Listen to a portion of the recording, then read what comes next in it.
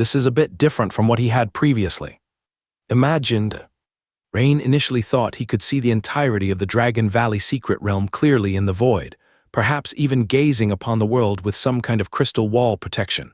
But in reality, there was nothing around him. It felt like an astronaut drifting lonely outside the Milky Way. Oh, that's not right. Rain's eyes suddenly widened, because just now, as he glanced at the nearest point of light, estimated to be tens of thousands of kilometers away, he suddenly discovered its surface was some sort of colorful membrane, not at all like a star, but more like a bubble. What shocked him the most was that he could vaguely see through the membrane. Inside seemed to be a humanoid figure sitting on a throne. This distance, this stature height, is it not likely to be thousands of meters tall? Immediately, Rain thought back to his past life, where he could see Bailey Crater on the moon, with a diameter of 295 kilometers, from 380,000 kilometers away on Earth. As he was stunned at the sight before him, suddenly Rain, holding the corpse of the Void Dragon, vanished from the void. Meanwhile, Imperial City Tamriel, first floor of the Star Mage platform. In the empty portal hall, gigantic fissure suddenly appeared, followed by a superimposed giant shadow. With a loud boom, a huge body of a void dragon was heavily thrown to the ground, and that hideous and strange dragon beast quickly shrank and transformed into a human figure. It's Lord Rain. Immediately, guards and astrologers recognized Rain. Huff, returning to human form, Rain gasped heavily, having spent 5 attribute points to recover physical strength during the brief fight just now. He found that although he could transform into the 4th form, the energy consumption within was terrifyingly high, especially after using breath or some powerful moves.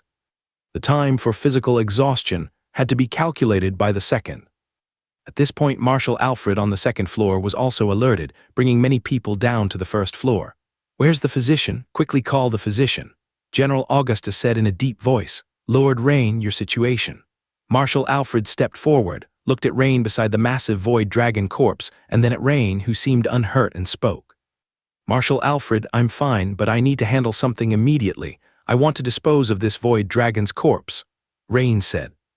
Although he independently killed the void dragon, the act of the kill was during a secret realm task, and additionally, he utilized a portion of the Empire's power during the process.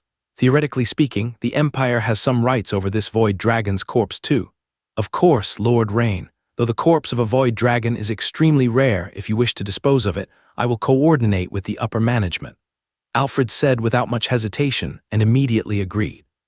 "Thank you, Marshal. I just want to research the void dragon's blood essence. As for other parts, let headquarters handle them.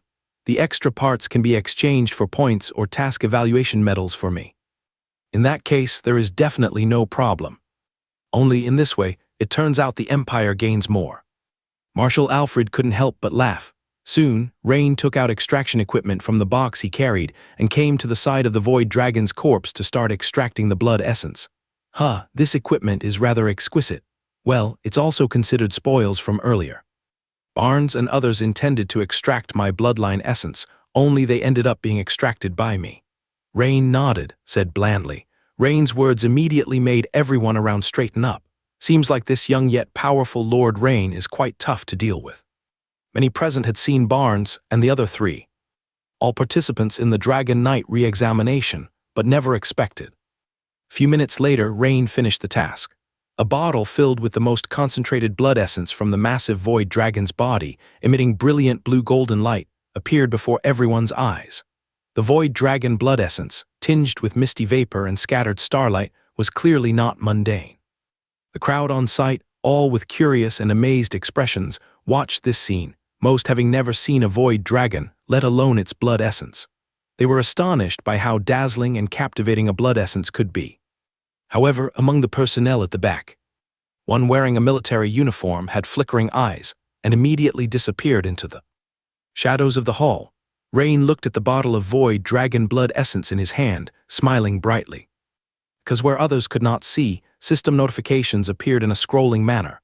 Rain's long-awaited legendary profession, Dragon Vein Wizard Transfer notification finally appeared. Ding! Detected host obtained a complete giant dragon blood essence, triggering special advancement transfer Dragon Vein Wizard, Legendary. Preconditions for advancing to Dragon Vein Wizard, Legendary are 1. Mutated Dragon Bloodline concentration of Dense and above. 2. Third level Crystallized Wizard and above. 3. A complete Giant Dragon Blood Essence. Current conditions met. Yes/no transfer to Dragon Vein Wizard Legendary. Note: after transferring to Dragon Vein Wizard Legendary, the Warhammer Legendary profession panel will be covered, but at this time and place it's not a good place for the transfer. Thinking about it, Rain suppressed the urge to transfer immediately, calmed his excitement, and said to Marshal Alfred beside him, "Marshal, I'd like to find a room to rest for a while." "Of course, no problem. Tasha, take Lord Rain to my rest room for a good rest. Oh, and get a bottle of super recovery potion for Lord Rain, and inform the logistics department to prepare a sumptuous ferocious beast feast for when Lord Rain awakens." Marshal Alfred instructed. "As ordered, Marshal." Tasha smiled and complied. "Thank you, Marshal." Rain slightly bowed and said, "Lord Rain, compared to the hard work you frontline fighters put in, this is not much." Marshal Alfred laughed, patting Rain on the shoulder. Soon, Rain followed Tasha to the Marshal's rest room. The room was on the second floor, specially prepared for Marshal Alfred for command during this task, and inside it was clean and tidy, with a bed, sofa, and desk all available. "Lord Rain, please have a good rest. I won't disturb you. Here is the super recovery potion. If you need anything else, you can ask the attendants at the door to arrange it." Tasha placed a wooden box on the coffee table, then smiled and excused herself. "Thank you, Lord Tasha." Rain also returned the smile. At this time, Tasha suddenly turned at the door and cheerfully said to Rain, "By the way, Lord Rain, your performance was extraordinary this time." Thank you." After Tasha left, Rain locked the door, first checked around and found no witch array fluctuations, immediately opened the box containing the Void Dragon Blood Essence, and held the reagent bottle. Though Marshal Alfred had agreed, Rain felt he should transfer immediately to avoid complications over time. Judging from Barnes and the others' extraction devices, the Dragon Scale Brotherhood seemed interested in blood essence from contaminated juvenile giant dragons as well. If they knew he possessed epic-level adult Void Dragon Blood Essence, they'd likely seek him out. Though unafraid, transferring early would help avoid trouble. Another point, choosing the Star Mage's platform was for its tight defense, frequent and intense energy fluctuations, making it hard for others to notice energy fluctuations in his room, providing excellent protection. With Rain silently chanting yes in his heart, system notifications scrolled again. Start transfer. Ding. Transfer to Dragon Vein Wizard, Legendary, successful. Strength plus 15, Agility plus 15, Constitution plus 15, Spirit plus 20. Ding. Host first acquired Legendary Profession Panel. Total Profession Panels plus 1. Current maximum number of Profession Panels is 7. Acquired Dragon Vein Wizard Legendary Core Skill. Dragon Soul Strike active. Ding. Host has absorbed a complete Void Dragon Bloodline, which can be integrated into the current high-grade Mutated Dragon Bloodline. Due to only retaining one bloodline, fusion is automatically initiated. Ding. Fusion successful. After fusion, the host will possess the Void Dragon special ability Virtualization in the 4th form. Virtualization effect consumes a certain amount of spiritual power to make the body virtual, immunizing 90% of physical attacks and 50% of witchcraft or other energy attacks during virtualization. After fusion, the host will possess the special ability Double Head in the 4th form. Double Head effect. In addition to the original head, a Void Dragon's head will grow, capable of releasing Void Breath. After successfully changing professions, Rain felt a significant increase in all attributes, as if his entire body was filled with power, like having a high-powered generator supplying energy throughout his body. After experiencing this physical change for a while, Rain then focused his attention on the system panel. First of all, the previous Warhammer Wizard, Legendary, panel had disappeared, replaced by the Dragon Vein Wizard, Legendary, Profession panel. Unlike the blue glow of the previous Legendary Profession panel and the purple glow of the Epic Profession, the Legendary Profession panel glowed with a unique orange light. This was an orange that flowed and condensed like mercury. The flurry of system prompts made Rain somewhat dazzled. However, every prompt displayed during the profession change contained important information that needed careful review. Hence, Rain began to examine each item. All attributes increased by 15 points, and Spirit increased by 20 points. This boost far surpasses the previous epic-level Profession King of Thousand Blades boost, but considering the difficulty of changing professions, it seems matched. If not for encountering the Void Dragon this time, the profession change to Dragon Vein Wizard might have taken a long time. Moreover, the panel limit has increased by 1 again. Seeing the total number of profession panels, +1, Rain's mood was greatly uplifted. This further validated the point that upon reaching a level not attained before by any profession, the number of profession panels increases by 1. This means that once he selects a new profession, he can quickly harvest a large number of skill points and attribute points, greatly benefiting the mastery of new witchcraft without spending much time and energy practicing witchcraft. Only 1 core skill, Dragon Soul Strike. Rain showed a hint of surprise. Previously, when changing to the epic level profession King of 1,000 Blades, it was more than 1 core skill. How come the more powerful Dragon Vein Wizard profession only has 1 core skill this time? If this is the case, then the answer may be that this core skill is extremely powerful. A flash of spirit light crossed Rain's mind as he thought. Sure enough, when he focused on the large new icon Dragon Soul Strike, the next second he was overjoyed. Dragon Soul Strike effect. When this skill is activated, the spiritual power consumed to cast witchcraft will double, but all witchcraft released during this period will carry partial true damage. Note: the power of true damage is proportional to the concentration of dragon bloodline. The intensity of spiritual power and the power of witchcraft, true damage, all witchcraft. In comparison, consuming twice the spiritual power is nothing. Additionally, doesn't this mean that I'm no longer limited to soul-shattering Warhammer to deal true damage? Rain clearly understood the power of true damage. During the Meister period, before reaching the legendary level, Rain had defeated the ancient hero Mong using soul-shattering Warhammer. If only he could have changed to Dragon Vein Wizard earlier, perhaps during the battle with Nether Sea Goddess Hela's incarnation, he wouldn't have needed bloodline transformation, relying on witchcraft alone to win.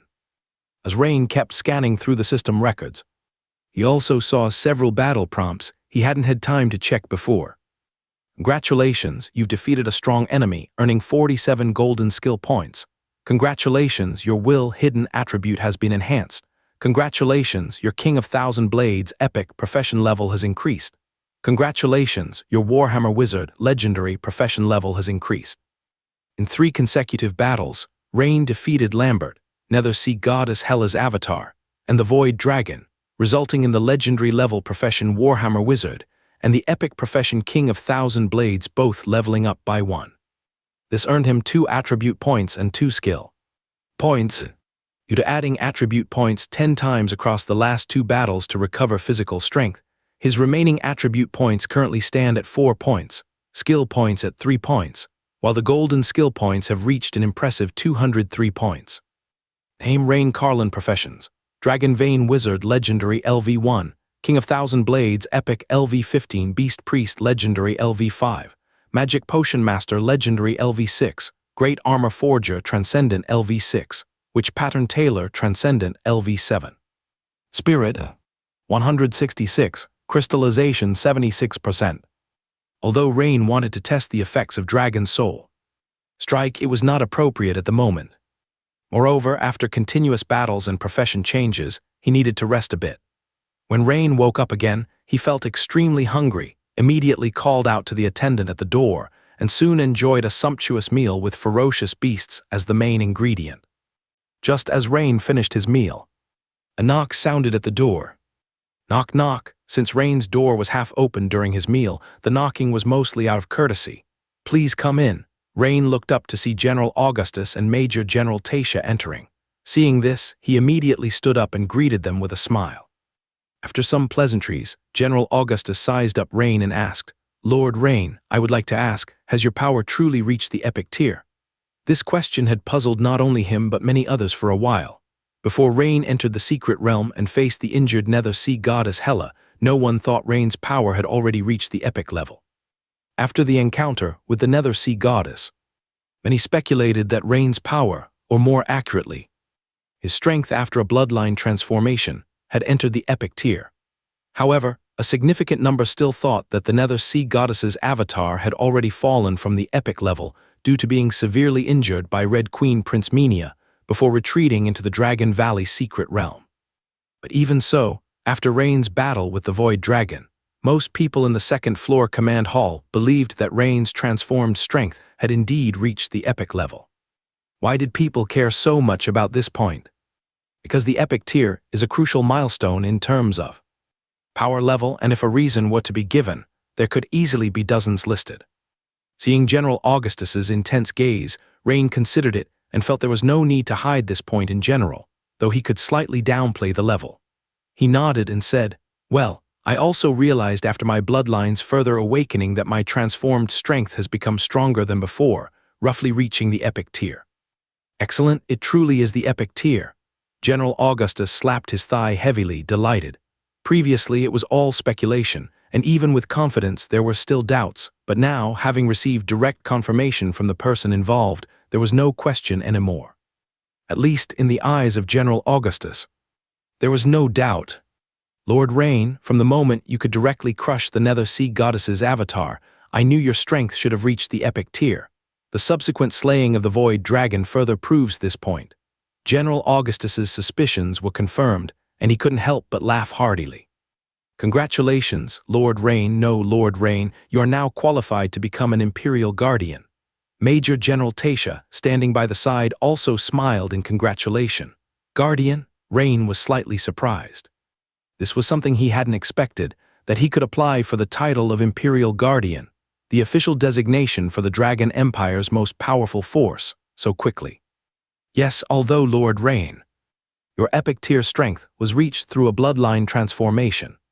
This is also a talent that is recognized by both the Empire's Elder Council and the royal family according to previous conventions," Tasha explained with a smile. "Indeed. However, while becoming a guardian has many benefits, the entire recognition process is quite complex, and there is a strong binding contract that needs to be examined and signed," General Augustus said with a serious expression. "Oh, a binding contract." Rain nodded, as he had heard about this before. From when he learned that Dragon Knight Pantascoke of the Drum family, titled Storm Cloud, couldn't act against him, Rain knew that Dragon Knights, or rather Imperial Guardians, couldn't casually attack those of non-epic tier within the Empire. Of course, this excludes those who offend actively. It also excludes cult members and non-Empire personnel, but even so, there are very stringent conditions. Yes, but this matter is not personally governed, nor by the Sword Holder headquarters. After the retest of the Dragon Valley Secret Realm is over, the mission report will be submitted. Lord Rain, all your contributions will naturally be recorded, and it's expected that after some time, the Elder Council and the royal family will send someone to communicate with you. Currently, however, the Emperor is still recovering from injuries, so it's uncertain when someone from the royal family will come. You just need to be aware that there is such a thing." General Augustus explained in detail. "I understand." Rain nodded, he said. He had also heard about this, as due to the Emperor's injury, even this year's conferment ceremony had not been held, and according to the usual timetable, his Earl title should have been approved last month. But this year, until now, there has been no news. Of course, this is because Rain hadn't specifically inquired about the related news. Otherwise, it would have been relatively easy to get a clear understanding of the situation by asking Javier Marquis, who serves in the Elder Council. "Lord Rain, you may likely be the second person in decades within the Empire Sword Holder system to become a Guardian. Impressive." "Ah, but once you become an Imperial Guardian, there will inevitably be a job transfer, and you might have to leave the Sword Holder system," General Augustus remarked with a bit of emotion, sighing. "But this is a good thing, a very good thing," Augustus added again, saying, "Thank you, General Augustus. As far as I'm concerned, I have fondness for the sword bearers. I think if the Empire permits, I will try to stay with the sword bearers for a while longer, at least for some more time," Rain said with a smile. Meanwhile, Imperial City Tamriel, within the second Prince Mansion located on the left side of the Imperial Palace. Middle-aged noble with a mustache was standing respectfully beside a blond man with an elegant yet somewhat sinister demeanor, reporting something. "Your Highness, an urgent report has just arrived from a spy. Rain has returned from the secret realm, and more critically, he obtained the Void Dragon blood essence that you had arranged Barnes and the others to acquire. He returned so quickly. According to the timeline, only a few hours have passed. There is still more than half of the time left before the 24-hour secret realm retest ends." Upon hearing this news, the second Prince Everton, whose expression was initially indifferent, set down a document and glanced at the clock on the study wall, inquiring with a hint of doubt. It's true. The exact reason isn't clear to the spy either, but it's confirmed that he has returned. Many people saw him in the first-floor lobby of the Star Mage platform. Additionally, the spy's report states that the Void Dragon is somewhat large, suspected to be an adult Void Dragon, Buchanan added. Oh, really large, huh? And it should be a teenager giant dragon nearing adulthood, tainted by void beasts, which makes the blood essence even more valuable. Second Prince Everton considered for a moment and said, although the report mentioned this, neither Buchanan nor Second Prince Everton imagined the so-called Void Dragon as a mature Void Dragon. After all, the Dragon Valley secret realm housed only young and adolescent giant dragons. Even Rain himself hadn't anticipated encountering a Void Dragon. As for the spy, as an attendant of the Star Mage's platform with a Great Knight background, he was unfamiliar with void creatures, so he used words cautiously, often choosing terms like suspected or seems to be. By the way, how did the spy confirm that Rain has acquired the Void Dragon blood essence?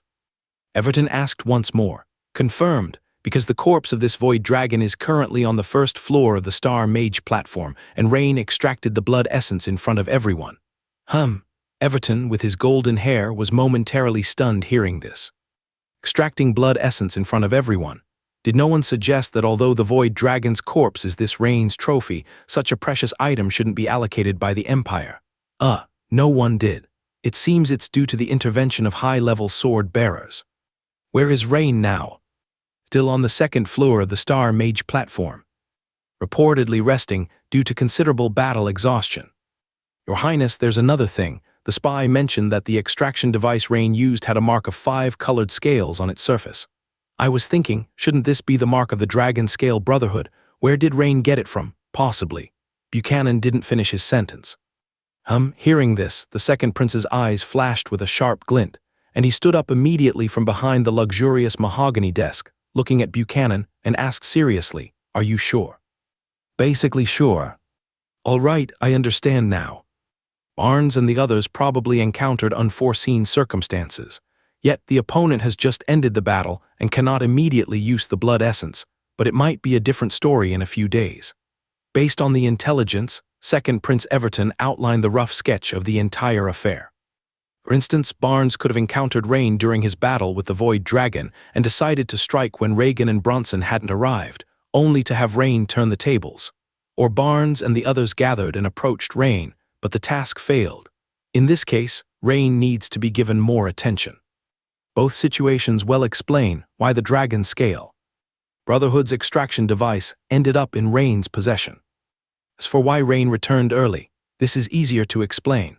As the intelligence suggests, the Void Dragon was large and likely possessed some special abilities, like effortlessly tearing open rifts at weak points in the secret realm, causing situations where Rain fell in during battle. Immediately have spies monitor Rain's movements. As soon as he leaves the Star Mage platform, communicate with him. Even at the expense of something extra, make sure to trade for the Void Dragon blood essence. Understood, Your Highness.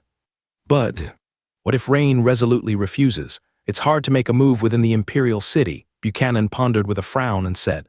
The second Prince Everton chuckled and said, you don't necessarily have to resort to force to resolve this. Have Quina stand by nearby. If communication fails, let her intervene.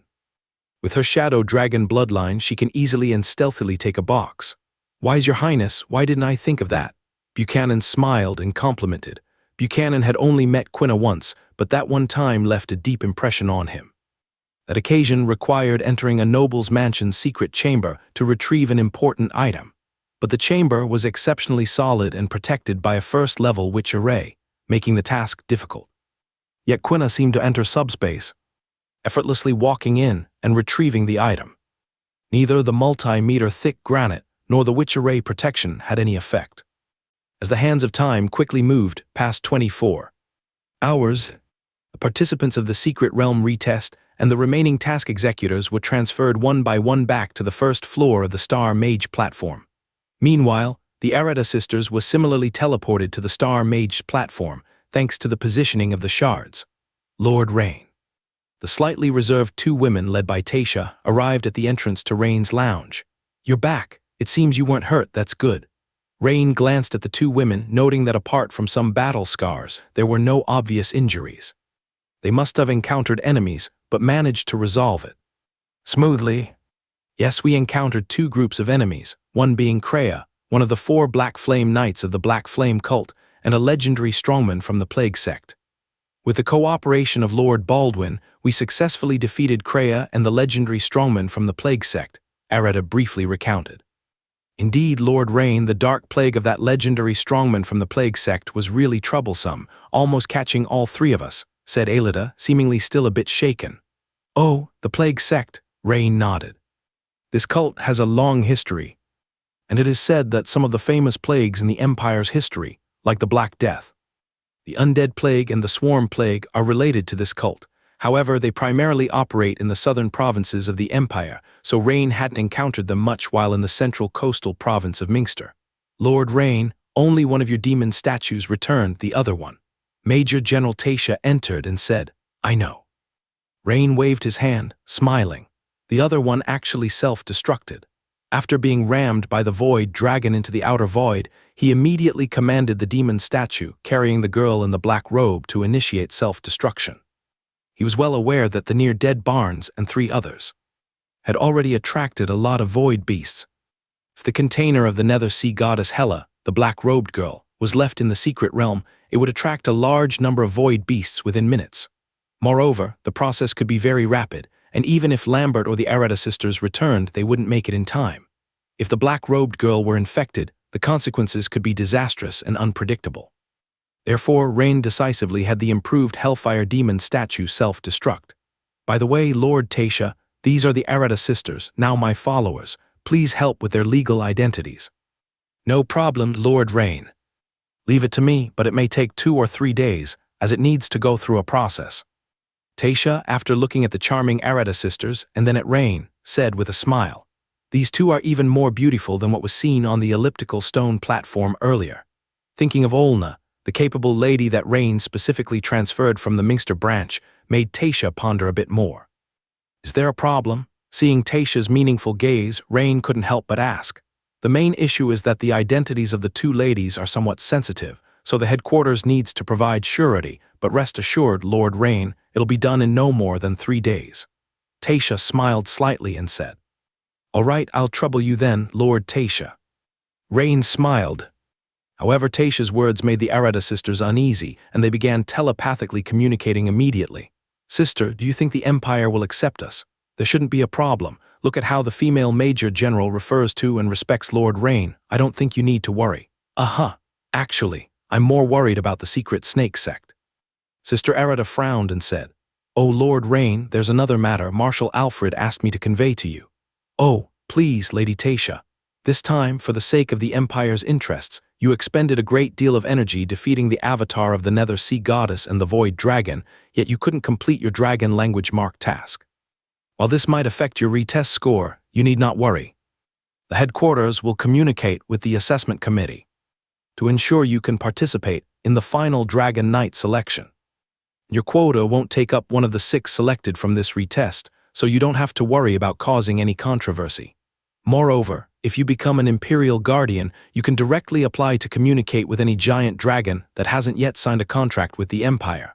Thank you, Lady Tasha. Please be sure to extend my gratitude to Marshal Alfred. Rain slightly bowed and said, Originally, Rain felt slightly regretful, as he had been teleported back early and didn't have a chance to obtain any dragon language marks from a dragon offspring. Such a result is naturally the best. All right, Lord Rain. A few minutes later, Rain and the Areta sisters rode the luxurious carriage that had been waiting at the door, heading from the Star Mage platform to their residence. However, just a few minutes onto Empire St. Paul Avenue, the carriage slowly began to decelerate. Little Mateo, sitting in the coachman's seat at the front, said, Lord Rain, there's a carriage bearing the royal family's crest parked by the roadside up ahead. The Earl Buchanan, who visited you previously, is waving in greeting. It seems he wants to chat with you. What do you think? Rain thought for a moment and then said, Speed up and leave, don't bother with him. He no longer wanted to play games with the other party, because soon the other party would find out about the deaths of Barnes and the other 2 in the secret realm, so it could be said that all pretense had been dropped. Neighing sound. Suddenly the carriage came to a screeching halt, only to hear the short Mateo anxiously and angrily say, "Lord Rain, the other party's carriage suddenly blocked the road in front of us. Lord Rain, I am Buchanan, and there is something very important I wish to discuss with you in person."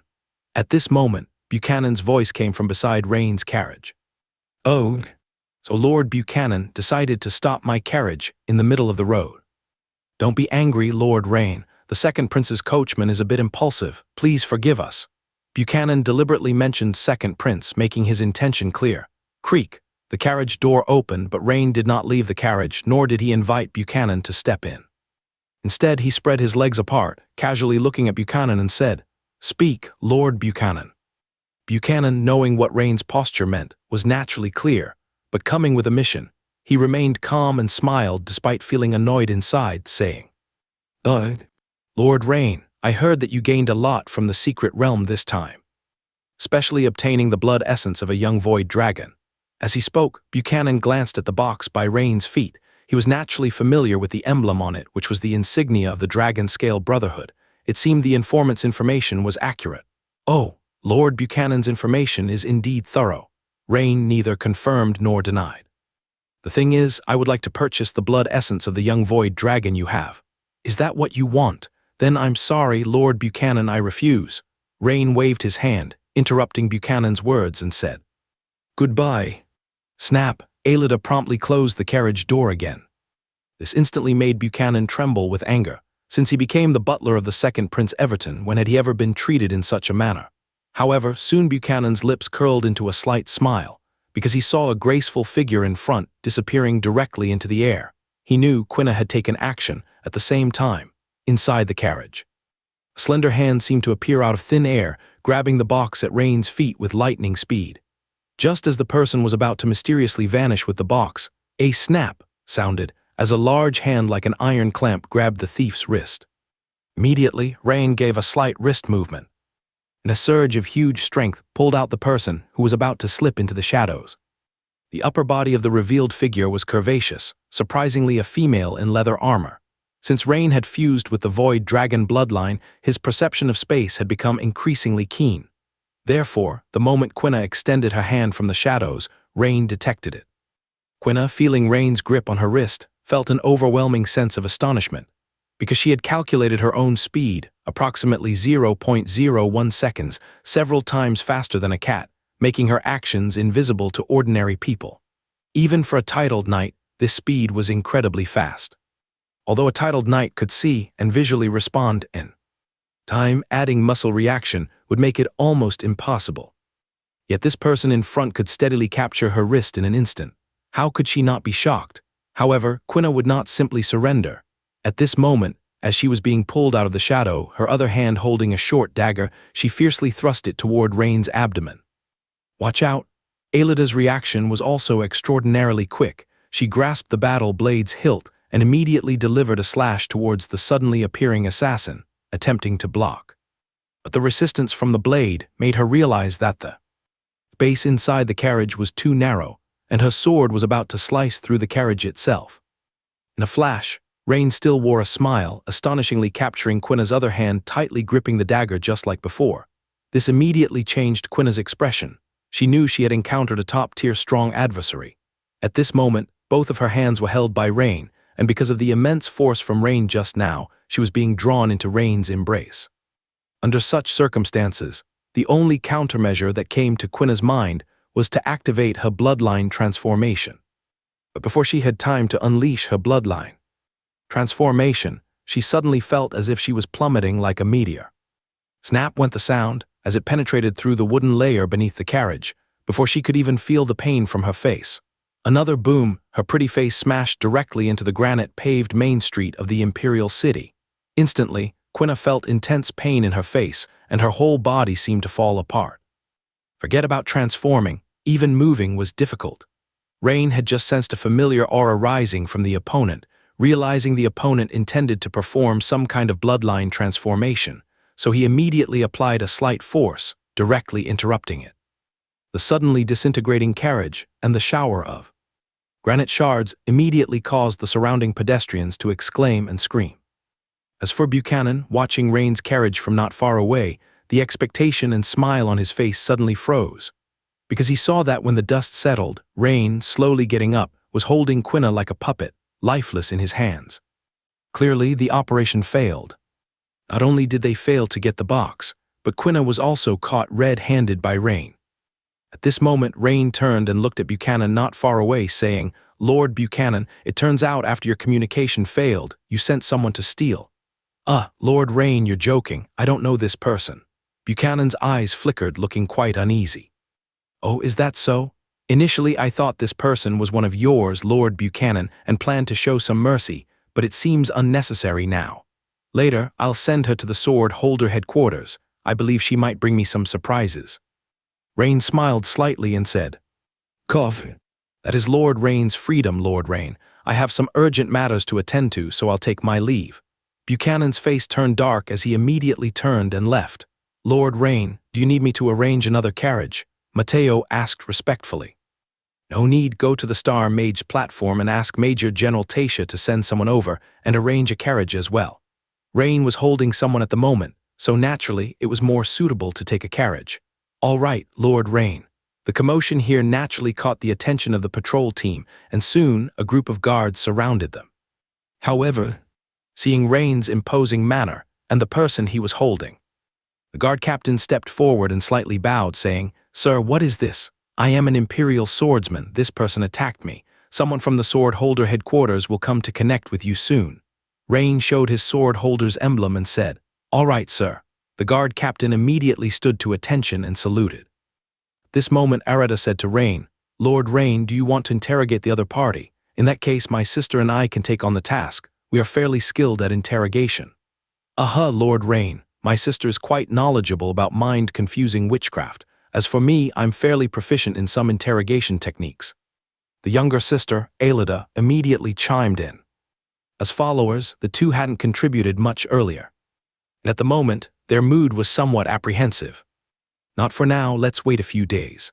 Rain smiled and nodded, saying, Soon, the carriage from the sword holder headquarters arrived. Arriving with the carriage were Major General Tasha and several magic iron-level swordsmen. "Lord Rain, you were attacked." Major General Tasha looked up and down at Rain, who had no injuries, and then looked at the assassin on the ground wrapped in hardened essence gold like a cocoon, feeling somewhat puzzled. Which family is so unwise to send someone to assassinate a quasi-guardian? More like a thief, Lord Tasha. Please imprison them at the sword holder headquarters. I'll deal with it in a couple of days. Rain picked up Quina, whom he had long controlled, and handed her over to the swordsman behind Tasha. Rain had already gleaned the answers he wanted from Buchanan's gaze. This female thief must be associated with Buchanan, and judging from the trace of dragon bloodline aura from her, it's likely she's from the Dragon Scale Brotherhood. Additionally, Rain considered that imprisoning this female thief in his own residence could very likely attract rescue efforts from her side, which in turn might endanger his family's safety. Hence, he proposed to Tasha to imprison her at the sword holder headquarters. "No problem, Lord Rain." Very soon, Rain took the carriage arranged by the sword holder headquarters back to his residence. Rain learned that the barbarian girl Lagare accompanied the beautiful woman Jennifer and went to Minster together. After introducing the Arata sisters to everyone in the residence, Rain had dinner with his family and promptly returned to his study to contemplate the next steps. First is the choice of a new profession. Ever since he successfully transitioned to the legendary profession Dragon Vein Wizard, he gained an additional profession panel slot, increasing from 6/6 to 6/7. Just like when he transitioned to King of Thousand Blades. Rain intended this time to choose a profession with numerous future advancement opportunities. For learning, the purpose of course is to acquire enough skill points and attribute points. Just like previously from Ironsmith Apprentice, Ironsmith, Armor Forger, progressing to Great Armor Forger in the path of the Ironsmith Profession Advancement System, or from Tailor Apprentice, Tailor, Tailor Master, to which Pattern Tailor in the Tailor Profession Advancement System. Although the initial professions of these two systems were unimpressive, the core skills of subsequent professions were not spectacular, but they contributed plenty of skill points and attribute points, greatly facilitating Rain's later learning of witchcraft and extraordinary battle techniques. Just as Rain was pondering seriously, suddenly the voice of an attendant came from outside the door. Lord Rain, a Lord Hamadi is here to visit.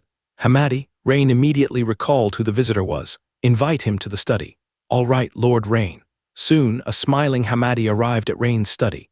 After a round of pleasantries, Hamadi took out a deep brown wooden box and said, Lord Rain, this is a gift entrusted to me by Member Trina for you. This was actually a spiel Hamadi had long prepared. In Hamadi's view, since Rain had a favorable impression of Trina, an eminent and beautiful Federation female member, it was natural to fully utilize it. Even if it wasn't truly possible for such an esteemed Federation female member to act on it. There was naturally no harm in anything done in her name for convenience since, after all, everything is for the Federation. Oh, what is this? Rain raised an eyebrow and said, only to see Hamadi mysteriously smiling and opening the wooden box on the coffee table, revealing 3 old sheepskin scrolls inside, each radiating increasingly dense witchcraft light. Lord Rain, have you heard of witchcraft killing move? Of course, I've heard of it. Are you saying these 3 pieces of witchcraft can be combined into a witchcraft killing move? Rain nodded, turning his mind slightly and said, that's right. These 3 pieces of witchcraft, once proficiently mastered, can be combined into a witchcraft killing move. Lord Rain might as well take a look first. Hamadi smiled and said, this is really too precious. Even if it's Trina's private gift, I cannot accept it. Rain shook his head and said, Rain was well aware that there's no free lunch, and the other party's motive was either to win him over or to ask for something from him. Lord Rain, Member Trina particularly values the friendship between you. She spent a considerable amount of energy finding this Metal Series witchcraft killing move, which is also a private gift. Member Trina is thoughtful. Is this Metal Series? Rain raised an eyebrow, feeling a stir in his heart. This was indeed a bit unexpected for Rain. After all, Metal Series witchcraft is notoriously scarce, with few passed down, and those that can be combined into a witchcraft killing move are even rarer. What most tempted Rain was another reason. He had successfully transitioned to Dragon Vein Wizard, and if he could master witchcraft with greater power, especially Metal Series witchcraft, it would undoubtedly be extremely beneficial for enhancing his own strength. This, after some thought, Rain decided to take a look first. He picked up a sorcery scroll and began to read. Seeing Lord Rain finally pick up a sorcery scroll and begin reading, Hamadi's smile grew even brighter. Just kidding, it's something his superior, Lord Royce, went through a lot of trouble to apply for from the Federation's homeland. If it were rejected, he'd find it hard to explain when he returned. However, to get the Federation to reach such lengths, besides Lord Rain here, there's really no one else. Who would have thought that Lord Rain, being young and with formidable combat prowess, is not only a rare and highly needed high-rank Metal Series wizard in the Federation, but is also a future Dragon Knight. Metal morphing spell. Rain hadn't expected that the first sheepskin scroll containing witchcraft recorded the metal morphing spell. Could it be that Lord Rain has already mastered the first spell? Hamadi was also quite surprised and said, that's really great, which means you'll spend much less energy mastering this spell's killing move. By the way, Lord Rain, you might as well take a look at the second sheepskin scroll. Because he had heard from his superior Royce that throughout the Federation territory, the number of Metal Series witchcraft at various levels is only about 10. Only a few can form the Dawn killing move. Hamadi even suspected whether the Metal Series Dawn killing move could have more than 2 swords. In fact, Rain was also very intrigued in his heart. He opened the second sheepskin scroll recording witchcraft and found it was the second-level Metal Series witchcraft cutting net, which he had randomly acquired from the Frostwind Prairie. Lord Rain, could it be? As an expert at observing micro-expressions, Hamadi was momentarily stunned. Because he could tell that Rain seemed to have also learned the witchcraft recorded in the second sheepskin scroll. Rain did not answer Hamadi's question, but instead, feeling quite excited, picked up the third sheepskin scroll that recorded witchcraft. Rain had always thought that due to the broken lineage, he might not be able to find the subsequent witchcraft of cutting net, or any combinable spell. Of course, not all witchcraft can be combined into a spell's killing move, but Rain always had a feeling that behind the second-level witchcraft cutting net, there should be more profound witchcraft. Unexpectedly, the day came so soon. On the sheepskin scroll were several large words, third-level Metal Series witchcraft Sawtooth Ring. After quickly scanning it, Rain understood. The witchcraft effect of Sawtooth Ring, as described on the sheepskin scroll, is to form a circular ring from a special metal wire with sawteeth, and then rotate it at high speed to attack. and the incredibly high rotational speed will cause the tiny sawteeth on the metal wire to create extremely high cutting destructive power. Of course, the most important thing is not that the sawtooth ring is a third-level metal series witchcraft, but because it is the crucial link in the fourth-level dawn killing move. The other party is using overt tactics, clearly telling you that they can freely gift you the first 3 spells of the dawn killing move, but the last 4th-level witchcraft cannot be given unless you join the Federation. Yet even so, to be honest, Rain couldn't find any reason to refuse this gift, especially after he transferred to a Dragon Vein wizard and acquired the Dragon Soul Strike core skill. Thinking briefly, Rain said, "Lord Hamadi, I really like this gift. However, please directly state your intentions. Or rather, what do I need to offer in return for accepting this gift?" As Rain said this, he looked Hamadi straight in the eye, his aura slightly emanating, which immediately made Hamadi's heart tremble. Originally, he had wanted to say some formal words, but immediately changed his mind. Seeing Hamadi's face turn stern, he said, "Lord Rain, we hope you can spare some time to visit the Federation within these 6 months, to see for yourself the free, open, and vibrant nation of the Eagle Federation." The condition Hamadi proposed was carefully considered. Both he and his superior Royce agreed that in order to persuade Lord Rain to join the Federation, no amount of persuasion could compare to personally taking the young Lord Rain to visit the Eagle Federation. Hamadi vividly remembered the shock he felt when he first arrived in the large city of Weston on the Federation West Coast. He believed that persuading Rain to join then would surely yield twice the result with half the effort. Moreover, if Rain agreed to visit the Eagle Federation, it would be equivalent to bringing Rain to the Federation, and if they still couldn't retain him, then it wouldn't be a fault of their intelligence department. At the same time, with this investment, or should I say expense, their intelligence department could now justify their actions, and Rain began to seriously contemplate Hamadi's request. To be honest, this request was not too difficult, but rather too simple. Originally, Rain thought Hamadi would want him to make a statement, at worst, assist in some confrontation between the Empire and the Federation as a gesture of allegiance. But unexpectedly, the other party would ultimately make such a request. Although as a member of a special department of the Empire, it's sensitive for him to visit the Federation personally. If he went in an official capacity or under a specific mission, it would be relatively straightforward. At the Sword Holder headquarters, there are indeed some tasks that require one to go to the Eagle Federation territory. In other words, this matter didn't pose much difficulty for Rain. "All right, Lord Hamadi, no problem, I will visit the Federation within 6 months. Additionally, please convey my thanks to Senator Trina. I truly appreciate her gift." Rain straightened up slightly and said, "You're too kind. Lord Rain, I won't disturb you any longer. You've just returned from the Dragon Knight retest, so please rest well." Hamadi, upon seeing Rain accept this condition, was as excited as Rain was about gaining a new witchcraft. At the same time, he nodded slightly at the end, indicating the efficient intelligence network established by the Federation within the Empire. "Thank you, I'll escort Lord Hamadi." Naturally, Rain had to show courtesy to Hamadi, who had come to deliver new witchcraft. After Hamadi left, Rain couldn't wait to open the sheepskin scroll once more and ponder over the third-level metal series Attack Witchcraft Sawtooth Ring. Although he currently only had 3 skill points, this did not prevent him from learning and mastering Sawtooth Ring first. Half an hour later, Rain seemed to comprehend something, and the system prompt followed. "You have studied Sawtooth Ring. Related insights have improved. You have comprehended a new skill Sawtooth Ring. Your skill Sawtooth Ring has been enhanced. Experience +3. Rain quickly found a brand new large icon on the Dragon Vein Wizard Legendary Profession panel. The icon's image was a circular metal wire, but upon closer inspection, one could see that this metal wire was quite special, being covered with dense sawteeth. Additionally, a line of small text beneath the icon displayed the content as follows. Sawtooth Ring LV1, 1/100, Sawtooth Ring LV1 effect.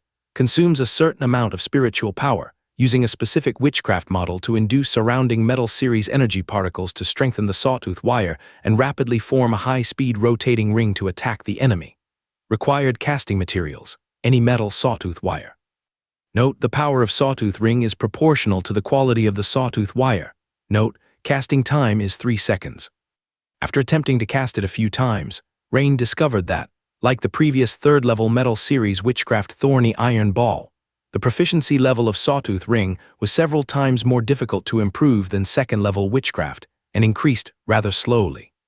If he did not use skill points to enhance it, even with his talents, it would probably take years or even longer to reach the proficiency required for releasing a witchcraft killing move. So, this brought him back to the issue he had been contemplating earlier, the choice of a new profession. Only by choosing the right new profession could he quickly acquire a large number of skill points, so as to quickly form the third-level Metal Series Witchcraft Sawtooth Ring into combat power. Thinking of this, Rain sat back in his chair and began to think seriously. In fact, Rain already had a preliminary plan for the new profession, skin tanning. This profession is very similar to tailoring, with a relatively broad career advancement system. Although the core skills of the relevant profession would most likely, like tailoring, not be very powerful, this point was not important to the current Rain. Currently, he had enough and strong core skills, such as Dragon Soul Strike, Weakness Control, etc. The only thing lacking was skill points. Thinking it over, Rain decided that early tomorrow morning, he would have someone find a skilled skin tanning or, preferably, a skinning master to learn skin tanning techniques. The starlight illuminated the night sky, and in this season, a rare mist rose over the sky of the imperial city Tamriel, turning the originally brilliant starry sky gradually hazy. And with the conclusion of this Dragon Night retest, the security level of the Star Mage platform also began to decrease. Important intelligence began to be transmitted from here to various parts of the Empire. Inside the study room of the main building of the Second Prince Mansion, Buchanan was respectfully reporting to the Second Prince Everton behind the desk. "You just said that as soon as Quina appeared, she was detected and immediately subdued by Rain." The Second Prince Everton had anticipated Rain's refusal long ago, so he had arranged for contingencies early on Quina, who possessed the Shadow Dragon bloodline. But upon hearing Buchanan's description of the situation, he couldn't help feeling a bit puzzled and sensing something was amiss. Because he was quite familiar with Quina, who possessed the rare Shadow Dragon bloodline. Not to mention her talent ability to attack from the shadows. Even without using her talent ability, Quina's combat strength had reached the legendary peak level. She was not sent to the secret realm this time because she had other tasks. Logically, it should not have been so easy for her to be subdued by Rain, unless Rain's strength far exceeded previous estimates. "Yes, Your Highness. In just 3 seconds, no, in just 2 seconds, Quina was pinned to the ground. Although still alive, she had completely lost the ability to resist." "I see." The Second Prince nodded and said, "Your Highness, what should we do now? Quina is currently imprisoned at the Sword-Bearer headquarters, and rescuing her is quite difficult."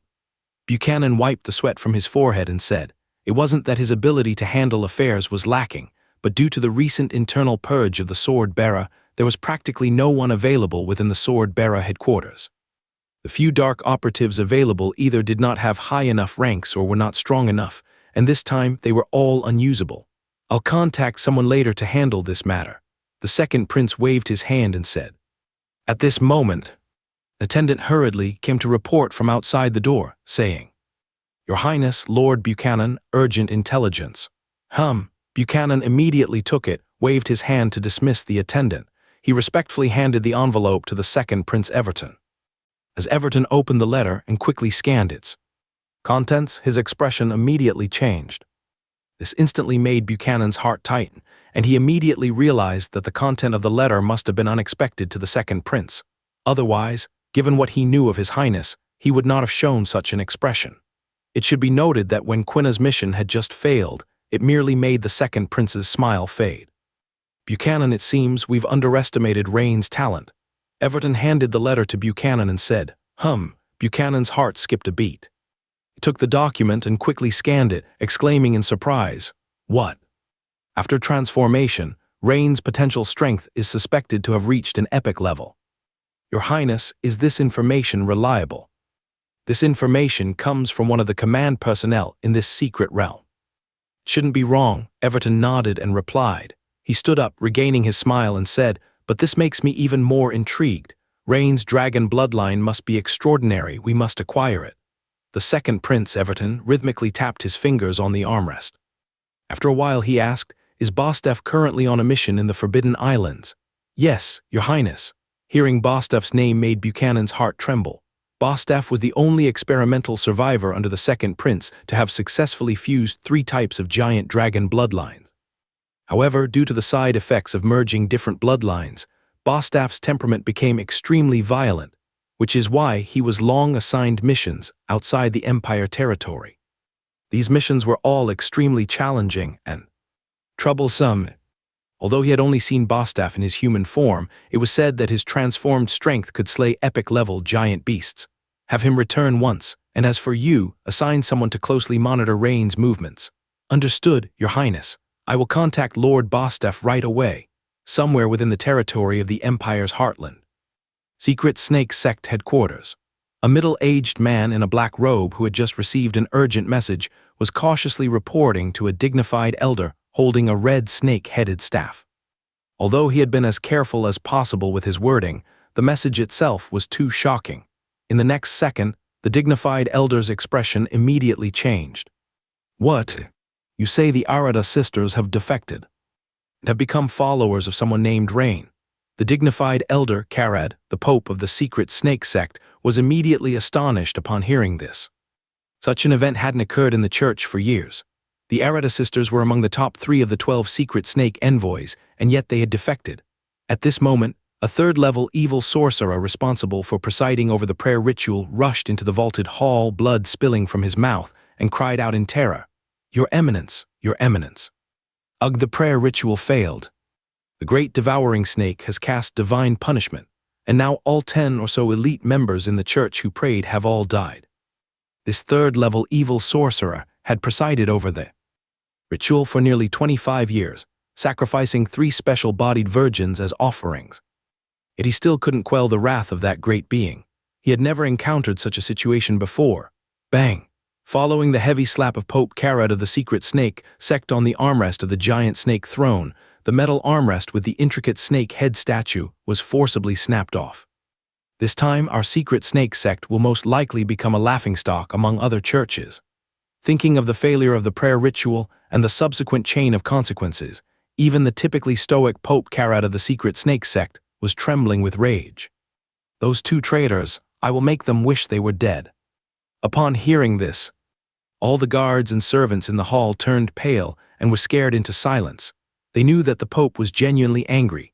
He stood up and paced back and forth in the empty vaulted hall for a full 5 minutes before calming his emotions. During these few minutes, with the intelligence reported by the spy, Karad basically figured out how the Arada sisters broke away from the church's oath and escaped the control of the devouring snake. Moreover, as members of the 12 secret serpent envoys and a pair of sisters favored by the great devouring snake, such a change explained the failure of the prayer ritual. What about this Rain, who made them willingly pledge allegiance? What's his background? At this point, even though one could no longer hear much anger in Pope Karad's tone, it made the reporting evil sorcerer cautiously relieved. Carefully organizing his words, the evil sorcerer said, Well, this Rain is a fine gold swordsman of the Empire and one of our church's priority targets for elimination. Upon hearing this, Karad slightly frowned as if he had thought of something and said, I remember now. Wasn't this the sword-bearer who killed Ice Snake Edmondo and Mad Snake Ecosella in earlier church reports? Yes, Your Eminence. Immediately, the evil sorcerer detailed all the information he had on Rain. Send someone to keep an eye on this Rain. Since his identity is a sword-bearer, he will inevitably undertake missions. Once he leaves Temrail, have Qurat eliminate him, Pope Karad said in a deep voice. At this moment, the evil sorcerer beside him cautiously reminded, Your Eminence, have you forgotten? Vice Pope Qurat just left for Ferdinand Forest. The Mother Tree Sect's operations have already begun there, and now that conditions are ripe, as per the agreement, we must also dispatch elite forces there. Qurat has already departed. Then have Minos make the trip, as you command, Your Eminence. The evil sorcerer cautiously raised his head to glance at Pope Karad, bowing slightly to avoid inciting any anger. For some reason, Pope Karad's memory was worsening, his temper more volatile, and even his aura was becoming somewhat unfamiliar. 2 hours ago. Drum Manor. Duke Lord Lambert is at the door. An attendant hurried in to report. Oh, please let him in. Duke Drum's eyes lit up with joy as he spoke. Upon hearing Lambert's successful return, Duke Drum's first thought was that Rain was doomed. because in his view, only one of Lambert and Rain should be able to return alive from the secret realm. Now that Lambert has returned safely, does one even need to say what Rain's fate would be? Lord Lambert, congratulations on your safe return. Duke Drum immediately spotted Lambert, standing with arms crossed and a greatsword on his back. He beamed and spread his arms wide, intending to embrace him. Hurry, arrange for a more luxurious dinner. No need, Duke. I'm just here to say that I am not a match for Lord Rain. If he hadn't shown mercy, I wouldn't have returned, so my apologies. Lambert shrugged and replied, What? The smile on Duke Drum's face froze instantly, and his posture with raised arms also stiffened in place. Lord Lambert, please forgive my offense, but did you really not hold back? Duke Drum snapped out of his shock and asked reluctantly. After all, the Lambert before him was among the few top legendary strongmen just below the Imperial Guardian.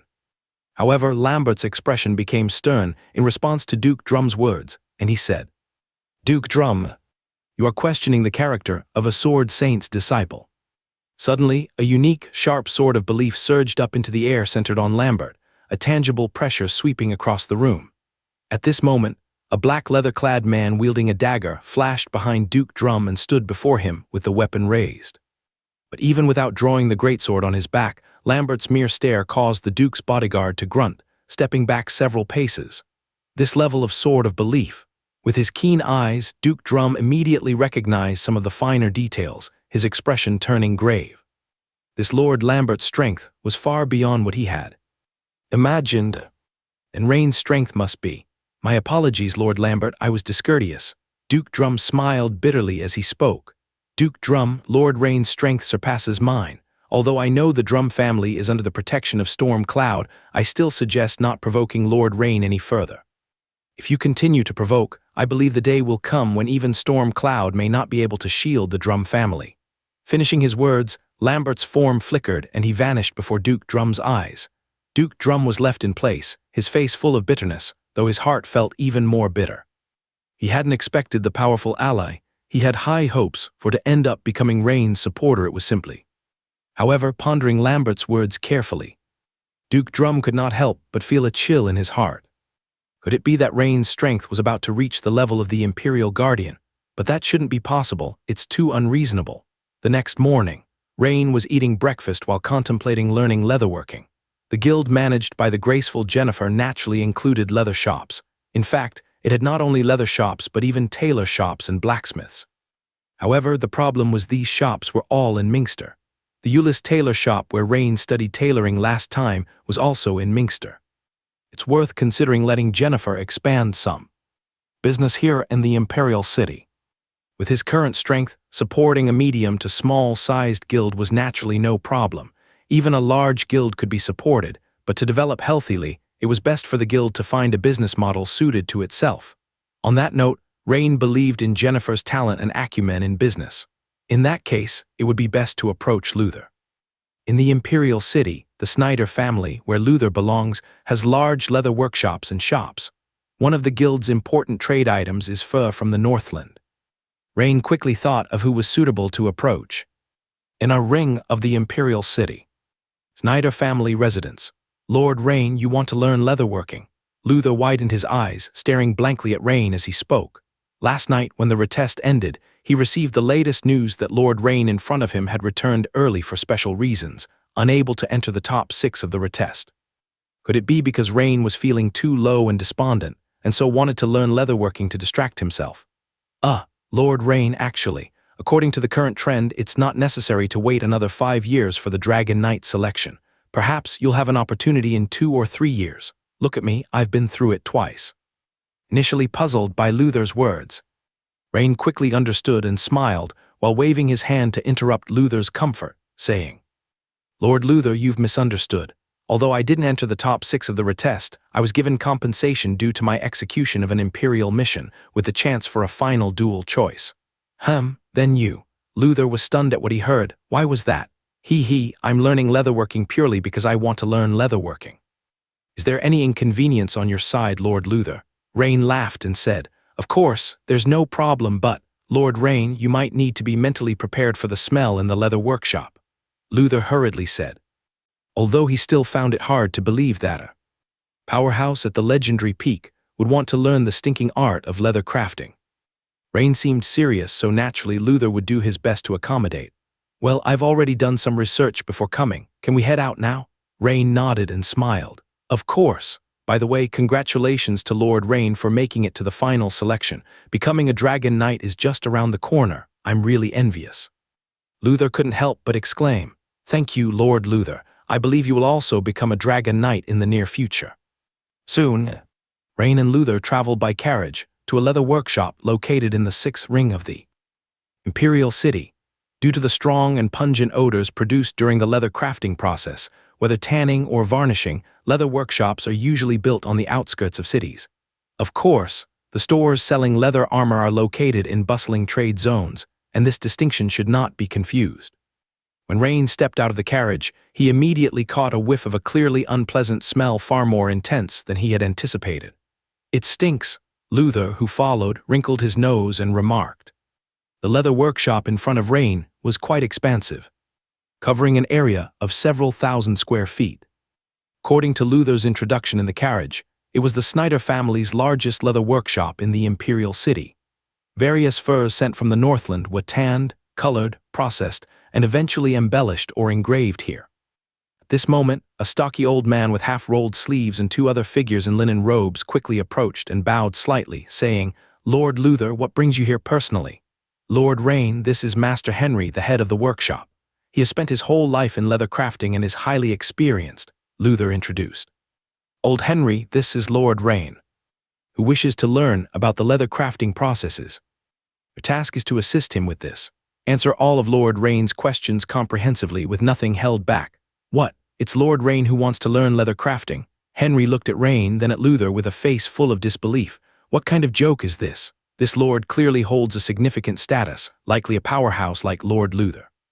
Wanting to learn the stinking craft of leather crafting, he must be out of his mind. Is there a problem? Luther's face turned serious and he turned to Henry. "Lord Luther, it's not that I don't want to teach, but this leather work is genuinely dirty. I'm afraid Lord Rain." Henry, being an honest man, immediately found himself in a dilemma. "Master Henry, if I can't handle it, I'll call it off myself. Would that be all right?" At this moment, Rain stepped forward, smiling to reassure. Seeing Rain's determination, Henry realized he had no way to refuse any longer. "All right then, Lord Rain, shall we start tomorrow?" Henry reluctantly nodded, saying, however, he internally resolved to have the entire workshop cleaned and spray some perfume later, preparing to welcome Lord Rain for learning the next day. "No, Master Henry, let's start now," Rain gestured. Declining. Now, Henry was shocked. This lord was in quite a hurry, wasn't he? "Are you really planning to learn this?" "Yes, you see such a large leather workshop, it must operate 24 hours a day, with materials being processed at every stage." Rain pointed at dozens of apprentices bustling about soaking, rubbing, and scraping furs, a lively scene. "Old Henry, let's proceed as Lord Rain wishes. Please take us there now." Luther frowned slightly and said, "All right, Lord Luther." "Well, Lord Rain, please follow me," Henry, feeling helpless, said. Though Rain hadn't mentioned having Luther leave first. Luther was quite curious about his leather learning endeavor. So the group soon arrived at soaking, the first step of the leather crafting process. In a warehouse storing a large amount of raw furs, apprentices were moving furs out, shaking them out, and placing them into large round tubs for clean water soaking. "Lord Rain, these furs, sourced from the tundra, need a day of soaking in clean water to remove the salt used during transport." Henry narrated familiarly from the side. Rain observed and nodded. This step was not technically demanding, relatively straightforward. Next, Henry began introducing the following stage. Here is the deherring pool made primarily of a cow urine mixture. Though this was also a soaking stage, this time it involved tanning liquid, primarily cow urine, aiming to remove fats and blood. Simultaneously, apprentices needed to rapidly wash furs multiple times in the tanning liquid. This step was beginning to show technical content. Because the tanning liquid used to remove fats and blood from the raw furs had a strong corrosive property, it tested the apprentices' hand speed. They needed to be quick, or else their hand skin would suffer corrosion. Over here is the softening pool, primarily composed of pigeon dung mixture. Henry pointed to another row of large pools. In the softening pool, they soak for 2 days, further softening and deherring. Beside them, Luther was already feeling nauseated by the fumes. He vowed, if not for accompanying Rain, he'd never come this close to these dung-filled pools. Although this was his own family industry, to be honest, he had never thoroughly learned about the production process of the leather workshop. Because every field has its specialization, he, as a titled knight and the star of hope for the Snyder family, focused daily on enhancing his own combat power. Matters of business were managed by specialized personnel. What a freak! However, when he saw Rain watching with great interest, Luther could only suppress the churning in his stomach and continue on, though inwardly he couldn't help but complain. This counts as the preliminary process of tanning, where the hides are soaked to remove hair and dirt, then repeatedly scraped. Old Henry pointed to more than 10 apprentices, standing on slanted boards, using thick-edged knives to scrape off fat and residual hair, and introduced them. Rain glanced around and had a basic understanding of the process of turning raw hides into treated hides, which involved soaking in clean water, cow urine, pigeon dung, scraping, and drying. Thinking back, it was indeed the right choice to first learn blacksmithing in Flashgold Town. This tanning environment is too harsh. If one's constitution isn't strong, it's easy to fall ill. Rain couldn't help but sigh inwardly. Master Henry, I plan to give it a try. Rain pointed at an apprentice washing raw hides in a large circular clay vat and said. The leather apprentices were stunned, dumbfoundedly watching Rain when they heard that this apparent noble wanted to enter the vat of cow urine mixture and wash raw hides with them. Lord Rain, this. Rain just smiled. Before old Henry could recover, he took up a half jacket made of thick waterproof leather and put it on. Soon, amidst the astonished gazes of everyone, Rain stepped into the large vat and began to knead a piece of sheepskin. And beside him, Luther widened his eyes, watching Rain. He never would have thought that Rain really intended to learn tanning, and that he'd do it hands-on. As for Rain, because the metal energy particles had long covered his hands, the corrosive liquid posed no threat to him at all. He moved swiftly, and soon had most of the fat and hair on the raw hides cleaned. Then, he placed the sheepskin on the slanted board and gently scraped away the remaining hair and dirt with a file. Even though it was his first time, Rain, with his legendary peak's extraordinary physical control and perception, performed more meticulously and professionally than those apprentices who had worked on it for years. This, Lord Rain truly has a knack for tanning, old Henry couldn't help but praise. Don't speak carelessly. Luther, staring blankly at Rain's actions, snapped back to his senses upon hearing old Henry's words and whispered a rebuke. Ah, right, I was just impressed, Lord Luther. It took me at least 2 years to reach Lord Rain's level in tanning. With Lord Rain's control, never mind, you wouldn't understand. Old Henry, keep in mind that you must treat Lord Rain with even more respect than you treat me, understand? Understood, Lord Luther. Old Henry nodded repeatedly. As if fully comprehending old Henry's explanation just now, Rain had only scraped a piece of raw sheepskin when the system notification sounded. You have participated in tanning sheepskin. Gaining insight. You've learned a new skill. Tanning. Your skill in creating tanned hides has improved. Experience +1. Congratulations. You've triggered the profession panel apprentice tanner. It's triggered as expected, and just as anticipated, it's an apprentice-level profession panel, Rain thought to himself. Rain glanced at the new profession panel, apprentice tanner, although the least noticeable among the many transcendent profession panels. With no glow, he felt quite pleased. This meant the subsequent path of the tanning profession would likely be similar to tailoring, allowing for multiple profession advancements. In other words, he would gain a large amount of skill points and attribute points in the future. Lord Luther, you go ahead with your work. Rain, naturally noticing Luther, who was not taking the smell lightly, smiled and said, All right, old Henry, you must take good care of Lord Rain here. Luther nodded after some thought. Rest assured, Lord Luther, it is indeed an honor for me that Lord Rain is willing to learn tanning skills. Old Henry bowed him out. Lord Rain, treat this workshop as if it's under your name. Use whatever material it will and charge it to me. Luther specifically reminded, then turned and left. Next, it was time for Rain's real performance. Having generated the apprentice tanner profession panel, naturally, Rain had every reason to elevate it quickly. With Rain's physical strength, he likely wouldn't tire even if he continued the current process for a week without rest. Thus, with the support of the witch pattern tailors, transcendent, core skill concentration, Rain proceeded with the process of scraping the hides while accumulating a large amount of experience points. After Luther left in just 2 hours, Rain advanced the apprentice tanner from LV1 to the full level of LV3. gaining 2 attribute points and 2 skill points. The 2 large piles of scraped raw hides beside him were Rain's labor results. Coupled with his remaining points, his leftover skill points rose to 5 points, just 6 points short of the 11 needed to enhance the new witchcraft sawtooth ring at once. However, just now, the system's advancement information had also appeared. The prerequisites for advancing to Skin Tanner are 1. Apprentice Tanner at LV3 full level, 2. Agility above 5 points, Strength above 5 points, Constitution above 5 points, 3. Produce at least 10 qualified treated hides. Current conditions not met, advancement to Skin Tanner failed. Since Rain had been performing the process of scraping, he naturally hadn't counted as producing a finished treated hide. Master Henry, I'll select a few sheepskins for the subsequent processes. If there is anything lacking, please point it out to me immediately. Of course, no problem, Lord Rain.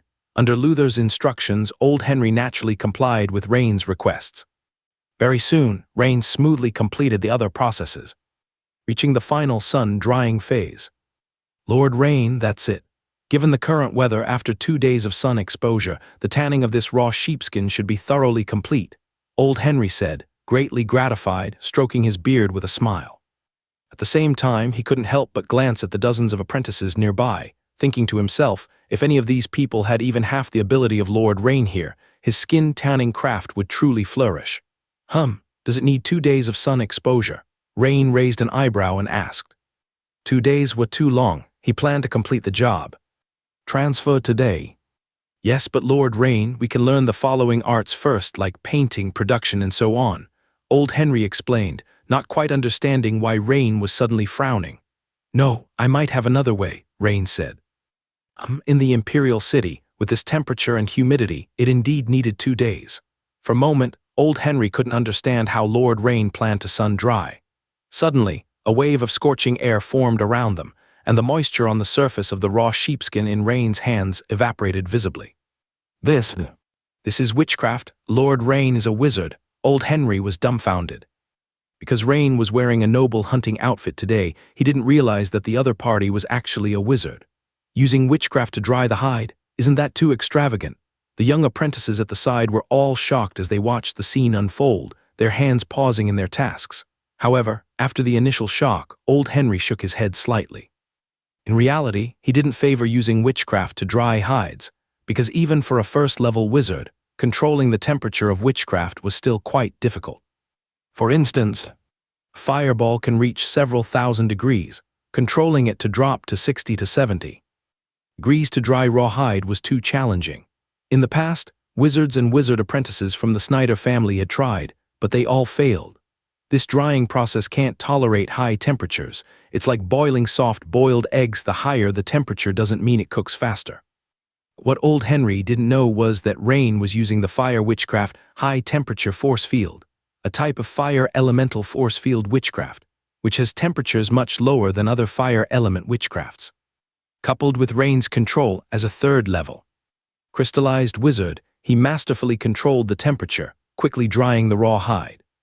This sight left old Henry's eyes gleaming repeatedly. This level of precision in temperature control is perfect. It's done, Lord Rain. A few minutes later, old Henry wiped the already dried hide, clicking his tongue in wonder. As these 10 pieces of raw sheepskin were finished, a system prompt sounded. Host detected to have met the prerequisites for promotion to Skin Tanner. 1. Tanner Apprentice LV3 max level. 2. Agility above 5 points, Strength above 5 points, Constitution above 5 points. 3. Produce 10 qualified processed hides of any type. All current conditions are met. Would you like to promote to Skin Tanner? Note: upon promotion to Skin Tanner, the new Skin Tanner profession panel will overwrite the original Tanner Apprentice panel. Evidently, regarding whether to change professions, there was no need to ponder. Rain chose yes, without hesitation. Ding, promotion successful. Promotion to Skin Tanner successful. Strength +1, Agility +1. Obtain Skin Tanner core skill. Hide processing LV1, hide processing LV1 passive. Due to your frequent handling of hides, the success rate of hide processing is improved. Hide processing? Well, this truly is a classic enhancement of tanning abilities. Meanwhile, the previous Tanner Apprentice panel had vanished, replaced by a Skin Tanner panel, a similarly blank panel. Below the panel was a brand new icon frame, which glimmered slightly around the edges. Rain immediately focused his attention on the icon. The icon depicted a person inside a circular stone vat, vigorously tossing hides. Beneath the icon was a line of small text: Core Skill, Hide Processing LV1, Passive Hide Processing LV1, Passive Effect. Additional 10% success rate increased for any hide processing. Is LV1 a 10% probability increase? At least it's better than nothing. Rain nodded slightly in understanding. Of course, he wouldn't consider allocating precious skill points to hide processing. Master Henry, shall we proceed with learning the subsequent procedures? Rain, in good spirits, turned to old Henry, who was attentively examining the rapid drying he had achieved using high-temperature force field. Oh, all right. Lord Rain, I was just observing the witchcraft you just performed. It seems a bit different from common fire element witchcraft. The temperature wasn't very high, and the airflow was quite turbulent. It's absolutely the perfect witchcraft for accelerating drying. The old man is not good with words. At this moment, old Henry suddenly recalled Lord Luther's reminder earlier. He then realized that the young man before him wasn't his apprentice, but a strong individual like Lord Luther. Calling the other's witchcraft extremely suitable for skin tanning was evidently rude and quite offensive. It's all right, Master Henry. Your dedication to improving the craftsmanship of tanning is admirable. Rain naturally didn't mind the unintentional offense, especially since the other party was focused on a specific task. Lord Rain, should we continue learning the subsequent skills, or should we take a break first? Please continue, Master Henry. All right, Lord Rain, let's proceed. Next, regarding the processed leather, we need to varnish it. This is done to prevent insect and moth damage and also to extend its lifespan. Different varnishes have varied effects. Old Henry explained while leading the way. The varnishing process also emits a strong odor. However, this step doesn't pose a challenge for Rain, because the precision a legendary strongman can manage during the most challenging varnish mix stage far exceeds that of ordinary people. Next, it's time to craft specific leather goods using different materials. This is generally considered the task a skin tanning craftsman is expected to do. Of course, typically, a skin tanning craftsman would delve and excel in a specific niche, such as bootmaking or leather armor making, leading to specialized professions like these. This is similar to the blacksmith profession system Rain previously encountered, where in the middle stage, there are specialized roles like swordsmith and armor forger, leading to proficiency in different niche fields. Lord Rain, which component are you interested in making? Old Henry asked, pointing at various finished leather armor hanging on the workshop wall. Rain scanned the various leather armor pieces hanging on the wall and soon pinpointed a leather jacket, which he thought might yield a high professional experience points return. This leather jacket will do. The leather jacket Rain pointed at had numerous floral carvings, but for him, this posed no pressure. Such carving techniques not only existed in tailoring, but were more elaborate and complex in engraving. According to Rain's previous experience, chest armor and intricate craftsmanship often brought higher experience points. This piece is a carved leather coat, with medium difficulty mainly because of the carvings on both sides, which are time-consuming and labor-intensive. Old Henry said, glancing at Rain's expression. Typically, such a carved leather coat is intended for beginner leather armor makers who have worked through the basics for years to learn. But considering Rain has only been exposed to skin tanning for a few hours, Old Henry didn't think it would pose a challenge to him, so he began teaching directly. A quarter of an hour later, Rain started crafting, and as the finished product emerged, the system prompt sounded. You have crafted a carved leather coat, and your relevant understanding has improved. You have gained a new skill crafting, carved leather coat. Your skill crafting, carved leather coat has improved. Experience points plus 12. You successfully crafted a carved leather coat. Professional experience points as a skin tanning craftsman plus 10. Succeeded in one attempt. Old Henry rubbed his eyes, staring at the carved lines above. He was astonished, as even if he were to make it, the smoothness of the lines wouldn't have been better. Fortunately, strongmen like Lord Rain wouldn't enter the skin tanning industry and take away their livelihood. Otherwise, everyone would be out of jobs. With such generous experience points rewards, 2 hours later, Rain elevated his skin tanning profession level from LV1 to LV4, 690/1000, gaining an additional 3 attribute points and 3 skill points. Now, He has a total of 9 remaining attribute points, which assures support during high-intensity battles in the 4th layer. He has 8 remaining skill points, only 3 points short of the 11 skill points needed to raise the new Witchcraft Sawtooth ring to LV12. But by this time, it was already nearing noon. Rain thought for a moment and then bid farewell to old Henry, stating he'd return the next day. In the afternoon, he planned to visit the school and meet with his mentor, Megaro. Because recently, the crystallization speed of his spiritual power has far exceeded expectations, meaning that the 4th layer Steel Heart advanced meditation method needed to be prioritized. Bixu Mechanization School residence. Inside Megaro's office. After brief pleasantries, Mentor Megaro solemnly said, "Rain, you came just in time. I initially wanted Audrey to find you. There's something very important." "Mentor, please go ahead." Rain sat up slightly and replied, "It's like this. The 4th layer Steel Heart meditation method I mentioned to you last time, we have some progress on that." "Oh, that's certainly good news." Rain raised his eyebrows and smiled. Of course, he also understood why Mentor Megaro's demeanor was so serious. Undoubtedly, there were difficulties encountered in the subsequent stages. This was a coincidence, as he intended to inquire about the matter anyway. Indeed, Megaro continued, after some preliminary exploration and clarification, the school is basically certain there's more than a 50% chance that the complete legacy of this meditation method is hidden within the Valtsaja ruins. However, the danger level within the ruins is very high. Based on the residual witch array and puppet demon statue we've analyzed, it should be the principal base of the ancient Valtsaja school. We've only explored the outer area so far, but even that saw sect leader Moria suffer minor injuries during exploration. Oh, by the way, Rain, you haven't yet met sect leader Moria, have you? He's been busy exploring the ruins for almost half a year now, Megaro said, patting his forehead. There was initially a team under the military department exploring too, but they withdrew for another mission 2 months ago. Currently, it's only our Bixu Mechanization School handling the matter, so sect leader Moria has been occupied over there constantly. Mentor, I've actually never seen the sect leader. Rain nodded and said, "No wonder this sect leader of their school always appeared elusive. However, Rain, Lord Moria is aware of your joining the school. I informed him long ago. Besides, he is also a Metal Series wizard, so he is delighted about your addition to the school," Megaro said with a smile.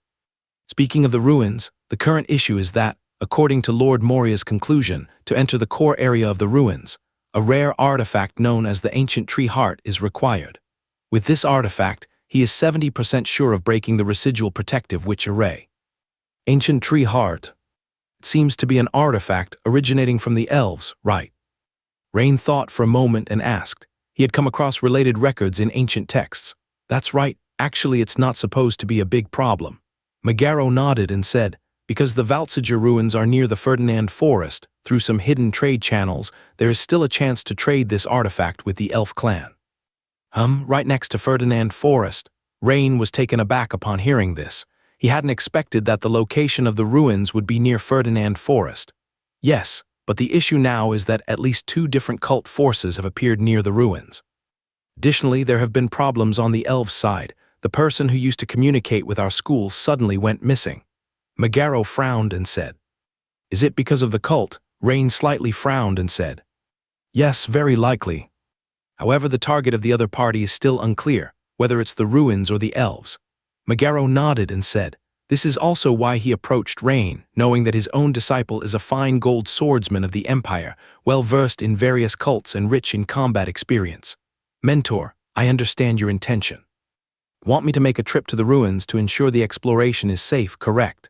Yes, don't be shy. Among the Metal Series, you are the strongest fighter. Mentor, I don't have any major issues here. Additionally, I should be able to have the Sword Holder headquarters release this mission as a formal task, which could be better. If there is a chance to find the original Steel Heart, Advanced Meditation Method 4th layer, it would naturally be Rain's first choice." "That's wonderful." Megaro responded immediately, overjoyed, and said, "I will explain the situation to the sect leader later. By the way, Rain, when can you depart?" Megaro smiled broadly and asked. "Mentor, is within 2 days all right?" Rain thought for a moment and said. He first needed to explain the matter to headquarters. At his level, leaving Imperial City Tamriel requires reporting. Additionally, he planned to advance his skills in skin tanning, enough to reach 11 skill points, allowing him to directly use the new witchcraft sawtooth ring in combat. Great, that's excellent. Half an hour later, when Rain returned to his residence after dinner, his dedicated contact Olna came to visit. In the study, Lord Rain, I heard from Major General Tasha about your excellent performance in the secret realm. It was truly impressive. The competent middle-aged woman smiled as she praised her superior. Thank you, although there were some issues in between, they were ultimately resolved. Rain smiled slightly and said, My lord, I came with several pieces of news to report. First, some good news. I've received word that since the Emperor is still recovering from his injuries, the Elder Council has decided that this year's ceremony for Earls and above will be postponed, with specific dates to be announced later. However, your Earl title has already been granted. In the next couple of days, someone from the Enfeoffment Committee should come to your residence. Rain nodded, indicating he understood. Secondly, during the opening of the Dragon Valley Secret Realm the day before, multiple locations in the suburbs of Imperial City Tamriel were attacked by cults. Although they were ultimately repelled and eradicated, it was discovered that their ultimate intention was to enter the secret realm. As Olna explained, Rain nodded. It all made sense, connecting the entire sequence of events. The avatar of the Nether Sea Goddess was forced to retreat with injuries after being besieged by the Imperial Guardian, but Prince Menia's dragon companion, the Red Dragon Tassa, was severely wounded. Oh, are you sure it was Prince Menia's dragon? The headquarters intelligence department has confirmed it without error. I see. Rain recalled the red dragon scale Prince Menia had given him earlier, which belonged to Red Dragon Tassa. He wondered if he should visit. As for the third matter, currently cult activities are becoming more frequent. Last time you mentioned to me to closely monitor several provinces near Ferdinand Forest. The situation there is out of the ordinary. According to intelligence from the local branch, multiple cult forces entered Ferdinand Forest, their suspected target being the Elf clan. Explain in detail. Rain raised his eyebrows, straightened up, and asked. This matched perfectly with what Mentor Megaro and he had discussed. Since Ferdinand Forest is a gathering place for elves, according to the agreement from the founding of the Empire, it cannot be entered freely. Therefore, the exact intentions of these cult forces remain unclear. But based on the assessments from the Intelligence Hall, the dominant cult among them is an ancient cult organization known as the Mother Tree Sect, whose history of conflict with the Elf clan dates back thousands of years. As for other cult organizations, they are likely invited by this Mother Tree Sect. How long has this been happening? The activities of the Mother Tree Sect in Ferdinand Forest should have started months ago, but were more covert. This recent activity by other cult organizations began entering Ferdinand Forest gradually about a few days ago. Upon hearing this news, Rain couldn't help but stand up and pace back and forth in the study. At this moment, he was not worried about the ruins but thought of Anna. From this perspective, the injury to Anna's aunt, Lady Delana, was likely not accidental, but rather a continuation of an attack or assault by the Mother Tree Sect. This meant Anna's situation was not optimistic. Should Arata's sisters be sent immediately to Ferdinand? Forest not appropriate. Given their original identity as high-ranking members of the secret snake sect, exposing their whereabouts would likely bring a frenzied assault from the secret snake sect. Defecting from a cult is difficult to accept even within the goddess church, let alone in a cult, and is likely punishable by death. The sisters would not only fail to save others, but could also endanger themselves. Does headquarters have any decisions regarding Ferdinand Forest's situation? Rain stopped pacing and turned to ask. Currently still in the discussion stage, as the elf ambassador stationed in the Imperial City did not request assistance from the Empire, so headquarters' orders are still to have each province's branch strengthen intel gathering. Contact Major General Tasha. Say I wish to make a trip to Ferdinand Forest. All right, Lord Rain. I'll report to Major General Tasha immediately. Given your current status, if you decide to go, I believe the headquarters will pay great attention. Moreover, the situation in the Ferdinand Forest is still unclear. You should be cautious if you decide to go. Before leaving, Olna added, Thank you, I will. Rain nodded. After Olna left, Rain thought for a moment and decided to quickly advance his tannery skills to level 7 to gather 11 skill points. However, he still needed to visit Old Henry to find a new style of leather armor. because when his skill level in tanning reached level 4, the improvement speed of the engraved leather jacket was not as fast anymore. He roughly estimated that upgrading from level 4 to level 5 in tanning required making over 100 engraved leather jackets. The experience required after level 5 was even greater, slowing the improvement significantly. Thus, Rain took the carriage once again to visit old Henry's tannery workshop, spending half an hour to learn a new leather armor style, thick leather chest armor. This chest armor was also engraved on both sides, but its thickness far surpassed that of a typical engraved leather jacket, and this is precisely where the difficulty lies. Firstly, 6 layers of mature cowhide were pressed together using a special glue, and compressing each layer of the cowhide was already laborious for an ordinary tanner. Secondly, once the 6 layers of cowhide were piled together, the difficulty of sewing was enormous. Threading the needle was exceptionally challenging and easily led to misalignment. However, the thick leather chest armor made in this manner had protective power comparable to lock armor while being only about half its weight, making it very popular. Of course, these were challenges for ordinary people, but for Rain, it was naturally a small task. When it came to the actual production process, it only required a sufficient amount of mature cowhide, glue, and tools, so once Rain loaded a large amount of mature cowhide onto the back of his carriage, he returned to his residence. Just as Rain arrived at his residence and arranged for people to move the materials to the storage room, Olna and Major General Tasha arrived together. Major General Tasha stated frankly upon meeting, "Lord Rain, I heard from Olna that you plan to go to the Ferdinand Forest soon." "Yes, Your Excellency Tasha, I do intend to. By the way, I heard that headquarters will not dispatch personnel for the time being." Rain nodded and replied, "Previously, no. However, since you've decided to go, the situation is different. The headquarters will assemble logistical personnel and arrange for an airship to investigate cult activities in your name." "Thank you, that will indeed make things more convenient." Rain smiled. In fact, the headquarters was initially planning to dispatch 2 to 3 squads of fine gold swordsmen to accompany you, Lord Rain. However, due to some special reasons, there are differing opinions on this plan at the top level. So, General Augustus would like me to seek your personal opinion on this matter. Oh, differing opinions. Rain couldn't help but look curiously at Tasha. "Lord Rain, let me first introduce some confidential intelligence about the Ferdinand Forest that the headquarters has gathered." "All right," Rain nodded. "It is like this. The incident in the Ferdinand Forest is rather complex this time. High-ranking traitor has emerged within the Ferdinand Forest elves, reportedly tempted by the Mother Tree sect and converted to the legend of the Void Mother Tree." Tasha explained in detail. "Even the elf ambassador here in the Imperial City cannot contact the high-ranking elves.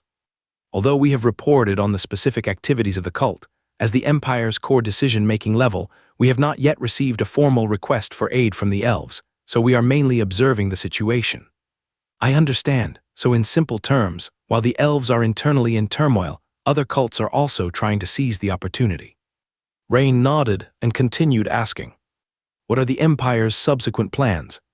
To intervene or continue to observe?" "There's still debate on this matter, but the Empire has already dispatched 2 Guardian Lords to secretly go to Don Province and Guillemont Province. These 2 provinces, Rain knew, were located to the east and north of the Ferdinand Forest, respectively. This means that the Empire is actually prepared, but has not yet formally intervened. The Marshal's opinion is that, due to the activity of the cult, swordsmen should intervene early, but there has been difficulty finding suitable candidates. Because if it's nominally a reconnaissance mission, the number of personnel must not be too large.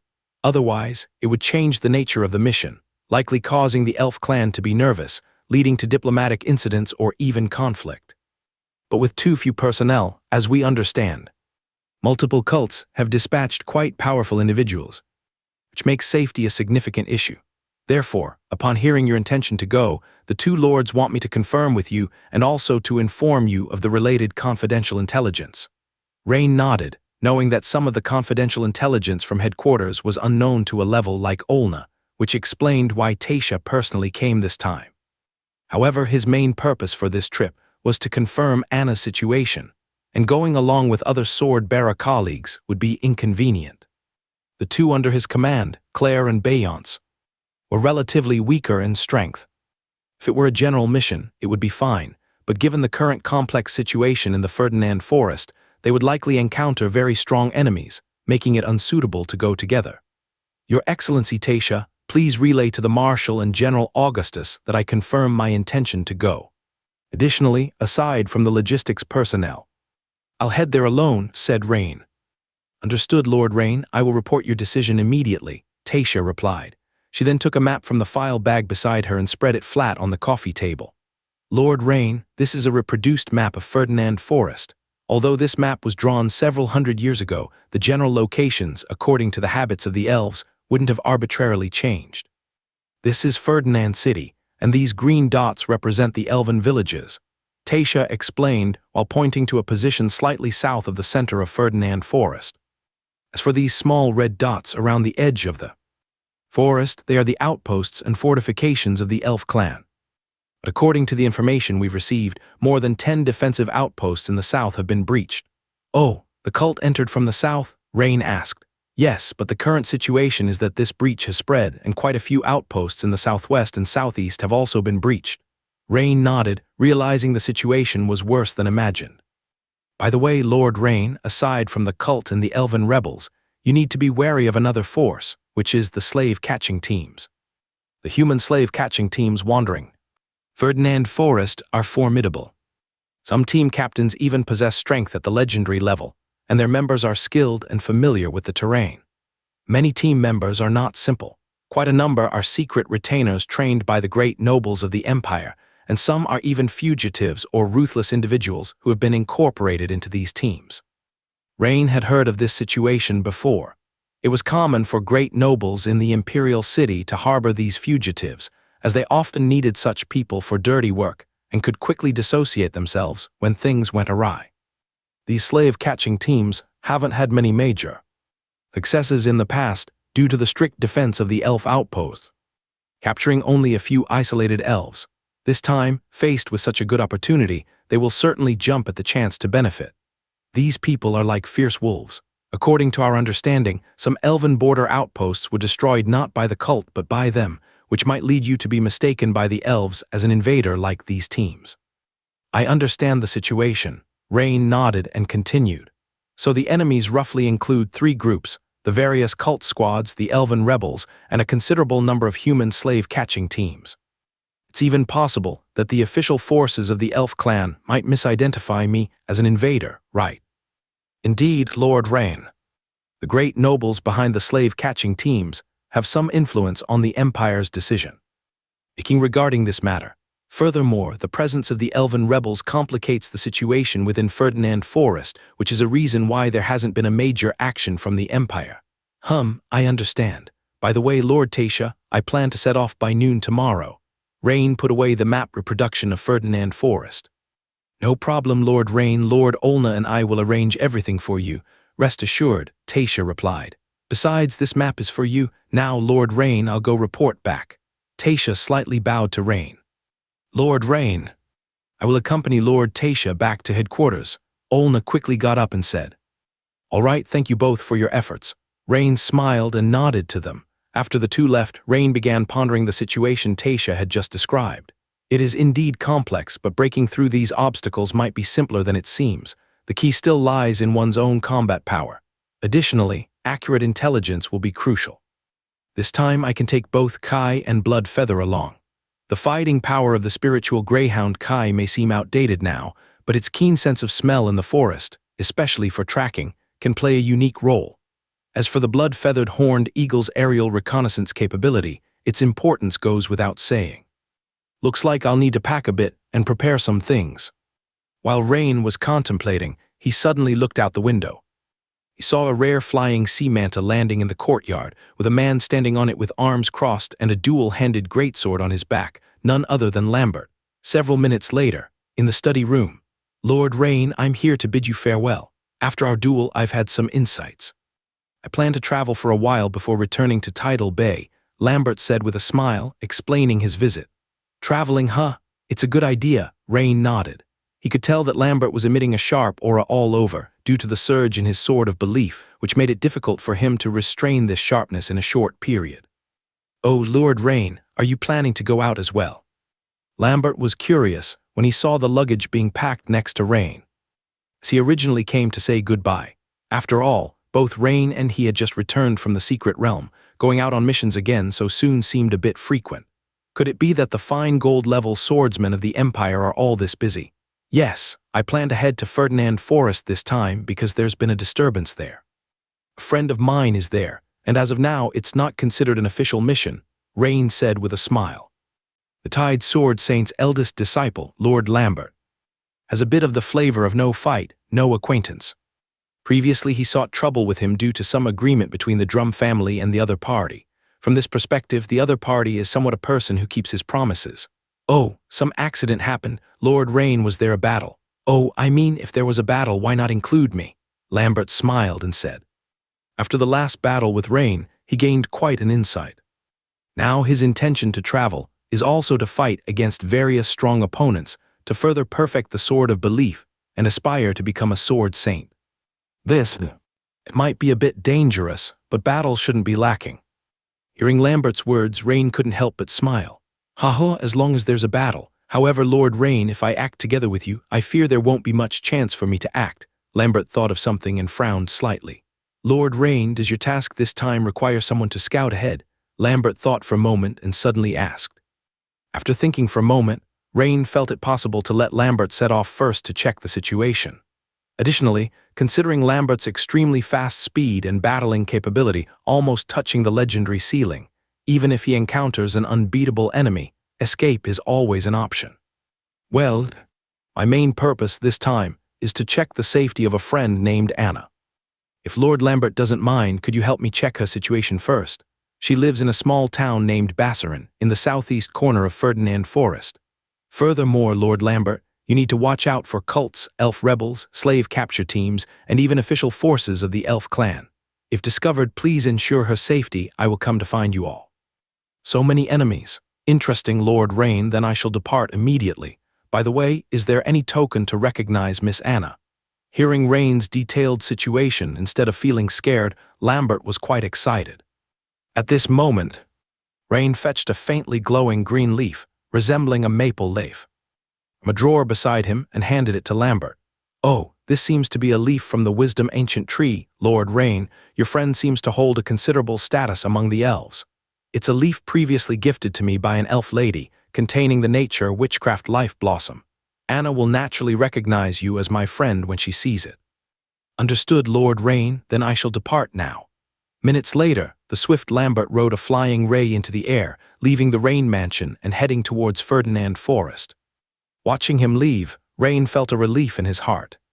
Immediately, he focused his attention on the production of thick-skin chest armor. A quarter of an hour later, when the finished product came out, system prompts followed. You have crafted thick-skin chest armor, relevant understandings enhanced. You've mastered the new skill craft thick-skin chest armor. Your skill in crafting thick-skin chest armor has improved. Experience plus 31, you successfully crafted one item of thick-skin chest armor. Professional experience points for the skin tanning profession plus 27. Indeed, nearly double the experience. Several hours later, Rain finally raised the profession level of his skin, tanning from LVL 4 to LVL 7, and he had gathered 11 skill points. At this time, his remaining attribute points have reached 12 points, basically able to support 2 intermediate intensity battles in the 4th form, which counts as a certain preparation for this journey to Ferdinand Forest. Of course, if his attribute points could increase a bit more, it would be even better. His golden skill points remain at 203 points, a quantity not needing concern in the short term. Without much hesitation, Rain immediately invested 11 skill points plus 8 golden skill points into the 3rd level metal series New Witchcraft Sawtooth Ring. As the 3rd level attack Witchcraft Sawtooth Ring soared from LVL 1 to LVL 20. Suddenly, a vast memory stream concerning Sawtooth Ring surged into Rain's mind. In an instant, Rain seemed to be in a mysterious space, practicing casting the 3rd level Witchcraft Sawtooth Ring for hundreds of years continuously, insights flooding in. Casting it seemed like instinct. Seconds later, when Rain digested the memory and was about to try it out, he heard the slightly excited voice of the small-statured Mateo from outside the door.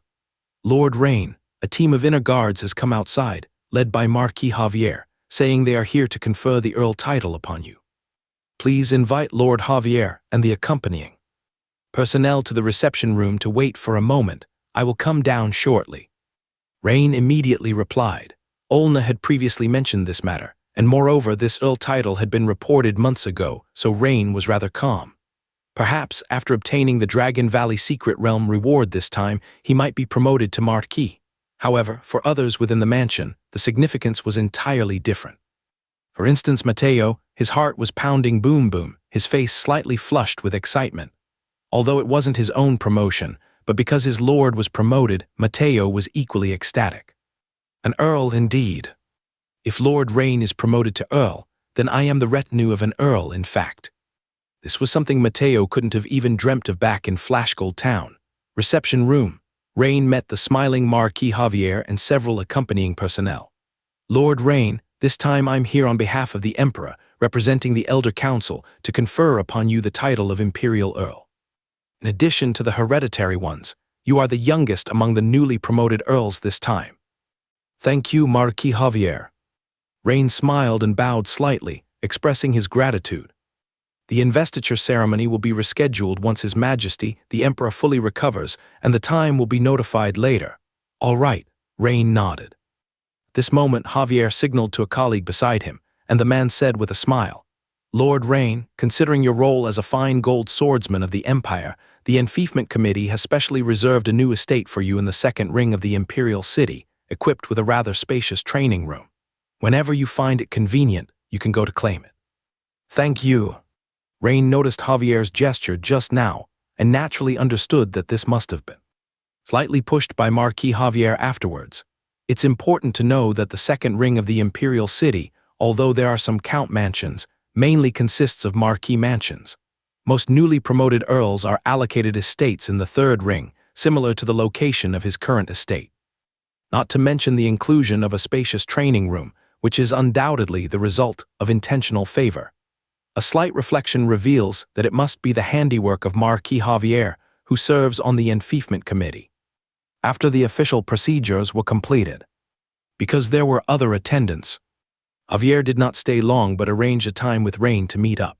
"Lord Rain, then we shall not disturb you any further. Congratulations once again." "Thank you, Marquis Javier, thank you all my lords."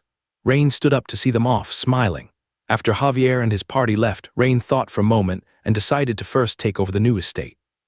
Since he was planning to go on a long trip, moving the estate to the upscale noble residential area in the second ring of the Imperial City would naturally enhance security measures. Additionally, with the legendary Peak Arata sisters stationed at the estate, it seemed there would be no safety concerns. He would certainly be free from future worries. Thus, Rain called upon the Arata sisters and his family, proceeding to the new estate with a fleet of 3 carriages. His mother Emma and father Old Rain were initially puzzled until they heard the small figure Mateo's narration, realizing their son had been promoted to Imperial Earl, which shocked them immensely. Wasn't it less than a year since his promotion to Viscount, and now he's an Earl? The 2 elders couldn't help exchanging glances, whereas little Beau he had bright eyes, always believing her brother Rain was the best, and considered the promotion to Earl to be well deserved. Although the second ring and third ring are adjacent, the degree of aesthetic greening and patrol frequency both rise a level, fully reflecting the hierarchical differences of the Empire, clearly distinguishing the treatment between high-ranking nobles like earls and above, and mid to low-ranking nobles like viscounts and barons. Before long, the group arrived at their destination. The new estate where Rain lived had a fairly large area, featuring front and rear gardens, with the front yard slightly larger, housing the main and auxiliary buildings, while the slightly smaller backyard contained the stables. The Arata sisters exchanged a glance, immediately using telepathy. "Sister, originally I thought Lord Rain's estate was a bit mismatched to his capabilities. This estate seems somewhat grand. Yes, given Lord Rain's abilities, I actually think he should reside in the inner ring, but this comment is best kept between us. Don't let it leak out, it might cause misunderstandings." Yes, sister, I know I'm not foolish." It's no wonder Aelida previously grumbled, because Rain's former estate only had a very small lawn, and the training room was not big enough, making it quite cramped for her to practice extraordinary battle techniques. At this point, Beau he ran over with a cheerful smile and said, "Aelida sister, why are you smiling so happily? In 2 short days, Bohi had already bonded closely with the Arata sisters. She was initially curious and somewhat reserved with these twin elder sisters, but after becoming familiar, she found both to be easygoing, particularly the lively Aelida, with whom she quickly formed close ties. Aelida and Bohi shared a particularly close relationship. Little Bohi, because sister has a bigger place now to play with you. Aelida playfully pinched Bohi's delicate cheeks, fondly speaking. Oh, Aelida sister, you're wonderful, but can you not pinch my cheeks? If they get big, I won't look as nice. No, no, little Bohi is the prettiest. He, really, Aelida sister is so nice. By the way, I heard my brother say there's a particularly large training room on the first floor of the main building. Aelida sister, when will you teach me the combat blade? Bohi smiled like a crescent moon. As Bohi grew up, she also became interested in combat skills, though selectively only interested in the pretty ones. For example, when Aelida wielded the combat blade, the dazzling blade patterns amazed Bohi the first time she saw them. Sure, if you like it, I'll teach you, Aelida readily agreed. Though Aelida wondered why Lord Rain didn't teach his own sister, she initially thought it might hold some profound meaning, but later realized it wasn't. The key issue lay with Bohi, who was interested in ornate battle techniques, but had little interest in her brother's low-key, but exceedingly practical extraordinary battle techniques. Indeed, most of the time girls are emotional beings. Of course, it wasn't that Rain's extraordinary battle techniques weren't splendid, but the ones that were flamboyant weren't within reach of ordinary people, while blade patterns were different, achievable with practice even by ordinary individuals. An hour later, after the tour, everyone, including Rain's mother Emma, was very satisfied with the new estate and decided to move in immediately. For Rain, this was naturally for the best, saving him the trouble of persuasion. Soon, the servants and guards began the moving operation. Rain found a moment to brief Arata and Aelida on some matters. I'm planning to make a trip to Ferdinand Forest tomorrow. You don't need to go. Focus on the security of the new estate. In the Imperial City, it's difficult for the secret snake sect to make any major moves, so safety should not be a major issue. Since you just left the secret snake sect, it's more prudent to stay in the Imperial City for a while.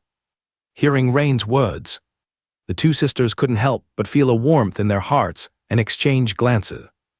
Lord Rain, thank you, but do you really not need any manpower on your side? Arata couldn't help asking. This operation is being supported by the logistics of the Sword Holder headquarters, so it's convenient for me to go alone. Rain smiled slightly and said, Lord Rain, then be careful, and if you need support, just send a message anytime. Younger sister Aelida said, but as soon as she said it, she suddenly realized she had misspoken. After all, if Rain couldn't handle the enemies, the two of them going would be just bringing trouble. Oops. Sorry, Lord Rain, I misspoke. Lord Rain, I wish you a safe journey. Aelida quickly corrected herself. Thank you, Rain said with a smile. He didn't mind Aelida's straightforwardness. After spending some time together, he found that perhaps because Aelida cultivated extraordinary battle technique inclined toward speed, sometimes her hands moved faster than her mind, and her mouth faster than her hands. After explaining some things to his family, Rain planned to make a trip to the headquarters to test the power of a new witchcraft, naturally only at the witchcraft testing room at headquarters. Soon, Rain took a carriage to the Sword Holder headquarters. Led by a young female staff member, Rain familiarly arrived at the third-level witchcraft testing room. Lord Rain, if you have any other needs, just call me anytime. Okay, thank you. Rain nodded and said, It's my pleasure to serve you. The young female staff member smiled and bowed slightly, taking the initiative to close the door. After the female staff member left, Rain did not immediately start the test, but began to repeatedly cast Metal Morphing Spell, Cutting Net, and Sawtooth Ring, understanding their linkage. Since the Metal Morphing Spell was already his innate wizardry, and the latter two had reached LV-20, proficiency was self-evident. So soon, Rain grasped the knack of chaining the three together in a release. Meanwhile, the system prompt sounded. Ding! Host comprehends the prototype of crystallization kill move, whether to consume 79 golden skill points to deduce and perfect it. Hiss, it's actually going to consume 79 points. Rain couldn't help but be a little surprised. Because forming the crystallization kill move with these three witchcraft didn't require additional deduction, it seemed that what the system described as deducing and perfecting also included personal adaptive modifications. But it was this that made Rain feel the consumption of golden skill points was a bit much. But suddenly, Rain seemed to understand something and laughed. Because if the consumption is greater, it means the kill move power is stronger, so naturally there's nothing bad about it. The more golden skill points are spent, the better. Rain remembered the previous deduction of the liquidation kill move multiple cutting net, which only consumed 42 golden skill points, and this time, nearly double was consumed. Likely there would be surprises in store for him.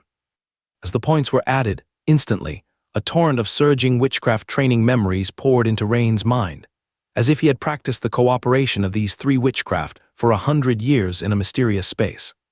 When Rain opened his eyes again, his understanding of the interconnection of these three witchcraft had become seamless. Ding, deduction successfully completed. Host comprehends the Metal Series 3rd level combined witchcraft sawtooth cutting net. Finally, I have my own crystallization kill move. After carefully savoring the new kill move, Rain's face immediately showed joy. Previously, he only had one liquidation kill move multiple cutting net, and on top of that no other witchcraft kill move, of course. There was another 3rd level attack-oriented witchcraft thorny iron ball. But the power of the former, when placed at the level of a 2nd level liquidization wizard, was top level, but if put among 3rd level crystallization wizards, it only equaled the power of a general 3rd level witchcraft. The latter, though powerful in single target attacks, lacked flexibility. Even though Rain had upgraded it to LV20, this witchcraft was straightforward and could be easily dodged by the enemy. It needed to be combined with a metal cage to fully exert its power. But now it's different. This crystallization kill move sawtooth cutting net, be it in power or attack flexibility, far exceeded the previous two.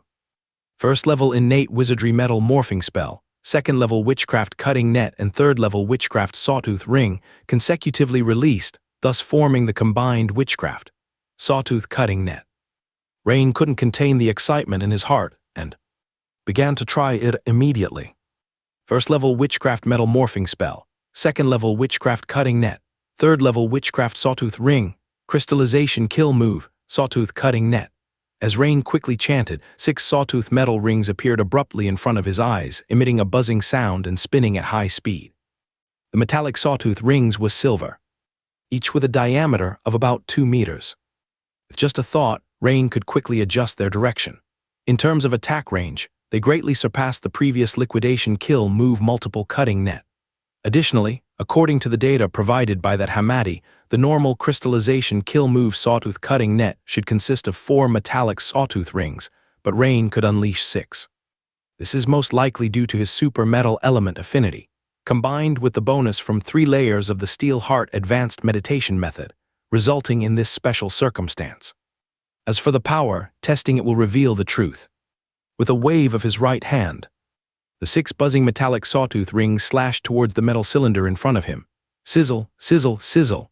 The originally smooth surface of the giant metal block was instantly etched with 6 criss-crossing cut marks, followed by several loud bang, bang sounds.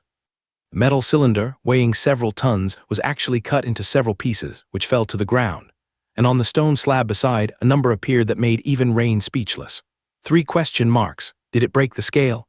Rain was a bit speechless, not expecting that the 3rd level witchcraft testing room couldn't evaluate the upper power limit of his new kill move. Knock, knock, knock. Urgent knocking was heard at the door, and at the same time the voice of the female employee from before came through, carrying a clear tone of anxiety. Lord Rain, did something happen? Do you need assistance? Sorry, nothing's wrong here, but you might want to contact someone for repairs. The cost can be deducted from my side. Rain opened the door apologetically. This, all right, Lord Rain. The female employee peeked through the crack in the door and was instantly stunned, her eyes widened in shock, stammering. Noon the next day, aboard a newly launched small airship from the Sword Holder headquarters.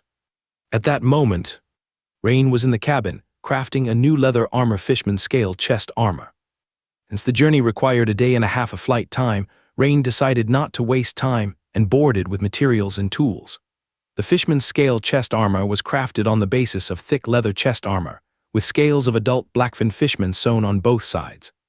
These scales had considerable strength, offering even greater defense than chain armor, yet were very lightweight.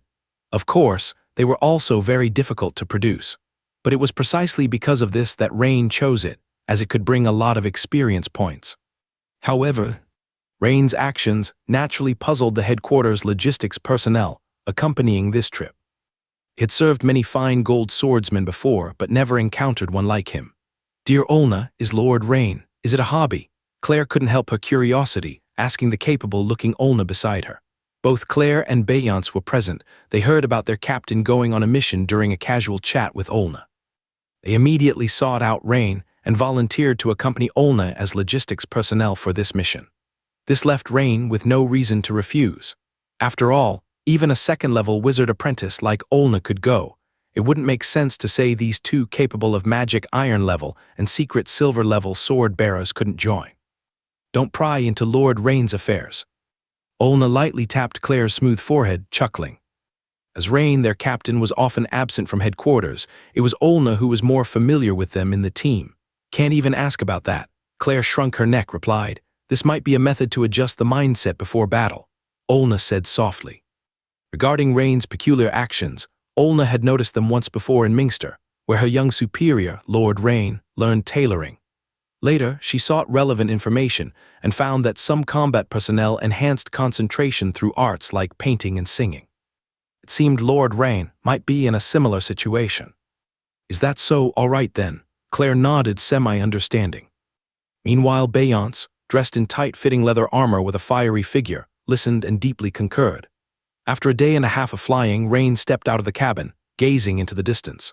After spending over a day crafting, his skin tanning profession level had risen to LV9, earning him 2 attribute points and 2 skill points once again. Currently, Rain had 14 attribute points, 2 skill points, and 124 golden skill points. Basically, the 14 attribute points could support him through 3 medium-intensity battles in his 4 formation state. "Look over there." Suddenly, someone by the railing excitedly pointed. Rain followed everyone's gaze and saw a boundless, lush forest ahead, enveloping them in an ocean of greenery, filling everyone with a sense of serenity. However, Rain quickly noticed something peculiar in the distant forest. What's over there?" Rain gazed intently at a patch of forest far away, his expression serious. Due to his superior vision, he could see clearly. At the forest's visible horizon, dozens of kilometers away from the airship, one patch of forest looked very peculiar. It seemed to emit a faint red glow, with thin wisps of gray mist rising from it. Aligned with the map Rain had seen earlier. That area should be the southern part of Ferdinand Forest. That might be the earliest breach point, the area where the Mother Tree sect initially launched their attack. Rain pondered. At this time, Olna stepped forward and pointed to a rocky outpost a few kilometers away, saying, "Lord Rain, that ahead is the 7th outpost." Rain nodded. The 7th outpost was built on a slightly elevated hill, constructed from massive rock blocks into a 3-story high circular watchtower. It served dual roles as a lookout point and a small airship docking station. Rain noticed something peculiar about the outposts. Rocks, they were gray-white, appearing very solid. Such stone might have been summoned from underground by a high-rank earth wizard or transported from elsewhere.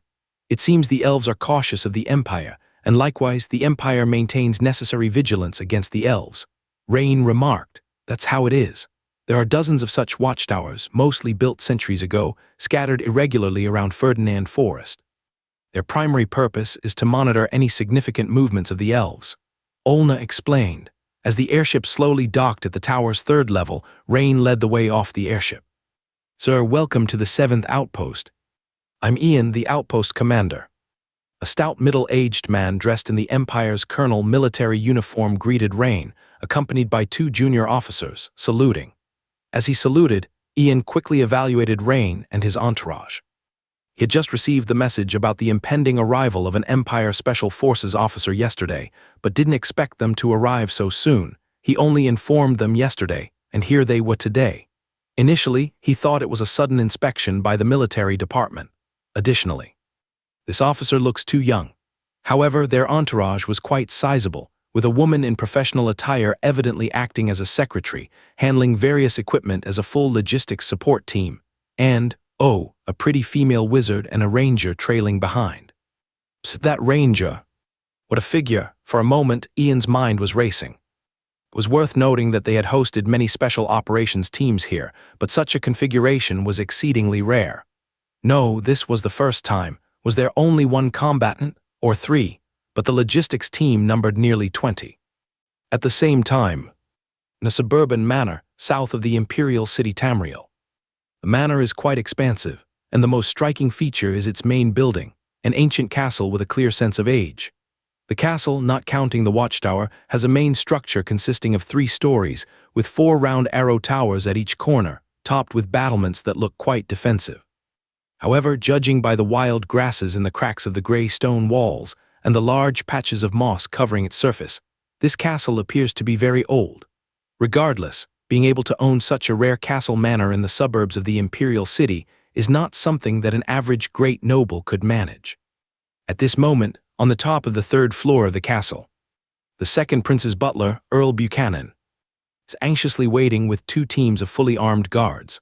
"Sir, look, that should be Lord Bostaff's airship, right?" At this moment, a servant excitedly points to an airship appearing on the horizon.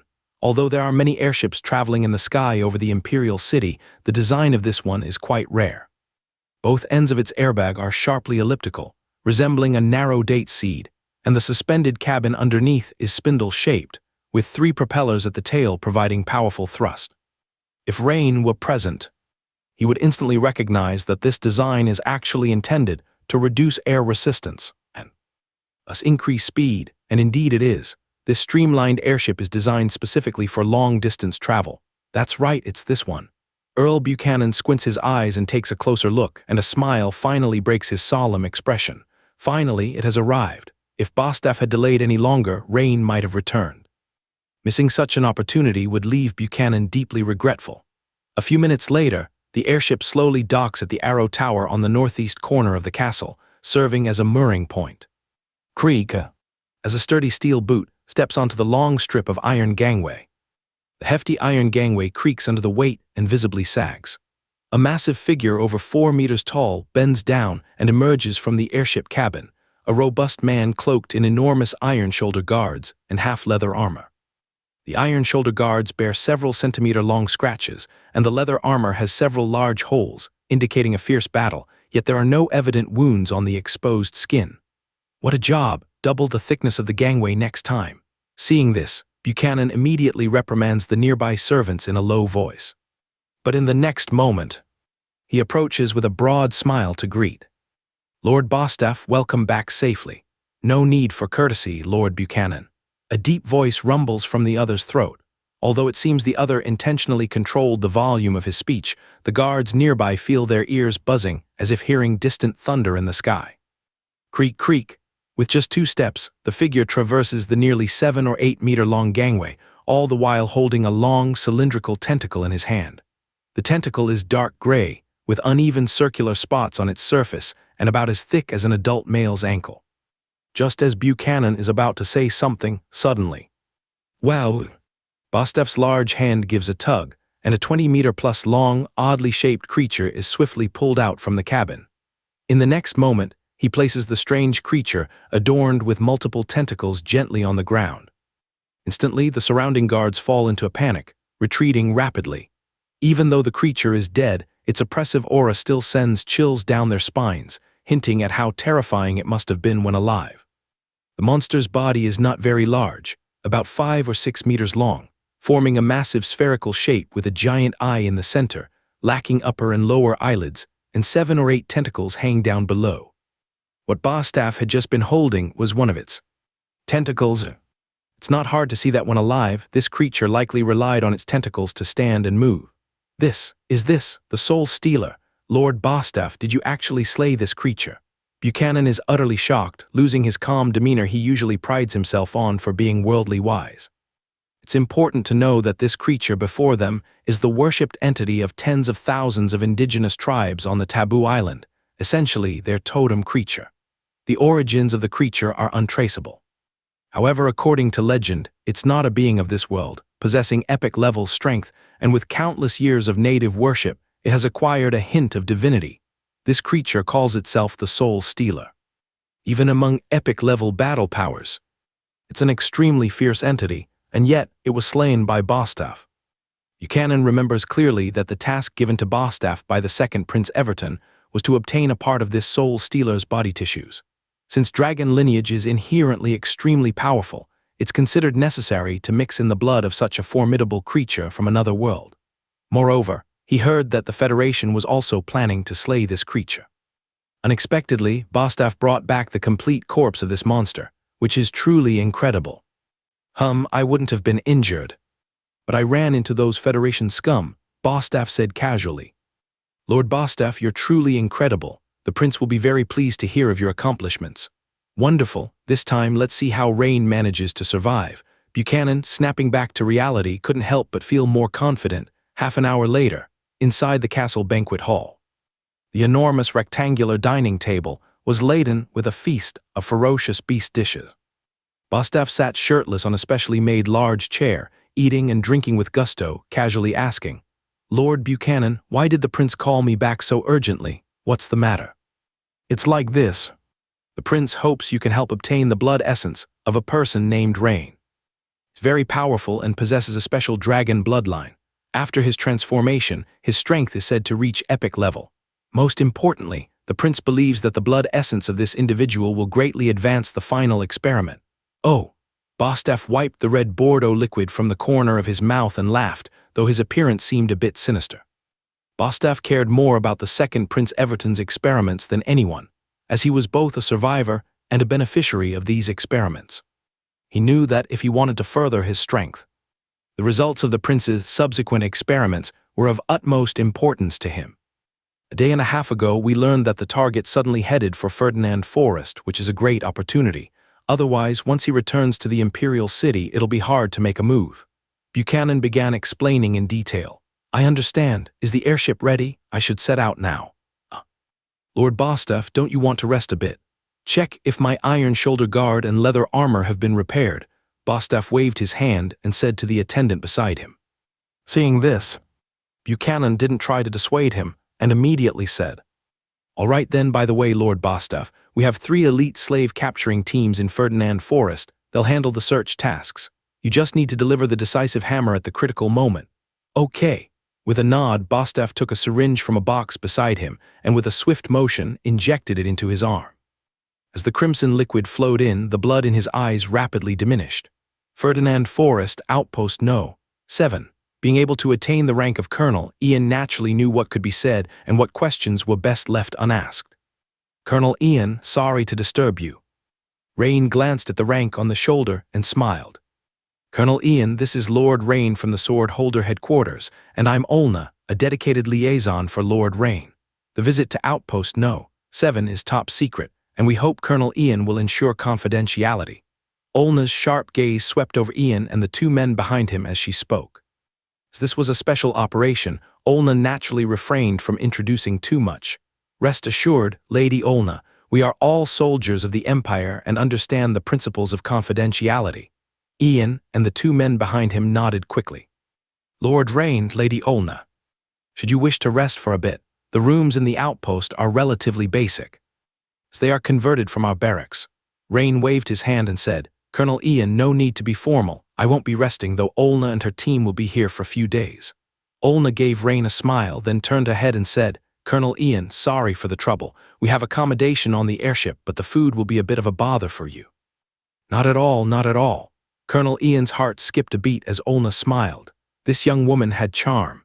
Competent and articulate, she could easily hold a civilian colonel position in the military, yet she was merely a liaison for this young man. It seemed this young man was no ordinary individual. Having reached the rank of colonel, Ian naturally had a keen eye. But he couldn't quite discern the full extent of Lord Rain's power. Colonel Ian, has there been any new troop activity observed at the outpost recently? Olna asked gravely. Due to the latency in intelligence transmission from the headquarters because of distance, this individual should have some first-hand intel. Yes, if you'd like, feel free to come to my room for a more detailed report, Colonel Ian suggested after a brief consideration. All right, Rain nodded. Inside Colonel Ian's room, Rain, Olna, and Ian sat facing each other across a tea table. After pouring a cup of tea for Rain and Olna, Colonel Ian began to explain slowly. Lord Rain, Lady Olna, recently at Outpost No. 7 we've noted a number of teams entering Ferdinand Forest has increased several times compared to usual, and many of them don't seem to be the typical slave-capturing teams. Rain nodded, signaling Ian to continue. In recent days, there have even been some teams that appeared to adopt an offensive stance against our outpost. However, after we fired a flare, they quickly vanished. Due to the apparent strength of these groups, we didn't dare to pursue them. I'm sure you understand. Even though my team consists of elite soldiers, they can barely manage against the usual slave-capturing teams. But against these groups, it's definitely beyond our capability. Act according to energy, Colonel Ian. This is a wise decision. Rain smiled and said, Haha, thank you Lord Rain for your praise. However, we haven't done nothing. We monitored their team's direction through the witch array and they all seem to be heading south to the several elven villages in the forest. Oh, Rain raised his eyebrows. Elven villages, are they going to capture elves? Lord, look at this map here and here. Ian took out the terrain map near Outpost 7, with several green dots representing nearby elven villages, yellow dots representing elf outposts, and 3 red lines representing the direction of those suspicious teams. Just as Ian said, the opponent's direction is very purposeful, almost heading straight towards several elven villages. Colonel Ian, is there anyone in particular you've noticed? Olna asked. Yes, in one of the teams there was a person whose mere glance sent chills down my spine. Their eyes were like a snake, piercing into the soul. I vaguely saw snake patterns on their robes. It should be the secret snake sex team. We've received relevant intelligence, but the specific personnel are unclear. Lord Rain, if we have precise information, I'll contact you immediately. Olna whispered softly in Rain's ear. Rain nodded. Merely an eye contact over such a distance could make a peak knight shiver, indicating indeed their strength is considerable. Nothing else could be discerned, because our Outpost 7 can scout with binoculars only covering about 7 to 8 kilometers. Any farther, if teams enter, we can only roughly monitor their movement through the witch array.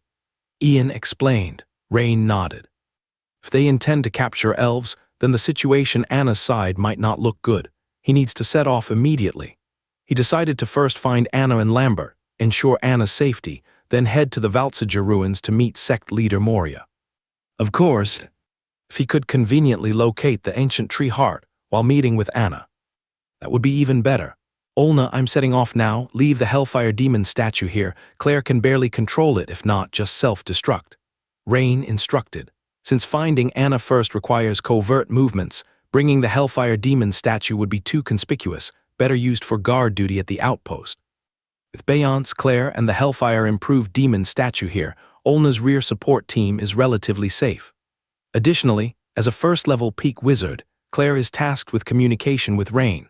They've brought a small communication device similar to previous tablets, operable within a certain area range. All right, Lord Rain, wishing you a safe journey. Olna understood the urgency, not attempting to dissuade.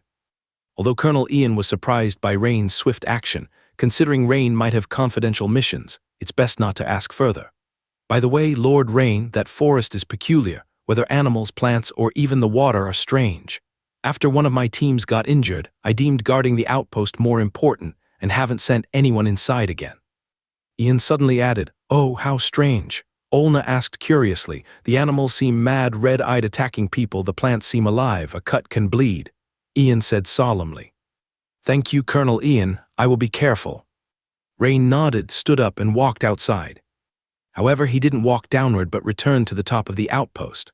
With a subtle thought, Rain saw a huge blue-purple mixed bird shoot out from the airship's cabin, call towards Rain once, then soar into the sky, while a giant war dog affectionately ran to Rain and nuzzled.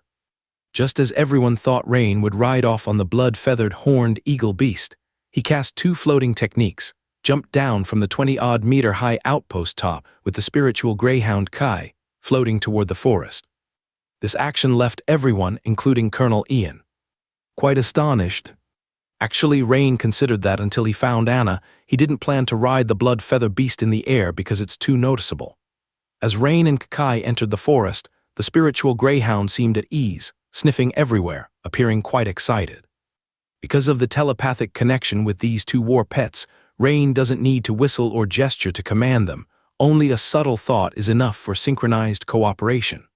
About 10 minutes later, as Rain approached the problematic area, Rain noticed that suddenly there were far fewer small animals in the forest, and the surrounding trees began to twist and deform strangely. Furthermore, the ground showed numerous enormous pits, seemingly abruptly. These pits weren't like scattered craters from meteor impacts, but looked as if something had been pulled from the soil. Could it be the Elven clan's Ironwood Guardians? Rain recalled the intelligence mentioning a unique elven creature, Ironwood Guardians. These usually disguised as giant trees, indistinguishable from ordinary ones, but Ironwood Guardians can actually move using their roots. Additionally, their defenses are strong, and they have massive strength, capable of using nature witchcraft with powerful combat ability. Rain observed for a while, then continued forward. After a few minutes, as he faced the large gray mist appearing ahead, Rain noticed the surrounding trees all showed a peculiar deep red color. Even the ground appeared mildly red, as though washed by blood-colored rain. This made Rain slow his pace slightly. Pondering, he transformed a blade, gently slicing a tree embraced by two people. Suddenly, deep scratches appeared on the bark, from which faint red fluid flowed, spreading peculiar waves from this tree outward. Seems to be contaminated by some special energy. Rain mused at the sight before him. Woof woof. Suddenly, spiritual greyhound Kai barked cautiously, scanning vigilantly, and swiftly closed in towards Rain. Rain lifted his gaze towards the dense forest ahead, seemingly sensing something. Suddenly, Kai's ears stood up, baring its fangs and growling lowly. At this moment, a large fan-shaped area ahead resonated with the rustling sounds, as if hundreds of small animals were charging. The next second, hundreds of red-eyed squirrels, their bodies as big as small dogs, their flesh exposed, rushed towards the man and dog.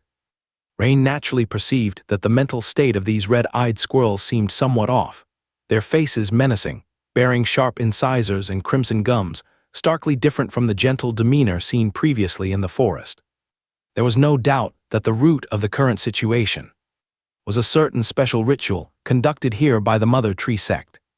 Facing the oncoming red-eyed squirrels, Rain didn't employ the newly mastered crystallization kill move, sawtooth cutting, but instead casually pointed, sending three intricate, dense silver glowing mesh-like metal giant nets rapidly towards the squirrel swarm. Swish, the red-eyed squirrels seemed to instinctively sense danger, attempting to leap sideways to dodge, but the three metal nets suddenly changed from an overlapping front-back formation to three nets aligned horizontally, advancing abreast.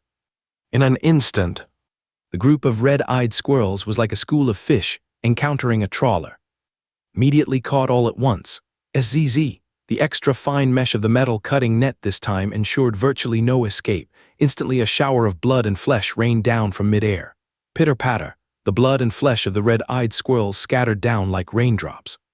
In less than 2 seconds, Rain's liquidation kill move multiple cutting net had completely annihilated these hundreds of red-eyed squirrels, and the few remaining ones was slain by Kai, the spiritual greyhound, crushing them under its claws. It was evident that Kai seemed to disdain these mutated squirrels with exposed flesh.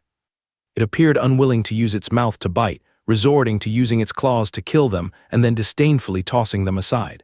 This entire forest has been altered, Rain observed the front, contemplating silently.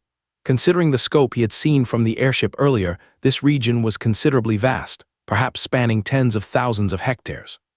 For such a large area, the Mother Tree sect must have conducted a large-scale prayer ritual here, harnessing the power of the divine to achieve this current effect. However, conducting such a prayer requires a lot of preparations, including rituals, sacrifices, and multiple hosts, which corroborates headquarters' intelligence. If there are no traitors among the elves, this would be almost impossible to accomplish.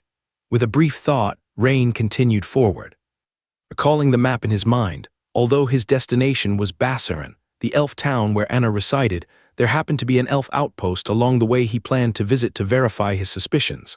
Meanwhile, in a clearing within the forest between Bassarin, the elf town, and Ferdinand City, on the ground, a witch array spanning hundreds of square meters was set up, composed of crisscrossing lines forming straight lines, triangles, and circles, appearing exceptionally complex and emitting a faint green glow. This was actually the ritual framework for a large-scale prayer of the secret snake sect. However, upon closer inspection, there was a breach in the northeast corner of the ritual, seemingly blasted out by some powerful witchcraft or extraordinary battle technique, creating a crater several meters deep. More strikingly, at the center of the witch array, hundreds of pure-blood elves with handsome faces and slender bodies were bound. Judging by the physiques and appearances, they consisted of both males and females, young and old, as if the elves from an entire village or town had been captured. Vice Pope Quirrell. That person's speed is too fast. We couldn't catch up and he escaped again. A black-robed man with a python pattern on his chest wiped the sweat from his forehead, speaking with some fear. The middle-aged man named Quirrell was entirely cloaked in a black robe, a hood covering his head, his face obscured. He merely nodded, not blaming his subordinate. Because the opponent's speed was incredibly fast, adept with a dual-handed greatsword, displaying formidable strength, seemingly approaching the level of a sword saint. The opponent first appeared yesterday in Bassaran, the elf town. At the time, after they had just captured the town and were planning to gather the elven captives, the opponent took advantage of a moment of inattention to rescue a half-elf girl. However, it was not a significant issue. Using such mixed blood for the prayer ceremony was far less effective than pure-blood elves, hence not particularly valuable, so he didn't mind much. Although it was a slight to his role as the vice pope leading the operation, compared to the main mission he came for, this was relatively unimportant. But what followed slightly irritated him. Last night and this morning, the opponent launched 2 surprise attacks, interrupting the prayer ritual about to be completed, while also attempting to rescue these pure-blood elves. This was indeed a slap in the face. Of course, he didn't do nothing, organizing several encirclements, yet still allowing the opponent to escape. Nonetheless, it wasn't that the opponent's strength surpassed his. Quirrell discerned the other had not reached the epic level. The problem lay with himself, for the blessing he received in the primordial serpent prayer was the bloodline of the legendary terrestrial python Sladron. A legendary bloodline inclined towards gigantism, brute force, biting, constricting, and venom, with speed relatively being its weakest attribute. On the contrary, the opponent seems to excel in sword skills and speed. This made Quirrell quite troubled. Isn't Minos here yet? Quirrell seemed to think of something and turned his head to ask. Lord Minos should be arriving soon. 2 hours ago, we received a message that Lord Minos is less than 100 miles away from us. A subordinate nearby bowed and replied, Minos is ranked first among the 12 secret snake envoys. As for why Quirrell asked about Minos, it is because Minos' speed is considered the fastest in the entire secret snake sect. If Minos were here, the man just now with the greatsword wouldn't have escaped, because as long as Minos entangles the opponent for a moment, his attack would inevitably hit the opponent. Contact Minos and have him speed up. Quirrell said, As you command, Vice Pope. The black-robed subordinate quickly turned and left. No need, I've already arrived. Just as the words were spoken, a figure flickered, and with a wave of pale white air current sweeping around the next second, he stood in front of Quirrell, and it was only then that the rumbling sound brought by his high-speed movement followed. This person was probably in his early 30s, with a head of golden curls, a slender build, and particularly long legs, which seemed to make up 70% of his body, making him the perfect long-legged Appa in Rain's previous life. The other party was dressed in noble hunting attire, giving no hint of being a member of the secret snake sect. However, if one looked carefully at the back of his left hand, they would notice a connection to the secret snake sect with a vividly tattooed emerald green slender snake. Vice Pope Quirrell.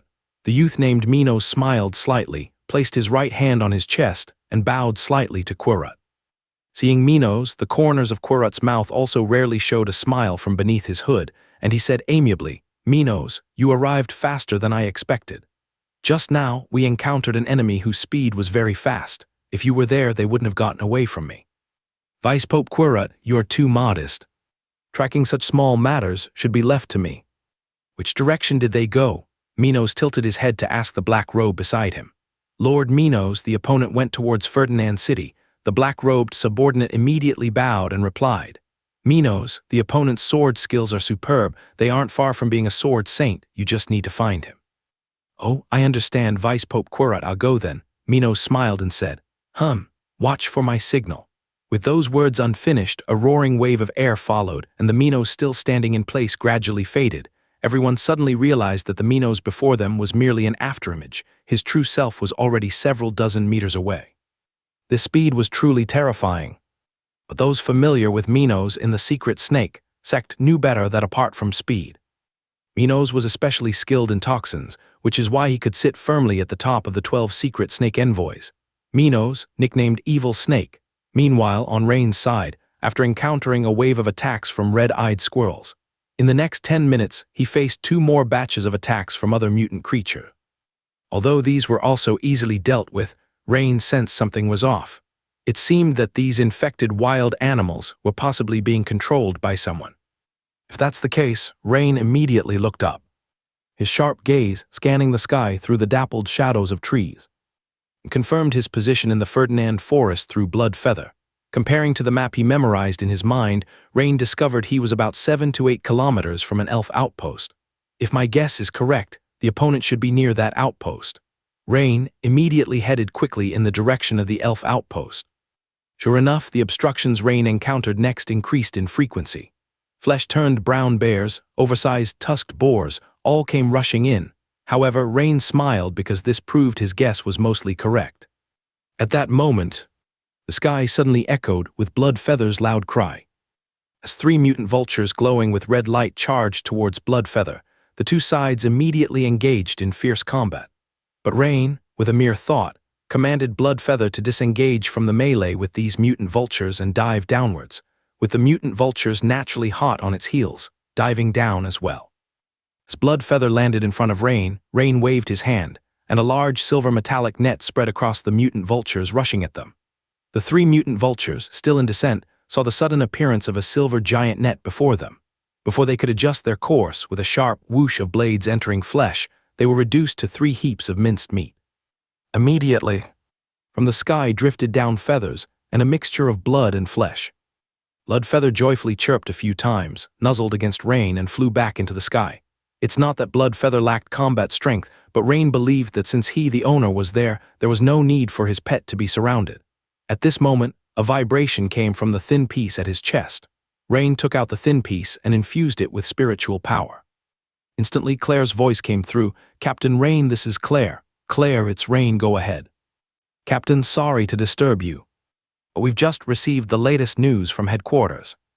It seems that because this is the elf territory, the secret snake sect has mobilized massively this time, and among the personnel they sent, there's the Vice Pope Quirrut and the top-ranked of the 12 secret serpent envoys." Sizzle, sizzle. Suddenly, the witchcraft communication seemed to be interfered with. At the same time, Rain seemed to hear some distant whispers in a void near his ear. Though with his spiritual power, resisting this level of mental interference wasn't difficult, he somewhat understood why even the birds in the sky were infected. After all, for birds, it's still quite easy to leave when they sense something amiss. Vice Pope Quirrut seems to be an epic-level powerhouse. Rain's eyes flickered. Although Claire hadn't finished speaking just now, he already knew Claire must have intended to warn him. As for the top-ranked of the 12 secret serpent envoys, I seem to have heard the Arata sisters mention, seems like a guy nicknamed Evil Snake. Interesting. I hope you guys are strong enough to let me properly test the combat power of a dragon vein wizard. Upon hearing this news, Rain was calm and unafraid. After slaying the mutated vulture, Rain quickly arrived at a collapsed and burned down building.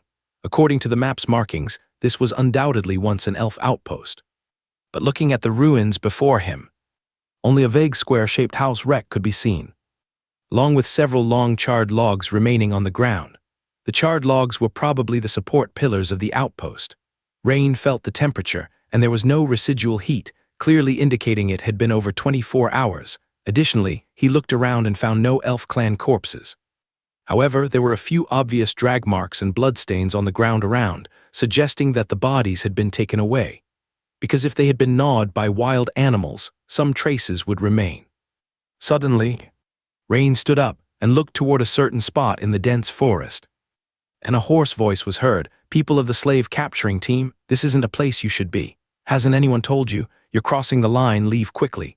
At this moment, a figure in a hooded black robe slowly emerged from the dense forest. Clearly, the other party mistook Rain's identity.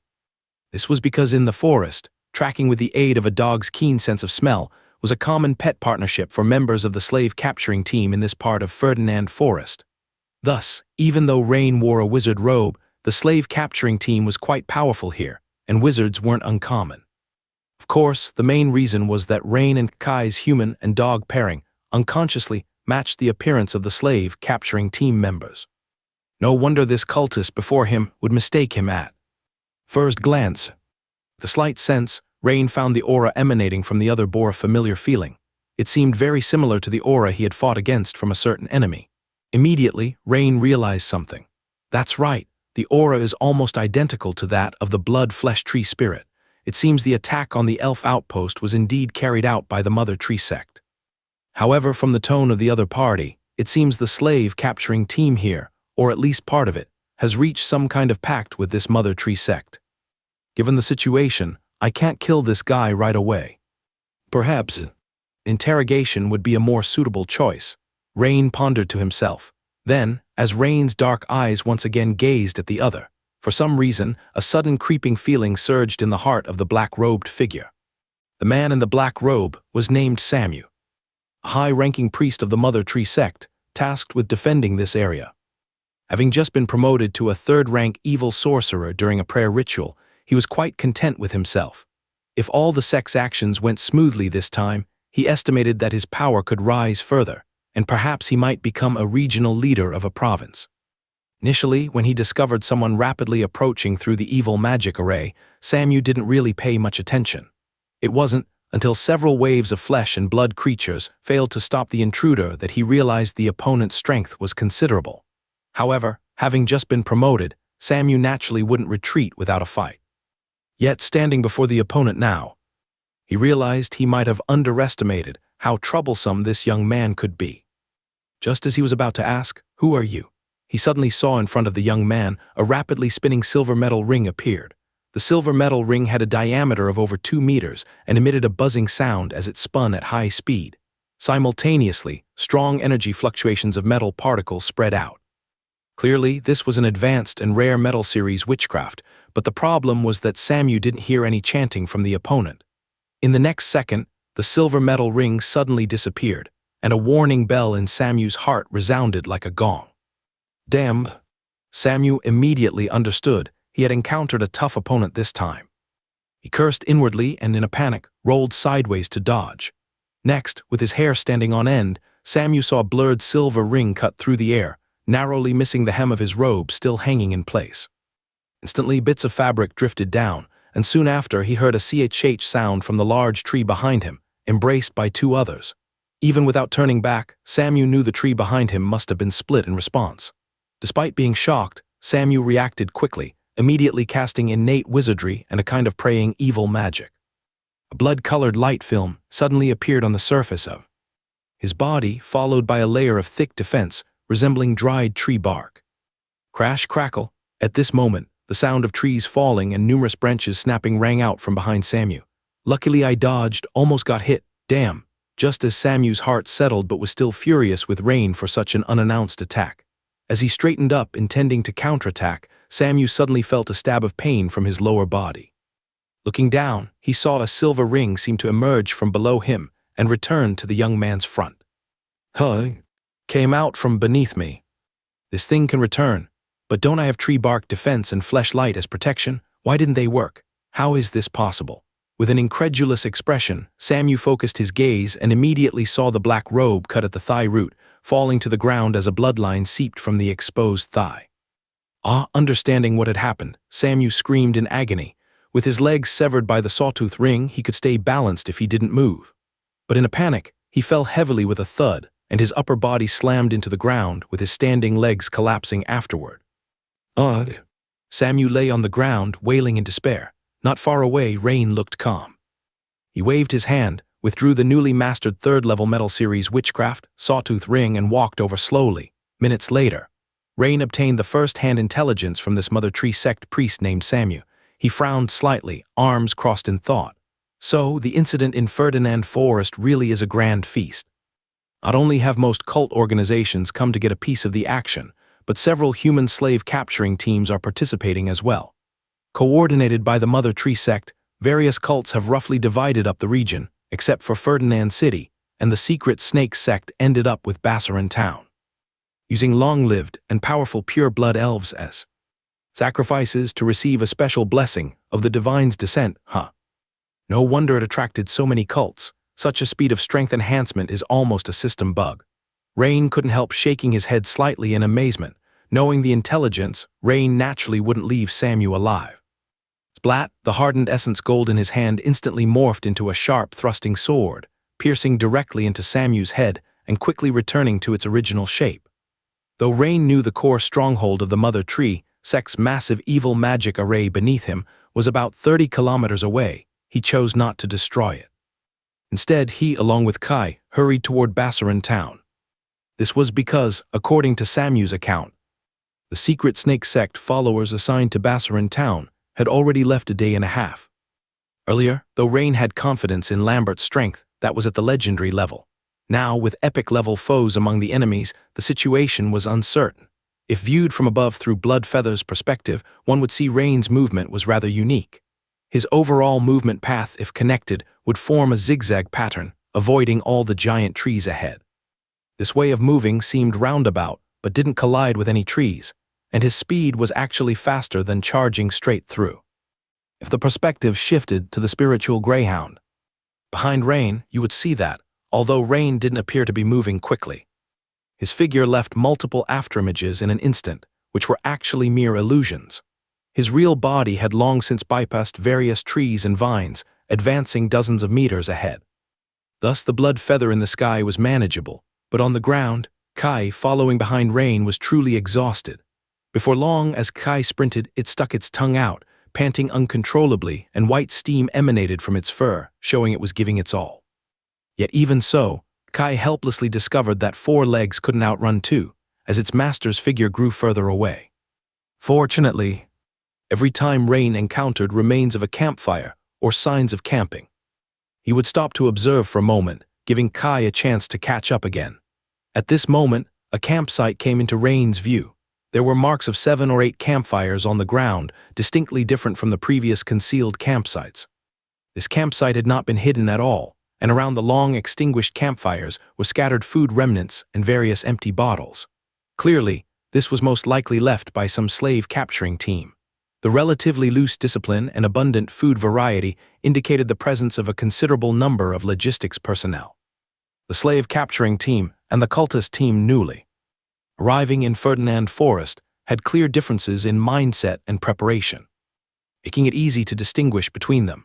Rain followed the traces left by the other party, looking deep into the dense forest, and saw that their route was not heading towards Bassaran, but to the northwest of Ferdinand Forest.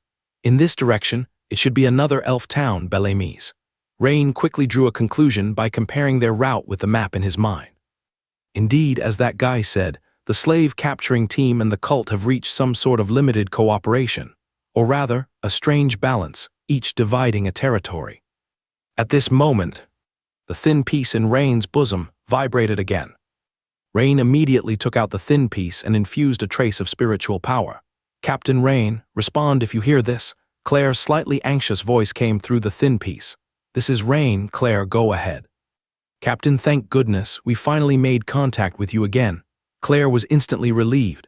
"It's like this, you must be extra cautious with the secret snake sect. Their Vice Pope Quirut is an epic-level powerhouse and, as for the specific intelligence on other evil cults, we are still gathering it." Claire spoke quickly, seemingly worried the transmission might be interrupted again. "I got it. Right, Claire, I have 2 situations on my side. Have Olna report to headquarters."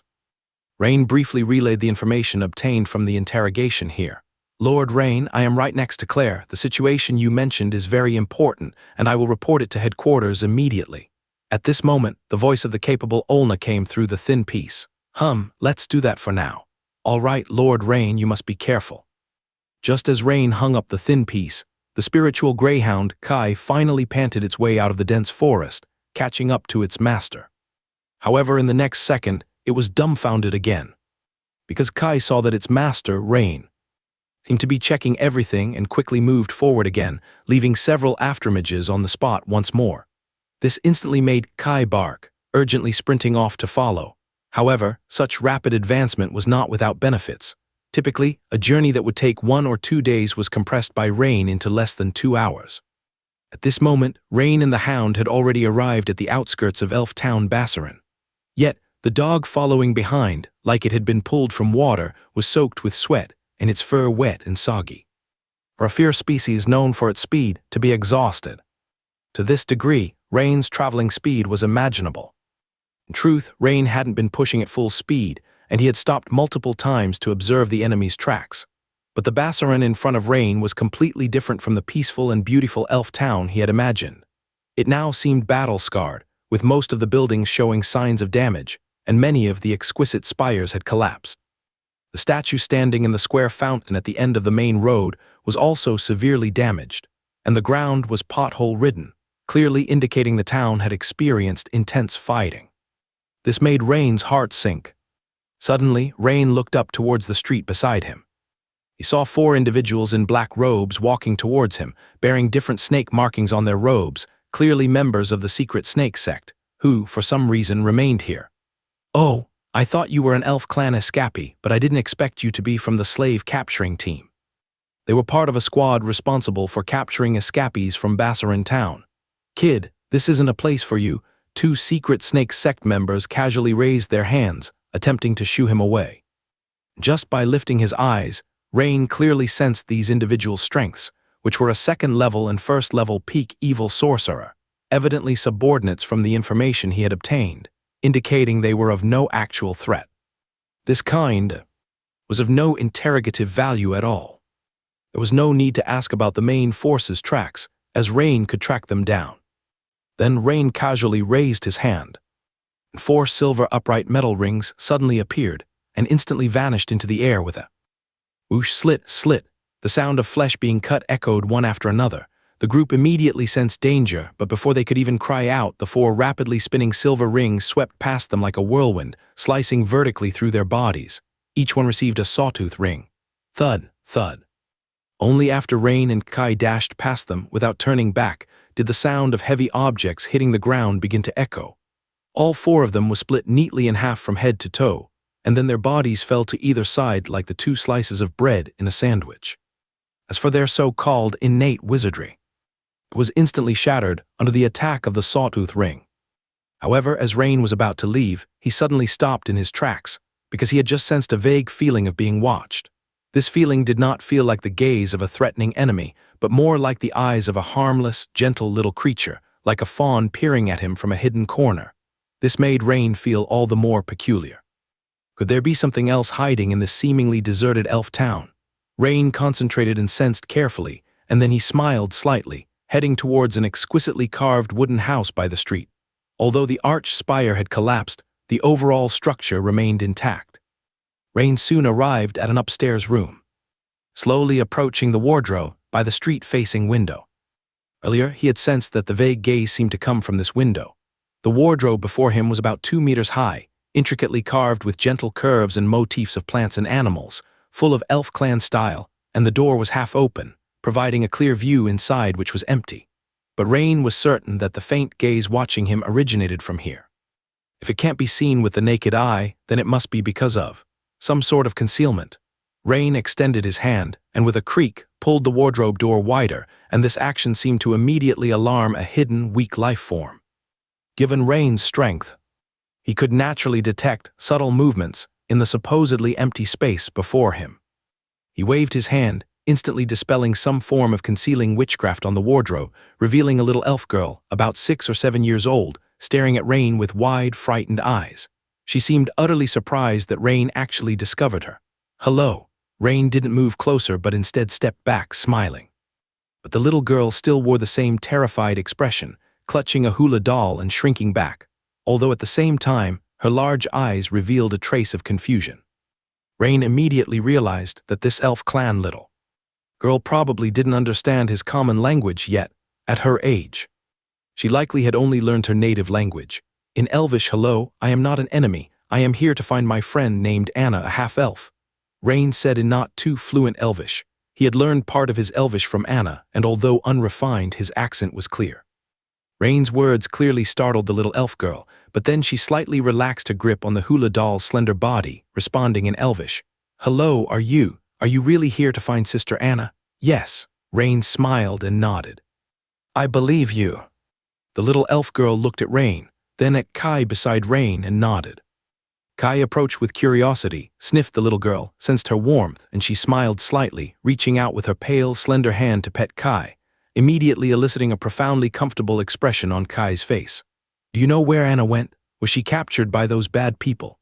Rain asked once the little girl's emotions had somewhat settled. No, a sword-bearing human came and saved Sister Anna, then left with her in that direction. The little elf girl shook her head and pointed northwest. A sword-bearing man. Rain showed signs of joy. It was evident the person should be Lambert. At the same time, he looked in the direction the little girl pointed. But that was the way to the center of Ferdinand Forest.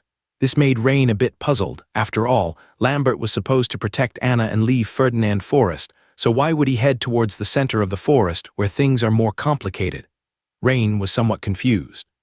But now was not the time to consider this. He just needed to catch up with the two people.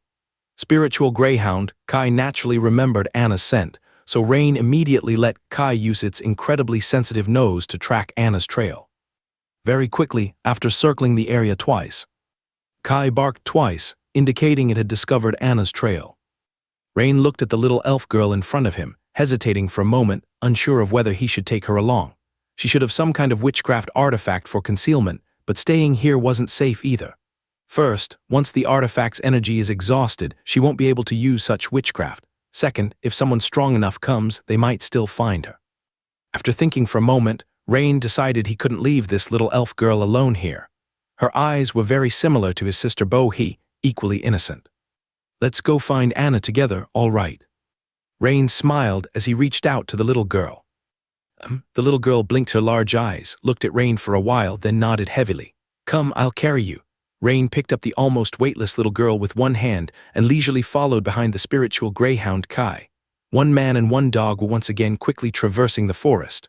Only this time the dog was in front, the man behind. The dog wasn't panting heavily. Big brother, you're amazing. The little elf girl, perched on Rain's shoulder, exclaimed as she felt the wind rushing by. Thank you. Big brother, I heard you humans have mercenaries, people who complete tasks for payment. Is that right? She suddenly asked. Yes, why do you suddenly ask about that? Rain was somewhat curious. Big brother, can I hire you? The little elf girl continued. Hire me? Rain was a bit surprised. Can I give you this pendant as payment? Mom said it's a witch artifact that can release a witch array for concealment. It should be worth a lot. Can you help me kill those bad people? Those people killed Damon, who was good to me, Uncle Severin and Sister Erend, even my dad, and took away. As she narrated, the little girl's mood dimmed and her eyes turned red. They're just like the people you killed earlier, with black robes covered in various snake patterns. Can you do it? For a moment, Rain didn't know what to say. Clearly, the little elf girl had seen through the window how he used his new witchcraft sawtooth ring to instantly kill 4 people. But Rain gently bowed his head, seriously looked into the girl's expectant and reddened eyes, and immediately nodded, saying, All right, I agree to help you. However, this pendant was given to you by your mom, you should keep it safe. Can I exchange something else as payment? Rain kindly said. She was somewhat cautious, not knowing what this powerful human brother wanted from her. Rain softly brushed the girl's hair and took a wooden hair clip, saying, How about using this as payment? But this isn't worth much. The little elf girl was puzzled. It's enough. You don't understand, hiring actually follows a principle of equivalent exchange. Since those people aren't worth much, killing them with this hair clip as payment is enough. Oh, thank you, brother. The little girl was a bit bewildered. She was already somewhat sensible, although she didn't know how to rebut Rain's words. She could feel the kindness in this human brother's words. Big brother, my name is Aisha, what's yours? The little elf girl voluntarily told Rain her name. Even though her mom had instructed her not to talk to strangers or tell them her name. My name is Rain. An hour ago, in the depths of a dense forest, more than 10 kilometers away from where the secret snake sect was conducting a large prayer ritual, 4 to 5 meter tall ironwood trees, resembling humanoid figures, stood behind a man and a woman. Their rough trunks bore the face of an elderly human, with particularly thick branches extending from each side like arms. They were the ironwood sentinels of the elf clan. However, moving them consumed considerable energy, so they usually remained in a resting state, rooted in the ground, slowly absorbing nourishment from the earth. The elf clan utilized this characteristic of the ironwood sentinels, not only casting nature witchcraft periodically to aid their growth, but also deploying them in key areas of Ferdinand Forest as a hidden line of defense against invasions. This was one such ironwood sentinel station. Lambert, who had just returned from a sneak attack, was speaking with Anna.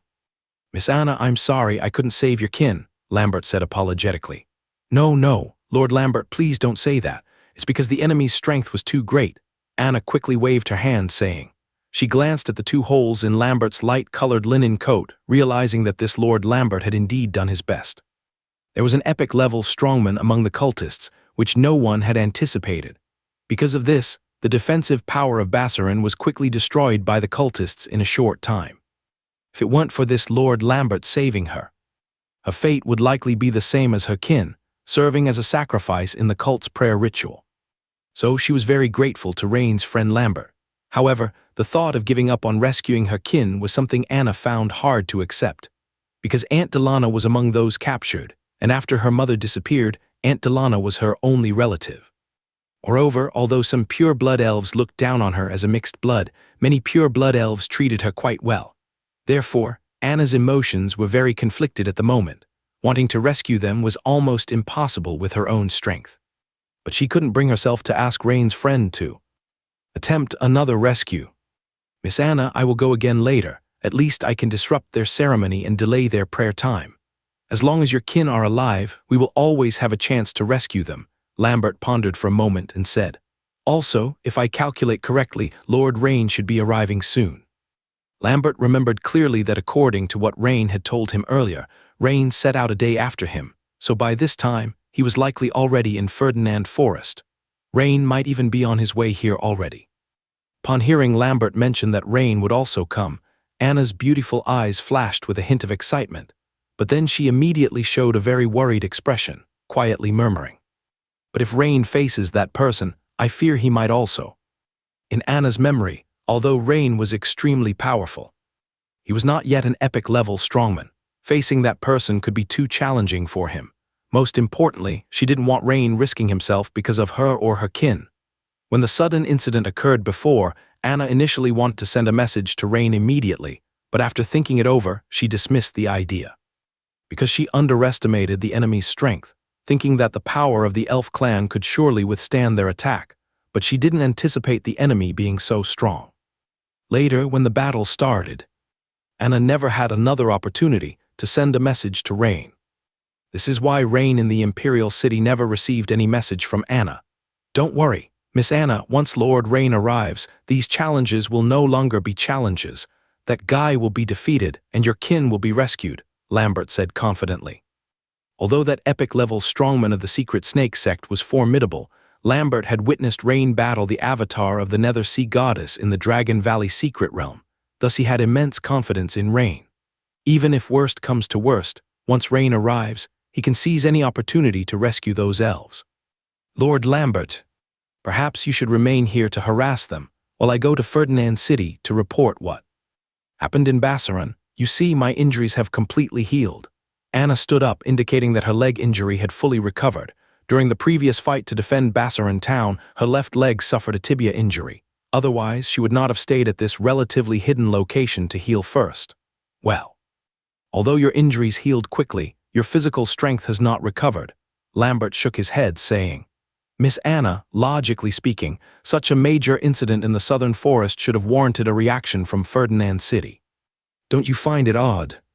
If you think about it, you'll understand that something must have happened in Ferdinand City too. Even if you overcome many obstacles to get there, it might be meaningless. Lambert's words were quite enlightening to Anna. In terms of combat experience and understanding the ways of the world, Lambert naturally surpassed the naive Anna by a large margin, cutting to the heart of the matter with precision. But, just as Anna anxiously contemplated what to do, suddenly, Lambert's face turned serious as he looked towards one side of the dense forest. Clang, the next second Lambert drew his sword like lightning and blocked something, only to see a short feathered arrow embedded in the ground with a shiz. Indeed, very fast. At this moment, a blond young man wearing a noble hunter's outfit vaguely appeared in the dense forest, and he held a long blowpipe in his hand. But the opponent's ambush had already made Lambert quite annoyed. Moreover, he was acutely aware that there was only this one person nearby. Since that was the case, the battlefield should not be chosen here. Don't forget, he had promised Rain to ensure the safety of Miss Anna beside him. It was naturally better to pull the battlefield as far away as possible. Miss Anna, hide behind the ironwood guard, Lambert said in a deep voice.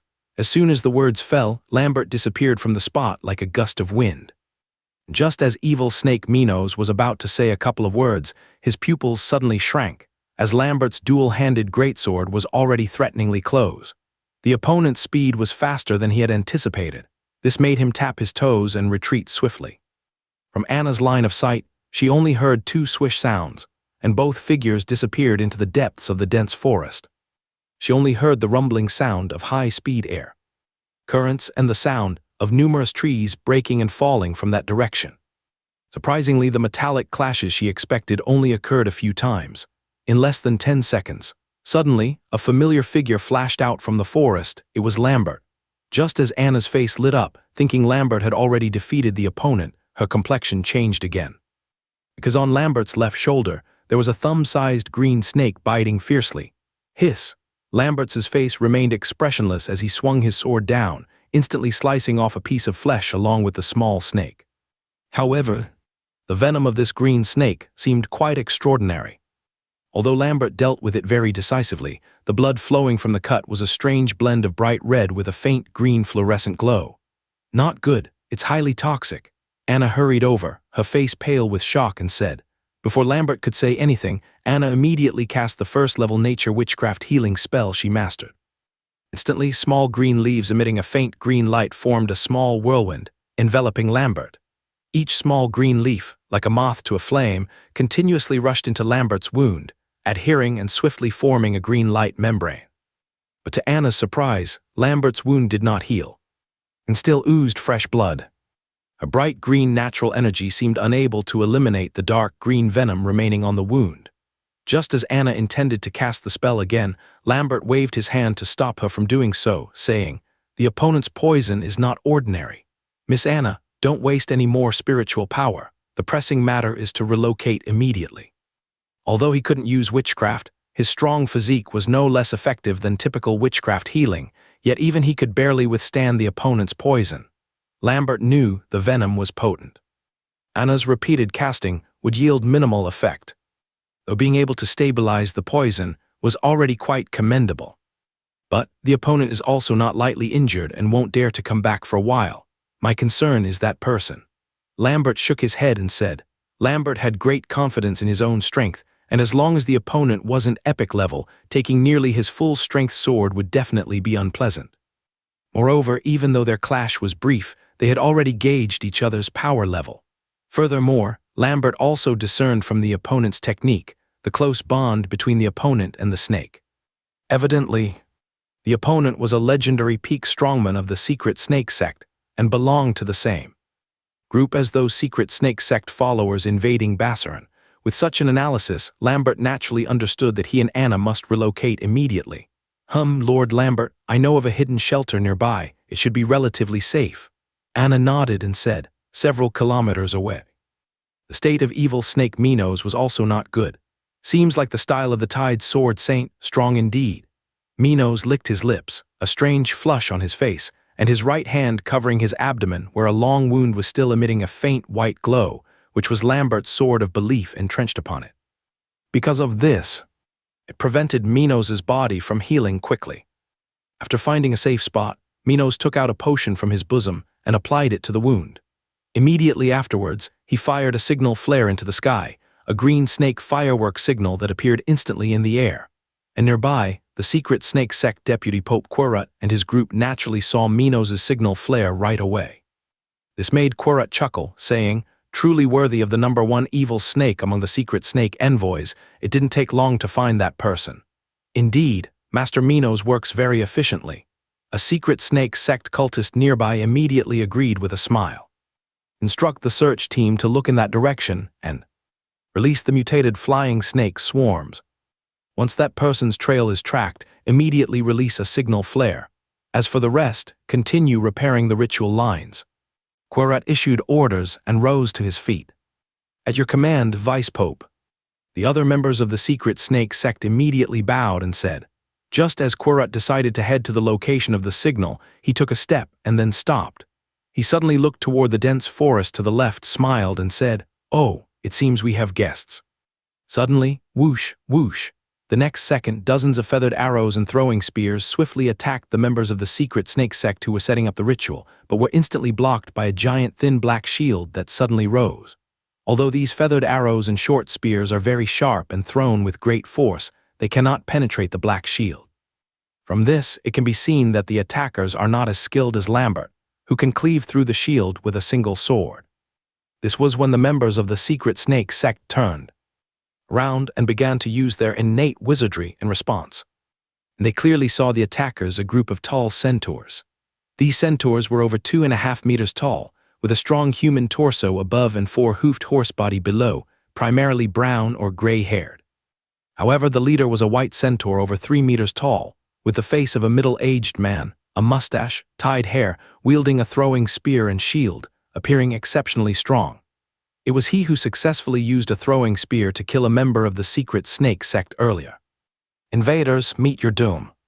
The centaurs who launched the surprise attack saw their ranged attack was ineffective and immediately started shouting while charging fiercely towards the members of the secret snake sect, seemingly intending to engage in close combat. With 4 hooves, their speed was extremely fast, and when dozens of centaurs charge, it feels as if thousands of cavalry are launching an assault. The members of the secret snake sect were initially stunned upon seeing the centaurs because such creatures were rarely seen outside. They were considered vassal races of the elf clan and only existed in small numbers in Ferdinand Forest. The unknown represented uncertainty of strength. Therefore, when the members of the secret snake sect witnessed the charging might of the centaurs, they momentarily showed signs of fear. Centaurs, very well, surely the gifts from the prayer ritual will be greater, but Vice Pope Quirrut smiled upon seeing the scene. Epic late stage. He glanced at the white centaur and smiled even more brightly. Then his figure flashed, and the next second he appeared in the center of the battlefield, right in front of the charging centaur. Facing the unexpected appearance of Quirrut, the white centaur leader hesitated for a moment, but then immediately his right arm surged to double size, thrusting the spear he held heavily at Quirrut. In the centaur leader's view, the opponent facing his charging attack had to dodge, which would allow him to break into the enemy camp and rescue the elves. However, the result was beyond his expectations. He saw the metal-throwing spear he thrust down was caught by Quirrut with a clap, but that was not all. The next moment, in the centaur leader's horrified gaze, he found himself lifted up by Quirrut's hand holding the spear with just one hand. Quirrut single-handedly absorbed the impact of the white centaur leader charging at over 200 km/h and weighing over half a ton. Such strength. Suddenly, a bad premonition rose in the heart of the centaur leader. Sure enough, following that, formidable brilliance of will radiated in all directions. Instantly, a dark patterned gigantic python as thick as a barrel appeared on each centaur, simultaneously beginning to coil, roll, and tighten. Cry upon cry sounded. These strong centaurs all fell to the ground. However, they still fought fiercely against the giant pythons, yet the size of these pythons apparently matched the centaur's strength. The stronger the centaur, the larger the patterned python. Especially the giant python the white centaur leader fought against, which was as thick as a millstone and over 10 meters long. This is a domain, You're an epic level. At this moment, the white centaur leader fully understood that the unassuming hooded figure in front of him was unexpectedly an epic level powerhouse. You guessed right, but too late. Crackling. As Quirrut's right hand gripped, more than 30 centaurs was suddenly tightened by the forceful giant pythons, with the sound of snapping and breaking bones echoing throughout the scene. Vice Pope Quirrut's python domain has become even more powerful. Indeed, this centaur leader looked strong, but unfortunately still couldn't withstand. The strength of Vice Pope is naturally unquestionable. Otherwise, when we attacked Elf Town, it wouldn't have been taken down so easily. Many members of the secret snake sect immediately praised, always heard there's a centaur tribe in Ferdinand Forest, long extinct elsewhere. Now we see the living ones go, capture these centaurs, prepare them for sacrificial offerings in the upcoming prayer ritual event, in good spirits. Quirrut pointed to the centaurs lying on the ground, instructing, at your command. Vice Pope, the members of the secret snake sect were also visibly pleased, bowing and answering, although the greatest beneficiaries of the prayer ritual are those strong and high-ranking sect leaders. The upper tier eats meat, and the lower tiers can also drink some broth, which means those who also participate in the prayer can achieve considerable strength enhancement. Certainly, The extent to which their talent improves cannot compare to the sect leaders. But at least there is improvement, isn't it? This is why they are more inclined to hold prayer rituals compared to practicing on their own, because as long as the sacrificial offerings are high quality, the power boost is remarkably fast. Originally, most members of the Secret Snake sect saw the various formidable creatures frequently appearing in Ferdinand Forest as troublesome obstacles to their actions. Now it's clear they are not. These are resources for their strength improvement. Meanwhile, in the sky dozens of kilometers away from Signal Station No. 7, a sleek, elongated airship resembling a juju pit suddenly flew in, instantly catching the attention of the logistical team Rain had left at the station. "Lady Beyonce, come and see. This airship seems unusual," exclaimed a logistics member responsible for lookout observations on the airship. In the station, Colonel Ian similarly received reports from his subordinates immediately, informing him of an unidentified airship's appearance. Everyone's attention instantly concentrated on the airship. Now, the extremely streamlined airship gradually began to decelerate and slowly halted several kilometers away in the air. This is a long-range airship." Olna's beautiful eyes widened in shock next to Beyonce. "You must know such airships are incredibly expensive and are generally used for long-distance travel or ultra-long-distance journeys to the Federation, with high manufacturing requirements. Obviously, the origin of the other side is extraordinary. Moreover, the fact that they stopped at this distance without using any flag signals or communication makes it highly likely they are enemies." At this moment, the main cabin door of the airship in front suddenly opened, revealing an exceptionally tall and strong figure in the view of those observing with brass telescopes. The person did not stand up, but even sitting, they surpassed the height of an ordinary person standing. This is, the strongest members of the logistics team, Beyonce and Claire, suddenly felt a chill of fear. Precisely because they were the strongest, they could sense a powerful will sweeping over, scanning the number 7 watchtower and everyone on the 3-story airship like a radar. However, the person seemed to lose interest after taking one glance, and the cabin door closed again in the next second. "Go to the rendezvous point, they are not here," Bostaff said in a deep voice to the cockpit after closing the door. "Yes, Lord Bostaff."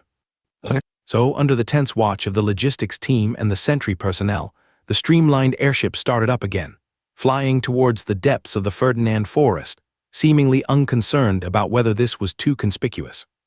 But at this moment, besides feeling like they had survived a disaster, another thought emerged in everyone's mind, and that is, who exactly is the other side? Quickly contact headquarters, send over the airship model and that person's appearance features, and have headquarters intelligence hall investigate as soon as possible. Olna's pretty face turned serious as she immediately said, "Yes, Lady Olna." A logistics member immediately turned to contact. At this time, Beyonce slowly exhaled, seeming to catch her breath, and she said to Claire beside her, "Claire, did you sense it?" "Yes, the other side has hostility towards us. That person was incredibly scary."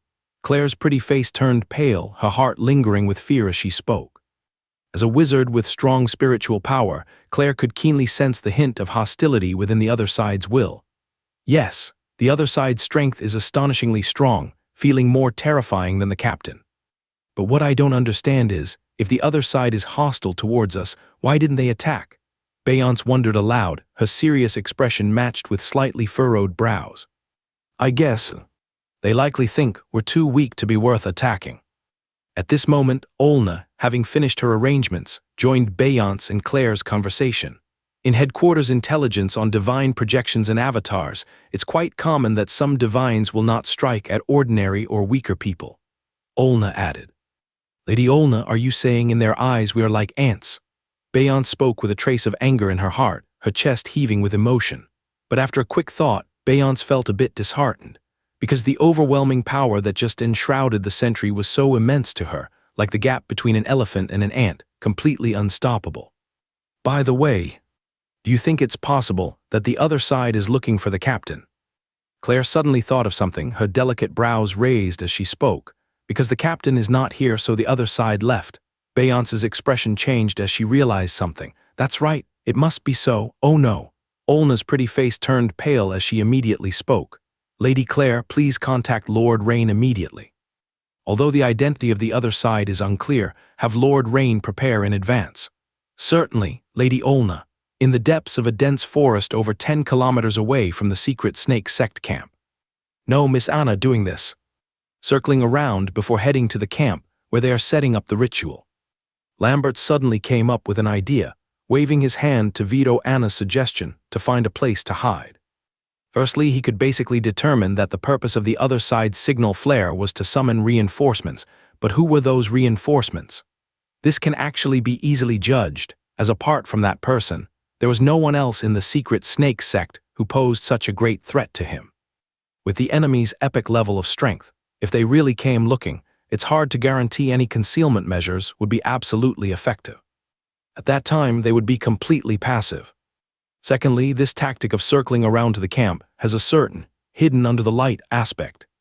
It's not that the other side can't think of it, but since they were initially retreating towards Ferdinand City, suddenly heading to the camp would likely catch them off guard for a short time, Lambert believed.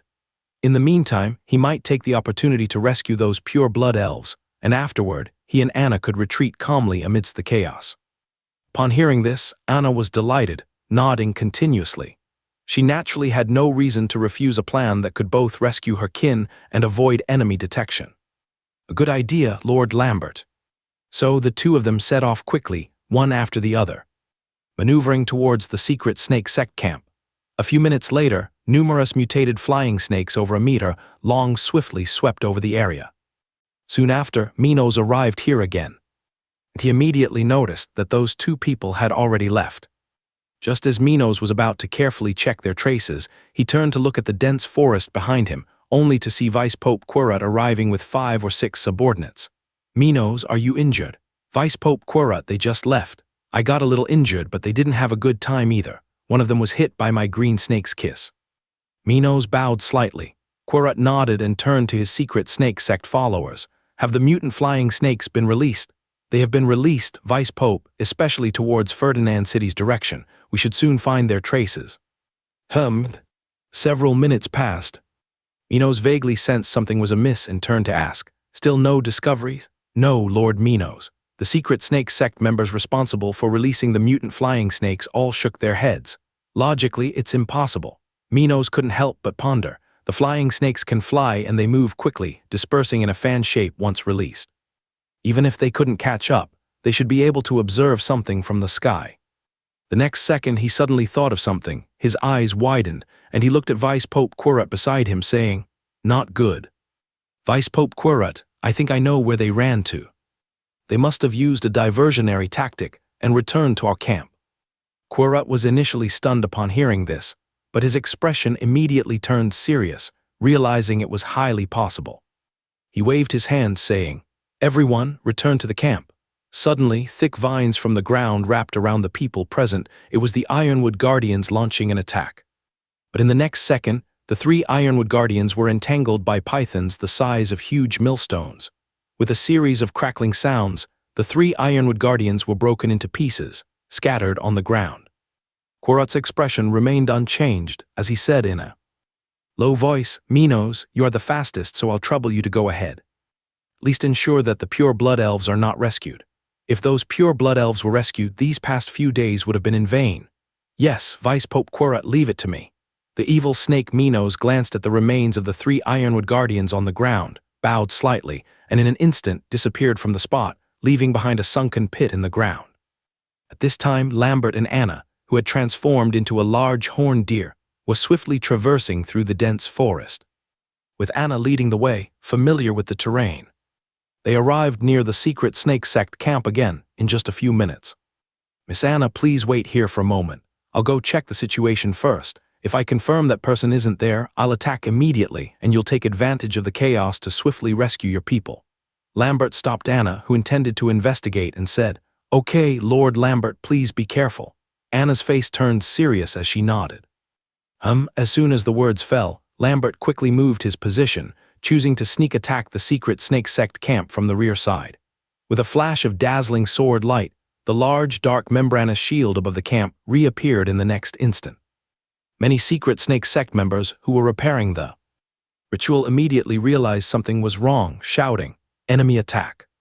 Not good, it's that guy again, immediately launched the signal flares, as several signal flares rapidly shot into the sky. Dozens of kilometers away, evil snake Minos squinted his eyes, secretly thinking sure enough, they turned back to attack the camp. With a boom, Minos' speed underfoot increased again, with the white air wave around his body intensifying by several degrees, causing the surrounding trees to sway wildly. Meanwhile, in the southern part of the camp, Rain, who was following Kai and tracking Anna's whereabouts, naturally saw the distant, dense array of signal flares immediately. Secret snake sec signal flare. Since that's the case, there's no need for a Kai to track anymore. Rain thought, the secret snake sec signal flares are easily recognizable, all in various snake-shaped fireworks. Aisha, perhaps our big brother has already found the traces of those bad guys, so hold on tight. Rain said gently. Okay, brother Rain. Aisha snuggled her little head into Rain's chest obediently. With a lift of Rain's hand, 3 silver metal nets appeared in front of him, rushing forward at high speed. The dense forest ahead was suddenly carved into a tunnel, and Rain swiftly left 9 afterimages, executing the top-secret technique Shadow Step with full force. If observed closely, one could find Rain following tightly behind the 3 metal nets. Not being left behind by much, the speed was truly terrifying. At the same time, in mid-air, Bostaph had just boarded the airship, chatting with a slave-capturing team captain responsible for connecting with him. Lord Bostaph, we've been waiting for you. With you here, we have a backbone, Zoil said with a smiling face, flattering. Bostaph glanced around, his voice booming. Where are Ackman and Romero? Bostaph was referring to the other 2 slave-capturing team captains.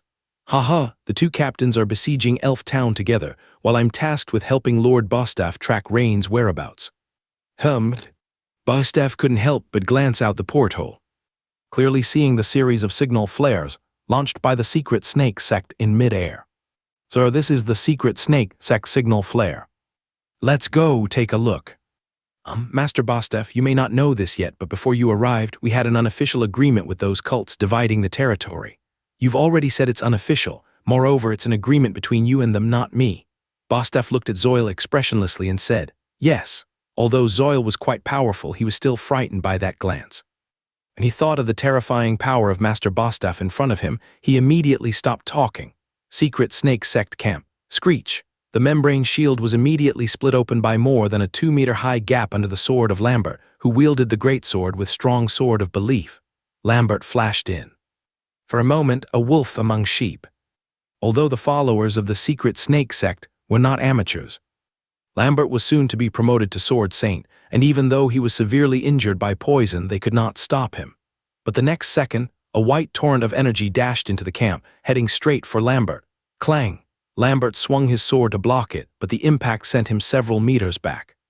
The opponent spun through the air in a series of 360-degree turns to cushion the force of the collision with Old Rain, and landed on the ground. Lambert glanced at the opponent, and his expression immediately sharpened. Damn, so quick to notice. You all really came here. The person was none other than the evil snake Minos. Just when Lambert was about to take the hit again and quickly kill the opponent, he suddenly felt a chill in his heart and swiftly sidestepped. A hooded figure appeared on the other side of the dense forest, pincering him from front and back. I heard you're here to save this woman. Looks like she's important to you. Very well, let's start with her then. Minos glanced at Anna, who was about to untie her clan's ropes, licked his lips and said, Minos hated Lambert, who had gravely injured him deeply. He planned to retaliate, starting with the beloved of his opponent, which would shake the opponent's combat will and at the same time cause him immense pain. But just as Minos charged towards Anna, he suddenly stopped, turned his head and looked to the southern forest. Soon after, everyone present looked towards the south. A silver light, like a dazzling meteor, suddenly shot out from the forest, revealing a young man holding a child. What's going on? Battling while holding a child. Everyone looked at this scene, unable to make sense of it, but Rain had no intention of stopping. He sensed it clearly. The person charging towards Anna was extremely fast and needed to be taken down quickly. With a slight movement of Rain's mind, he activated Dragon Soul Strike for the first time in combat. He swung his right hand. The metal ring emitting a silver halo appeared out of thin air, buzzing and shooting towards the injured evil snake Minos, facing the sudden arrival, facing the sudden attack. Minos, immensely angry yet laughing, thought to himself, do they think I'm injured and thus a soft target for anyone to push around? With this thought, Minos didn't dodge Rain's attack at all. Instead, he intended to use the dagger in his hand to block the physical witchcraft attack released by Rain, serving as a display of strength as well as a prelude to a counterattack. Clang, but when Minos actually crossed his daggers to block the silver ring, his face suddenly changed drastically. Because Minos felt a kind of pain that penetrated his bones. As if someone had slashed a knife across his soul, the damage might not be fatal, but it was agonizingly painful. This was precisely the special effect of Dragon Soul Strike inflicting true damage. Although Minos was extremely powerful and responded quickly, recovering in less than 0.2 seconds. But he suddenly found that the whole world seemed different. Why does the world suddenly look upside down? Why did my head touch the ground a few times? This headless body, still in the posture of crossing daggers, looks so familiar. Isn't this me? Damn it. At this moment, Minos finally realized that what he saw was his own headless body.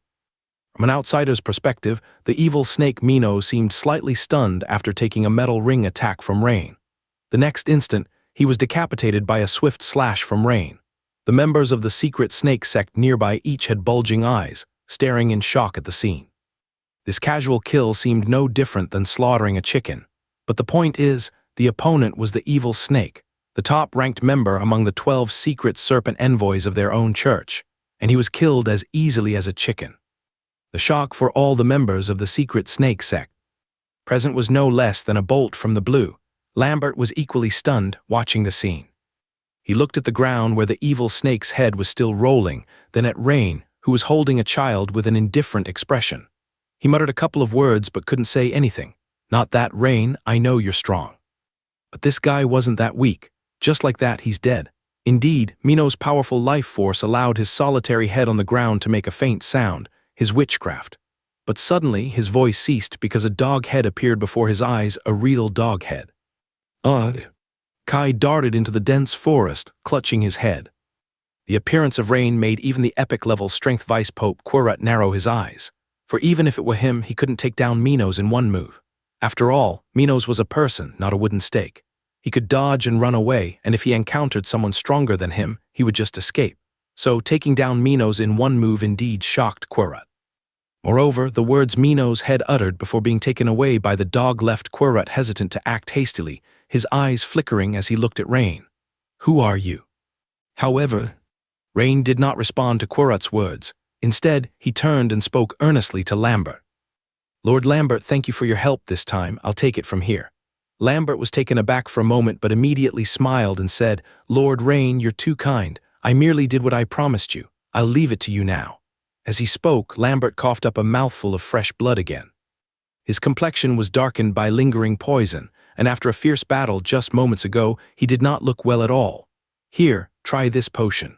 Rain nodded heavily as he pulled several bottles of potion from his pocket and handed them to Lambert. These were the detoxification and healing potions, provided to Rain by the Sword Holder headquarters, which were very effective. They were crafted by potion masters from the Royal Pharmacy Academy, and even the quantity allocated to the Sword Holder headquarters was not abundant, so they were provided primarily to a few priority sword bearers. Thank you. Meanwhile, the little elf girl Aisha was gently placed down by Rain, and seen as Rain had instructed her, she quickly ran toward Anna.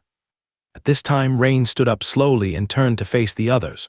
Quirrut, who had been waiting for a response from Rain without success, looked increasingly displeased. When had he ever been ignored like this?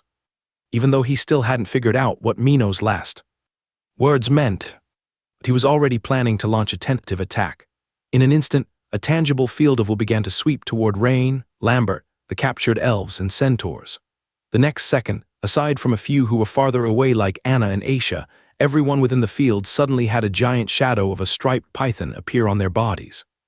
In a flash, the python shadows began to coil around and constrict their prey, with Rain being no exception. However, the steel armor on Rain's body kept it at bay externally. But sensing Rain's strong power, the python shadow grew thicker and thicker, and even the steel armor formed by a third-level combined witchcraft began to creak under the pressure. Such powerful domain force. Indeed, an epic-level powerhouse. The opponent was an epic-level powerhouse, so there was no need for Rain to hold back any longer. He watched as his muscles rapidly swelled, and dark dragon scales appeared on his skin, suddenly sprouting a pair of fleshy wings from his back, and his coccyx protruded, flicking a strong, muscular tail. In an instant, Rain's height surged to around 14 meters, and the python shadow coiled around his body seemed unable to grow further, or perhaps it had reached its limit. During Rain's transformation, it was like an overwhelmed rope, snapping into pieces and disappearing into thin air. Meanwhile, transformed into the third form Dragon Man-King, Rain also stepped into the epic level. A strong aura resisted and blocked Quirrut's will domain. It was like a giant rock that had stood on the coast for millennia, withstanding wave after wave of crashing waves. Some kind of invisible energy field fiercely clashed in mid-air, like two giant bubbles pressing against each other, and the scattered leaves caught in between were instantly crushed into powder. Those who had been wrapped by the python shadows earlier now wore expressions of relief from a near-death experience, breathing heavily after the shadows abruptly vanished. Lambert and Anna were relatively unfazed, both having some understanding of Rain's strength. But the just-rescued pure-blood elves and centaurs didn't know. They watched in shock as Rain, standing 14 meters tall, looked at the normally sized hooded figure opposite, as if suddenly gaining some understanding. Because at this moment, the young human who saved them seemed more like a villain and a monster. The little elf girl Aisha's mouth also formed an O shape, her eyes widening as she stared in disbelief. Sister Anna, is brother Rain a monster? Of course not, we shouldn't judge a person just by appearance but by their heart, right? Anna cradled Aisha, shaking her head as she spoke. Although she was speaking to Aisha, her beautiful eyes remained fixed unwaveringly on Rain. Yes, that's what Mom taught me too. I think Brother Rain is a good person. In the center of the field, bloodline transformation, Melee Dragon Man, Imperial Royal Family. Rain's transformation made Quirrut think of many things at once. As Vice Pope of the Secret Snake Sect, Quirrut had access to abundant and well-informed sources, so he naturally had a lot of secrets. He knew that those with Dragon Man blood were most likely descendants of the Dragon Empire's royal family. Although he had heard of rare ordinary people possessing Dragon Man blood, such cases were so rare they could almost be disregarded. Of course, if bloodline transformation only bestowed epic-level battle power. Quirrut didn't regard this opponent highly. He was more interested in the opponent's royal status. Because Quirrut knew the weakness of transformation, it couldn't last too long. No matter the type of bloodline transformation, it quickly depleted the massive energy stored within the body. Once the energy is depleted, the transformation will be forcibly lifted, and the strength will plummet instantly, returning to its original state. This is true even for the Imperial Royal Family of the Dragon Empire, who possess the Dragon Man transformation. Of course, more crucially, if the prayer ritual includes a sacrifice from the Empire's royal family offspring, the blessings will obviously be more abundant. Additionally, as someone with the bloodline of the legendary earthly giant serpent Sladron, he excels in melee combat. Thus, as Rain transformed, Quirrut suddenly expanded. He suddenly grew taller, and the hood covering his head tore apart, revealing a middle-aged yet fierce and sinister face, which instantly transformed into a serpent head. In just a second or two, a gigantic patterned python coiled up, appearing in front of everyone. The head of this python was as large as a carriage, and its body length exceeded 30 meters. At this moment, it was as tall as Rain in his Dragon Man King form, or even slightly taller. The coiled body resembling a small mountain made everyone feel chills. This sudden transformation in size once again gripped the hearts of those watching.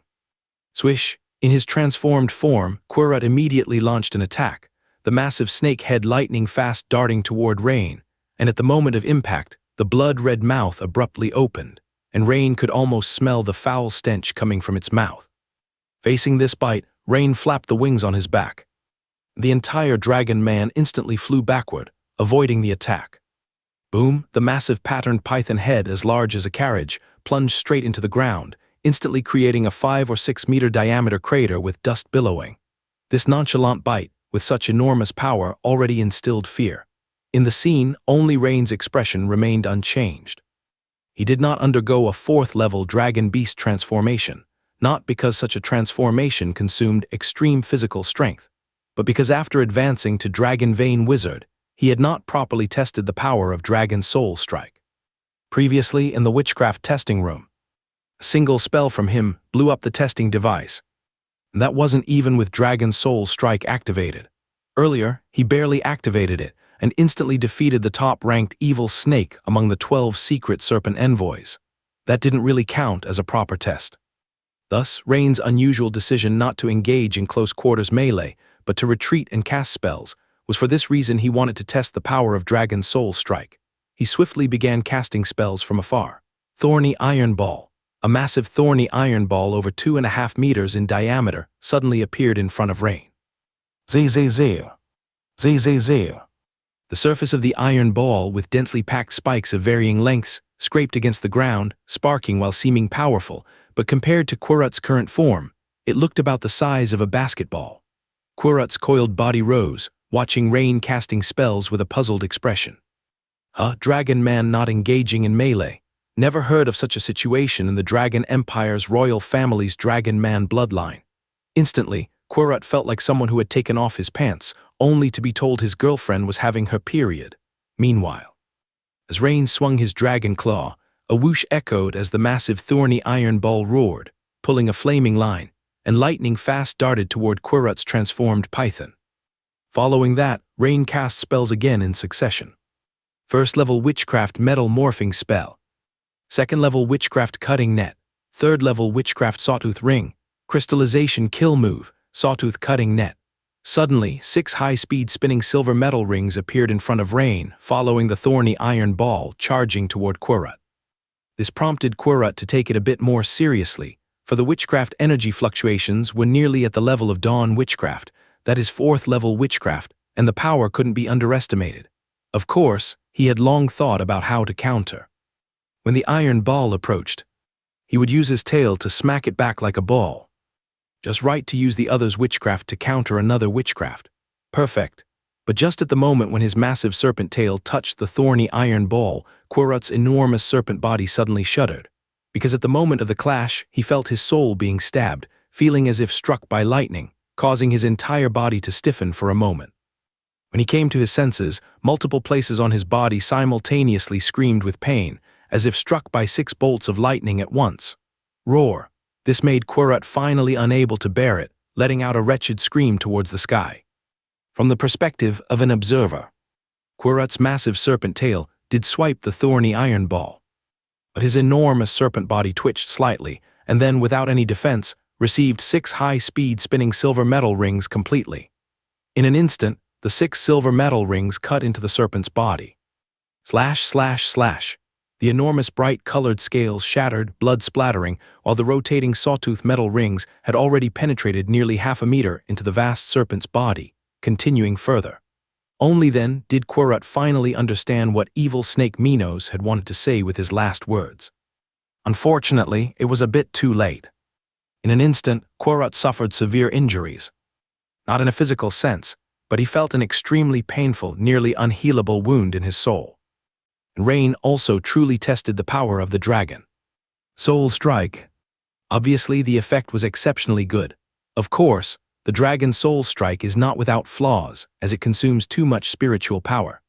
Just now, while activating the Dragon Soul Strike and performing the Crystallization Kill move, the double consumption of spiritual power directly depleted nearly 1/3 of his spiritual power. However, judging by the opponent's painful expression, Rain is confident that 2 more Crystallization Kill moves will directly take out the Deputy Pope of the secret Snake Sect. A few minutes ago, in the southern sky of Ferdinand Forest, a streamlined long-range airship was flying rapidly. Due to the high speed of the long-range airship, it soon reached the skies over Bassaran. At this moment, Querut's huge roar immediately made Bostaph in the cabin raise his brow and say, "That kind of roar." And Zoil immediately looked outside through the porthole, and in the next second his face was stunned, exclaiming, "Such a huge serpent. No, the location is the camp of the secret Snake Sect. I understand now, that's the bloodline transformation of Deputy Pope Querut of the secret Snake Sect." Being one of the 3 captains of the slave capturing team, Zoil had very informed news, and knew that the person the secret Snake Sect sent out this time was Deputy Pope Querut leading the team. In the camp itself, another giant serpent could have such might, except for Querut, no one else could be imagined. That the dragon man fighting with Querut, isn't that exactly the Rain Lord Bostaph is looking for? Zoil exclaimed once again. Bostaph immediately followed Zoil's gaze into the distance. Indeed, even from several kilometers away, a large serpent could be seen clearly, engaged in battle with a dragon man. This is the third-rank dragon man transformation, and this form and the dragon scale color seem to have never been seen before. No wonder. Bostaph mused. He understood Buchanan's previous words, why Second Prince placed high importance on Rain's bloodline. Go, accelerate forward. While in the field, just as Rain planned to pursue his victory, the blood feather in the sky suddenly let out a cry. Rain turned his head to see, only to find an extremely elongated airship flying rapidly over the camp, casting a massive shadow. At this time, others also raised their heads, looking at the sudden appearance of the airship overhead. Suddenly, the cabin door opened, and a robust human figure appeared at the door, nearly filling the entire doorway due to his towering and burly physique. In the next second, with shocked stares from everyone, they saw that robust figure jump down from the airship tens of meters high. Boom! With a howling sound like a meteor crashing into the ground. Suddenly, everyone felt the ground shake, followed by a ring-shaped dust shockwave sweeping the surroundings. Bah, bah! A few stunned secret snake sect followers unwittingly swallowed quite a bit of dirt. But at this point, they couldn't care much anymore, all expressing worry, because the airship design indicated it was not from their sect, and the rest should be reinforcements from the Empire. As the dust cleared, a giant man draped in large iron shoulder pads and half-body leather armor appeared before everyone. He chuckled, looking at Rain, and said, "Are you Rain? Although I do not intend to team up with scum from the secret snake sect if I can easily accomplish the mission. Don't blame me for taking the chance to strike from beside. Remember my name, Bostaph." As he spoke, he raised his hand to the sky, and a massive blade spear was thrown down from the airship.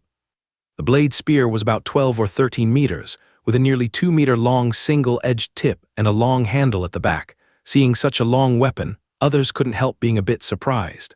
In the next second, the giant Bostaph charged towards Rain. With every step he took, his body's form changed drastically. His height surged, red dragon scales surfaced on his exterior, muscles expanded, and soon he transformed into a gigantic dragon man about 17 or 18 meters tall. The opponent also had wings, almost identical to Rain's current shape. However, the dragon scale color was notably different. Additionally, what's special is that the opponent's chest had 3 reverse scales, in red, yellow, and green. At this moment, everyone realized that the length of the blade spear matched perfectly with the opponent's current height. Another epic-level battle power enemy. Lambert watched this scene with a bit of speechlessness. Initially, he thought it was a guardian from the Empire coming to aid, but it turned out to be an enemy. Lord Rain is indeed powerful, but his ability to attract opponents is also above the ordinary. Seeing Bostaph's transformation effect, Rain slightly squinted his eyes, having a rough guess about the opponent's origin. Moreover, he noticed something peculiar, that during the opponent's transformation, his aura was chaotic for a moment.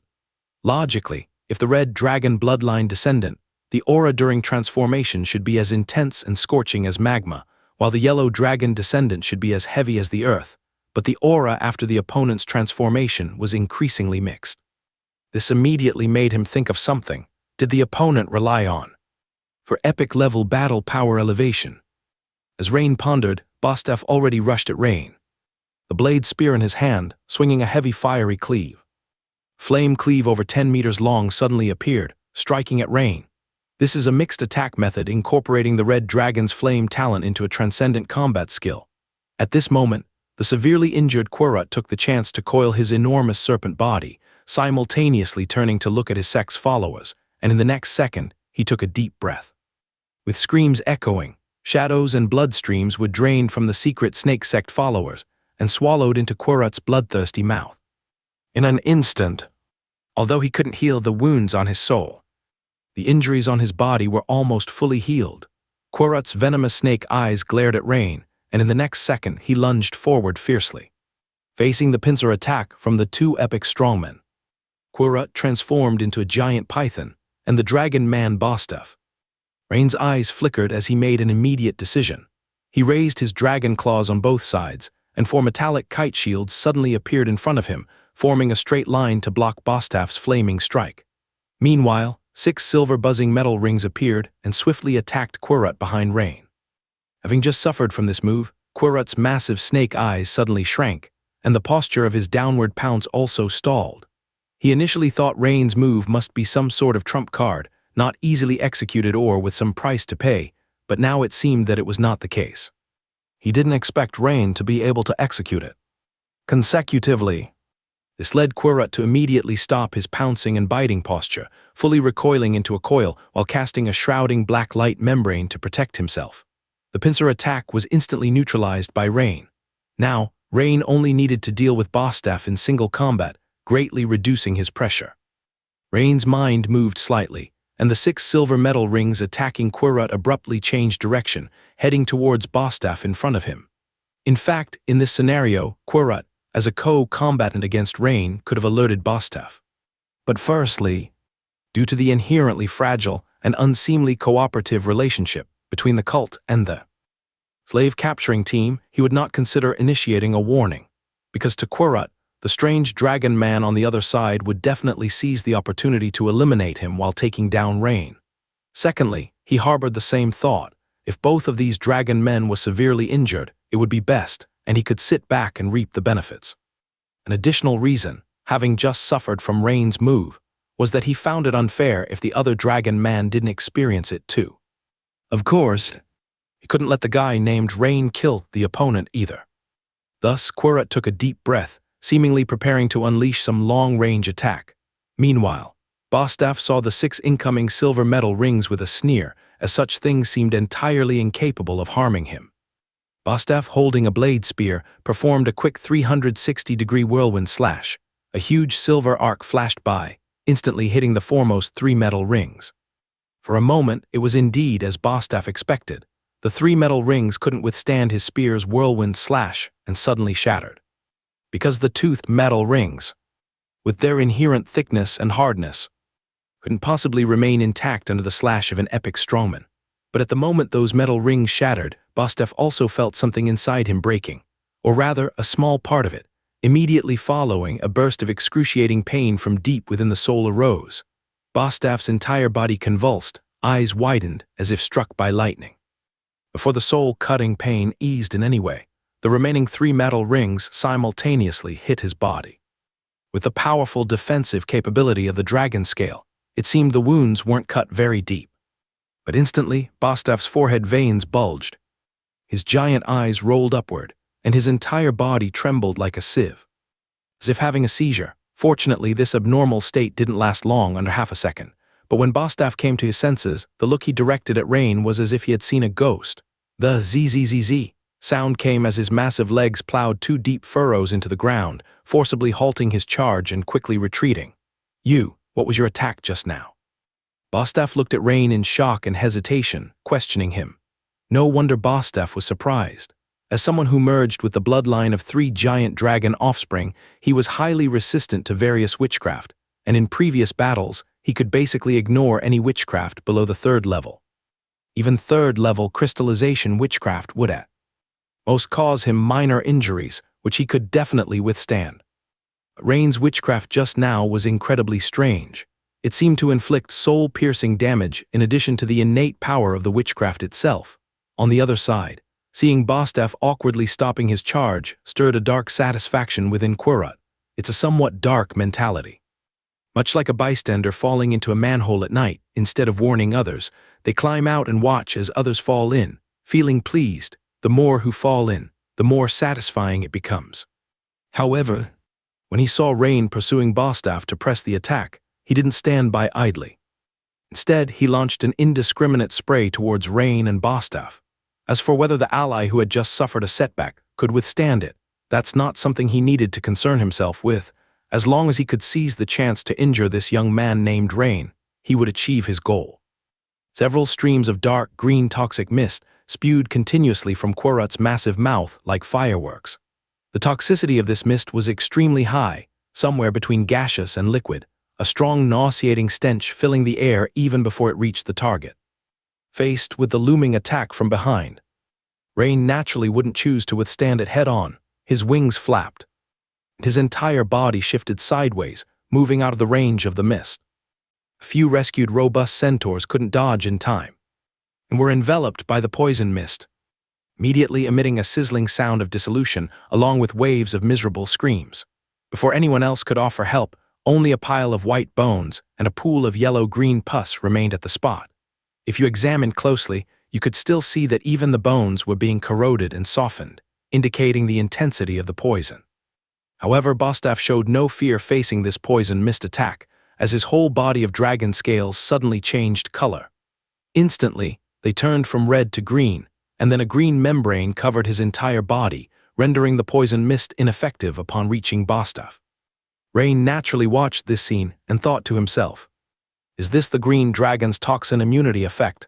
Indeed, it confirms my suspicions."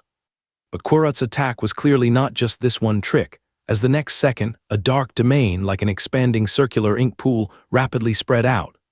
Bostaph's eyes flickered, and he immediately charged towards Rain, the two clashing heavily. Despite Bostaph being taller than Rain, the clash of strength did not yield him any advantage. Instead, Rain pushed him back several steps. Even though Rain did not retreat a step, this hard collision still slightly delayed his movements. Qurat's domain attack, rippling like ink, instantly encompassed Rain, and Qurat's enormous serpent body lunged at Rain once more. Rain instantly planned to use his last chance to unleash the crystallization kill move on Qurat, but in a flash, he noticed something was amiss. He realized that the surrounding energy particles, including his closest metal energy particles, were difficult to mobilize. The opponent's domain this time was unique, almost expelling all energy particles from this specific area. After your transformation, your strength only reaches the epic level with one major weakness.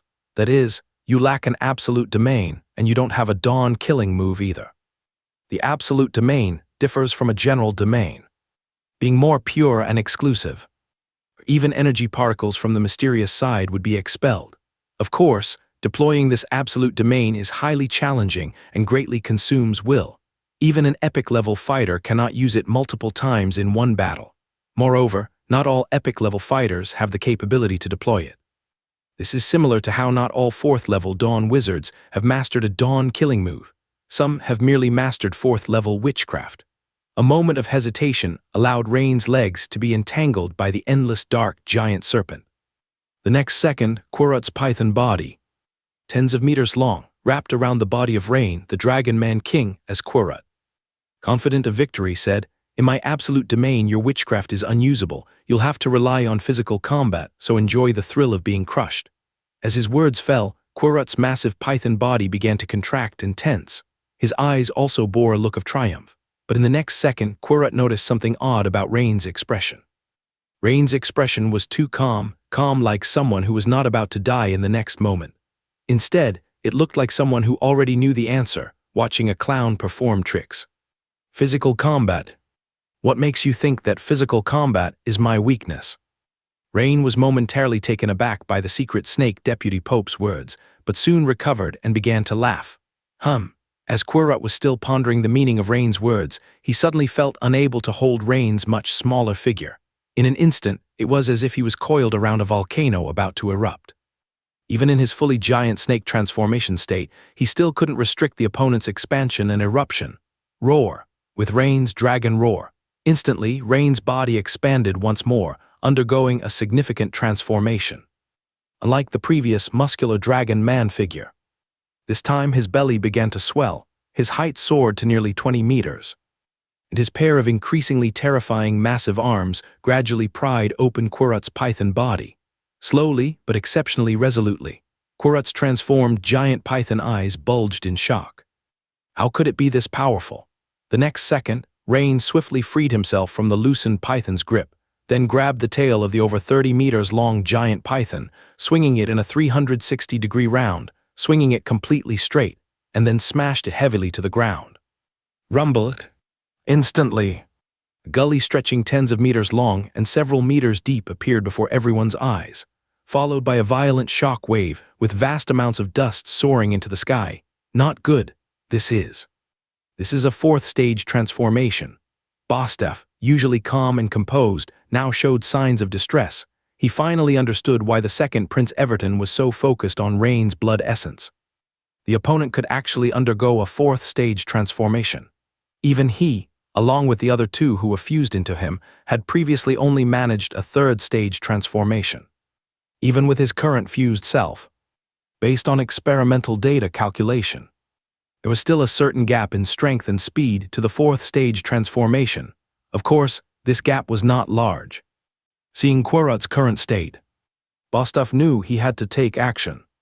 Otherwise, once Rain truly deals with the opposition, the situation would completely collapse.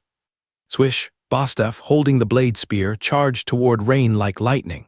Just as he was performing the most basic yet refined stab toward Rain's back, suddenly, Rain turned rapidly, catching the top of the blade spear with a single hand, while a slight smile appeared on his face as he looked at him. In the next instant, another giant claw was fiercely coming down on Bostaph's head. Not good. Unable to tug on the blade spear, Bostaph decisively chose to let go of the spear grip, crossing his hands over his head to defend against this claw strike. Boom, a shockwave suddenly swept all around. Bostaph, who stood 18 meters tall, was like a nail hammered into a board. His body half buried into the ground below the waist, sinking 8 or 9 meters instantly, showing the sheer strength of that claw. At this moment, Bostaph's eyes, mouth, nose, and ears were oozing fresh blood, his head was buzzing, and the dragon scales on his arms had burst, revealing blood-red muscles like threads on his skin. Impossible, how can he be this strong? He should be about the same as me, how can he be this strong? Bostaph's eyes were wide open, shouting in his heart. He certainly didn't know that Rain had a system that could absorb blood essence from other dragons or dragon descendants, thus enhancing his own dragon bloodline concentration. Before Rain fought the Void Dragon in absolute strength, perhaps Rain wouldn't be much stronger than Bostaph. But once Rain absorbed an entire Void Dragon's bloodline essence, the gap began to widen. Looking at the current result, it seems the gap widened quite a bit. As Bostaph screamed internally, Rain's attack hadn't ended, and he once again struck a claw downward like lightning. Boom! The second claw struck down. Another shockwave swept across the surroundings, and Bostaph's position had already formed a crater. This time, Bostaph's stout arms, following the burst of dragon scales, had most of the thick blood-red muscles blown away. Bones fractured, yet relying on persistence, his bloody ruined hands still barely maintained a crossed posture. The color of the dragon scales on his body shifted from yellow to green, then to red, as if his body was showing signs of going out of control. However, due to the 2 consecutive attacks, the ground had been compressed quite a bit. This time, Bostaph didn't sink much further into the ground. Rain seemed to exclaim slightly. Bostaph's level of persistence was a bit unexpected to him. However, he didn't want to delay any longer. He needed to eliminate the opponent. After all, if it dragged on further, Querut from the secret snake sect would come up again, and in his 4-form state, his physical strength was extremely depleting. Thus, Rain's third attack came. Bostaph screamed with all his might, shouting to the sky. He knew if he just held on a little longer, Querut, recovering from the secret snake sect, would come to support him, then he'd survive. But suddenly Bostaph froze because he didn't see Rain's claw shadow, but instead saw a familiar spear shadow. Because this time, Rain's attack wasn't a claw. Squelchy. Only to see Bostaph's blade spear was heavily thrust down by Rain's other giant claw. From Bostaph's skyward roaring mouth, it pierced through his head, neck, chest, and abdomen like a kebab standing directly on the ground. And at this moment, Bostaph's bulging eyes, spasming body with ruined arms still held high in a crossed position, seemed to not fathom why the third attack wasn't a claw strike. How could it not be a claw strike? Unwilling. Only to see his massive dragon man body twitch a few times, then dangling on the straight blade spear, completely motionless. A few minutes ago, just after Bostaph jumped off the airship, the shuttle-shaped airship hovering mid-air immediately dropped more than 10 fast ropes, and numerous fully armed personnel slid down continuously from the airship. Judging by their attire, some of them appeared to be members of the slave capturing team, planning to surround the pure-blood elf and centaur who had just been rescued, led by a burly man. However, the current battle situation left them all dumbfounded. Many rubbed their eyes repeatedly in disbelief, because they saw the almost invincible Lord Bostaph being pierced through the heart by the enemy's lance, pinned to the ground. For those familiar with Bostaph, the shock was unparalleled. They knew Bostaph had spent years with the slave capturing team, achieving brilliant feats before being transferred to the Imperial City, and not long after that, he was reportedly promoted to epic level. Yet here and now, such a renowned figure was slain on the spot. How could this be possible? Especially for Zoil, one of the slave-capturing team captains, whose face turned pale with a twitching mouth, feeling completely numb. He, more informed than his subordinates, could better appreciate the terrifying combat prowess of Rain, who had bested both Lord Bostaph and the secret snake sect's vice-pope Quirrut. How could two epic-level warriors fail to take down this? Rain. Zoil stood in a daze for a long moment before finally regaining his senses, furtively scanning around before quietly retreating to the back of the team. He intended to flee immediately. Staying meant a certain death. At this moment, a slightly teasing voice emerged. "Sir, where are you planning to go?" The speaker was Lambert, who had just taken the potion given by Rain. Under the dual effects of the special detoxification potion and the super healing potion, his injuries were almost completely healed. Whoosh, the subordinates, including those from the slave-capturing team, simultaneously turned their horrified eyes towards their captain. "It's all a misunderstanding." "A misunderstanding? You're part of the slave-capturing team and have nothing to do with the present company," Zoil laughed awkwardly and said repeatedly. "Oh, then wait here. By the way, there are your men on the airship, right? Send a message for the airship to land quickly. Otherwise, I wouldn't feel bad if I have to test whether this long-range airship can withstand my sword." Lambert swiftly swung his sword, and with a dazzling flash, he chopped a fleeing slave-capturing team member into two halves. "Quick, have the airship land beside us," Zoil said, his eyes twitching as he looked at Lambert. From that single strike, he realized Lambert's formidable strength. Another monstrously tough individual, probably just a step away from epic level. Damn, what luck! It is rare enough to encounter such characters, and now they appear one after another. Very well, then let's wait here. Lord Rain will soon finish his next battle. Lambert, seeing the opponent complying, nodded with a smile as the airship was slowly landing beside them, returning his arms to a folded position to continue observing. Currently, only Rain and Quirrut remained on the battlefield. Quirrut, intending to save Bostaph earlier, didn't expect him to die so swiftly. This made his massive serpent body, after advancing halfway, shrink back and coil into place. Quirrut could naturally sense the powerful energy fluctuations from Rain's transformation, now even greater than his own. The irregular energy rings circulating like currents around Rain's body surface constituted his energy field. At this moment, even applying his absolute domain offered no possibility of suppression against him. What about hand-to-hand combat? Quirrut took another look at Rain's increasingly robust form and found it to be a risky venture. In that case, it looks like there's only one way. Just as Quirrut made his decision, his expression suddenly froze. Because he saw Rain, after finishing off Bostaph, did not immediately turn to attack him but instead took a step forward, approaching the dead dragon man. What is he doing? Quirrut was puzzled. The next second, Rain's sharp dragon claw pierced into the chest of the deceased Bostaph with a puff blood splattering everywhere. Witnessing this scene, many in the vicinity, both enemy and ally, gasped in horror. Clearly, the opponent was already dead, and this post-mortem desecration seemed overly brutal. Is Lord Rain confirming whether the opponent is truly dead? That shouldn't be necessary. It's redundant, Lambert thought to himself. After all, at their level of power, whether the opponent was thoroughly dead could be sensed with slight perception, leaving no need for such actions. Beside him, Anna, holding Aisha, did not find anything wrong. She naturally assumed that Rain had his reasons. Perhaps the opponent wasn't entirely dead, and doing this was for safety assurance, among other things. Love is blind, so to speak. One finds various reasonable or unreasonable explanations for their partner. Upon witnessing this, Quirrut felt a chilling fear at Rain's increasing coldness and brutality. His massive serpentine eyes glinting as a ferocious expression flashed across his face. Taking advantage of the opportunity, he subtly repositioned himself, slithering slowly to the center of a gigantic apparatus nearby. Since the ritual was far from the core area of the recent battle, it remained mostly intact. On the other hand, looking at Rain's situation, his action of piercing Bostaph's heart naturally had its purpose. As expected, a system notification appeared. Ding! Host has contacted unknown Dragon Man blood essence, some absorbable dragon gene segments detected. Note. Absorbing these dragon gene segments can enhance the host's dragon bloodline concentration. Indeed, Rain smiled and immediately chose yes. Instantly, Rain felt a warm current rushing from the large dragon claw he had pierced, rapidly spreading throughout his body. The entire process lasted only a second or two, and then ended swiftly.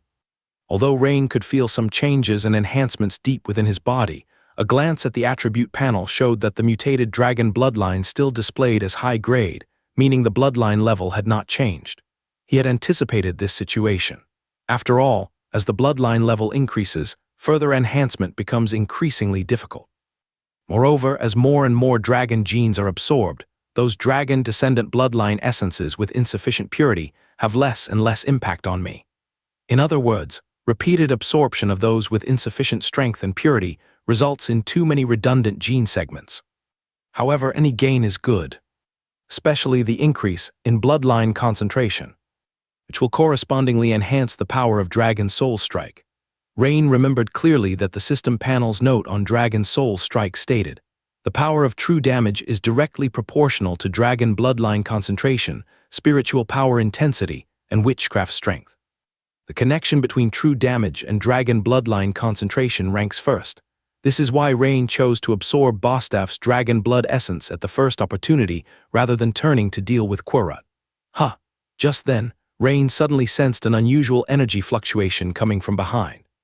He immediately turned around, fixing his gaze on Querut not far away. In the few seconds Rain was absorbing Bostaf's blood essence, the vice pope of the secret snake sect, Querut, was keen to seize the opportunity and was performing some prayer ritual using the enormous ritual apparatus from before. "O great devouring snake, your faithful servant Querut willingly offers my body in exchange for your blessing of power, to help me defeat my formidable foe in this challenging battle and spread your supreme glory." The scene of a more than 30-meter-long huge snake reciting prayers in a rhythmical manner felt extraordinarily bizarre to everyone. Yet no one dared to laugh, because near the gigantic ritual apparatus, regardless of whether it was the remaining followers of the secret snake sect or the centaurs who hadn't had the chance to flee, at this moment, there were lines of blood piercing their bodies centered around Querut's giant snake form. If the centaurs showed fear due to the bloodlines in their faith, then the followers of the secret snake sect endured some kind of strain while showing fanatical expressions. These followers knelt on the ground, loudly chanting along with their vice pope Querut's prayer. In an instant, a tremendous and majestic power seemed to descend upon the enormous ritual apparatus, and the giant snake formed Querut through layers of space. Immediately, an invisible pressure swept the surroundings like a tsunami. Although the centaurs looked terrified, panicked, angry, and unwilling, they prostrated towards the center of the secret snake sect's ritual apparatus. However, Anna and most of the pure blood elves, having evaded in time earlier, were at a distance and unaffected. Not good, they are summoning the descent of divine power. Lambert's face changed as he slashed towards Querut with the speed of lightning. But the swift and dazzling sword light was obstructed by an invisible force in mid-air, slowing down progressively, and after 2 seconds, suddenly dissipating in the air. Seeing this scene, Rain, who intended to interrupt, suddenly had a flash of insight. It seems this isn't necessarily a bad thing, because according to past experiences, if I can defeat it, it seems that the residual energy from these divine projections or avatars can be absorbed by the system. This type of energy is of extremely high quality and can significantly enhance my crystallization progress. If it were before, Rain would have been somewhat uncertain, but ever since he acquired Dragon Soul Strike, a core skill capable of dealing true damage, he had far more confidence facing divine projections or avatars. However, before that, I should restore some spiritual power first. Rain's hesitation led Querut to mistakenly believe that Rain was intimidated by the tremendous power of the descending divine power. This made Querut feel exhilarated. Although the cost of this prayer was substantial, as long as he could defeat his opponent and survive, he could slowly replenish later. The snake-formed Querut burst into laughter. "Ha ha ha, interrupt my prayer? Too late. Soon, you and all of you will experience what true despair is." Before the words fell, Querut's figure swelled again from over 30 meters to over 50 meters. The snake body also began to turn red abruptly. With 2 consecutive plop sounds, 2 large human-like arms suddenly stretched out from the front third of the huge snake. And immediately afterward, the same sound echoed in the second third of the giant serpent. 2 short and thick human legs suddenly grew out, This bizarre four-legged lizard shape made everyone present feel a sense of fear and shivering. Even Rain, in his fourth-stage dragon beast form, towering nearly over 20 meters, appeared quite small compared to Quorut's current size. From a melee perspective, such a size difference naturally put him at a considerable disadvantage. But to everyone's astonishment, Rain had no intention of advancing. Instead, with a lift of his dragon claw, 6 silver metal rings suddenly appeared in front of him, attacking the imposing Quorut. Upon seeing the buzzing silver metal rings, Quorut instinctively felt a tinge of fear. But the next moment, he realized that with his current mass, the metal rings before him would cause much less damage than before. There was absolutely no need to dodge. Putchai, putchai. As the silver metal rings were successively embedded into the giant serpent's body, Quorut instantly felt a stabbing pain and dizziness, but he quickly endured through it. Heh, this is your trump card, but how many times can you use it? Once, or maybe twice. The pain you've caused me, I'll repay you double. Facing the increasingly vicious, rapidly approaching Quorut, Rain smiled. Logically speaking, Quorut's judgment was correct. At the peak of his strength, his spiritual power could unleash the crystallization kill move Sawtooth Cutting net 3 times. But the key was, he could restore spiritual power by adding attribute points. Additionally, more crucially, he had far more remaining attribute points, not just one. If once isn't enough, then twice. If twice isn't enough, then 10 times. Thus, with Rain's raise of a hand, 6 silver metal rings appeared again, striking towards Quorut with lightning speed. This scene made Quorut's eyes twitch. Although he could resist, it didn't mean it wasn't painful. It's like a human, most can withstand a wasp sting. But it hurts. If he could avoid it, Quorut still wanted to. However, after his size had gigantified again, he couldn't evade the extremely fast metal rings even if he wanted to. Putchai, putchai. As the 6 metal rings embedded once more, Quorut's huge snake eyes shed tears from the pain. I want you dead. Just as Quorut thought this was Rain's last time using this trump card, his snake eyes widened suddenly, because at that very moment, 6 more metal rings were coming his way. You. How can you unleash this attack without limit? Quorut roared. The opponent performed no prayer ritual, nor did he use any witch artifact. He hadn't even taken any spiritual power recovery potions. Then how was the opponent doing it? Quorut couldn't understand at all. However, the metal rings wouldn't wait for his epiphany. Putchai, putchai. The 6 silver metal rings once again successively embedded into his gigantic serpent body, breaking the scales, blood splattering. But it was then that Quorut realized that what followed was the true hell. Because, with Rain's process of cyclically adding points and casting, 6 after 6 metal rings pursued Quorut. 12. No, far from it. Because after casting the crystallization kill move 3 times with attribute point addition, Rain added points again, and cast again. Adding points repeatedly 8 times. For a moment, reflected in Quorut's enormous snake eyes, nearly 50 metal rings was seen advancing towards him. At this point, Quorut's massive 50-meter serpent body trembled in fear. A person won't fear a single wasp, because even if stung once, driven by anger, they would think to kill it. But a person would fear a swarm of wasps, because even if lucky enough to be stung only once, the first instinctual thought in fear would be to escape. Thus Quorut turned and ran. But he forgot that the metal ring's attack wasn't merely pure witchcraft. It was accompanied by terrifying true damage that could directly strike the soul. Externally, it manifested as a slight stiffness once hit. Thus, after a metal ring hit, Quorut fell into a continuous, unending state of stiffness and excruciating pain. After enduring 48 metal rings, Quorut's immense serpent body convulsed continuously, and then, like a landslide, collapsed onto the ground with a loud boom, kicking up dust. Throughout the entire process, Quorut didn't utter a sound. It wasn't because he was tough, it was because his soul was now as shattered as a broken glass window, fragmented completely. As Quorut fell with a crash, the enormous ground ritual suddenly erupted with a powerful wave and shock. Blood red mixed with black energy light, like boiling magma, surged upward into the sky. Immediately afterward, the light fell back again, like the ocean after a tsunami, slowly returning to calm. Rain sensed momentarily, and after confirming Quorut was completely dead, he walked towards the location where the massive snake body fell. As he got closer, Rain sensed a unique aura emanating from it. This aura was filled with a sense of evil, bloodthirst, grandeur, and majesty. This familiar scene made Rain involuntarily smile. Having experienced several killings of divine, projections, and avatars, Rain had gained some experience in this regard. Basically, as long as the enemy had some connection with a divine being, he could always absorb a small amount of the high-quality energy they emitted through his system. The system prompt once again verified Rain's thoughts.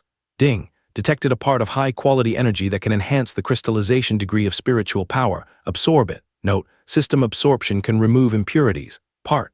Rain's eyes immediately lit up as if realizing something, and he silently chanted yes in his heart. At the same time, to avoid others noticing anything unusual, plunged the enormous dragon claw into the 7-inch position of Quorut's massive snake body with a thrust. This scene immediately left everyone in shock, truly brutal, and on Rain's side, in an instant, he felt the immense aura around Quorut's colossal snake body suddenly being absorbed by him, seeping through his entire body straight into his mind. In his mind, the originally rather viscous silver liquid seemed to freeze spontaneously at this moment. Of course, this was an illusion. In reality, it was because the number of crystals in the silver liquid had exceeded a certain threshold, so the entire state or nature had almost completely changed from liquid to solid. Seconds later, Rain glanced at the system panel. Spirit, 176, crystallization 94%, having just added 10 attribute points to Spirit. Rain's spiritual attribute increased from 166 to 176. The crystallization progress was previously 76%, but now it's reached 94%, a full 18% increase. This rate of improvement is way too fast. Rain was extremely pleased in his heart. It's understandable, as the system's wording was usually a small amount before, but this time it's part. In fact, if not for being in the late stage of crystallization, the rate of improvement should be far more than 18%.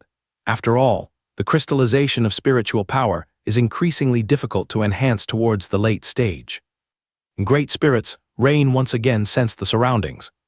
After confirming there were no hidden enemies, he immediately dissolved the dragon beast form. In fact, Rain also knew that since multiple cults had divided the Ferdinand Forest into zones, after eliminating the secret snake sex team here, there would be no other cult teams in a considerable range. Upon reverting to human form, Rain turned and walked towards where Anna was located. Seeing Rain approaching, whether it was the pure blood elf or the centaur, their bodies tensed slightly, and there was something unnatural in their expressions. After all, this young human before them was not only an epic-level powerhouse, but his performance in the recent battle was exceptionally formidable. At this moment, Anna, who could no longer suppress the excitement and joy in her heart, like a nimble butterfly, quickly dashed into Rain's embrace, holding him tightly. And naturally, Rain also smiled slightly, gently embracing Anna's graceful and vibrant, delicate body. Witnessing this scene, the one most touched was naturally Anna's aunt, Delana. At this moment, she was standing aside watching from a distance, with a hint of a smile on her face. Initially, she was not optimistic about Anna and Rain's relationship, and even could be said to be very posed. On one hand, Anna's mother, that is, her sister, had poor judgment in people, leading Delana to always have a very negative impression of human males. On the other hand, it was that time she witnessed Rain and a beautiful barbarian girl intimately interacting outside the window, which made it even harder for her, as an elf, to accept. Finally, there was Rain himself. Delana never imagined that the originally small-town boy could become an epic-level powerhouse, which was even more exaggerated than the ancient chosen ones recorded in the elven tomes. It was at this moment she realized applying past experiences to the present people and affairs might not always be correct. The matters between Anna and Rain should be left for them to handle themselves. As for Lambert, who was standing aside, he was smiling and watching this scene, thinking secretly, indeed, this Miss Anna and Lord Rain are very close. After a while, Anna finally realized that a large group of people, including Aunt Delana, was watching her, but driven by curiosity, she lifted her blushing face and quickly asked, "Rain, how? How did you come here? No, I mean, how did you know something happened to me here? And how is your strength so strong? That person was an epic-level powerhouse." Rain rubbed Anna's head and smiled. "You have so many questions, which should I answer first? First, I must criticize you. Why didn't you contact me when such a big thing happened here?" I. Under Rain's passionate gaze, Anna couldn't help but shyly lower her head again. She lowered her head and softly said, I didn't want you to know, because I was afraid you would risk coming to find me. The enemy is too strong. Hearing Anna's explanation, something deep within Rain's heart seemed to have been struck. He couldn't help but think of the first time he saw the girl in Flashgold Town, sitting on the steps, nibbling on a wheat bran cake, her face full of satisfaction under the sunlight. Petite and frail, yet her inner self was incredibly kind and resilient. Fool, do you know who is stronger now? Yes, Anna nodded heavily. What will you do next time you encounter something like this? Rain asked again. Find you. Very good, remember this answer. Rain gently kissed Anna's smooth forehead, a gesture that still made the half-elf girl's face flush with shyness. Don't. Rain, Aunt Delana is still beside us. Anna, like an ostrich, buried her head into Rain's chest, her hands nervously clutching Rain's sleeves. It was then that Rain remembered they were not alone. When he raised his head and looked around, instantly, everyone, including the surrendered members of the slave capturing team, immediately averted their gaze, pretending to look innocently around. Only the elf girl Aisha, with her big eyes blinking, still stared intently at Rain and Anna. Seeing Rain's gaze shift over, Aisha quickly ran over. Rain slightly released Anna, squatted down and smiled.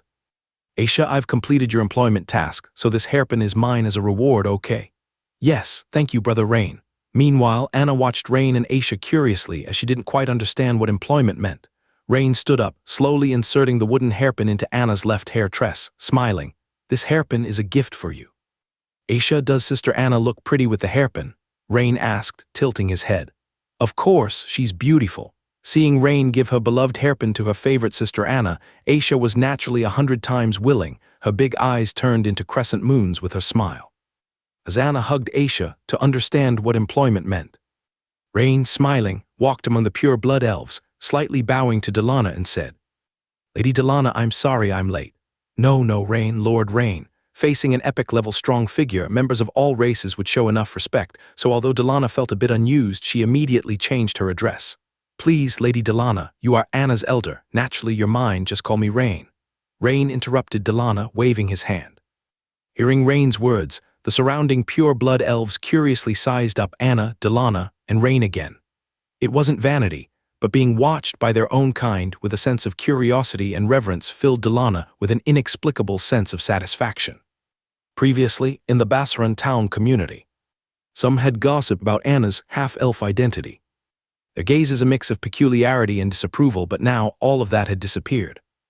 Okay, Rain, we should thank you for your assistance this time. Lady Delana, it's what I should do. After a brief exchange with Delana, Rain turned to slightly bow to Lambert. Lord Lambert, you've worked hard this time. Next time, if there's anything you need my help with, please don't hesitate to ask. Lord Rain, you're too kind. I only did what I promised you I would do. Furthermore, entrusting the important matter of protecting Miss Anna to me shows your trust in me. I'm very honored and happy. Lambert felt both honored and surprised seeing Rain bow to thank him. After the earlier battle, there was no doubt that Rain and his teacher, the Tide Sword Saint, were both authentic epic-level strong figures, and just now he had received a promise from an epic-level strong figure. This naturally put Lambert in a great mood, feeling that the risk he had taken was absolutely worth it. At this moment, Rain suddenly turned to ask the pure blood elves, By the way, do you know what happened over at Ferdinand Forest? Hearing Rain's question, the pure blood elves exchanged a look and then focused their gaze on an elder among them. The elven elder was an old handsome man.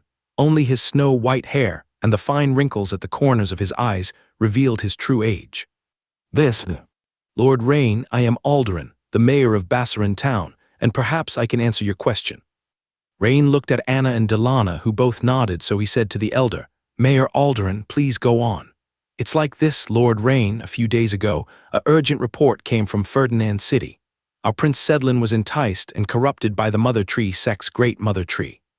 Ferdinand City fell into turmoil, and the great druids stationed in each town needed to be immediately called back. What?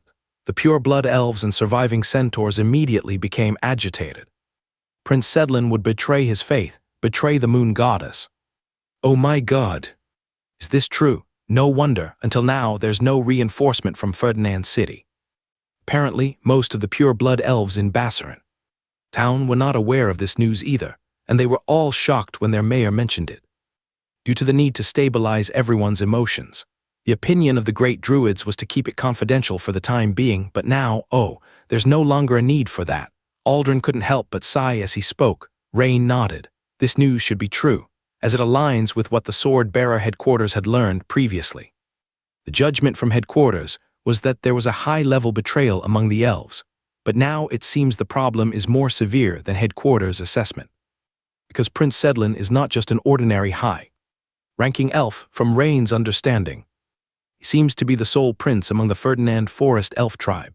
With Prince Sedlin's cooperation, it's not hard to understand why dozens of elf outposts on the Ferdinand Forest border were destroyed, and the ensuing chaos from the cult invasion that caused heavy elf casualties. So, what's the current situation in Ferdinand City? Rain couldn't help but ask. Well, I'm not sure about the current situation, but Ferdinand City has 5 defense crystal towers from ancient times, so it shouldn't be easily breached. However, relying solely on the strength of the elves to repel those cultists and suppress the rebellion might be very difficult, and if this process drags on, our already scarce numbers will become even scarcer. So, Lord Rain, could you please make a trip to the Imperial City Tamriel of the Dragon Empire and help contact our elf ambassador Lux stationed in the Imperial City to seek aid from the Empire? Of course, rest assured, we will provide you with a reward that will be satisfactory. Initially, Rain thought this Bassaran town mayor would directly seek his help, perhaps by asking him to go to Ferdinand City, but it turned out to be just a matter of contacting the elf ambassador. This, for him, was naturally too simple. Mayor Alderan, this matter is easy for me. So there's no need for a reward. Perhaps you can tell me something instead. My wizard school needs an ancient tree heart, which I've heard is a treasure of the elf clan. Could you tell me where to find one for trade? Upon hearing Rain's words, Alderan was initially slightly surprised, but then he smiled and said, Lord Rain, the reward I plan to give you is precisely 2 ancient tree hearts, and I hope you won't refuse. With that, Alderan, the elder elf, took a small box from another male elf nearby and handed it to Rain. Rain raised an eyebrow and couldn't help but smile as well. This was quite a coincidence. Initially, he wanted to inquire about the trade information from the elderly elf before him, but unexpectedly he got straight to the point. At this moment, the thin sheet on Rain's body started vibrating. Rain stepped aside a bit, took out the sheet, and injected a bit of spiritual power, saying, This is Rain, please speak. Captain Rain, we finally got in touch with you. When Rain picked up the sheet, he could almost hear the voice of Claire on the other side, sounding relieved. Claire quickly and urgently said, You should be aware that someone who is possibly an epic-level powerhouse seems to be on their way to find you. The person's purpose is unclear, but they should bear ill intentions. The information is being checked with the headquarters by Olna. Right, the person is currently on a streamlined long-range airship, swiftly heading in the direction of the elf town Bassaran. Claire, are you referring to a person on an airship about 4 meters tall with a massive iron shoulder guard on their shoulder? As soon as he finished speaking, there was a short silence on the other end of the sheet. Yes, does that mean you've already encountered this person? Claire's mind was a bit confused. Could that person be Captain Rain's friend? But judging from various signs, it didn't seem like it. You could say I've met them. Rain turned his head to look at Bostaff, who was pinned immobile to the blade spear, and said, Is he a friend of yours? Claire cautiously asked, No. Then you should be careful, that person is extremely powerful. I don't think caution is necessary anymore. He's right next to me now, already unable to pose any threat to me. For a moment, on the other end of the sheet, the 3 women had a puzzled expression on their foreheads. In simple terms, he has already been killed by me. Sensing some confusion in Claire's voice on the other end, Rain added a sentence. Instantly, the other side of the sheet fell into a prolonged silence. After several seconds, Olna cleared her throat and took over the sheet, saying, Lord Rain, I apologize. Because of communication issues on our side, we weren't able to provide you with intelligence in time. It's all right. By the way, I've also eliminated the vice pope of the secret snake sect, the epic-level powerhouse named Quirrut, and simultaneously saved the pure-blood elves and the centaur tribe in Bassaran town. On the other side of the sheet, the 3 women were dumbfounded and completely at a loss for words. So Lord Rain, do you need us to do anything? Olna, who had seen significant events, had an unsteady voice at this moment. Olna, contact the headquarters. I've basically understood the situation in Ferdinand Forest. Bassaran town's mayor, Alderan. As Rain relayed the information he learned from Alderan and the other pure-blood elves to Olna, after a while, he heard the reply from the other side. Lord Rain, the information you obtained is extremely important in my view. With your intelligence support, I think it will be much easier for the Sword-Bearer headquarters and even the Empire's high levels to make subsequent decisions. Through Olna's trembling voice, it was naturally easy to discern her inner excitement at this moment. Olna, please let Marshal Alfred know about this news as soon as possible. By the way, later, Anna might come to rest temporarily at Post No. 7 with the pure-blood elves and centaurs. You should prepare in advance. Rain thought for a bit and said, it seemed that hearing Anna's name caused Olna on the other side of the sheet to pause slightly, but she immediately said, Understood, Lord Rain. Is it Miss Anna and her clansmen? I will make the arrangements. What about you? I will escort them for a while at first, and then I plan to go to the nearby Valtsrig ruins. Also, Olna, please keep an eye on any cult activity near the Valtsrig ruins for me. As you command, Lord Rain. After ending the communication, Rain walked toward where everyone was gathered. Supporting the elf clan in this matter would naturally be most appropriate if handled by the Empire officially. Besides, he also knew that the upper management had already arranged for 2 imperial protectors in the nearby provinces. His visit to Ferdinand Forest this time was actually a personal affair. Initially, his purpose was to ensure Anna's safety. Later, through the coordination of the Sword-Bearer headquarters, it turned into a preliminary reconnaissance mission. However, judging by the current news, this reconnaissance mission can be considered successfully completed. Moreover, with his spiritual power crystallization at 94%, could break through to the 4th level Dawn Wizard realm at any time, but he hadn't yet found the Steel Heart meditation method for the 4th layer. Coincidentally, he also acquired 2 ancient tree hearts, so he planned to go to the Valtsrig ruins. As for Anna, Lambert, and the others, they could first take this long-range airship to Post No. 7 for a temporary rest. Rain said to the elder elf Alderan, Mayor Alderan, it seems to me that your clansmen should find a place to reorganize first. After the situation becomes clearer, you can make further plans. I have a place to recommend, which is the Empire's Post No. 7 near Ferdinand Forest. However, since this involves leaving your homeland, perhaps it would be more appropriate if you communicate this personally. All right, I think so too, but with so many people, Lord Rain, can the post you mentioned accommodate everyone? Alderan was initially pleased, but then he frowned and said, there shouldn't be any problem. Rain looked around. He had just seen that most of the surviving pure-blood elves from Bassaran town were the elderly, women, and children. There were very few adult male elves. They likely perished in previous defense battles. This is also why Elder Alderan did not propose any counterattack or request assistance for Ferdinand City. It's not that they didn't want to, but he and the surviving clansmen no longer had any combat power. Supporting or counterattacking was out of the question. Even self-preservation would be a significant issue once Rain and Lambert left. That's great. Lord Rain, leave this matter to me. I will communicate with the clansmen immediately. Only by surviving can we rebuild our homeland. That's right. Rain nodded, smiled, and said, Anna, why don't you and Miss Delana go ahead to rest at Post No. 7 as well? It will be much safer there. Miss Olna, whom you know, is also there. She will arrange everything. Rain, what about you? Anna gazed at Rain with her bright eyes, asking with concern. She had vaguely overheard Rain mentioning something about ruins just now. I joined a wizard school in the Imperial City. The school is exploring the nearby Valtsrig ruins now, and I need the ancient tree heart because it can break the ancient witch array to enter the core area of the ruins.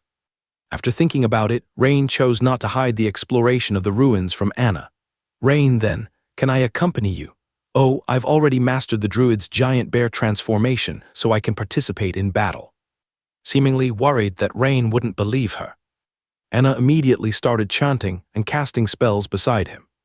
However, Rain gently patted Anna's shoulder to stop her and shook his head, saying, Anna, it's really not feasible. I know you have improved a lot, but there might be ancient witch arrays and other dangers at the ruins. I am confident in protecting myself, but if you come along. Anna, with Rain's strength, he would be safer going alone. Miss Delana also chimed in at this moment. Well, all right then, Rain, you must be careful. Anna's large eyes couldn't hide her disappointment. Rest assured. Seeing Anna a bit low-spirited, Rain hugged her and in front of Delana and everyone. Gently kissed her forehead again.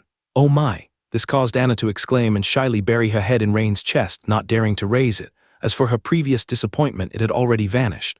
After comforting Anna for a while, Rain walked toward Lambert. Lord Lambert, your injuries haven't completely healed. Why not take this airship to the nearby Imperial Post No. 7 to rest for a while? With you there, I feel more at ease. Thank you, Lord Rain, and what about you? Lambert smiled and asked. I will first ride the blood-feathered horned eagle to escort you for a while, but later. I need to leave for a while because there are some matters the school needs to handle nearby. All right, Lord Rain, go ahead without worries. With me here, you can trust that Miss Anna and the others' safety is assured. Lambert patted his chest and said with a smile. Not long after, the long-range airship originally belonging to Bostaff took off again, but this time, headed toward the outskirts of Ferdinand Forest. Rain was riding the blood-feathered horned eagle, initiating an escort. He planned to escort for a distance to ensure the airship's safety and then proceed to the Valtsager ruins. On the blood feather, Rain casually checked the previous system battle notifications. Congratulations, you defeated a strong enemy and gained 58 golden skill points. Congratulations, your will hidden attribute has been enhanced. Congratulations, your Dragon Vein Wizard Legend profession level has increased. Congratulations, your Dragon Vein Wizard Legend profession level has increased. If the previous one-hit elimination of Evil Snake counts as a battle, then subsequently defeating both Bostaff and Querut of the Secret Snake sect counts as 3 consecutive battles. Especially the latter two, who are both genuine epic powerhouses. This caused Rain's legendary profession, Dragon Vein Wizard, to increase by 8 levels, directly jumping from LV1 to LV9, granting Rain 8 attribute points and 8 skill points. During the battle, Rain allocated attribute points 10 times to restore spiritual power. Thus, after these transactions, his remaining attribute points are now 12 skill points or 10, and his golden skill points have reached an astonishing 277 points. However, due to the rocket-like leveling of his Dragon Vein Wizard Legend profession, Rain, though not richer after each battle, only lost 2 attribute points, leaving him capable of enduring more than 2 intermediate intensity battles. This filled Rain with confidence for the upcoming journey to the Valtsager ruins. Half an hour later, Dawn Province capital, inside a luxurious mansion situated in the center of the city. A rugged-looking, robust man with golden hair stood by the 3rd-floor study window.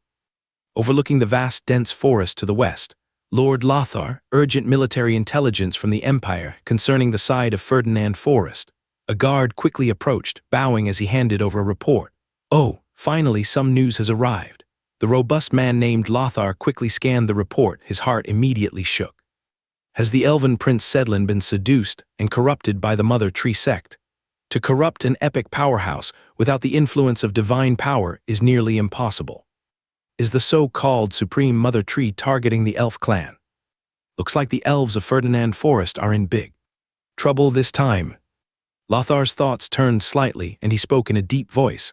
Send word, have everyone in the airship ready, depart for the Ferdinand Forest No.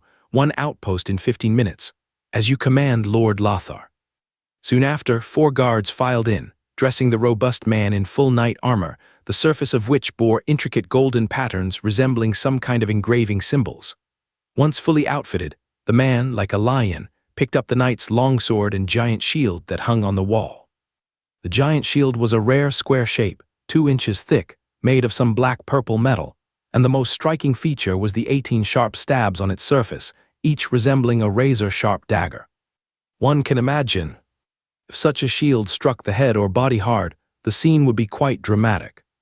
The lion-like man named Lothar Elliot was an old guardian of the Dragon Empire, titled Emperor Barrier. 15 minutes later, an airship with the emblem of an 18-stab shield on its massive airbag slowly took off from Dawn City's airship docking point. Meanwhile, Guillemont Province capital. At the city's highest airship docking point, a large airship was similarly heading to the Empire's Ferdinand Forest No. 1 outpost. 2 hours later, atop Ferdinand Forest No. 1 outpost, the 2 large airships arrived one after the other. The garrison inside the outpost was bustling with activity, as they couldn't believe that today, 2 Imperial Guardians would arrive consecutively. The highest-ranking officer of the garrison, a middle-aged man in a colonel's uniform, didn't even have the eligibility to attend the meeting, standing with a solemn face as he took on the task of guarding the conference room door. The spacious conference room with a capacity for over 40 individuals felt crowded after nearly 20 strong individuals dressed in various armors, robes, and uniforms sat within it. It seemed that due to the extraordinary aura each held, despite the space between each being almost a full body apart, they gave an impression of being packed tightly. Everyone, the Empire's top secret intelligence has just arrived, reporting a major upheaval in Ferdinand Forest. Prince Sedlin of the Forest Elf clan has been seduced and corrupted by the Mother Tree sect, and Ferdinand City is now plunged into internal conflict. Clad in golden engraved knight armor, Lothar spoke gravely. As his voice fell, many below gasped audibly. His Prince Sedlin, isn't he part of the Forest Elf branch? It said that his strength had long reached epic level, quite tricky indeed. No, didn't you hear Lord Lothar said that he was seduced by the Mother Tree sect? I think the trickiest part should be the Mother Tree sect's influence. Speaking was Rain's friend, nicknamed Chimera Knight Luther. Indeed, I agree with Luther's opinion. The unknown enemy is the most terrifying. While at Imperial No. 1 outpost, an urgent strategic meeting was being held. The central area of Ferdinand Forest, a massive city covered in over 80% green vegetation, is under some kind of evil invasion. Some kind of defensive plant, akin to a giant version of climbing green vines, grows around the perimeter of the enormous city. However, at this moment, a large section of the vine wall on the south side of the city, several meters high, has already been destroyed. Many of the giant vines at the breaches are still being eroded by some kind of blood-flesh energy and flame energy, emitting waves of a scorched, peculiar odor. If you look through the breach, you can see. Most of the houses in the city are made of wood, scattered on lawns, giant tree branches, and so on. But the original sense of arrangement has now turned into ruins due to various destructions, burning, and corrosion. The sounds of battle, the clash of weapons, screams, and the explosions of witchcraft continue to erupt in the distance. Following the shattered streets towards the city center, you will see near the central area a beautifully carved white marble building. The building, similar to a temple, is grand and stretches for several kilometers. It is the palace of the royal family of the Forest Elves of Ferdinand. In the very central area of the palace, there is a giant tree resembling a banyan tree, but with a height of several hundred meters, and a crown like a hemispherical canopy. This giant tree is what is known as Andarl, the crown of Ferdinand Forest.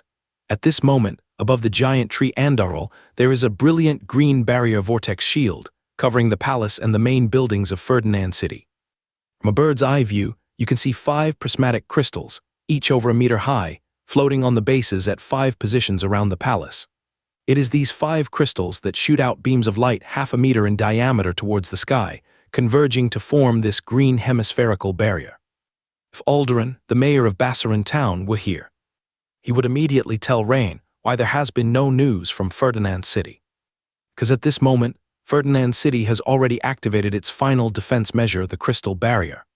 Once activated, relying on the 5 olive crystals that have accumulated energy for a millennium, it can withstand demigod-level attacks for a certain period.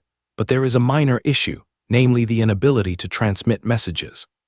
Not only can messenger pigeons, blood falcons, and horned owl beasts not enter or exit, but even high-rank witchcraft cannot communicate through, due to being obstructed by unusually strong energy fluctuations. This ensures absolute safety for a certain period, while also preventing messages from coming in or out. To put it simply, the palace and the nearby core areas have now become an isolated island. Not far from the green barrier, a group of people is discussing something with 4 leading figures, 3 of whom are elderly men in black robes adorned with tree patterns. The other is tall, wearing dark leather armor, with a handsome appearance and pointed ears indicating his elf clan identity. And in front of him, there floats a golden tree the size of a fist, wrapped in a transparent spherical membrane. An extremely miniature tree. If Rain were on the scene, he would immediately recall the golden treelet after defeating the blood-flesh tree spirit in Nightingale Forest. The aura is exactly the same. Prince Sedlin, if we destroy 3 out of these 5 crystals, the switch array passed down from ancient times will naturally be rendered useless, isn't it? Asked an elderly man in a black robe on Sedlin's right side. Yes, the crystal barrier can only be destroyed from the inside. When the number of crystals is less than 3, the barrier will automatically fail. When Prince Sedlin uttered this intelligence, supposed to be a closely guarded secret of the elf clan, his expression was strange and his voice hollow, as if immersed in some private world. If observed closely, One would notice his eyes constantly watching the floating golden tree in front of him, as if admiring a rare treasure or perhaps an incomparable beauty. Whether it was due to staring for too long, Prince Sedlin's eyes bizarrely emitted a faint dark red glow. The whites of his eyes filled with worm-like blood vessels. And this secret passage you mentioned, aside from you, does anyone else know about it? Upon hearing the method to crack the crystal barrier, another black-robed elder on Sedlin's left looked overjoyed and continued asking. Clearly, he wanted to know if they would encounter an ambush by infiltrating through the passage.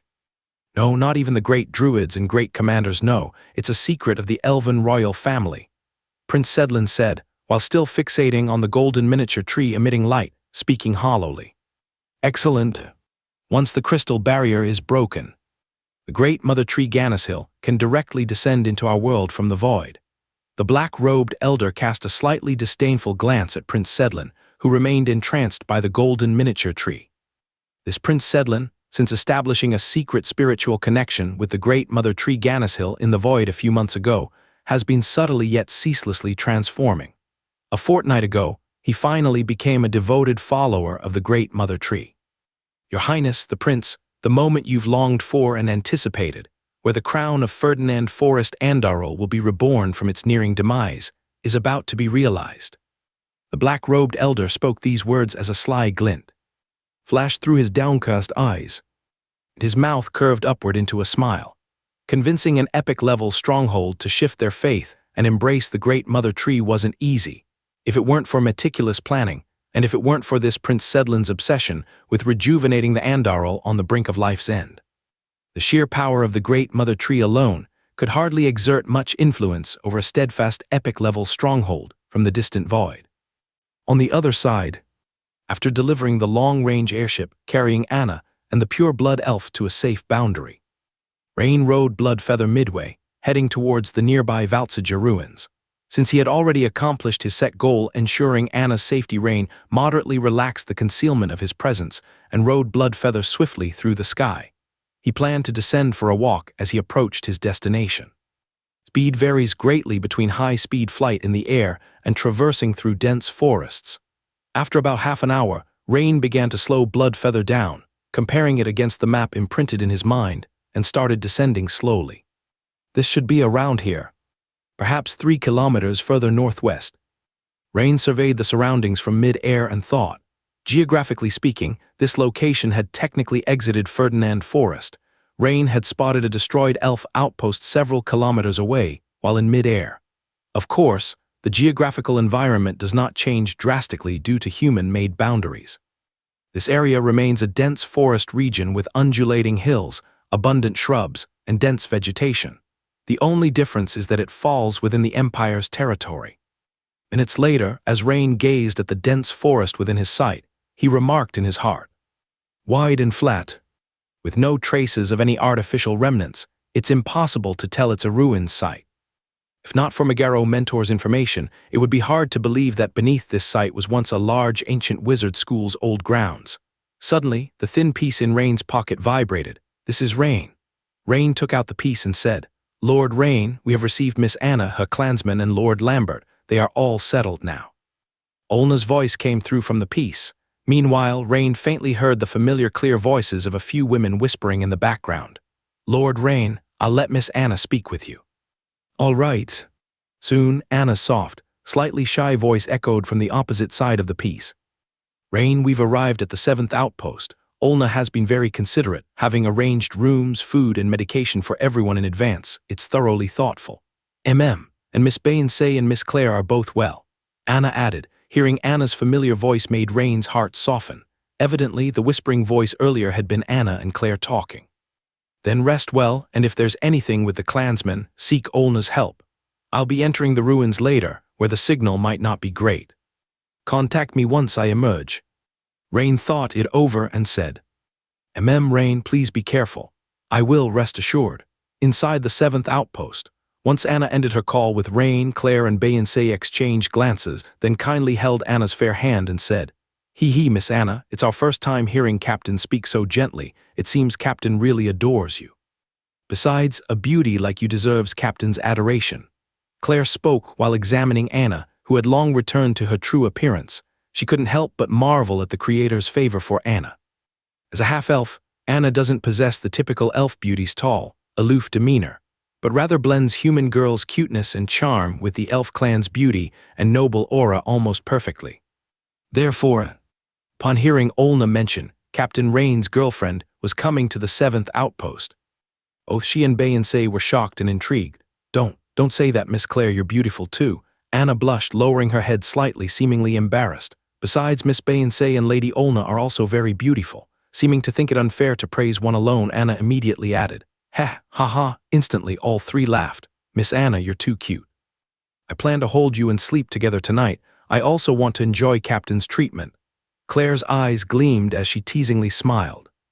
"All right, Claire, let Miss Anna rest well first. Later during dinner, we can let Miss Anna tell us how she got together with Captain Hee-Hee." The curvaceous Beyoncé also teased at this moment. Their playful banter made Anna flush red in embarrassment, losing her composure. But she sensed no malice from the two, merely teasing. Meanwhile, Rain had used the token from Megaro, a Bixiu mechanization school's rhomboid crystal, arriving at the subterranean cavern entrance beneath a hillside slope partially concealed by shrubs. Judging by the entrance's diameter, the initial gaze might lead many to believe this was merely a bear's den. Upon parting the shrubs, guided by the crystal's coordinates and traversing several forks and narrow tunnels, after about half an hour of walking, Rain approached the meeting point Megaro had mentioned. From afar, Rain saw at the tunnel's end a spacious underground hall emitting a faint green glow. However, before Rain could truly enter the hall, his nostrils flared and his face suddenly turned solemn as he halted his steps. Such a strong scent of blood, could it be that something has happened to the school's squad? No, this blood scent is too pungent. It doesn't seem to come from human blood. Moreover, there seems to be some strange particles in the air trying to force their way into my iron armor technique. With Rain's keen perception, he immediately noticed something unusual ahead. This place is a bit strange. After a brief thought, Rain cast a steel armor technique on himself and slowly proceeded forward. The dim green fluorescent hall came into view, akin to those emergency lights that light up during a power outage in a previous life. Several times dimmer. However, with Rain's eyesight, he could see the entire scene clearly. The hall was dozens of meters high, with a gigantic broken stone statue in the middle. Surrounding it were dozens of stone balls 1 to 2 meters in diameter. What caught his attention the most, however, were a number of peculiar humanoid corpses scattered on the ground. And the blood scent from earlier likely came from the blood of these creatures. Following this, Rain approached one of the corpses and squatted to inspect it closely. After some investigation, Rain discovered that these corpses were quite similar to the stone pallet monsters described in ancient texts. The stone pallet monster is a unique subterranean race, resembling ape men with fangs and claw-tipped limbs suited for digging. Their entire bodies are covered with petrified skin, thickest on the back, their distinguishing feature. Yet Rain's face still showed contemplation. Because the sizes of these stone pallet monsters did not match those described in ancient texts, they were much larger. According to the records in the texts, a typical stone pallet monster should be around 1.50 m to 1.70 m in height. But these dead stone pallet monsters before him were over 2 meters tall, and for some unknown reason, patches of hair seemed to have fallen off their skin. Additionally, some of the stone pallet monster corpses were mere skeletons, some had just begun to decompose, and others were very fresh, having died less than 24 hours ago. Unable to make sense of it for a moment, Rain stood up and again surveyed the hall. On the northern and southern walls of the hall, there were signs of damage and excavation, with several irregular holes. Moreover, the overall style of the hall was entirely different from the plain rock and soil tunnel he had come through. Whether the dome, the columns, or the marble tiles on the floor all showed signs of high craftsmanship. Recalling this, it seemed that the tunnel he had just entered was dug by newcomers themselves. Additionally, the architectural style of the hall was entirely different from that of the Empire, revealing a paradoxical sense of being ancient yet imbued with a certain high craftsmanship. The precision of this sphere, Rain thought to himself as he observed the stone ball beside a column. The stone ball before him was near perfect in sphericity. You should know that is not a rational number. Any creation involving circles or spheres is very difficult. Generally, one can discern the level of craftsmanship from the processing precision of a sphere. The craftsmanship level exceeds my school by at least 2 grades. No wonder it's from an ancient large wizard school. Suddenly, Rain's eyes narrowed slightly. Swish, swish. Subtle whooshing sounds arose around him, slowly approaching Rain from 3 different directions. They even know to use one to attract attention from the front, while the other 2 attempt a sneak attack from behind. They seem to have a decent level of intelligence. But this level of skill is still a bit too weak. Rain shook his head slightly. In the next second, Rain suddenly flashed into several afterimages, startling the 3 stone pallet monsters who had been stealthily planning to attack from the shadows, causing their vertically slit eyes to widen, because they saw their prey suddenly appear right in front of them. Puff, the sound of blades piercing into flesh rang out almost simultaneously from 3 directions. If you looked carefully, you could see 3 identical images of Rain, each holding a knight's longsword that had just transformed, piercing the brows of the 3 stone pallet monsters. In the next instant, the 3 figures suddenly vanished, while Rain's original form seemed to remain unmoved, maintaining his previous posture of looking around. Thump, thump. One after another, heavy thuds hit the ground. Soon after, a rustling sound was heard from farther away, as if the distant stone pallet monsters were frightened by what they had just witnessed. As the surroundings quieted down again, Rain injected a sliver of spiritual power into the crystal according to the school's agreed signal, and soon, a several square meter section of the northern wall moved swiftly aside, revealing a tunnel with a rectangular cross-section like a subway tunnel. A middle-aged man, holding a short stick and wearing a robe from the Bixu Mechanization School, cautiously looked around and at Rain. "Are you Rain sent by the metal series of the school? Quickly, come in." The middle-aged wizard was evidently a bit surprised by the youthful face of Rain. Additionally, seeing how quiet the surroundings were, he showed a puzzled expression, muttering, "You didn't encounter any of the mutated stone pallet monsters when you came in, quite lucky. But why did the metal series send you over? So young, what can you possibly contribute?" The middle-aged wizard mumbled as he quickly activated a mechanism to close the wall after Rain entered. After all, the mentor had only mentioned that this Rain was an imperial sword bearer, possessing high metal affinity and immense talent. In Albert's understanding, even for wizards with the highest talents, it takes a considerable amount of time to turn that into real power through sedimentation and hard cultivation, and he is in this situation. However, at this moment, he suddenly widened his eyes, showing astonishment, repeatedly assessing Rain from top to bottom, and stammered slightly. You are actually a 3rd-level crystallized wizard, are you? Really a member of our school?" Because the 2 were previously quite far apart, and Albert's attention was focused on observing outside. But now, Rain had come to his side, and he immediately sensed Rain's surging spiritual power fluctuations. Albert's power has already entered the late stage 2nd level liquidation wizard. At his age, even looking across the empire, he is considered quite talented, and within the Bixu Mechanization School, he is at the top tier of geniuses. Yet compared to Rain, there's still a world of difference. Thus, at this moment, he looked at Rain with a ghost-like expression, stunned and speechless for quite a while. What situation is in front of him? So young yet a 3rd-level crystallized wizard. Could he be a spy sent from another school or a hostile organization? The real Rain is actually. Seeing the other person's slightly stiff posture and the growing vigilant look in his eyes, Rain couldn't help but chuckle silently and said, "Hello, I am Rain. I joined the school less than half a year ago. It's normal that you haven't seen me. My mentor is Megaro." After Albert inquired a few more questions, he finally relaxed but soon became somewhat reserved and said, Hello, Lord Rain, I am Albert, a disciple of Lord Moria. I will now take you to meet the mentor. I believe the mentor will be very happy to see you." "Okay, thank you."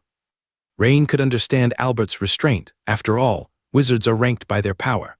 Albert immediately took Rain along a winding internal tunnel inward, the tunnel walls covered with marble, clean and tidy, evidently not excavated by stone pallet monsters.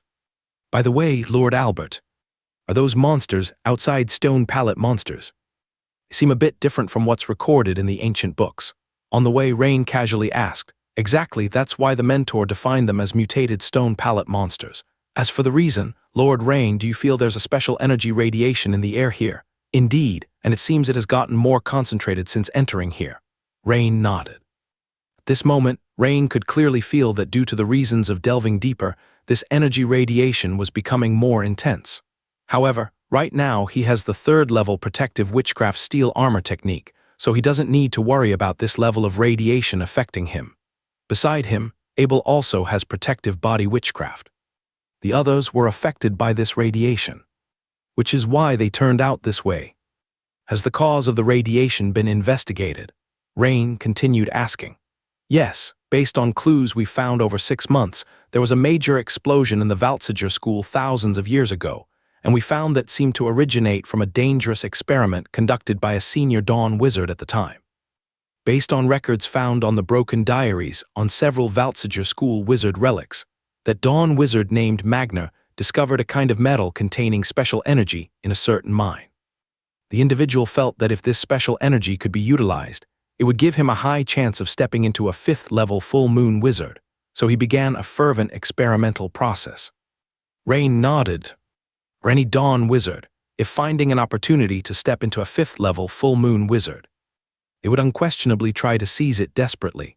This peculiar metal extracted from the ore, silver-white in color, emits strange energy radiations, highly penetrative, however. When present in small amounts, it would not cause much harm to the human body. Radiation, silver-white. Listening, a flash of spirit light crossed Rain's mind. His eyes brightened, seemingly thinking of a crucial point. Why does this sound so familiar? Could it be uranium ore? The raw material used to make atomic bombs in a past life, radioactive isotope extracted from ordinary uranium ore, uranium-235. However, thinking it through meticulously, Rain slightly shook his head inwardly. It might not necessarily be uranium-235. It could also be another radioactive metal element. After all, the world has changed. Whether the periodic table of elements applies still remains unclear to Rain. And even if applicable, whether the periodic table has more follow-up elements in this world, he hasn't really studied it thoroughly, still unknown. Beside him, Albert did not notice the anomaly in Rain's expression, continued explaining while walking.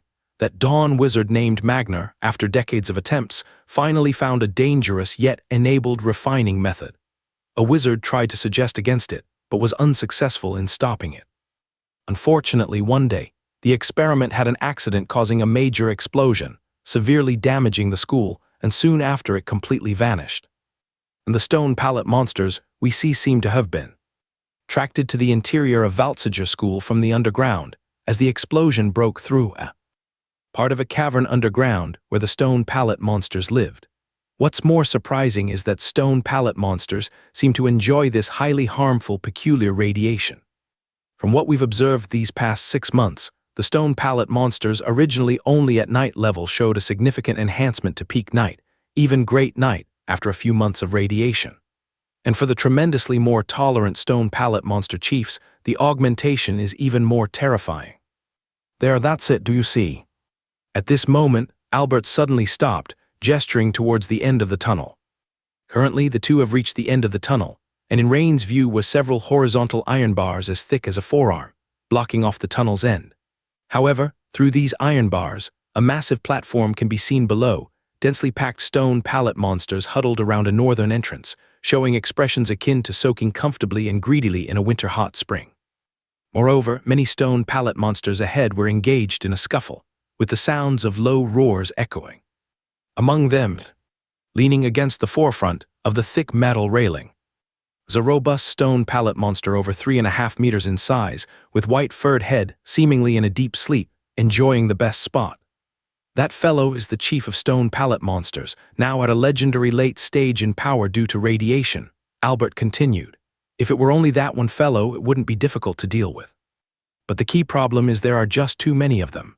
Over 6 months, we've at least eliminated several thousand stone pallet monsters, yet still, sporadic ones keep emerging endlessly, seemingly without cease. This is one of the reasons why we've been stuck here for such a long time. Albert sighed. Lord Rain, let's not talk about this now. The mentor and other exploration team members are in the room. At this time, Albert, while speaking, turned around and pressed a mechanism at his left side. The wall suddenly glided open, revealing a concealed door. The room appeared quite spacious, with a witch array of over 10 meters in diameter placed at the center. Emitting a faint green glow, a light green leaf was floating up and down at the center of the array. Within the array, there were a man and a woman dressed in the robes of the school wizards, each busy with their tasks. As Rain stepped in, a refreshing sensation filled the room, as the radiation outside was blocked by the emerald glow of the witch array. The controller of the array seemed to be the female wizard, as she was drawing new witch patterns at one corner of the array. Her strength appeared to be at the middle stage of crystallization. Her profile was elegant, but crow's feet had formed at the corners of her eyes, and her hair was graying, indicating her considerable age. What caught Rain's attention even more was the elderly gentleman assembling a backpack-like device on one side. With thick eyebrows and a piercing gaze, one could sense that his strength had already reached the crystallization wizard peak. It was clear that this should be Moria, the sect leader of the Bixu Mechanization School. Albert slightly bowed to the elderly gentleman with respect and said, "Mentor, Lord Rain has arrived." Oh, both Moria and the elderly female wizard looked up at Rain upon hearing this, but continued their tasks, only to stop the next second. For their expressions matched those of Albert initially, wide-eyed and slightly open-mouthed in shock. Are you Rain? You've already reached the crystallization peak." Moria stood up with a whoosh, quickly approached Rain and surveyed him up and down. "This is impossible. Magaro clearly told me that just a few months ago you only stepped into the second-level liquidation wizard this. The elderly female wizard also stood up now, smiled slightly at Rain, and greeted him out of respect for his strength. Meanwhile, Albert was completely stupefied. He had only felt that Rain's strength was greater than his, but merely assumed Rain was at most at the initial or middle stage of crystallization, never expecting Rain had already reached the crystallization peak. This put him on par with his mentor, Moria, the sect leader of the Bixu Mechanization School. This caused Albert to look at Rain with a bit of resentment. With such strength, is it really necessary to join a medium-sized wizard school? If joining, at least choose a large wizard school. Rain had already anticipated their reactions. Regarding whether to reveal his wizard strength, Rain had carefully considered it. Rain decided that it would be better to inform the school about reaching the third-level crystallization peak. Firstly, by acknowledging his crystallization peak strength, the school might allow him to borrow from their resources if they discovered the fourth or even fifth layer of the Steel Heart meditation method in the ruins. He might not even need to request, the school might voluntarily offer knowledge to him. This could possibly include some precious fourth-level witchcraft.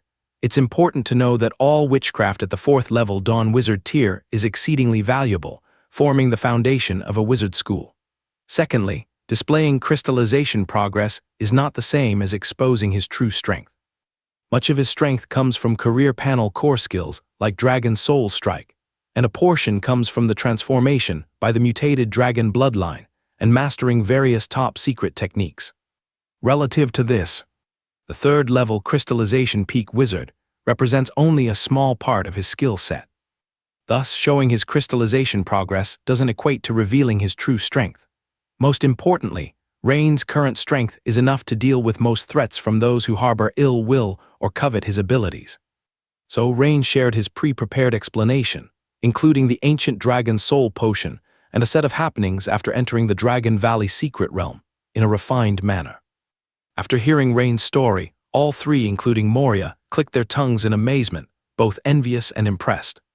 "I haven't seen Winterford Academy's principal, Battlelove, for many years, but I know he's been tirelessly collecting materials for the ancient Dragon Soul Potion. I didn't expect him to finally succeed. But Rain, being able to acquire a vial of the ancient Dragon Soul Potion, a treasure to Battlelove, from him is truly remarkable. I doubt I could exchange it for any rare treasure," Moria recalled and said with a bitter smile. "Oh, by the way, Rain, I forgot to introduce you to this lady, Deputy Sect Leader Fiona." After a pause, Moria finally regained his composure, pointing to the elderly female wizard beside him, introduced her with a smile. "Madam Fiona, nice to meet you." Rain smiled slightly and bowed. "Lord Rain, nice to meet you. Although it's our first meeting, the impression is exceedingly deep," Fiona remarked tactfully. After a round of pleasantries, the group sat within the green glow of the witch array and discussed the matters at hand. Moria introduced, "The peculiar radiation here provides the stone palette monster with unique and powerful enhancements. Luckily, this promoting effect weakens as the stone palette monster grows stronger. Currently, the early stages see the fastest improvement, but upon reaching the quasi-legendary level, it slows significantly, requiring 10 or even tens of years of accumulation. As for the stone palette monsters at the legendary level, relying on this level of radiation to enhance them will be even slower. The only option is to go deeper, to reach places with higher radiation intensity. Sect leader Moria explained while gesturing out the iron-barred window toward the crowded entrance filled with stone palette monsters. I see, that's why so many stone palette monsters are gathered at that entrance. Rain nodded in agreement. With so many stone palette monsters, even for him, handling them would require using the transformation from his dragon bloodline, but that would consume quite a few attribute points. Exactly, that's the problem. That route is also the only way for us to reach the core area of the Valtsiger school. Although we've devised a method to lure most of the stone palette monsters away, there will likely still be a few left, Moria continued. At the current level of radiation, it'd roughly take a mid-second level liquidation wizard using protective witchcraft to cope fully. You can imagine, if we were able to enter the core area, the radiation intensity faced would be so strong that even a third-level crystallized wizard would find it taxing. Over the past 6 months, we've used small puppets to probe the inside of the entrance. Besides some protective witch arrays, there are also rare war magic statues that can still be driven to attack intruders with astonishing might. This means if we go deeper, we might have to defend against increasingly intense radiation while simultaneously dealing with combat and unexpected situations. Even the spiritual power of a third-level crystallized wizard wouldn't last long. At this point, Moria signaled Deputy Sect Leader Fiona to continue the introduction. Master Moria and I have thought of many ways and conducted numerous witchcraft tests, finding that nature witchcraft offers the best protection, Fiona said with a slight smile toward Rain, extending Moria's remarks. This is an ancient tree leaf, which, when activated by a witch array, achieves a certain balance against the radiation at the current intensity, thereby preventing the exhaustion of spiritual power in releasing protective witchcraft. This is also how we can remain here for so long. Fiona pointed to the green leaf floating in the center of the witch array and said, "Furthermore, this proves the feasibility of this approach. Of course, if we wish to go even deeper, we will need stronger nature treasures. For instance, as we've estimated, the ancient tree heart can significantly reduce or even entirely negate the radiation damage in the core zone." I see, Rain nodded. No wonder Moria, the sect leader, is in urgent need of the ancient tree heart. Unfortunately, we don't know what's going on with the elves lately, as our original contact suddenly lost communication initially. There were 2 people in our exploration team, but I have sent them to investigate nearby, Moria remarked, knitting his thick brows. After spending a lot of time and energy to find a method, being unable to achieve it due to the limitation of raw materials is truly a painful feeling. Well, Master Moria, perhaps I can help with this matter. I brought the ancient tree heart this time, Rain said with a slight smile, taking a wooden box from his pocket. It was the wooden box given to him by Bassaran Elder, Town Chief Alderan. Upon hearing Rain's words, the foreheads of Moria and his companions seemed to bear question marks.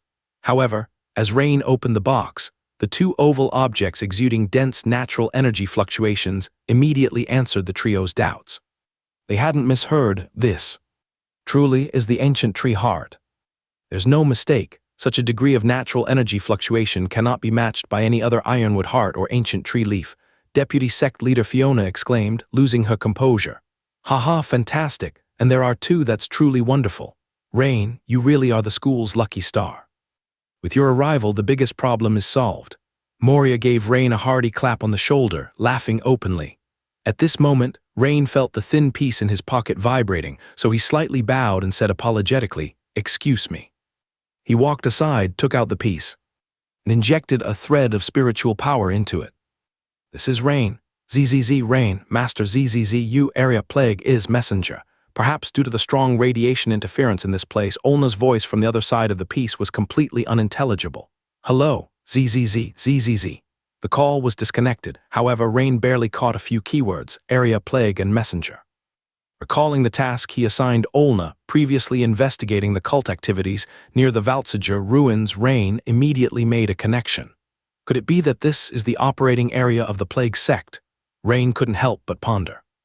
When Rain turned around and sat down again, Moria was already placing the ancient tree heart, into a backpack-like device he had been working on. With one ancient tree heart placed inside, the bag soon emitted a visible spherical protective barrier with a diameter of almost 3 meters, more than enough to protect one person. The ancient tree heart is invaluable. I originally thought you obtaining one would be impressive enough, yet you managed to get 2. Rain, how about joining me on the venture? Moria said with a smile, inviting him.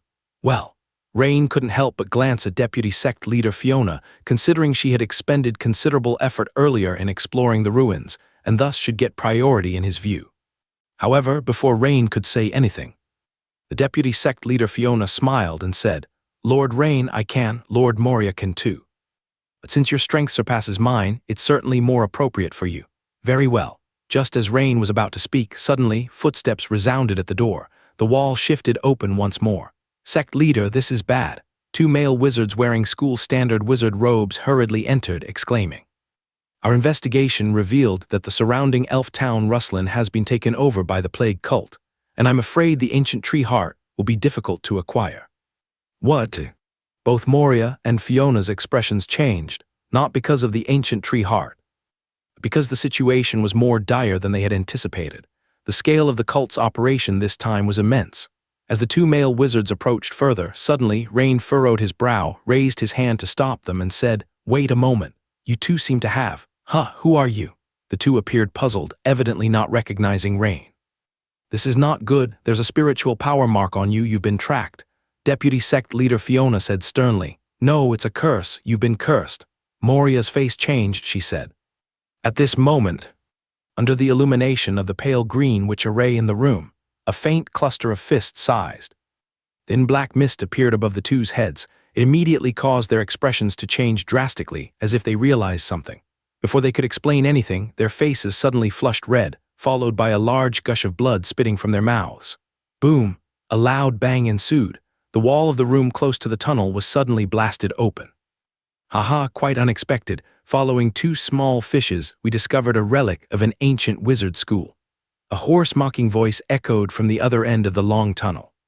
Soon after, 5 hooded figures clad in black robes appeared at the breach in the blasted wall. Plague cult, Moria glanced at the bubbling cauldron emblem on their robes and said solemnly, Crystallization peak. At this time, the leading hooded figure, upon seeing Moria and Rain, also had a change in complexion and exclaimed in a low voice. Clearly, he didn't expect to encounter 2 high-rank wizards at the 3rd-level crystallization peak, following 2 second-level liquidation late-stage wizards. However, as one of the 3 plague messengers, Gailey was also at the crystallization peak, so the battle erupted suddenly. Plague messenger's curse. Gailey immediately began the casting. Swish, as he swung his bone staff, 5 grinding wheel-sized clusters of black mist surged toward Rain and the others. However, as the black mist entered the center of the room's pale green witch array, its speed immediately slowed down, though the green leaves at the witch array center visibly dulled due to the mist's influence. Too arrogant, Moria hurriedly cast her magic. At the same time, Rain raised his right hand, and a silver metal ring appeared in front of him, swiftly flying toward the black-robed individuals. As if sensing Rain's spell's extraordinary power, Gailey, at the forefront, shouted for everyone to dodge, and although 2 black-robed figures reacted quickly, the other 2 lagged behind. Perhaps they believed that with the black vortex-shaped defensive witchcraft protecting them, they wouldn't be harmed, but with a swoosh sound the black vortexes seemed non-existent, pierced instantly, naturally leaving their bodies vulnerable. The 2 black-robed individuals looked down in disbelief at the excruciating pain from their waists and abdomen, their bodies trembling as they shrieked in agony. Thud, thud. The sound of 2 heavy bodies hitting the ground echoed as the 2 halves of their torsos fell, neither dying immediately due to their robust life force, but instead continuing to struggle and wail. Witnessing this scene, everyone present, friend or foe, looked at Rain in astonishment, as if asking if the power of that silver metal ring was too overwhelming. Regarding Plague Messenger Gailey, his heart sank, because he knew his 2 subordinate strengths well. Before entering, both had used the 3rd-level defensive witchcraft Shadow Guardian. Yet even so, they couldn't withstand that silver metal ring for even a second. No wonder, when he first saw the young man cast the silver metal ring, alarm bells rang in his mind. While everyone was amazed by the power of Rain's spell, suddenly, a scream came from a black-robed figure hiding behind the wall. At the same time, the wall cracked with a swoosh, as a silver metal ring pierced through, returning to Rain. This scene made everyone in the school, including Moria, gasp. The spell's power and flexibility were perfect. The key issue was that such a challenging spell, mastering it to near-instant cast, was monumental in difficulty. Damn it! Gailey, witnessing the scene, felt a surge of anger within. In just 2 seconds, this spell cast by Rain wiped out 3 of the elite members he had brought along, leaving just himself and one other. Yet, he didn't believe he would lose, as their plague sect's specialty lay not in singular spells but group spells and curses. Plague Cloud. The skull at the tip of Gailey's bone staff exploded, and in an instant, massive dark green mist appeared out of thin air, quickly drifting toward the members of the Bixiu Mechanization School. The mist was extremely powerful, corroding most of the already dim pale green witch array as it continued toward everyone gathered. "Move quickly," Moria shouted, immediately sidestepping the attack. He knew well that some of the plague cult's evil magic attacks were area-based and extremely sinister and troublesome. Once hit, it may not be immediately lethal, but would place one in a highly adverse situation. Sizzle. The large mass of dark green mist possessed exceptionally high corrosiveness and toxicity. And although it didn't hit Rain and the others, upon striking the far room wall, it corroded through, creating a large hole several meters in diameter. It's crucial to know this room was like a crane arm extended from mid-air, suspended directly above the lower platform. Though everyone in the school had cautiously operated within the room for the past 6 months, the intense magical energy fluctuations during the recent battle had already stirred the hundreds or thousands of stone pallet monsters below. Even the massive stone pallet monster chieftain, who originally half squinted at the entrance railing, opened its fierce yellow-brown vertical pupils, gazing at the room a dozen meters above. In an instant, thousands of vertical pupils focused mid-air. Boom! Just as thousands of stone pallet monsters, whose strength surpassed that of a great knight, was staring at the corridor room extending in mid-air, the outer wall of the room suddenly exploded again. A man in a black robe, with a look of lucky escape on his face, leaped out from the breach. However, in mid-air, he seemed completely unaware that the outer wall of this side of the room was hanging in the air. So when he glanced downward, his eyes suddenly widened to their limits, and his expression was one of utter shock, because he had just thought of jumping out of the room to escape the restraint of Rain's sawtooth ring in order to gain more space for maneuvering and dodging. But unexpectedly, this jump indeed provided him with more dodging space. It had also led him straight onto a path of no return. Just as the black-robed man's wretched scream came, Gailey, the plague messenger, also leaped down from the same breach in the room. After losing 3 subordinates in succession, Gailey knew that this battle was difficult to win, especially since the opponent had a rather strong crystallization peak wizard watching like a tiger from the side. So, upon seeing the last subordinate retreat from the other side wall of the room, he also followed closely and leaped out. But similarly, when Gailey looked down in mid-air, his hair stood on end, but fortunately, as one of the 3 major plague messengers of the sect, his strength was naturally incomparable to his subordinates. For his subordinates, this was a dead end, but not for him. Moreover, at such a critical moment, Gailey's brain began to overclock, and in an instant he thought of a solution. He quickly cast a floating technique on himself and then began chanting again, releasing the plague cloud once more. Immediately, a large mass of dark green mist floated up in front of him. However, this time, he did not hurl the plague cloud downwards or towards any direction at the stone pallet monsters, but rather immersed himself in the thick fog. Thus, as he approached the ground, those stone pallet monsters who were originally surrounding, waiting for his descent, staggered, their steps faltering. Many of the stone pallet monsters nearby clutched their throats, foaming at the mouth. And when the dark green mist around Gailey really came into contact with a part of the stone pallet monsters, the surface of these highly defensive stone pallet monsters began to bubble and fester visibly to the naked eye. The size of those blisters varied, but they quickly broke open on their own, oozing a large amount of foul-smelling yellow pus. Immediately, the screams of the stone pallet monsters rose and fell continuously. And the stone pallet monsters, who had originally intended to rush forward to besiege and tear apart this intruder, retreated in terror. So within a 7 or 8 meter range of the dark green mist around Gailey, it was empty, and at this moment, Gailey also breathed a sigh of relief in his heart. He looked up through the mist at the room in mid-air and Rain and the others, a trace of triumph on his face. At this time, in the room, the members of the school, including Moria, glanced at Gailey, who had disappeared into a large mass of dark green poisonous cloud below, with regret on their faces. He escaped so decisively. Yes, with so many stone pallet monsters below. Otherwise, he would surely be caught. No, he won't escape. Rain smiled slightly, saying. As soon as he finished speaking, he leaped from the breach in the room's wall, chasing after the plague messenger gaily. Don't go down, Rain. It's full of stone pallet monsters below. Moria was shocked. Too many of them. And Gailey, who had just breathed a sigh of relief, suddenly heard the sound of something breaking through the air from above, and quickly looked up. With that look, the figure that made his heart tremble appeared again, making his heart hang up once more. Because the silver metal ring of Rain left too deep an impression on him. Damn it, this young man is crazy. He's chasing after me. Gailey watched Rain's figure, his eyelids twitching, a bit unsure what Rain relied on to deal with such a number of stone pallet monsters. However, more excited and angry than Gailey were the large group of stone pallet monsters below. They saw another human fearlessly jumping down, and they all showed expressions of the black-robed man had a poisonous fog. But I can't kill you, a person without poisonous fog. So they crowded below Rain, eagerly anticipating. Suddenly, Rain's figure in mid-air swelled, muscles nodding, dragon scale emerging, his height rapidly expanding from the original 2 meters to 3 meters, 4 meters, up to 14 meters. In an instant, an aura that intimidated the entire field spread out. The stone pallet monsters below for a moment seemed to witness the sight of a several-ton meteor shower falling rapidly from the sky. They only felt a large mass of black shadow suddenly appear in front of them, followed closely by intense pain. Boom! Smoke and dust rose everywhere.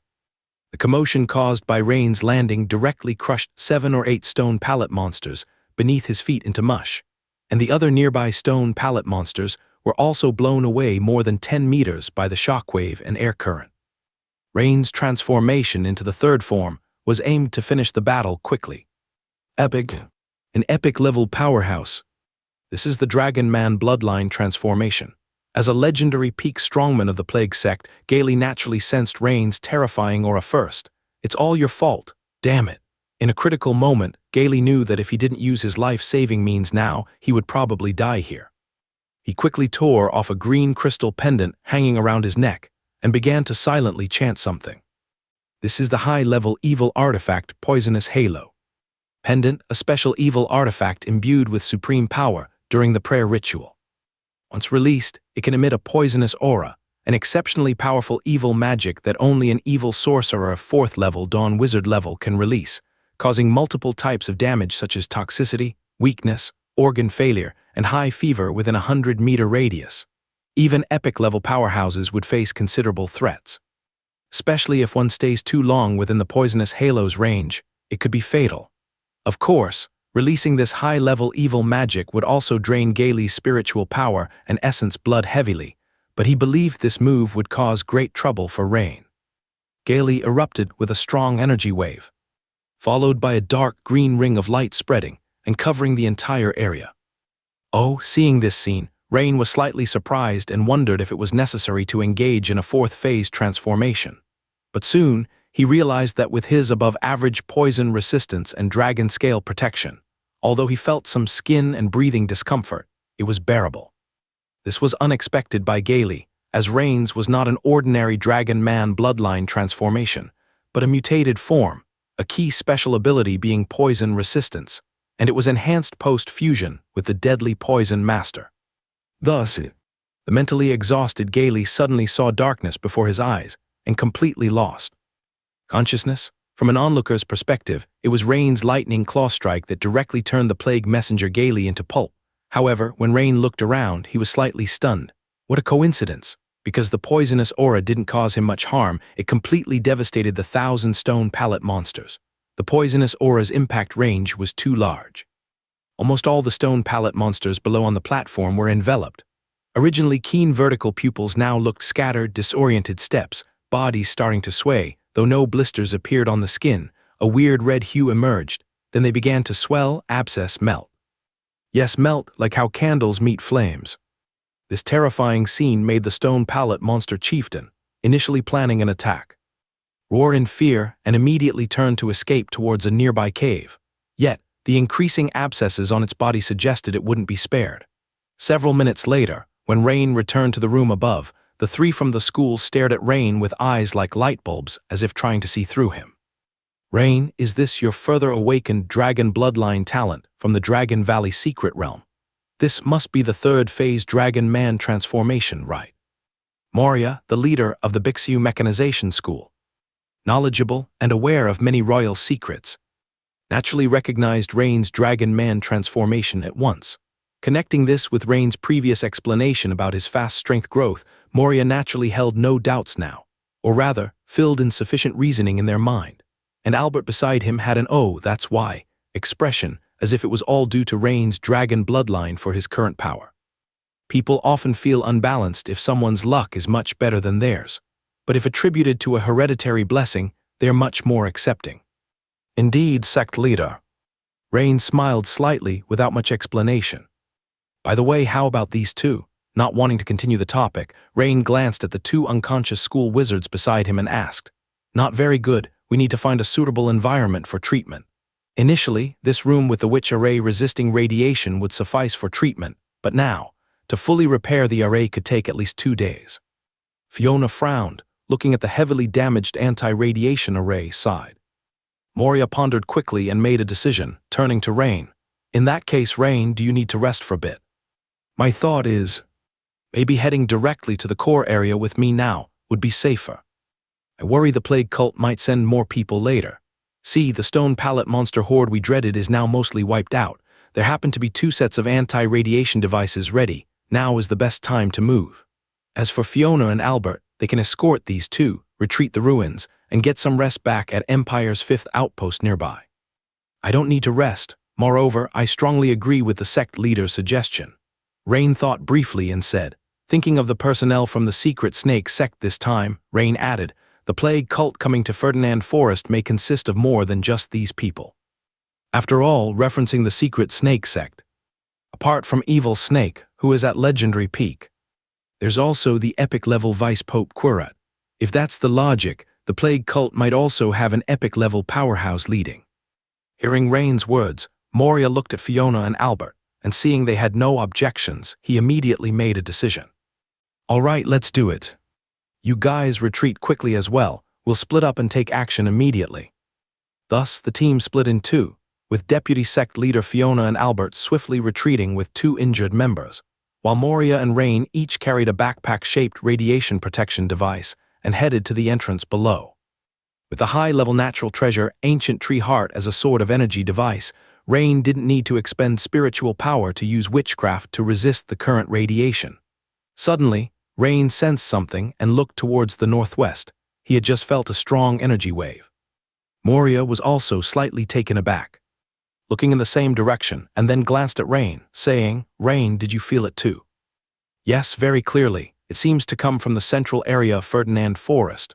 Rain nodded. "Judging from the distance and the intensity of the energy wave we sensed, I'm afraid it's at the demigod level. It seems the situation with the elves is worse than we imagined."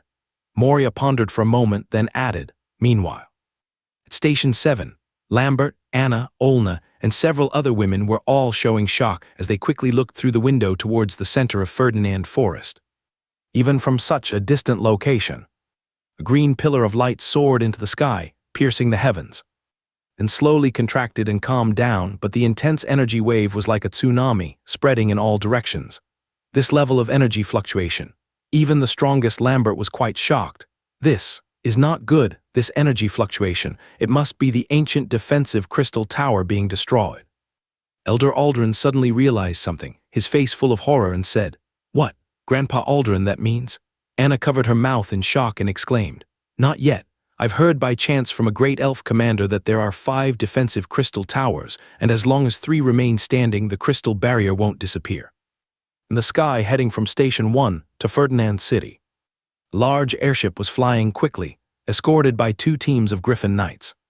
Faced with the sudden and intense energy wave and green pillar of light from afar, the airship's deck soon filled with powerful knights and wizards of various kinds. Leading them was the guardian with the title of Emperor Barrier, Lothar. A spiritual yet gray-haired elder slowly walked to Lothar's side, his face slightly solemn, and said, "Your crown, according to the highly confidential Imperial intelligence, the large-scale natural energy fluctuation is most likely due to the explosion of the elves' defensive crystal tower. Your crown, a title more respectful than your excellency, often used for the Imperial royal family and Imperial guardians." The elder held a short stick and wore an unassuming light gray wizard robe. Others couldn't even sense any spiritual power from him, making him resemble a neighborly grandfather, but he was a rare fourth-level Dawn wizard. More precisely, a Dawn wizard specialized in the earth element. His name was Reginald, titled Earth's Pulse, also the second Imperial guardian sent by the High Command. "Lord Reginald, it seems we must speed up. However, I'm more curious about the purpose of the Mother Tree sect's actions this time." Lothar nodded, looking equally serious, and spoke. Within the Valtsiger ruins, as Moria recited a slightly lengthy spell, with a click, a certain buckle on the thick metal grill in front of him loosened. Then, a dense sound of gears turning arose. The thick metal grill slowly moved aside, revealing an entrance 4 to 5 people wide and over 10 meters high. Don't underestimate this metal grill. Even though we are Metal Series wizards and master the metal morphing spell, this metal grill has undergone special engraving enhancement. Additionally, the passageway is arranged with a solidifying witch array, making it nearly impossible to damage it with the metal morphing spell. Fortunately, we previously discovered a diary with recorded spells for passage among the relics of some Valtsiger school wizards. Moria explained softly to Rain as they walked. Rain nodded, having sensed it earlier. The pitch-black, thick metal grill in front of them seemed extraordinary, with obscure and intricate engravings on its surface. This seemed to explain why numerous stone pallet monsters over the years had never managed to destroy it and enter the core. Once Rain stepped inside, he found himself in a spacious passage. The wall lamps inside the passage had long failed, but with Rain's dark vision, he could see everything clearly.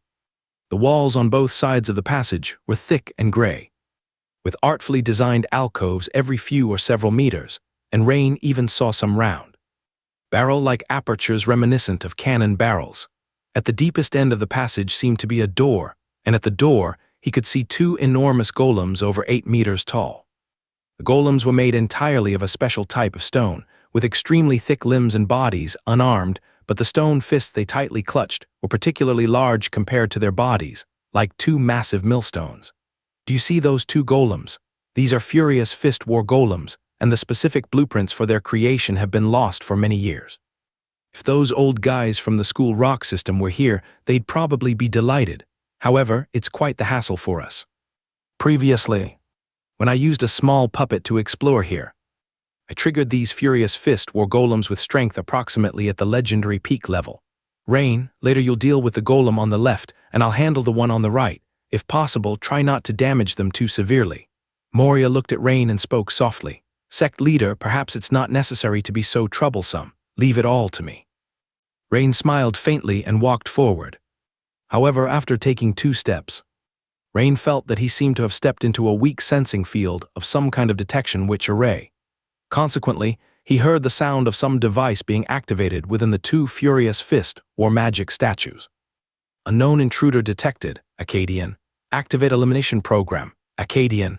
2 cold, deep, and mechanical male voices rang out. The opponent used the most common Akkadian language of ancient wizards, which Rain naturally understood. Although sect leader Moria had pre-warned him of this scene, Rain was still somewhat shocked by the wonder of witchcraft constructs. The craftsmanship demonstrated by the magic statues before him was already close to the level of robot manufacturing in his previous life, and in some aspects even surpassed it. It should be noted that this was merely the research product of an ancient wizard school from several thousand years ago. Beside him, Rain's thoughts flickered, but his hands did not slow down at all. First-level witchcraft, metal morphing spell. Second-level witchcraft, cutting net. Third-level witchcraft, sawtooth ring. Crystallization kill move, sawtooth cutting net. As Rain quickly chanted, 3 silver metal rings emitting a buzzing sound and rotating at high speed appeared out of thin air in the airspace before his left and right hands. Total of 6 silver metal rings flashed forward in an instant. SSSS, SSSS, SSSS, Just as the two Furious Fist War Magic statues had been activated and had not yet taken a step, they were each pierced through by 3 silver metal rings instantly. Suddenly, the two Furious Fist War Magic statues, each over 8 meters tall, stopped moving. If examined closely, it could be seen that these two statues were actually severed at the waist. In total, they were cut into 4 segments, entering at the neck, the location of the chest energy device, and the waist. Simultaneously, because the timing of the cutting was extremely clever, the Furious Fist War Magic statues still maintained a posture against the wall, as if they hadn't been activated. With the back wall serving as balance, they did not disintegrate. The scene immediately left Moria, standing behind Rain in a daze. Clearly, this result was a bit unexpected for him. Just now, he thought Rain was going to once again perform the Dragon Man bloodline transformation and was about to remind him. Because although the bloodline transformation was powerful, it consumed a lot of physical strength and energy, and afterward, there was still a long time of unexplored area to cover, so naturally, conserving stamina was important. Unexpectedly, Rain used a Metal Series crystallization kill move he'd never seen before, and its power was exceptionally large, comparable to 4th level Dawn Witchcraft. This kind of power, even among other series of crystallization kill moves he knew, was extremely rare. With one move, a defensive Furious Fist or Puppet was instantly taken down. Even if Rain had casting bonuses from the Steel Heart Advanced Meditation method, it was still a bit excessive. The only reasonable explanation is, it's highly likely Rain's aptitude in the Metal Series exceeded his expectations. At this moment, Rain turned around and walked back, smiled, and said, "Sect Leader, I just severed their internal energy devices and key parts. The main structure isn't really damaged, so when the masters of the school rock system come next time, they should be able to study it well. Perhaps even without the manufacturing blueprint. It can be reverse-engineered from the finished product." Hearing this, Moria couldn't help but laugh. "Rain, you've surprised me once again. I never thought you could achieve this level. By the way, was that strike a crystallization kill move from the Metal Series?" "Yes, Sect Leader." Seeing the Sect Leader Moria looking at him intensely, Rain suddenly remembered that the other party was also a rare Metal Series wizard. Could the other party covet? Probably not. The Sect Leader has thick eyebrows and big eyes, doesn't look like that kind of person. After hearing Rain's answer, Moria's thick brows furrowed, showing a pondering expression, as if he was making some significant decision, which made Rain slightly nervous. After all, the other party was the Sect Leader. If he really brought up that request, it would be difficult for him to refuse.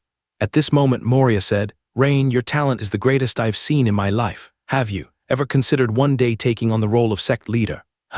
Rain's eyes widened, somewhat surprised. Was this what the other party was thinking about just now while looking at him? Me, as Sect Leader, but I. Moria waved his hand and said, "Everything else isn't important. What's important is strength. In the foreseeable future, the Empire situation will become increasingly turbulent. At that time, a strong pillar of strength will be particularly important for the Bixiu Mechanization School. If you agree, the school's future resources, including the gains from this exploration, can be directly tilted toward you. In principle, as long as the school has it, you can directly learn or use it." Seeing Rain seemingly a bit dazed, Moria patted him on the shoulder, smiled, and said, "Of course, now isn't the time to discuss this.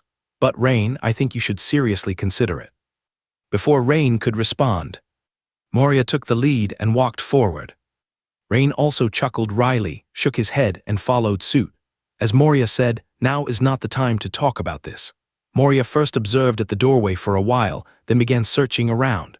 It was clear that Moria was very experienced in this kind of ruin exploration. In less than 2 minutes, he quickly found a device behind the two Furious Fist War Magic statues. With a click, he turned it. Sizzle, only to see the stone gate slowly open a small crack. "Be careful." Suddenly, radiation 10 times stronger than the outer area burst out from the crack, causing the pale green defensive membrane driven by the ancient tree heart on both of them to violently shake and quickly be suppressed to a certain limit. However, fortunately, when the green defensive membrane was less than 10 centimeters from the body surface, it stabilized. This shocked Rain. Such high-intensity radiation. No wonder Valtziger, with its ancient large wizard school foundation, had no better way to repair this place, forcing it to abandon this site which had consumed so much time and energy to construct. "Fortunately, Rain, you brought 2 ancient tree hearts.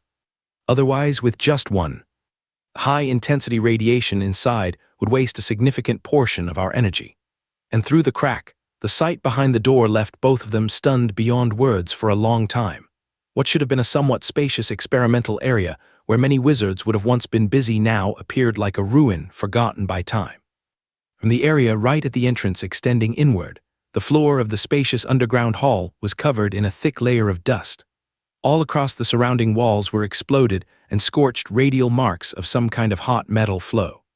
Near the entrance, more than a dozen damaged experiment tables and a messy pile of deformed experimental vessels were faintly visible. Further in, within the area his sight could reach, Rain saw most of it reduced to pieces or powder, completely unrecognizable. To the left and right of the door were deep hallways leading to unknown areas. However, judging by the typical zoning of a wizard school, it's highly likely to be the storage area, library, and living quarters, etc. The explosion most likely occurred right in front of us in the experimental area, with power beyond my imagination. There's probably nothing preservable over in the experimental area. Let's head to the storage area on the left first.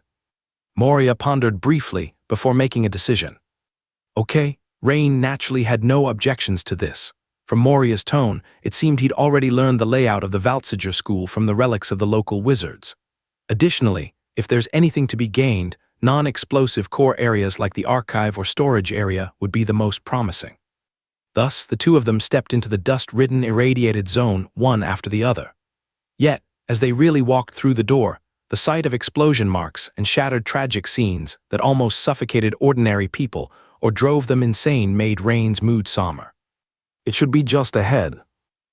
It seems the dust removal which array here is still functioning. In Moria's voice was an evident surprise.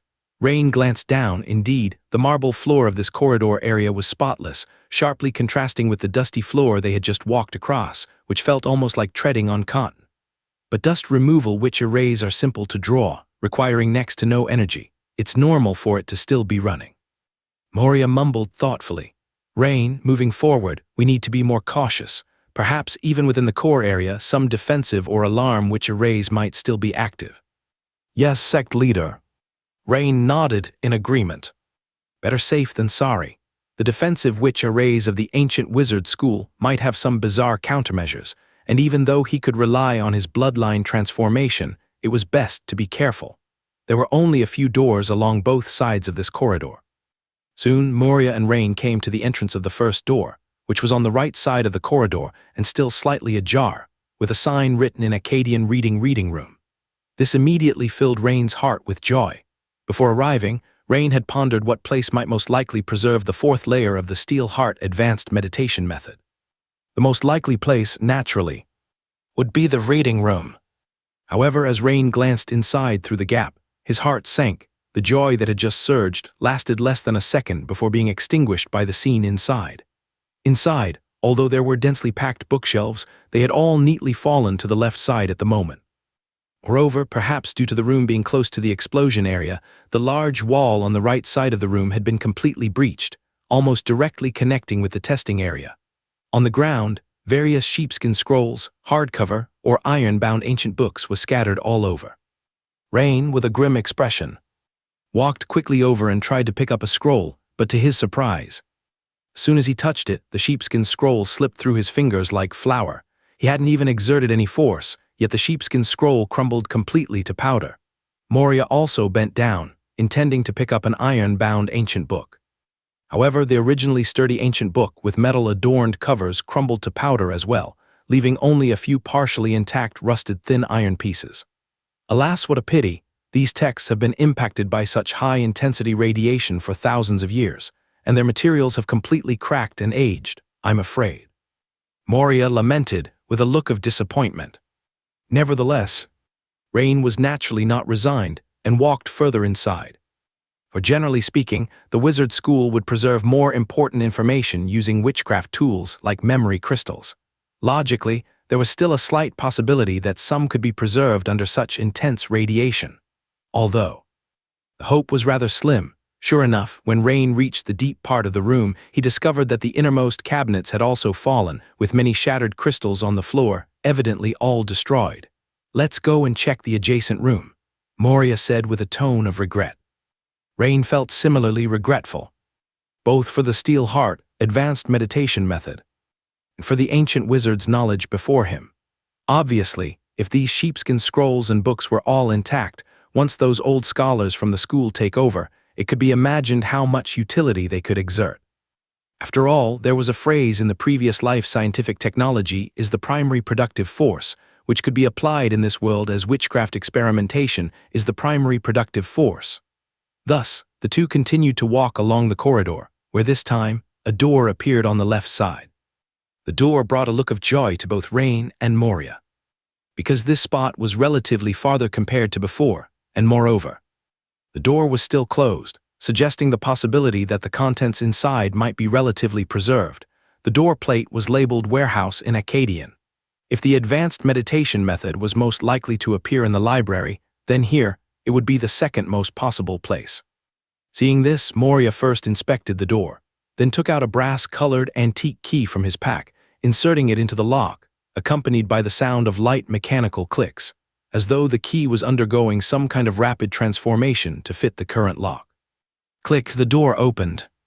Moria slowly pushed open the door, but in the next second he stopped in his tracks.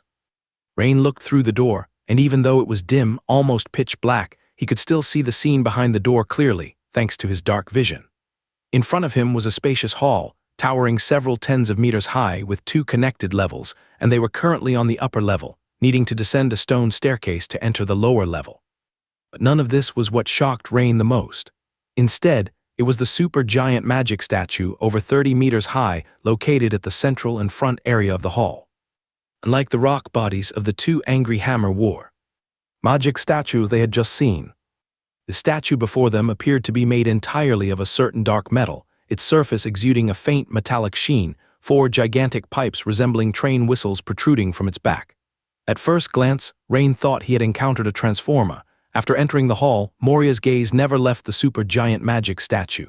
This is astonishing, it should be. As the sect leader, Moria was so excited that he was almost incoherent.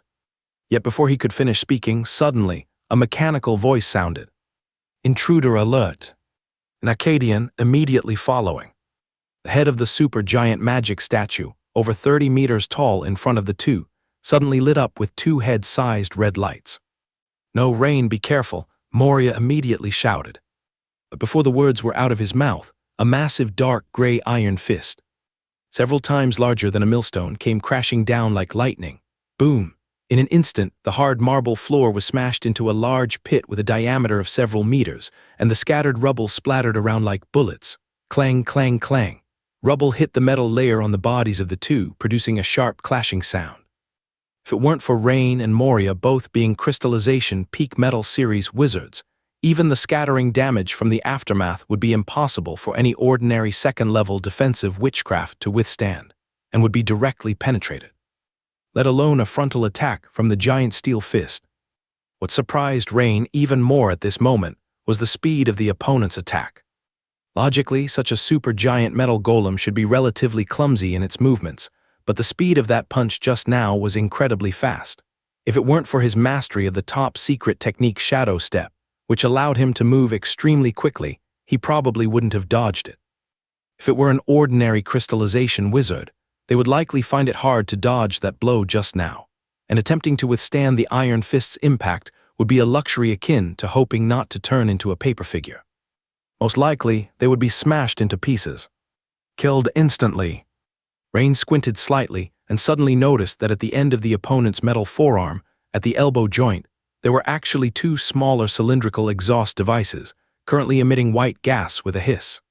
This means that the opponent's heavy steel punch just now must have been enhanced by something like turbocharging. No wonder the giant iron fist was so swift and unparalleled. Retreat quickly. Moria pulled Rain, intending to withdraw first and talk later. If given a choice, no one would want to go head-to-head with this big guy in front of them. It was natural for the two to want to evacuate the hall immediately and return to the corridor they just came from, because, judging from the size of the opponent, it would be entirely impossible to chase them in the relatively narrow corridor. However, as soon as Moria turned around, he was shocked to find that the iron door they had just entered from had disappeared, and was replaced by the dense sound of clack gear rotations and the movement of multiple metal walls. It turned out that just when this big guy was activated, the iron door and walls behind them also transformed synchronously. This means that there is a complete defensive measure in place. When intruders are detected, the supergiant metal golem is activated, and the retreat is blocked off. During the brief pause of the two, the supergiant golem was already roaring, taking a step toward them. The next heavy punch was clearly on its way. In the blink of an eye, Rain turned again, facing the giant incoming. His body suddenly expanded, towering, instantly exceeding 20 meters, and a circle after circle of dark gray energy rings emanated around his body. This time, Rain did not hold back but chose to go straight to the strongest form he could achieve, dragon beast form. An overwhelming and oppressive aura immediately forced sect leader Moria to take several steps back.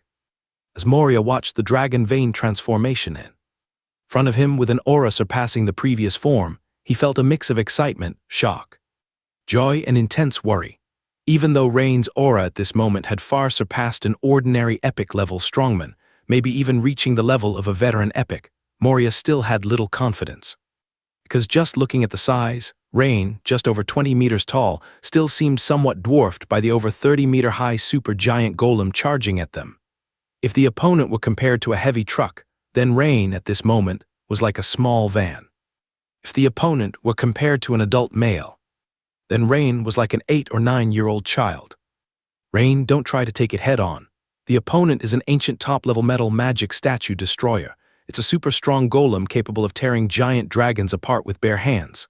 Moria loudly reminded from the side. However, what Moria didn't know was that since Rain dared to face it head-on, naturally, he had some means up his sleeve. This time, Rain's dragon beast form was different from before. At this moment, it seemed that something new was growing on Rain's neck, and lo and behold, it was a semi-transparent giant dragon head. This was precisely the special ability dual headed that Rain had after defeating and absorbing the void dragon bloodline essence. Boom! At this time, the giant metal iron fist of the destroyer smashed down, roaring and compressing the air, descending above Rain's head, but was forcibly clasped together and caught by Rain's pair of metal claws. However, the over 30-meter-high destroyer demon statue in front of him, with train-sized fists and attack power, surpassed all enemies Rain had encountered before. For the first time, he was defending with such difficulty. Rain's thick leg muscles could be seen tensing almost completely, with the dragon scale on the skin about to burst open. And the marble floor, reinforced by a solidified witch array, was as soft as mud under his feet. As Rain instantly stamped out a giant footprint nearly a meter deep, blocked it. Seeing such a shocking scene, Moria was also left dumbfounded. He had actually managed to block the destroyer's attack, but instantly, as he snapped back to reality, he immediately cast spells to attack the destroyer's head, trying to disrupt its assault on Rain. Yet a dozen or so sharp metal spikes struck the destroyer's head and neck, but had little to no real effect. Although there were some slight depressions, as a dark gray energy flashed across the surface of the destroyer. These slight depressions quickly restored to their original state. This scene naturally fell into Rain's eyes. His expression grew increasingly grave. The witchcraft that sect leader Moria had just performed was among the top of the third-level witchcraft, yet it had almost no effect. It goes without saying how strong the defensive power of this destroyer demon statue is. Unparalleled attack power and super strong defense. No wonder it can tear apart a giant dragon by hand. Looking at it now, exploring such a relic of the ancient wizard school is indeed not an easy task. At this moment, seemingly realizing that it could not eliminate the enemy in front of it with a single punch, the destroyer lifted another giant steel fist and once again slammed it heavily towards Rain in dragon beast form. Rain roared furiously, his previously clasped claws now releasing one to take the initiative, swiftly gripping the approaching left fist of the destroyer. Boom! Rain's dragon claw nearly tore and bled, yet his muscles bulged, and his claws firmly held back the destroyer's fists. At the same time, his lower body sank into the incredibly hard marble floor up to the knees. But the result was that he withstood it once again. This scene shocked Moria to his core. It wasn't just Rain's astonishing power, but that fighting will that made a deep impression on Moria. As the destroyer faced its iron fists being gripped, suddenly its eyes glowed red and a mechanical voice sounded again. target threat level increased in Akkadian, activating full load operation. Overclocking strike initiate. Hearing this, Rain couldn't help but smile wryly. Looks like it's do or die now. Just now, he had already gone all out, but barely managed to fend off 2 punches from the opponent. Now this destroyer is operating at full load. Boom! Boom boom! At this moment, the dense and gigantic iron fists accelerated by elbow turbines rained down on Rain in dragon beast form. The iron fists, the size of carriage compartments, swung down, leaving a myriad of afterimages, illustrating the brutality of the attack. If hit directly, it might turn him into pulp. Meanwhile, Moria was as anxious as an ant on a hot pan, his heart stuck in his throat. But all the methods he could think of had no effect on this ancient super-giant metal magic statue destroyer. Thinking from another angle, if a third-level crystallization peak wizard could give the destroyer a major problem, how could it possibly fight a giant dragon? It's a paradox. Virtualization. With a loud shout from Rain, instantly, in dragon beast form, his entire body became semi-transparent, as if his body wasn't in this world. Rain felt different now, as this was his first time using the dual head ability in the 4th form, and the drain on his spiritual power was massive like floodwaters. But the effect was extremely significant. The terrifying attack that felt like hundreds of heavy train engines rushing at him seemed to mostly hit the air, as if being conducted into subspace. However, even though Rain used virtualization, he could still feel a sharp pain coming from his arms. After all, virtualization doesn't completely immunize damage. It only negates 90% of physical damage, but even 1/10 of the destroyer's physical damage, if it rained down like this, is quite formidable. Not good, spiritual power is running out. As Rain was about to allocate more points, he suddenly noticed that the destroyer demon statue's punching speed had noticeably slowed down. It definitely slowed down, Rain could confirm. In just a second, the opponent's punching speed went from the peak of Tyson to that of a 70-year-old man. Charging. At this moment, the destroyer began to emit mechanical sounds, its movements becoming increasingly clumsy, and on the ground, wide swaths of energy-conductive lines lit up, clearly indicating some kind of charging witch array. With Rain's heart tensing, he added another point in spiritual attribute. Suddenly, the energy-conductive lines on the ground dimmed again, seemingly due to some malfunction preventing the energy's conduction.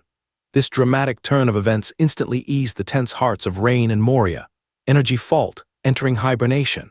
Seconds later, the destroyer demon statue's movements came to a complete stop.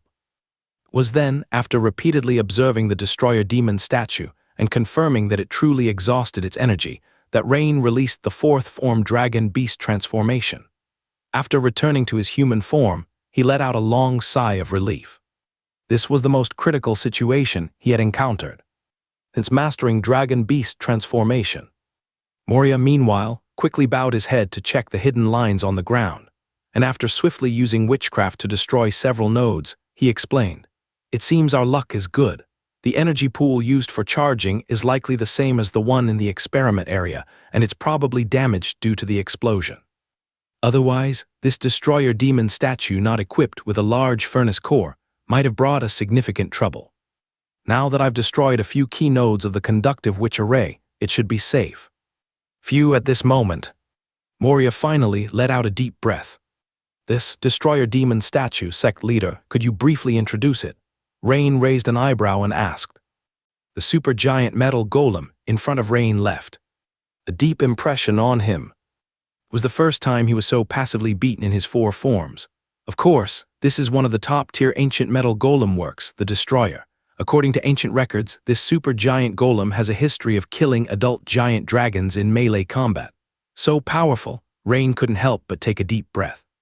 However, upon thinking a little, Rain couldn't help but nod his head. If he hadn't used the virtualization move just now, he might have been severely injured by the opponent's lightning, fast consecutive steel punches. The destroyer golem in front of him, Rain believed, if the energy was sufficient, could genuinely fight against adult giant dragons. However, normally, the destroyer golem should be driven by a large furnace core, but this one seems to be using some kind of energy device. As for the reason, I guess it's because the large furnace core can't start or stop quickly, and the roaring operation noise isn't suitable for a warehouse environment. So, the wizards of Valtziger at that time thought of a compromise. Once the energy of the destroyer runs out, the witch array in this area can instantly transfer the energy from the school energy pool to it. But unexpectedly, the energy pool was first destroyed by the explosion. Looking in the direction Moria was pointing, Rain discovered that there was indeed a vacant spot in the destroyer golem's abdomen, which seemed to originally hold a cylindrical object. However, this is a good thing. It proves that the warehouse wasn't much damaged by the explosion. Not to mention anything else, just this destroyer golem alone is incredibly valuable, Moria said excitedly. Oh, sect leader, we can control this destroyer golem. Rain raised his eyebrow, equally surprised and delighted. If they could control this, there'd be no need to ride a giant dragon. In principle, no problem. But adjustments need to be made, and if you want to control the destroyer in the wild, the large energy furnace device must be reinstalled. It will take some time, but it can definitely be done.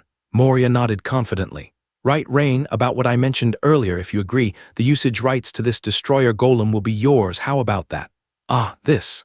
Rain found he wanted to say something to refuse. But looking at the massive 30-meter-high destroyer in front of him, he found he couldn't refuse, as this was essentially the world's version of a mech. Which man wouldn't want to pilot a mech? Especially since he was the most suitable for the metal series. Then, all right, I agree, but just to be clear, sect leader, I won't manage, I can be an honorary sect leader. Rain thought for a moment and said, haha, no problem, let's first make a verbal agreement, we'll still need to go through the contract process when we get back. Moria laughed happily. All right, by the way, sect leader, shouldn't we quickly start looking for what we need? Rain reminded. Oh right. Moria snapped back to reality. However, a few minutes later, after quickly searching the warehouse, Rain's expression was uncertain. Although the various rare materials in the warehouse were mostly present, many lacked their original effectiveness due to radiation and time. Only the rare metal category was mostly preserved. But the Steel Heart Advanced Meditation method, which Rain was most interested in, was not in the warehouse. To say Rain wasn't disappointed would be a lie. He came for the fourth layer of the Steel Heart Advanced Meditation method, but the current situation likely indicated this hope was dashed. Let's go, Rain, let's check the office area, there might still be discoveries there. Moria noticed the disappointment on Rain's face and comforted him. Usually, high-rank wizards like us store important manuscripts and data in the office safes. Oh, Rain turned to look at Moria. Since it was his first time exploring ancient ruins, he didn't know some details. Hearing Moria say this, his mood calmed down a lot. Rain still trusted Moria's words, being an experienced crystallization wizard. After all, Moria's exploration experience was far richer than his, a novice's. 5 minutes later, the two arrived back near the entrance, this time intending to explore the corridor on the right, the office area. This area should be the offices of those with certain status, as well as the senior wizards of the school. Just as Rain was planning to try opening the first office door in order, Moria stopped him, shook his head and said, Rain, generally speaking, the further in you go, the more likely it is to be the offices of the school's senior wizards. So, let's change our approach and search from the innermost office outward. Rain thought for a bit and felt that what Moria said made a lot of sense. If the Steel Heart Advanced Meditation method was really stored in a wizard's office, it would most likely be a Dawn wizard's office. Or rather, it might be in the office of a deputy sect leader, or even the sect leader of the Valtziger school. Thus, the two headed towards the deepest part of the right corridor. Laboratory Director, Warehouse Director, Deputy Sect Leader Office, Sect Leader Office. Just moments ago, they saw many rooms half open with tables, chairs, and documents all in disarray. Evidently, after the explosion, the wizards who survived quickly retreated. But since these rooms' doors weren't closed, after being radiated for thousands of years, the documents inside are completely unreadable. Only rooms with intact doors might hold valuable items. This is the one. Moria and Rain, following the door signs, arrived at a door at the far end of the hallway. The door was tightly shut, and Moria took out an ancient-looking brass key and inserted it into the lock. With a click, the door opened. Suddenly, Rain's pupils shrank, because through the door gap he seemed to see a shadow flicker inside the room. Rain was sure that he had just seen something. However, when he perceived it again, he found that the other party had disappeared. Logically, with his perception, it shouldn't be possible for him not to sense anything in a room of over 100 square meters, but strangely, the opponent disappeared into thin air. Sect leader, I feel something's not right, be careful. Rain whispered to Moria, who was about to enter. Moria was just opening the door, so he didn't notice the fleeting shadow inside the room. However, after experiencing several crises, his trust in Rain had greatly increased. Hearing what Rain said naturally, his expression became serious and he asked, for example, "Just now I seem to see a shadow." A vengeful spirit, that's quite possible. However, since both of them had come this far, there was naturally no question of giving up. But since they knew there might be something in the room, they were naturally more cautious. The two of them first applied defensive witchcraft, then wide opened the door and used hardened essence gold, morphed into multiple metal clasps fixed to the wall, keeping the door open. In this way, if there was something they had to avoid, they could quickly leave. When the two saw the room for themselves, they found it exceeded 100 square meters. Opposite the entrance was a row of bookshelves, and on the left was a seating area with a tea table and 4 sofa chairs. Further back was a massive desk, indeed worthy of the sect leader's room. Just then Rain seemed to sense something and suddenly turned his head to look at the door behind them, where he saw a pale blue apparition standing. The other party was a humanoid specter, seemingly wearing some kind of butler outfit, with a clearly visible face, around 40 to 50 years old, but with a very strange expression, staring intently at Rain and Moria. Intruders, this is the master's room. Although no sound echoed, both of them received the other's words through some kind of spiritual power shock. Rain and Moria couldn't help but glance at each other. Could it be that the other party had survived in some form of a spiritual body? This was somewhat troublesome. After all, logically speaking, a place with no one is called a ruin. Now that there is a person here, it is very obvious that they are the intruders. You shouldn't have come. Now that you're here, surrender and await judgment when the master returns. The spiritual power shock came again. Surrender, judgment. This left Rain speechless. After all, this was a ruin that had been here for thousands of years. It was perfectly normal for them to explore it. Just as Rain and Moria were about to say something, suddenly, the other party extended their hand toward them. Instantly, 2 peculiar pale blue arrows blasted toward them. They look like ice element ice arrows, but the energy fluctuation is an ice element. Although both Rain and Moria were protected by defensive witchcraft such as the steel armor technique, they cautiously chose not to take them head-on due to the uncertain effect of the witchcraft, quickly dodging. However, faced with the apparition's unceremonious attack, Rain naturally counterattacked immediately. As Rain lifted his hand, a huge metal net radiating a silver glow rushed toward the pale blue figure. Just when Rain thought the other party would use witchcraft to defend or dodge, he was stunned to find that the other party neither dodged nor avoided his attack. Swish! The silver metal net passed through, leaving a fine mesh pattern on the stone wall. Strangely, the pale blue body slightly quivered like a flowing stream, emitting a ripple like stirred water, but then there was no change. It seemed his witchcraft did not harm the opponent. No, maybe it did, but very minutely. However, this shouldn't be the case. It's normal for a spiritual body to be immune to physical attacks, but not immune to energy attacks like witchcraft. The metal energy particles attached to the cutting net, logically speaking, should have caused substantial damage even if the opponent was a spiritual body. Even if it's a spiritual body, it shouldn't be immune to witchcraft damage. Moria frowned, exclaiming. He clearly realized the problem as well. Moria knew the power of Rain's cutting net attack, but it had no effect, which was not logical at all. Let me try. Moria cast a water arrow art. With a wave of his hand, the water arrow swiftly shot towards the bizarre shadow. Swish, the pale blue apparition rippled again like water flow, and as with Rain's metal cutting net, the water arrow passed through, clearly not causing much harm. SHH.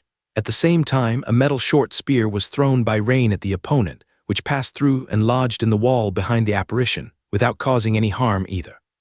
The scene made the two of them knit their brows deeply. The witchcraft effect was weak. The physical attack was completely ineffective. How could they fight? Felt like a strengthened version of the Void Dragon's virtualization skill, but virtualization only makes about half of the energy damage from witchcraft immune, while the apparition before them reduced at least 90% of the damage. Although the attacks from Rain and Moria were basically ineffective, the previous attack seemed to further enrage the other party. Intruders, this is provocation. Perhaps I don't need to wait for the master to return. Maybe I should just deal with you myself. As the spiritual shock came again, they saw a pale blue specter once again launch 2 pale blue arrow attacks towards Rain and Moria. This time, Rain could clearly sense that the opponent's attack was very strange. The incoming blue energy arrows were not pure, as if they were some kind of chaotic tangle of yarn, with a type of chaotic radiation energy contained within the ice element energy. And these blue arrows, upon striking the side of a bookshelf, caused the wooden shelf to decay in an instant. This bizarre attack effect immediately made both of them furrow their eyebrows. On one hand, the consequences of being hit were unpredictable. On the other hand, if they couldn't stop the attack, and it hit the precious scrolls and books on the shelves, the loss would be significant. Their gains from exploring the ruins this time would be greatly diminished, perhaps even to nothing. While dodging the opponent's attack, Moria quickly said to Rain, "It seems there's only one way. The opponent is not completely immune to witchcraft. We can use a high frequency of witchcraft attacks. Over time, it will add up." "Sect leader, let me try again," Rain exclaimed with gleaming eyes. Moria was a bit puzzled but quickly nodded and dodged to another side, continuously casting wind blade technique, fireball technique, and other types of witchcraft. One purpose was to draw the attention of the pale blue spiritual body, giving Rain a good opportunity to attack. Another was Moria's curiosity as to whether the opponent was more sensitive to attacks from any particular series of witchcraft. He turned his head to glance at Rain using the metal cutting net again, looking puzzled. Hadn't this just been tried? It basically had no effect. Why was Rain going to try it again? But this time, when the silver metal net penetrated the opponent's spiritual body, the pale blue spiritual body suddenly looked terrified. At the same time, Moria could clearly see the spiritual body becoming increasingly transparent, and its energy fluctuations weakened significantly. Moria's mouth opened slightly, wanting to ask something but not knowing where to start. If Rain's strength from before, such as transforming into a dragon man, was strong, there was at least a path to follow. But what was just now? The same silver metal cutting net at first. It had no effect, but the second time it was startlingly effective. "You wretched invaders. You only dare to bully me, the servant, because the master is not here. But do you think this means you've won? Although my strength is far from comparable to the master's, I also have my powers. Blizzard." The opponent's face showed fear and anger. After conveying 2 sentences through continuous spiritual fluctuations, they suddenly raised both hands, and a massive blue cloud began to appear out of nowhere at the top of the room. "Quickly, Rain, Blizzard is an area witchcraft. If it releases, we may be fine, but these ancient books are probably," Moria said with a worried look. Just seeing the effectiveness of the Dragon Soul strike reassured Rain greatly. Next, it was nothing more than consuming a little more spiritual power. True damage indeed is a powerful weapon. As Rain's fingers pointed continuously, grid-like metal nets emitting dense silver light shot rapidly toward the pale green specter. The opponent seemed to instinctively sense danger and tried to retreat, but on one hand, the blizzard-like witchcraft they were casting was a channeled type. On the other, Rain's spellcasting was instant. Sizzle, sizzle, sizzle. Thus, in less than a second, 9 continuous silver metal nets passed through the spiritual body, and the pale blue specter continuously rippled like water growing fainter. In the end, they managed to drop a sentence intermittently. "Just wait. When the master returns from the new continent, they will hunt you all down and kill you." New continent? Rain wondered. Yes, it was only a few thousand years ago when the new continent, where the Eagle Federation is located, was discovered. Judging by this, the timing of the Valtziger ruins should coincide with the exploration period.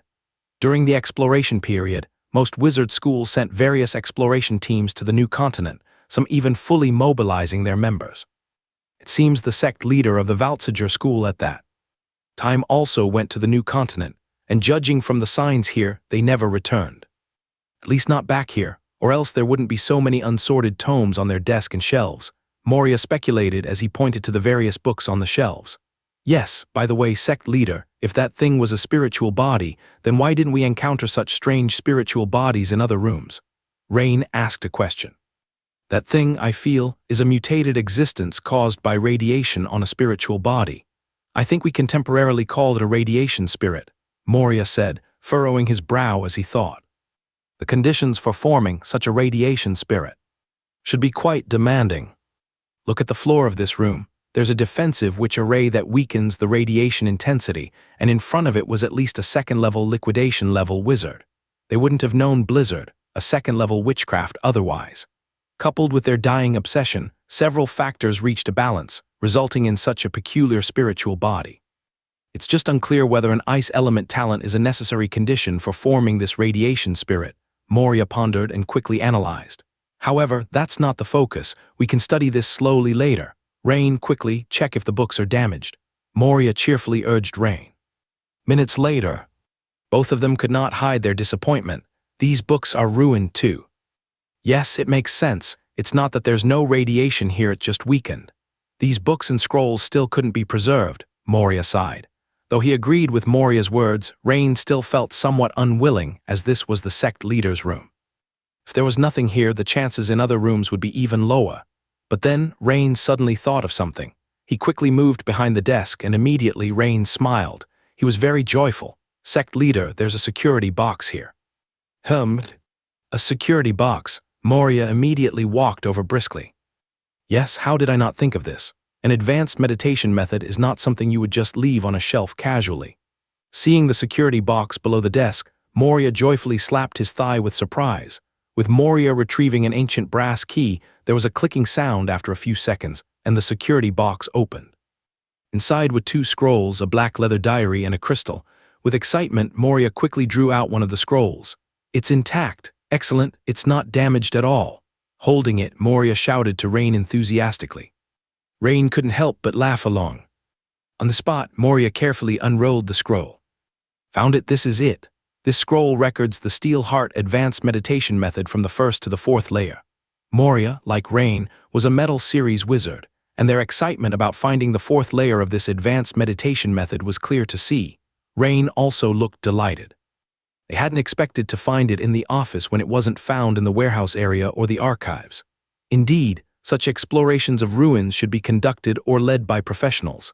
Otherwise, if it were he might have left after searching the warehouse and archives. And since the first scroll is so important, what about the second one? Rain immediately focused his gaze on the second scroll. The same thought naturally emerged in Moria's mind. He quickly opened the second sheepskin scroll. Oh, there's actually another dawn killing move for the Metal Series. At this moment, Moria was holding another sheepskin scroll in his left hand, trembling. Ha, Rain, with the Steel Heart Advanced Meditation method 4th layer and the dawn killing move, the spring of the Metal Series wizards has finally come. If it were only the Steel Heart Advanced Meditation method 4th layer, as the sect leader of a wizard school, Moria would not have lost his composure. But with the dawn killing move for the Metal Series, the meaning was completely different. In today's world, where 5th level full moon wizards are almost extinct, having these 2 means that the combat power of the Metal Series wizards can now rival the currently mainstream fire, water, and earth element wizard factions. Dawn killing move, Steel Forest, requires 4th level Witchcraft Steel Thorns Forest, 3rd level Witchcraft Thorny Iron Ball, 2nd level Witchcraft Iron Thorns Road, 1st level Witchcraft Iron Thorns. However, as Moria recited in a low voice, the very next second, his brow furrowed. 4th level Witchcraft Steel Thorns Forest is recorded in the scroll, and the 3rd level Witchcraft Thorny Iron Ball is available within the school, but the 2nd level Witchcraft Iron Thorns Road and 1st level Witchcraft Iron Thorns are missing. This is really, Moria said with a bitter smile. This. Rain also slightly opened his mouth, not knowing what to say for a moment. It's like trying to make braised sea cucumber and finding out you have the sea cucumber but no green onions. But it actually makes sense. The 4th level witchcraft, due to its importance, was stored away securely, while the 3rd level witchcraft and below, being of relatively lesser importance, were left in the archives room. Due to the explosion and radiation, nothing in the archives room could be preserved. It really is. Sigh. Moria shook his head, sighing helplessly. Even though they are only 2nd and 1st level, witchcraft, gathering them is incredibly challenging. Hearing Moria's words, Rain's expression was truly resigned. After all, for a dawn-killing move, securing the rare 4th level and 3rd level witchcraft was accomplished, yet they were hindered by the relatively simpler 2nd and 1st level witchcraft. At this time, Moria handed the sheepskin scroll of the Steel Heart Meditation method 4th layer to Rain, smiled, and said, Rain, you take a look first. As the next sect leader, you have the right to read it freely without considering the issue of contribution points. Thank you, sect leader. Taking the 4th layer of Steel Heart, Rain did not immediately read it, but instead followed Moria's gaze toward a black leather journal. He was naturally interested in the contents of the journal. Since most of the journal's content recorded the journal owner's views on some major events within the school at that time, there wasn't much of interest, but as they read to the end, some information piqued the interest of both. March 11th, I received a report from the school's delegation to the new continent, stating that they found clues to the ancient Goblin Empire's capital. But the problem is, the report also mentioned that the house school and a few other super large and large schools have also discovered this clue. Perhaps for other wizard schools, the ruins of the ancient Goblin Empire's capital are just an ordinary exploration. But I am the only one who knows how important this is to the Valtziger school. If we can find the constructs of the ancient goblins, we can surely create a 5th-level full-moon wizard-level mechanical. So, I've decided to personally go to the new continent, and at the same time, express the Valtziger school's determination to secure it to other wizard schools. However, my departure from the school is a big deal. Before leaving, I still have to discuss with Magner and Snape and arrange all the school's affairs. March 12th, after communicating with the two, there were still significant disagreements. Snape thinks my plan is too hasty and risky. He disagrees. Magner is obsessed with researching some strange stone he got from somewhere, having no interest in managing the school, although I also admit that Magner's strange ore has some special energy. This thing is not very meaningful for our school, which focuses mainly on constructs, in my view. Magner is already on the wrong path, but Magner is second only to me in the school. The one with the best chance to reach the Dawn Peak and advance to 5th-level full-moon wizard, directly banning his experiment would instead provoke opposition. And if I were to persuade him, time might not suffice. Forget it, let him research. When he hits a dead end, he will naturally give up. Although I am still somewhat worried about his current state, this is the only course of action for now. A few pages were torn out in between, perhaps recording some contentions. Rain and Moria were not very sure, but that was not the focus. The two continued to flip through. March 17th, I decided to set off. Since Magner believes researching that strange ore holds special significance for him, let him research, while Snape is responsible for daily affairs. This way is good as well, to avoid conflict between the two. Additionally, according to the usual regulations, as the sect leader, I must take the Steel Heart Advanced Meditation Method 5th layer with me, while the school's library retains a copy of the 5th layer. Right, I still need to leave the control crystal of the destroyer here. However, generally it's more suitable to lock it in my safe. Otherwise, Snape will control the destroyer to go out for no reason. Modir will help me keep the key. He is very loyal to me. I'll keep this diary. The new continent is very dangerous. Even I don't have 100% certainty. The 5th layer, there really is a 5th layer. Rain, do you know what this means? Moria's emotions were extraordinarily excited, even verging on frenzy. Yes, Rain nodded heavily, his heart equally stirred. He didn't expect that on this visit to the Valtziger ruins, not only did he find the 4th layer of the Steel Heart Advanced Meditation Method, he also found clues to the 5th layer. Indeed, although it's only a clue, it's important to know that previously, the 5th layer of the Steel Heart Advanced Meditation Method was thought to have disappeared in the long river of history, almost impossible to be found. Therefore, having a clue this time is a huge progress. It's comparable to moving from 0 to 1. However, the capital ruins of the Goblin Empire. Rain couldn't help but think back to long ago when he had obtained a map of the ruins of the ancient Goblin Empire's Longbudun city and handed it over to the Imperial Navy. Looking at it this way, the territory of the ancient Goblin Empire might very well have been centered around the new continent, which is currently the Eagle Federation, radiating outward. What a vast empire! With a slight thought, Rain couldn't help but sigh inwardly. However, there's no rush. The exploration of the new continent, which means going to the Eagle Federation, can wait until you and I have stepped into the Dawn Wizard. Moria paced back and forth, trying to calm his excited mood. After a long while he said, "This high-rank wizard at the peak of dawn couldn't return smoothly from the new continent. If he didn't die in the conflicts between wizard schools, it means that the danger level of the ancient Goblin Empire's ruins is far beyond imagination." "That's right, sect leader, I think so too." Rain nodded and said, "Without stepping into the 4th-level Dawn Wizard, thinking about the 5th layer is still a bit premature. Even in recent ancient times, 5th-level full-moon wizards were few and far between, and over the past thousands of years, fifth-level full moon wizards have practically gone extinct. If climbing to the fourth-level dawn wizard is like climbing Mount Tai, then becoming a fifth-level full moon wizard is as challenging as climbing Mount Everest. However, it seems like this is the control crystal for the destroyer. Moria looked at the crystal in his hand with glowing eyes. Although, after hundreds of years, due to the double protective witch arrays in the room and the safe, the radiation seemed to have little impact on the control crystal inside the safe. Rain, you keep an eye on it. I think if we can get this big guy up and running, we won't have to worry about any cult showing up at our door. Saying the last sentence, Moria couldn't help but laugh. Thinking of the terrifying power of the destroyer, Rain nodded immediately. If they could drive this big guy, perhaps it wouldn't be about worrying about the cult showing up at their door, but about them showing up at the cult's door. So in the following time, Moria set up a warning witch array at the door and placed 2 small puppets before focusing his attention on the control crystal, seriously studying the control manual. And Rain, naturally, began to flip through the sheepskin scroll of the 4th layer of Steel Heart. Central Ferdinand Forest. A large airship was flying at high speed in mid-air.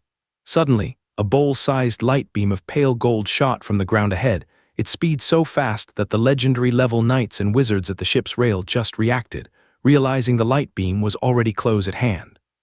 Upon closer inspection, everyone's expression was shocked because they finally saw that it was a palm-sized leaf of light gold. Yes, a leaf. Seeing this scene, everyone's first thought was a leaf. How can it be so fast? And their second thought was no need to worry. Crown Reginald and Crown Lothar are both here. Nothing should happen. In an instant, semicircular earthen yellow light membrane appeared right in front of the large airship, protecting the front of the airship.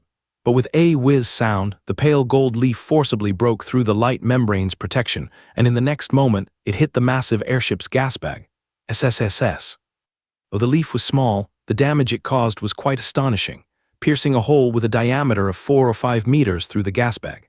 As a result, the airship's gas bag quickly began to leak air like a deflated balloon, and naturally, the airship also started to rapidly plummet downwards.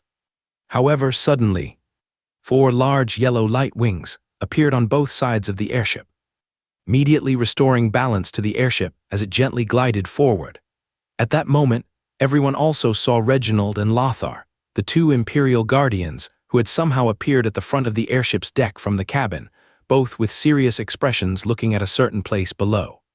Just a single leaf penetrated my 4th-level protective witchcraft earth barrier. This leaf seems to be. It should be, but Crown Reginald, this also shows they're worried we might ruin their good deeds, right? Said Lothar, holding a giant shield with a smile. That's right, Crown Lothar. Reginald also revealed a slight smile. As the airship slowly landed in the dense forest, suddenly, many trees around began to tremble violently. Immediately afterward, huge tree roots extended like human legs and stepped out of the ground, while vague human faces emerged on the trunks. If Anna were present, she would immediately recognize this as a group of Ironwood Guardians. Even more noteworthy was a tall, thin male elf in a luxurious robe who appeared among the Ironwood Guardians. He walked toward the fallen airship, eyes fixed on Lothar and Reginald, and said in the common tongue, "Humans, this is the elf territory. According to the ancient pact, you cannot enter without our permission." Reginald glanced at the male elf, frowning slightly, showing a hint of confusion. However, Lothar responded loudly, "Sir, in fact, we did not wish to come, but we received an ambassador's call for help, stating that you were attacked by the cultists, hence the Empire dispatched us as reinforcements. Human, thank you for your goodwill, but concerning the cultists, we will handle it ourselves." The words instantly made Luther, and a group of legendary individuals displeased having traveled far to help, yet receiving no appreciation. Such arrogant elves. What a thing, if not for the Empire's order, acting like anyone wishes to come. Lothar also frowned immediately. In such a case of rejection by the host, should they proceed further, a direct conflict would inevitably occur. However, Reginald, standing aside, seemed to understand something, suddenly smiled at the elf and said, "Actually, you cannot represent the elves, can you, Mother Tree sect believer?" "What?" Everyone was startled, looking at the elf. The high-grade elf stiffened his expression and said, "I don't know what you're talking about. From the attack you just launched, I sensed a trace of the unique essence of the Void Mother Tree. Even your body bears some well-concealed Void Mother Tree aura."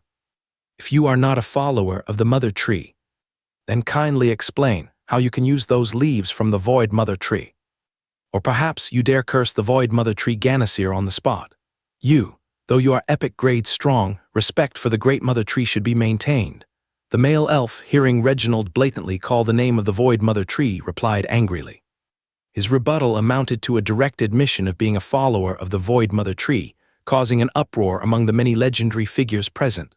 Clearly, the high-grade elf, unbeknownst to others, had long since become a member of the Mother Tree sect. Damn, it was this guy who shot down the airship. Suddenly, at this moment, all the Empire personnel, including Lothar and Reginald, looked up at the sky before them, as did the high-grade elf, turning to gaze at the sky behind him. A thick green pillar of light shot up from the center of Ferdinand Forest not so far away. Not good, this is the second one, Reginald said with a stern face. Oh, even if you rush there now, it would be too late. The great Void Mother Tree will descend upon this world. The high-grade elf then turned around to face the people, his eyes gradually turning black, glinting with pride and madness. Seeing such a crazed gaze on an elf who reveres nature and values balance is truly a stark contrast. Thus, all the legendary Empire figures, including Luther, watched the elf, seemingly wanting to understand how exactly the alleged Void Mother Tree seduces elves. Humans, farewell. I have more important matters to attend to, so I advise you to leave Ferdinand Forest before you find yourselves unable to escape soon. Meanwhile, at Post 7, elf elders Aldurin, Delana, Anna, and other pure-blood elves all suddenly turned pale, showing their fear as they quickly gathered by the post windows, looking towards the center of Ferdinand Forest. Another easily visible green pillar of light shot up. Impossible!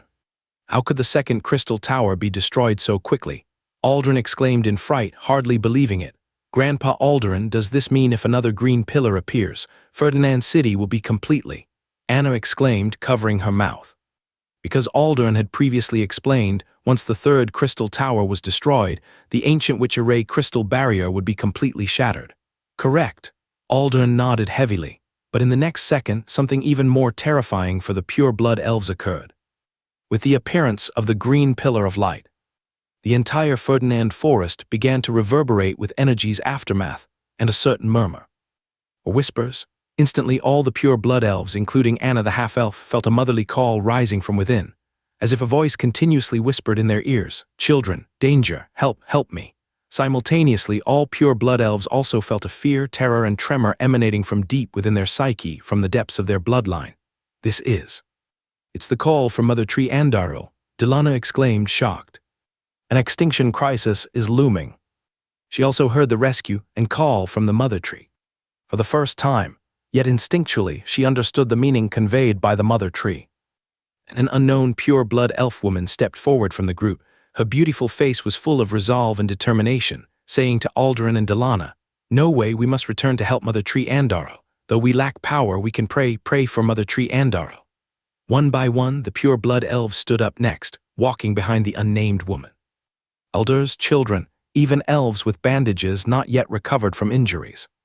But all elves shared a determined gaze. Because the Mother Tree Andoril is the mother of all pure blood elves, this mother is truly in the literal sense. Elves are a magical race. They can reproduce like humans through both sexes, but can also give birth through the Mother Tree Andoril, like other plants flowering and bearing fruit. The fruit borne by the Mother Tree carries within it the elves. Children cannot refuse the call and plea of their mother. All the elves, led by Aldurin, prepared to leave the room and head to Ferdinand City. Olna, witnessing this scene, naturally had a change in expression. She exchanged a glance with Claire beside her, both seeing concern in each other's eyes. Olna quickly approached Anna and said, "Miss Anna, with your departure, Lord Rain will be very worried." "Indeed, Miss Anna, perhaps you should wait until Captain Rain returns before you go." Claire also stepped forward, gently holding Anna's pale hand, and said. Hearing the name Rain, Anna's advancing figure slightly trembled, and her steps came to a halt. However, in the next moment she showed determination, shook her head and said to Olna, "Madam Olna, I believe that if Rain were here he would certainly support my going." Subsequently, Anna carefully withdrew her hand from Claire's grasp and said, "Madam Claire, it has been a pleasure spending time with you, but this matter is important, and I must go." Suddenly Olna laughed and said, "Wait. Ladies and gentlemen, if you are truly set on going, Why not take our airship? Miss Anna, we have a communication device on the airship, and once the signal is stable on Lord Rain's side, we can contact him at any time.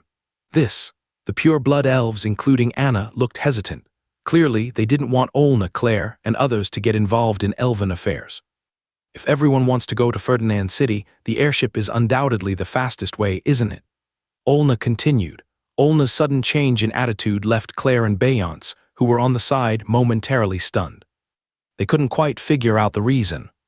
We would trouble Madame Olna, but we hope you ensure safety first, as we don't wish for you to encounter danger, said Alderin, the town chief, nodding to Olna. Ladies and gentlemen, wouldn't you consider including me? After all, the journey to Ferdinand City is not entirely safe, Lambert said, crossing his arms with a slight smile. Of course, if Lord Lambert is willing to accompany us, that would be perfect, Olna said with a smile. At this moment, Olna gestured to Beyonce and whispered a few words in her ear. Beyonce appeared to understand suddenly, then quickly left. Meanwhile, an hour earlier, Valtsager ruins. Rain was intently studying the fourth layer of the Steel Heart advanced meditation method. Unlike the third layer's three-dimensional pattern made up of 108 will runes, the fourth layer's Steel Heart model was composed of a full 256 will runes. Moreover, from the overall structure, the tightness of these 256 will runes far surpassed the three-dimensional model of the third layer. Overall, it's like a multi-layered tower, with the upper layers smaller than the lower ones, but more ornate and exquisitely carved than the layer below. Tusk 256 will runes. This difficulty is quite exaggerated, Rain sighed. However, thinking of the description of the fourth layer's effect in the sheepskin scroll, he immediately had the urge to quickly try to master it. Because once the fourth layer of the Steel Heart is mastered, the boost effect is naturally quite exaggerated. Far exceeding the third layer's 60% enhancement, it achieves a multiplier increase. Yes, a doubling. Any Metal Series witchcraft would have its power doubled, a result that requires no further illustration or explanation. Currently, I have 12 remaining attribute points. If I reserve 5 for handling an epic battle, I can mobilize 7 points. Still not enough. Therefore, even though Rain knew it might not be possible to master it all at once, he still planned to give it a try, at least just to see. However, looking at it from another angle, if I could indeed master the fourth layer of the Steel Heart advanced meditation method, then with the rising tide, even just the wizard side of my strength could probably handle epic-level battle power, right?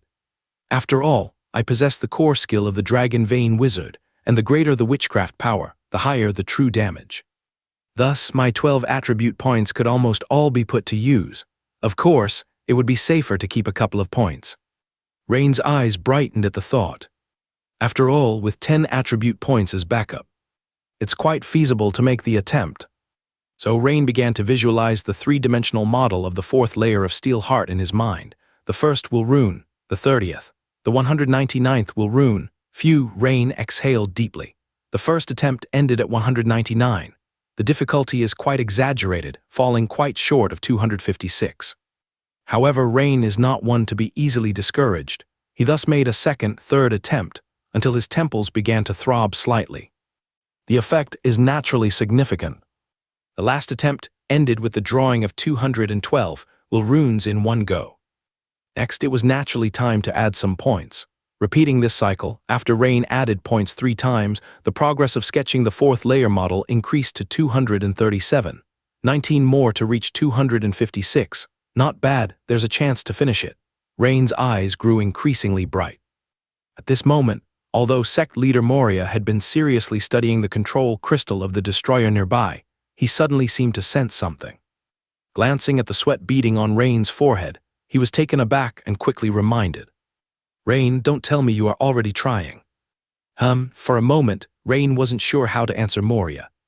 He wasn't just trying, he was almost mastering it. Don't rush, just take a look and familiarize yourself first. It is said that the fourth layer of all advanced meditation methods involves secrets of the Dawn Wizard, so mastering this fourth layer of the Steel Heart is unimaginably difficult and requires several years of focused effort.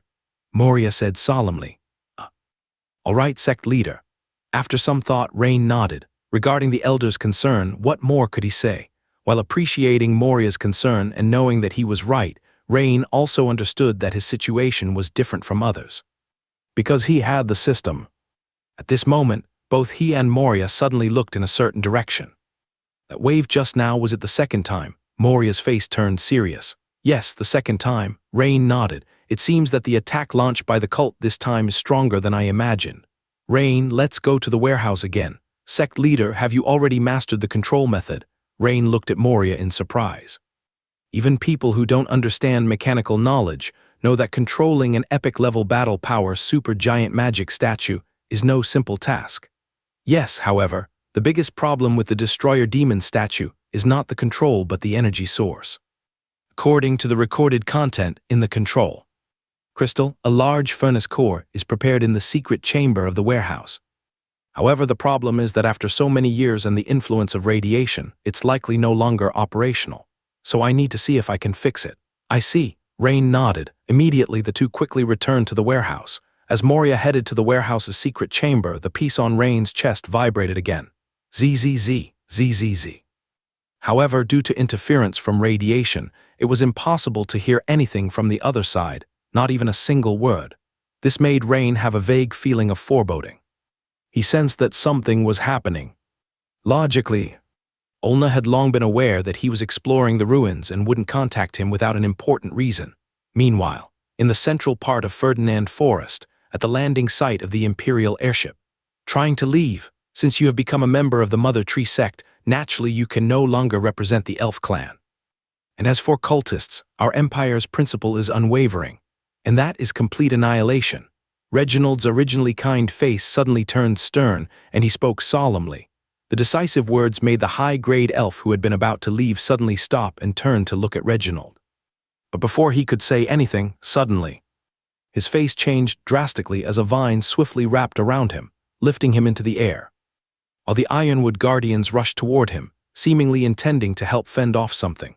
But in an instant, the ground where the elf originally stood began to shake violently, and a large earth-colored hand, over 10 meters in diameter, suddenly reached out towards him in mid-air. Ah! A high elf shouted in terror, his face full of fear.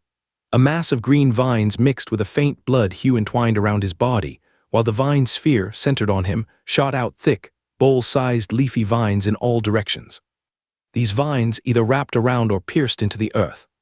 Colored hand, seemingly trying to ward off the deadly attack of the earth-colored hand. But in the next second, the vines that entwined it instantly broke apart, crushed by the swollen fingers of the hand, while the vines that pierced it shattered, like willow branches against concrete. In an instant, segments of broken vines fluttered down from the sky. The earth-colored hand drew closer and closer to the vine sphere, and when the sphere was entirely within its grasp, the earth-colored hand suddenly clenched tightly. Squelch! Like the sound of a small tomato being crushed, a red-green liquid slowly seeped out from between the fingers of the earth-colored hand. Immediately afterward, the hand released its grip and rapidly disappeared back into the ground. Large mass of bloody, mangled remains fell to the ground as well. This high elf was tasked with using a leaf from the Void Mother Tree to destroy the Empire's airship and impede the Empire's movement speed, but the smooth implementation process made him forget that it was power sourced from the Void Mother Tree. As for himself, he was naturally no match for an Imperial Guardian. Reginald, your crown, your earth hand has become even more adept. Lothar smiled faintly at Reginald beside him upon witnessing this scene and said, being able to unleash 4th-level earth witchcraft almost instantly and attack the enemy with such precision. There were no more than 3 people in the entire empire who could pull it off. Thank you, Lothar, your crown. Since the other side already knows of our arrival, perhaps we no longer need to hide. Indeed, everyone, summon forth your flying mounts and head to Ferdinand City as quickly as possible, Lothar said as he turned to the people behind him. By your command, Lothar, your crown. The legendary strongmen of the Empire, including Luther, summoned their flying mounts from the lower deck of the airship. Roar! Suddenly, an earth-colored giant dragon erupted from the ground. Spreading its massive wings wide towards the sky, its scales shimmering with golden light in the sunlight, like a golden dragon. This was none other than Ted, the dragon companion of the Imperial Guardian Reginald. In an instant, over a dozen powerful flying mounts, along with 2 teams of Griffin Knights, led by the earth-colored giant dragon, flew swiftly in the direction of Ferdinand City, their speed almost matching that of the original airship. Outpost number 7. The sword-holder airship with Olna on board was presently fully loaded and heading towards the center of Ferdinand Forest, while the streamlined long-range airship, captured from Bostaf, was headed in the direction of Rain's ruins. On board the long-range airship was Bayance. Following Olna's instructions, Bayance took the faster long-range airship to the Valtsaja ruins area to inform Rain, while the others rode the sword-holder airship to Ferdinand City. If everything went smoothly, both parties would arrive in Ferdinand City at roughly the same time. At this time, within Ferdinand City, a group of black-robed figures gathered around a high elf, standing in front of a deep pit several dozen meters in diameter, conversing and laughing. "Prince Sedlin, this time, thanks to your help, otherwise we wouldn't have been able to enter the palace after the crystal barrier was activated, let alone destroy 2 crystal towers so effortlessly. Now only the last crystal tower remains." An elder in a black robe spoke, a smile he couldn't hide on his face. At this moment, Prince Sedlin furrowed his brow slightly and let out a soft sound. "What's the matter, Prince Sedlin?" The elder naturally noticed the prince's odd expression and asked. "It's nothing, just that Patelock's spiritual mark has suddenly vanished. It seems some issue has occurred on his end." Next to him, 3 black-robed elders had solemn expressions, as they naturally knew that the person named Patelock was a subordinate of Prince Sedlin, and at the same time, a high elf embraced by the Void Mother Tree. Their task was to block the Empire's reinforcements. With this, it seemed the Empire's reinforcements were already on the way. "Prince Sedlin, I think we must hasten our pace a little," the black-robed elder said. "Yes, let's go," Prince Sedlin said as he walked forward, his slightly hollow eyes still firmly fixed on the mini golden tree floating in the air before him.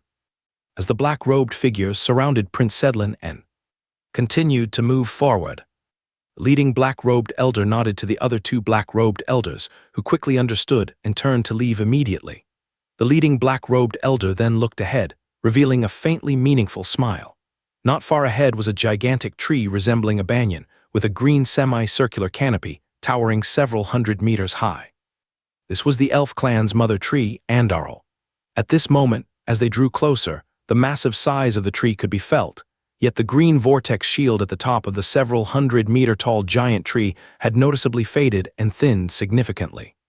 Evidently, this was due to the destruction of 2 crystalline towers, which greatly reduced the energy supply to the crystal barrier. However, the elder's gaze wasn't focused on the elf mother tree. It went beyond the mother tree and the green vortex shield, reaching into the depths of the sky. In the faraway sky, a faint golden glimmer could be seen flashing. Meanwhile, in the secret chamber of the warehouse at the Valtsaja ruins, Ren saw the large furnace core, a precision energy device the size of a millstone, with complex metal pipes of varying sizes on the surface, resembling an engine magnified 5 or 6 times. As Moriah fiddled with it for a moment, he shook his head with a frown and sighed, saying, "No, it can't be started at all, but I brought a molten lava heart, though it can only serve as the primer for a medium-sized furnace core. I'll need time to modify it. Ren, this will take quite a while, so could you help keep watch in the hall over there? You can also take a look at the 2 sheepskin scrolls and the black diary. The diary contains some words of great inspiration for every crystallization peak wizard. Dawn symbolizes the newborn sun and limitless possibilities. When we return, we can discuss and attempt this together. The chances are great, especially for you." Moriah patted Ren on the shoulder with a smile. "No problem, sect leader." At this moment, Ren's mind was immersed in the meditation method. Upon hearing the request to keep watch while reviewing the scrolls, he naturally nodded in agreement. In fact, if Ren paid slight attention to Moriah, he would connect the dots to a certain notion. If a legendary-level energy source like the molten lava heart was suitable, then the epic-level energy source in his possession, the Abyss Fire Crystal Stone, seemed even more appropriate. In the hall, Ren was carefully perusing the black diary. It was merely a collection of fragmented notes, as they were written by an ancient Valtsaja school sect leader and a high-rank wizard likely at the 4th level Dawn Peak. Every word was highly enlightening for Ren. It even served as the finishing touch. The 4th layer of the advanced meditation method is different from the first 3 layers, as the first 3 emphasize the purification of spiritual power, so learning it sooner or later doesn't matter much. Recalling this sentence, Ren thought back and found it true. Began studying the 3rd layer of the Steel Heart advanced meditation method only after crystallization reached 1%, following his advancement to a third-level crystallization wizard. Learning it a bit later would not have mattered much, as he would merely have been stuck at 1% crystallization for a while. But the fourth layer is different. It determines the possibility of advancing to a fourth-level Dawn Wizard, and thus needs to be learned and mastered. During the crystallization peak phase, this is the first difficulty mentioned in the Black Diary. Once spiritual power is nearing perfection, the fourth layer of the meditation method is needed for the final compression of spiritual power, the most challenging part. Finally, during this process, one must also outline the model of the fourth-level innate wizardry. These two statements in the Black Diary highlight the second and third difficulties when advancing to a Dawn Wizard. The combination of these three aspects makes the difficulty imaginable. Ren seemed to comprehend. No wonder, even geniuses like Winterfort Academy's Dean Batilov are stuck at the crystallization peak, waiting for opportunities to advance to a fourth-level Dawn Wizard. However, with the Dragon Soul Potion and other preparations this time, Batilov should be able to attempt a breakthrough to the fourth-level Dawn Realm again. Originally, Moriah intended for Ren to peruse the Black Diary to approach the advancement to a fourth-level Dawn Wizard more cautiously. But unexpectedly, after reading it, Ren became even more eager and ready to try. This was because previously, Ren wasn't entirely confident, but after reading the Black Diary, the advancement process became clear to him. For someone with a system like his, having a specific execution process made things much simpler. As Moriah busied himself in the secret chamber, Ren activated 3 battle golems using the activation technique to stand guard in the hall before continuing his attempt at the fourth layer. After several hours and another 6-point additions, Ren finally succeeded in intricately outlining the complex model formed by 256 will runes in the fourth layer of the Steel Heart Advanced Meditation Method. At this moment, a peculiar sensation arose in his heart, and the complex triple-layered crystal in his mental sea also began to change. At the base of the 3-layered crystal, the annular foundation increased in diameter and further thickened, making it appear more solid. Where the mental sea had almost turned to ice crystal, it now seemed to have entirely transformed into an aggregate of ice crystals, as if a basket full of tiny diamonds, devoid of any moisture. At this moment, the system prompt also came. You have practiced the fourth layer of the Steel Heart Advanced Meditation Method. Understanding enhanced. Your skill Steel Heart Advanced Meditation Method has improved, experience +11. Meanwhile, Rain also found the icon for the Steel Heart on the Dragon Vein Wizard, Legend, Career panel and began reviewing the changes in the description. The new description appeared as follows. Steel Heart Advanced Meditation Method LV10, 1/20,000, with Special Effect Metal Control LV4. Metal Control LV4, Passive Effect. Your ability to control metal energy particles doubles. Not easy, finally succeeded. Metal Control at LV4. The system description changed from significant improvement to doubling. What's this, suddenly? Rain's eyes opened wide, because just after reading the system prompt and changes in description, he casually glanced at the attribute panel and found that the spiritual power value on it had undergone significant change. Spirit, 186. Crystallized 97%. It was not about the increase in spiritual power, as he had just added 10 attribute points to spirit, so having a spirit value of 186 was quite normal at the moment. The key point was that the crystallization progress had shot up by 3 points. One must know, during this most difficult crystallization peak stage, even improving by 1% requires prolonged arduous cultivation. Evidently, there could only be one reason for this. That is the fourth layer of the Steel Heart Advanced Meditation Method he just mastered, which rapidly enhanced the crystallization progress. This also indicates how strong the fourth layer of the Advanced Meditation Method is in compressing and purifying spiritual power. Indeed, if not for this effect, how could one compress spiritual power to the utmost when hitting dawn? Unfortunately, still 3 points short otherwise. However, suddenly, a flash of insight crossed Rain's mind, as if he thought of something. And immediately, a smile appeared on his face. The fourth layer meditation method corresponds to levels LV10, LV12, but it's only LV10 now. This means there's still great potential to excavate for purifying spiritual power. If the advanced meditation method is upgraded to LV12, the purification and compression effects will certainly be further strengthened. Almost without hesitation, Rain invested 2 skill points into the LV10 Steel Heart Advanced Meditation Method. A Steel Heart Advanced Meditation Method advanced from LV10 to LV12 instantly. A torrent of memories regarding the cultivation of the 4th layer of the Steel Heart Advanced Meditation Method surged into Rain's mind. In a flash, Rain felt as if he had endured decades of harsh cultivation in the 4th layer of the meditation method within a mysterious space. Minutes later, when Rain once again tried to sketch the 4th layer meditation model, he was delighted to find that the visualization time was nearly halved, and most importantly, the effect of compressing and purifying spiritual power was greatly improved again. At this moment, the crystallization progress displayed a striking 100%. Yes, indeed, dimensional reduction strikes are powerful. Rain couldn't help but rejoice in his heart and sigh. Using the 4th layer of the meditation method to boost the crystallization process, it's like using a sledgehammer to kill a chicken or a cannon to shoot a mosquito. Just then, suddenly, the plate in Rain's arms vibrated again. Rain, Captain, Buzz, ons. Ruins up. A familiar but rarely heard voice came from the plate. Is it Beyonce?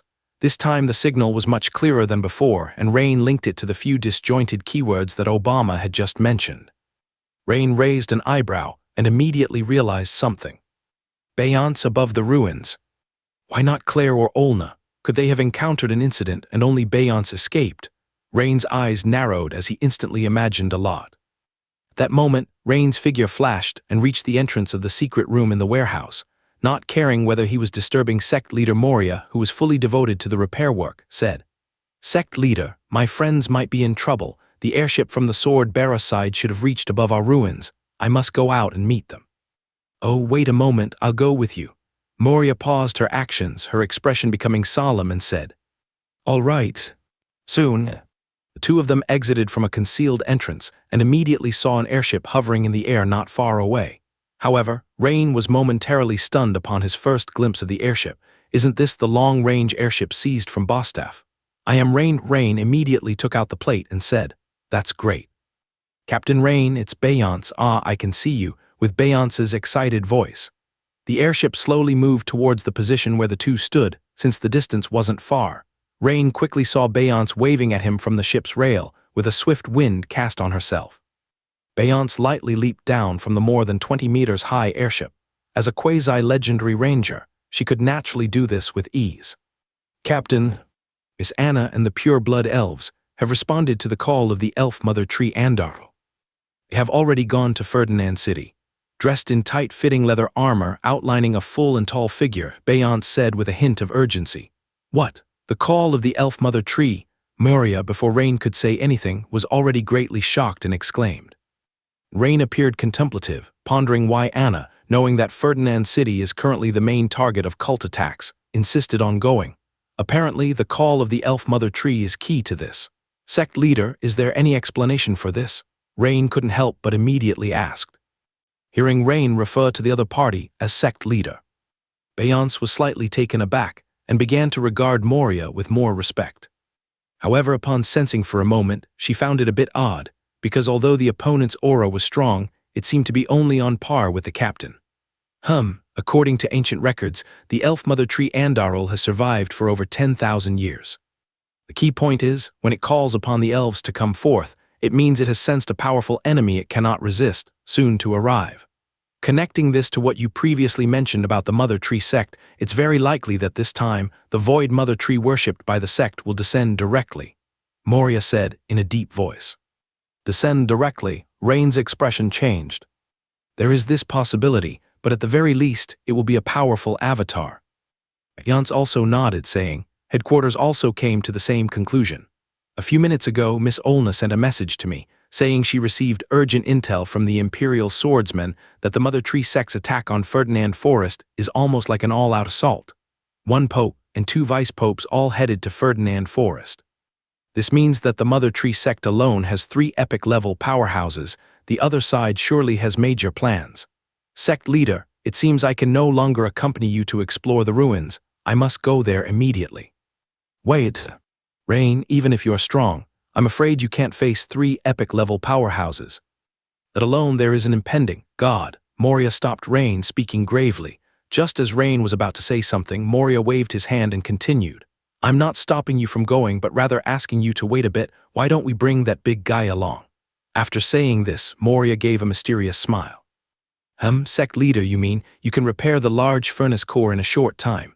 Rain was a bit puzzled. After all, Moria just mentioned that repairing a large furnace core cannot be done in a short time. No, but I can replace it. Saying this, Moria pointed to the long-range airship above, saying, although the long-range airship uses a medium furnace core, its interior uses the Heart of Flame, which has an energy level higher than the molten lava heart. Once extracted and placed in the large furnace core, it can be activated. Of course, although it still can't operate the destroyer at full power, at least half of its combat power can be used. Wait, sect leader, what you mean? I have an abyss fire crystal stone here, is it? Rain suddenly thought of something, taking out a box from the waste bag and handing it to Moria. What, why didn't you say so earlier? Of course it can. Moria's eyes widened as he looked at Rain and said, I remember, did you get this from the Fiery Flame Canyon? I recall the school sent a message about it a few months ago, but I was busy preparing for the exploration of the ruins, so I didn't pay much attention. Yes, sect leader, it was from that time. Then it's simple. Ferdinand City. The two departing figures in black robes were both vice popes of the Mother Tree sect, and after passing through the underground tunnel and leaving the imperial palace, they quickly arrived at a camp that had been ready for a while. In the center of the camp, there was a giant ancient tree on the verge of death, its thick trunk bearing an old face, showing pain. If any elves were present, they would immediately recognize it as the war ancient tree, second only to the elf mother tree, somehow bound here. But even more horrifying was that at this moment, on the gigantic ancient tree, all the green leaves had been replaced by elves of all ages and sizes. Each branch painfully pierced the chest and abdomen of an elf, with bright red blood slowly trickling down with the branches, gathering on the tree trunk and continuing to flow towards the root system below. Eerily, these elves, who should be in excruciating pain, were instead all closing their eyes, smiling, their arms open as if welcoming something. Smiles and blood, welcome and penetration, created an atmosphere of terror, tremor, and eeriness. Around the bound war ancient tree stood dozens of individuals in black robes with gold tree emblems on their chests, and upon seeing the two vice popes approaching, the leader of the group immediately stepped forward, respectfully saying, Vice Pope Perseus, Vice Pope Parker, everything is ready. Very well, let us begin, said the elder known as Perseus, nodding. Everyone, including the elves, the Empire, and other sects, thought we needed to break the third crystal to start the formal prayer. How wrong they are. It looks like my lord will become the first god to descend with the main avatar. The elder named Parker chuckled, quite proudly. The main avatar, representing an avatar carrying more than 30% of the deity's true spirit. With an order from the two vice popes, the grand prayer ceremony began. One after another, those in black robes began to chant loudly. If viewed from above, it would be visible that the camp was set up in 5 places, forming a large inverted pentagram witch array. Boom! One after another, blood-red beams of light, a total of 5 beams, shot up to the sky. At several thousand meters in altitude, the 5 beams converged into a larger beam, shooting straight to the heavens. The target was the twinkling point of light with faint golden light. In the next moment, a golden giant tree phantom, occupying half the sky, magnificently appeared in the sky. Certain special surging energy field covered an enormous region several square kilometers wide. At this moment, all the elves located within a large area beneath the golden giant tree, whether epic or commoners, felt as if their hearts had been struck hard, showing a bewildered and panic-stricken expression as they looked up at the golden tree that suddenly appeared in the sky. Moreover, the crystal barrier, which had already dimmed significantly, began to emit sounds like crack or snap, like glass shattering. Inside the imperial palace, several elven elders responsible for the defense of the last 3 crystal towers, all wearing garlands on their heads and clad in shoulder guards covered with ferns, couldn't help but change their expressions drastically at this sight. As druid elders, they naturally understood what this meant. This power is too strong. If we had all 5 crystal towers, we might try to resist, but now with only 3 left. The crystal barrier is about to shatter. We must come up with something. What can we think of now? The crystal barrier is the final measure. The anomaly in the sky naturally caught the attention of the Empire's support team. At this moment, as they were about to reach the outskirts of Ferdinand City, everyone suddenly felt a tremendous pressure coming from the sky, followed by a scene that most of them would never forget in their lives. A golden giant tree, taking up at least half of the sky, suddenly appeared overhead. Seemed close, yet upon careful perception, it felt far away, like a huge painting of a golden giant tree hanging above. The golden giant tree was incredibly magnificent, with every detail of its branches vivid and lifelike, and even the veins on the golden leaves visible, which made Luther and other legendary strongmen deeply captivated, letting out deep sighs. Only the two Imperial Guardians riding on the earth-colored giant dragon had a drastic change in expression. "No good, don't look," Reginald roared in anger. The Imperial Guardian's spiritual shock warning resonated in the hearts of all legendary strongmen, causing cold sweat to break out on everyone. The divine cannot be gazed upon directly, they all knew this saying. But sometimes, unknowingly, one would become immersed. Although the golden giant tree in the sky might not be its true form, and might not possess the power of a true god, it likely had at least demigod-level power.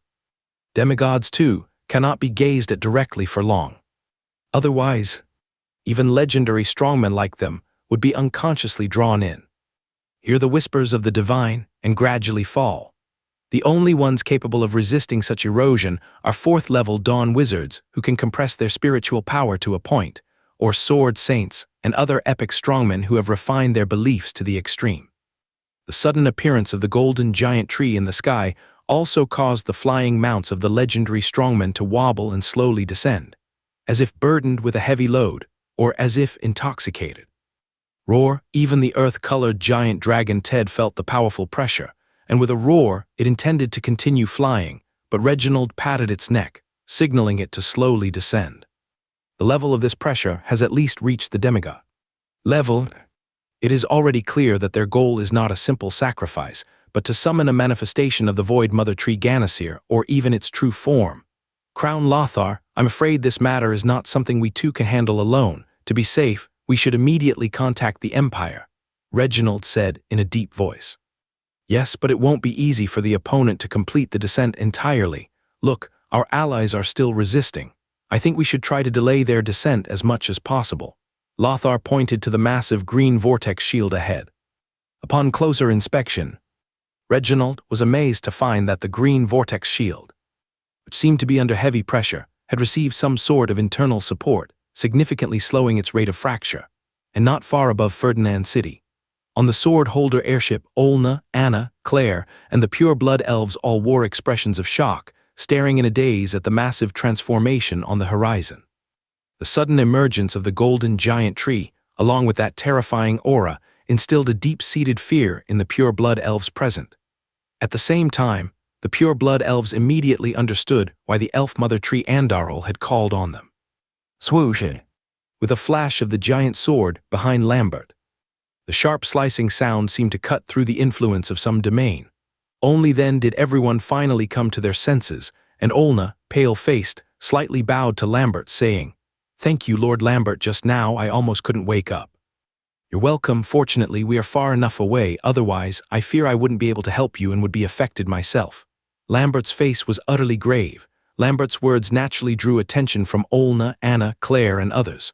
"Lord Lambert, even you would be affected by that," Anna couldn't help but exclaim.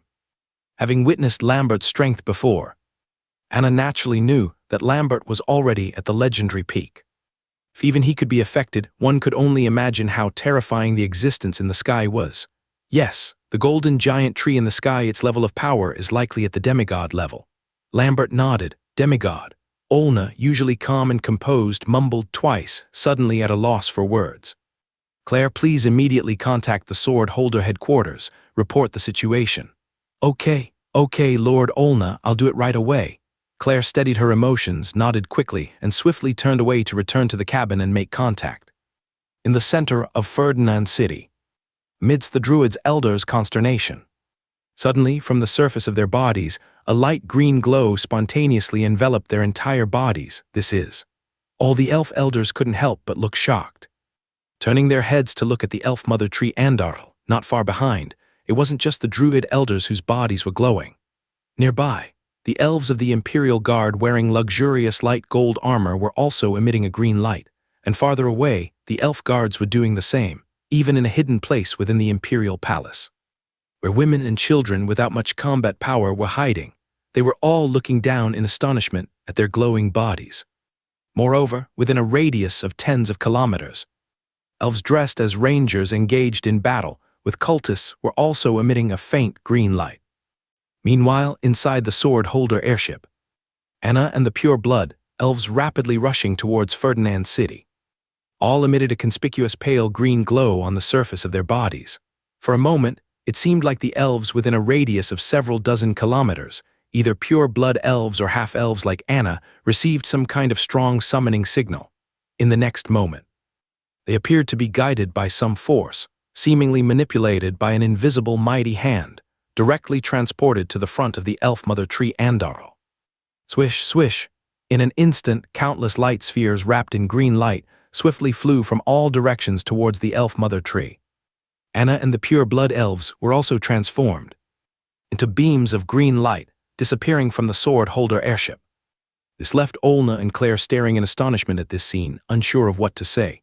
Miss Anna has been summoned over. It's a disaster if Lord Rain finds out, isn't it? Claire stomped her foot anxiously. The pure blood elves are fine, but Miss Anna is a half-elf. Truly cannot understand why the elf mother tree needs to summon half-elves. Imperial City Tamriel, Star Mage's platform. On the second floor's hall, the Grand Astromancer Dalain and a group of astrologers were observing the Imperial territory projection on the elliptical stone platform, a golden dot displayed above the southwestern region. Golden. This. Grand Dalain, several astrologers with fear on their faces exclaimed. Simultaneously, everyone present turned to look at Dalain, the highest-ranking individual.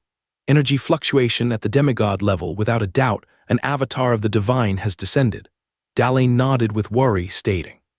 At this point, an attendant hastily approached Dalain, whispering, Sword Holder Headquarters Red Hotline, Ferdinand Forest, Void Mother Tree Ganasir's avatar descended. I understand.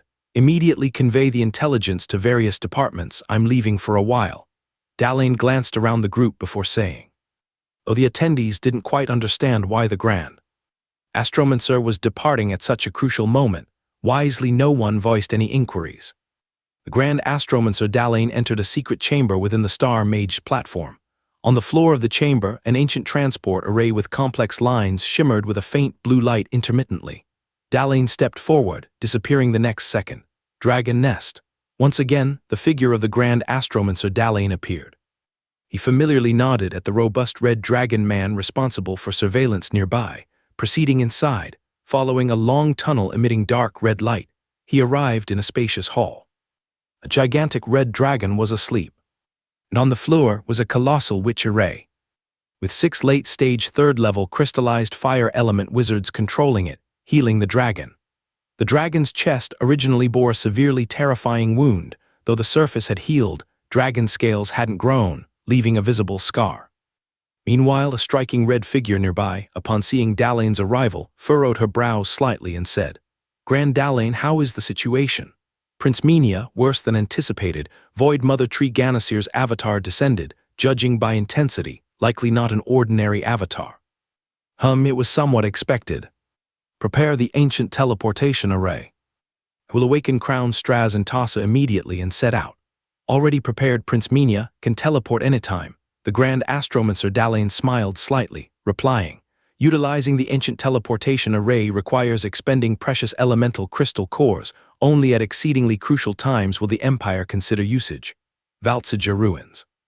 Rain, Moria, and Bayance, at this moment, all sensed the overwhelming energy surge emanating from the center of Ferdinand Forest.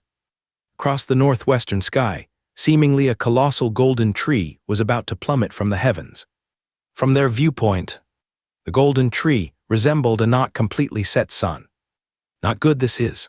Rain's eyes narrowed, heart racing. Though distant, this aura was very familiar, identical to the pale golden small tree he once absorbed using a system, undoubtedly the aura of the Void Mother Tree worshipped by the Mother Tree sect. The implication of the scene ahead was self-evident. The Mother Tree sect summoned the avatar of the Void Mother Tree. No, at least Jijasir's avatar descended upon this world. Sect leader, I'll ride the blood-feathered horned eagle over first, you," Rain said solemnly, immediately turning to Moria beside him. "Wait. The long-range airship should be faster than your blood-feathered horned eagle."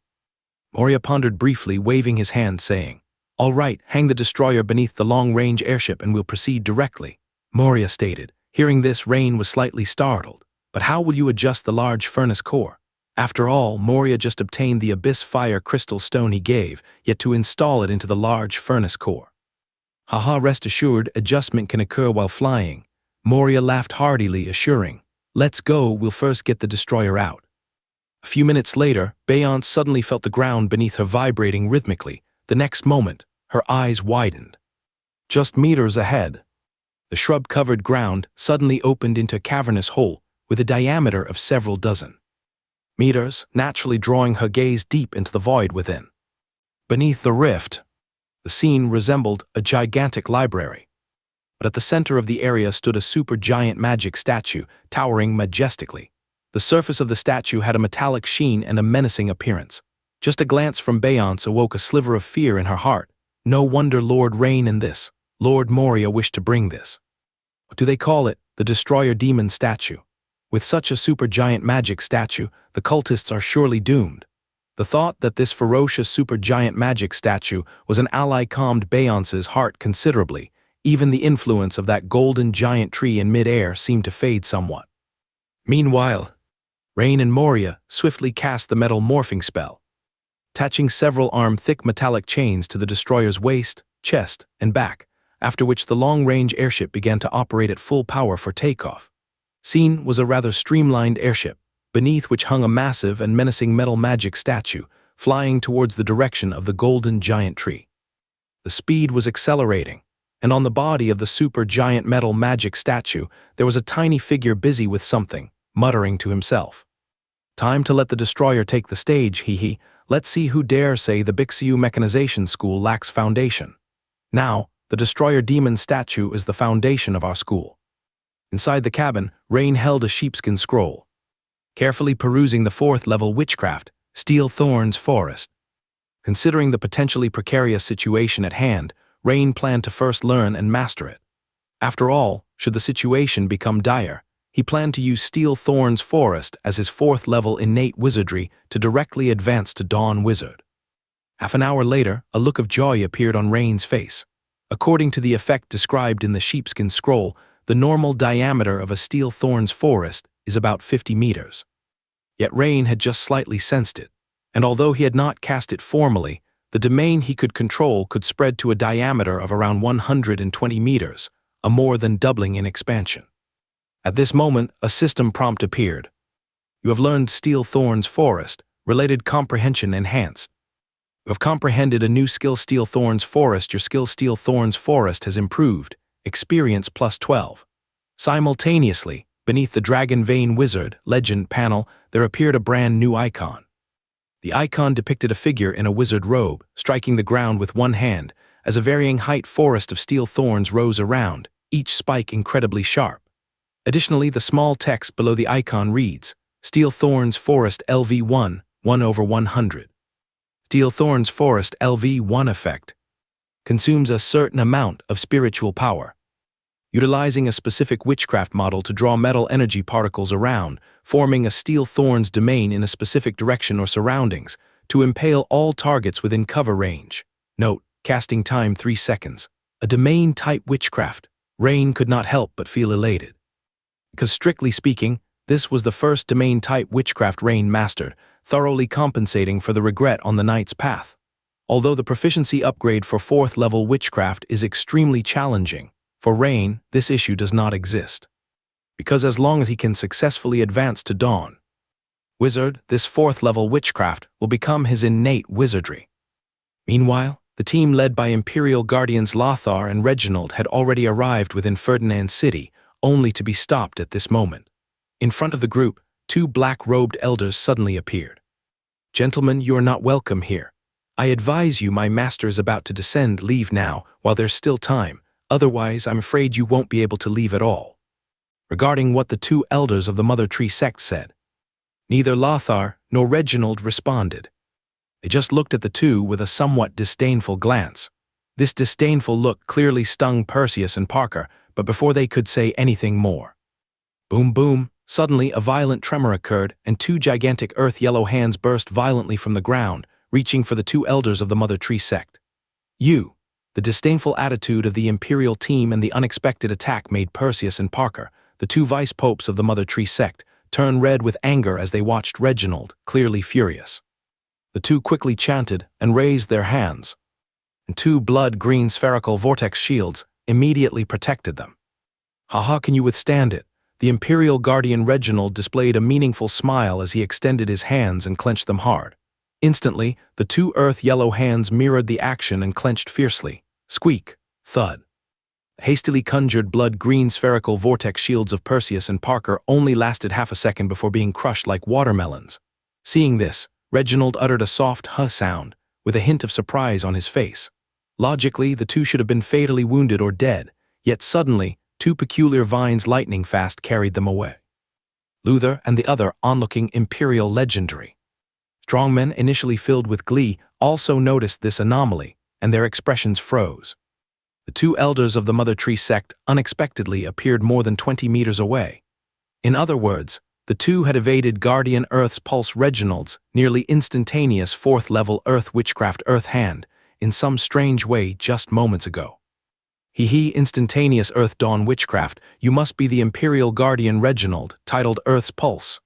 I admit, if it were outside we wouldn't be your match, but unfortunately, this place is different. Parker sneered. The radiance of my master has already enveloped Ferdinand City, Perseus proclaimed loudly. As soon as he finished speaking, a series of heavy footsteps echoed. Suddenly, a humanoid crown tree standing tens of meters tall carried the two on its branches as it took large strides forward. War Tree. Someone from the legendary Strongman's team, where Luther was, immediately recognized its origin and questioned. Originally belonging to the Elf clan, the War Tree was strangely being commanded by the Mother Tree sect. As the humanoid tree approached, everyone showed expressions of surprise, and many gasped in shock. How did the Elf clan's War Tree become like this?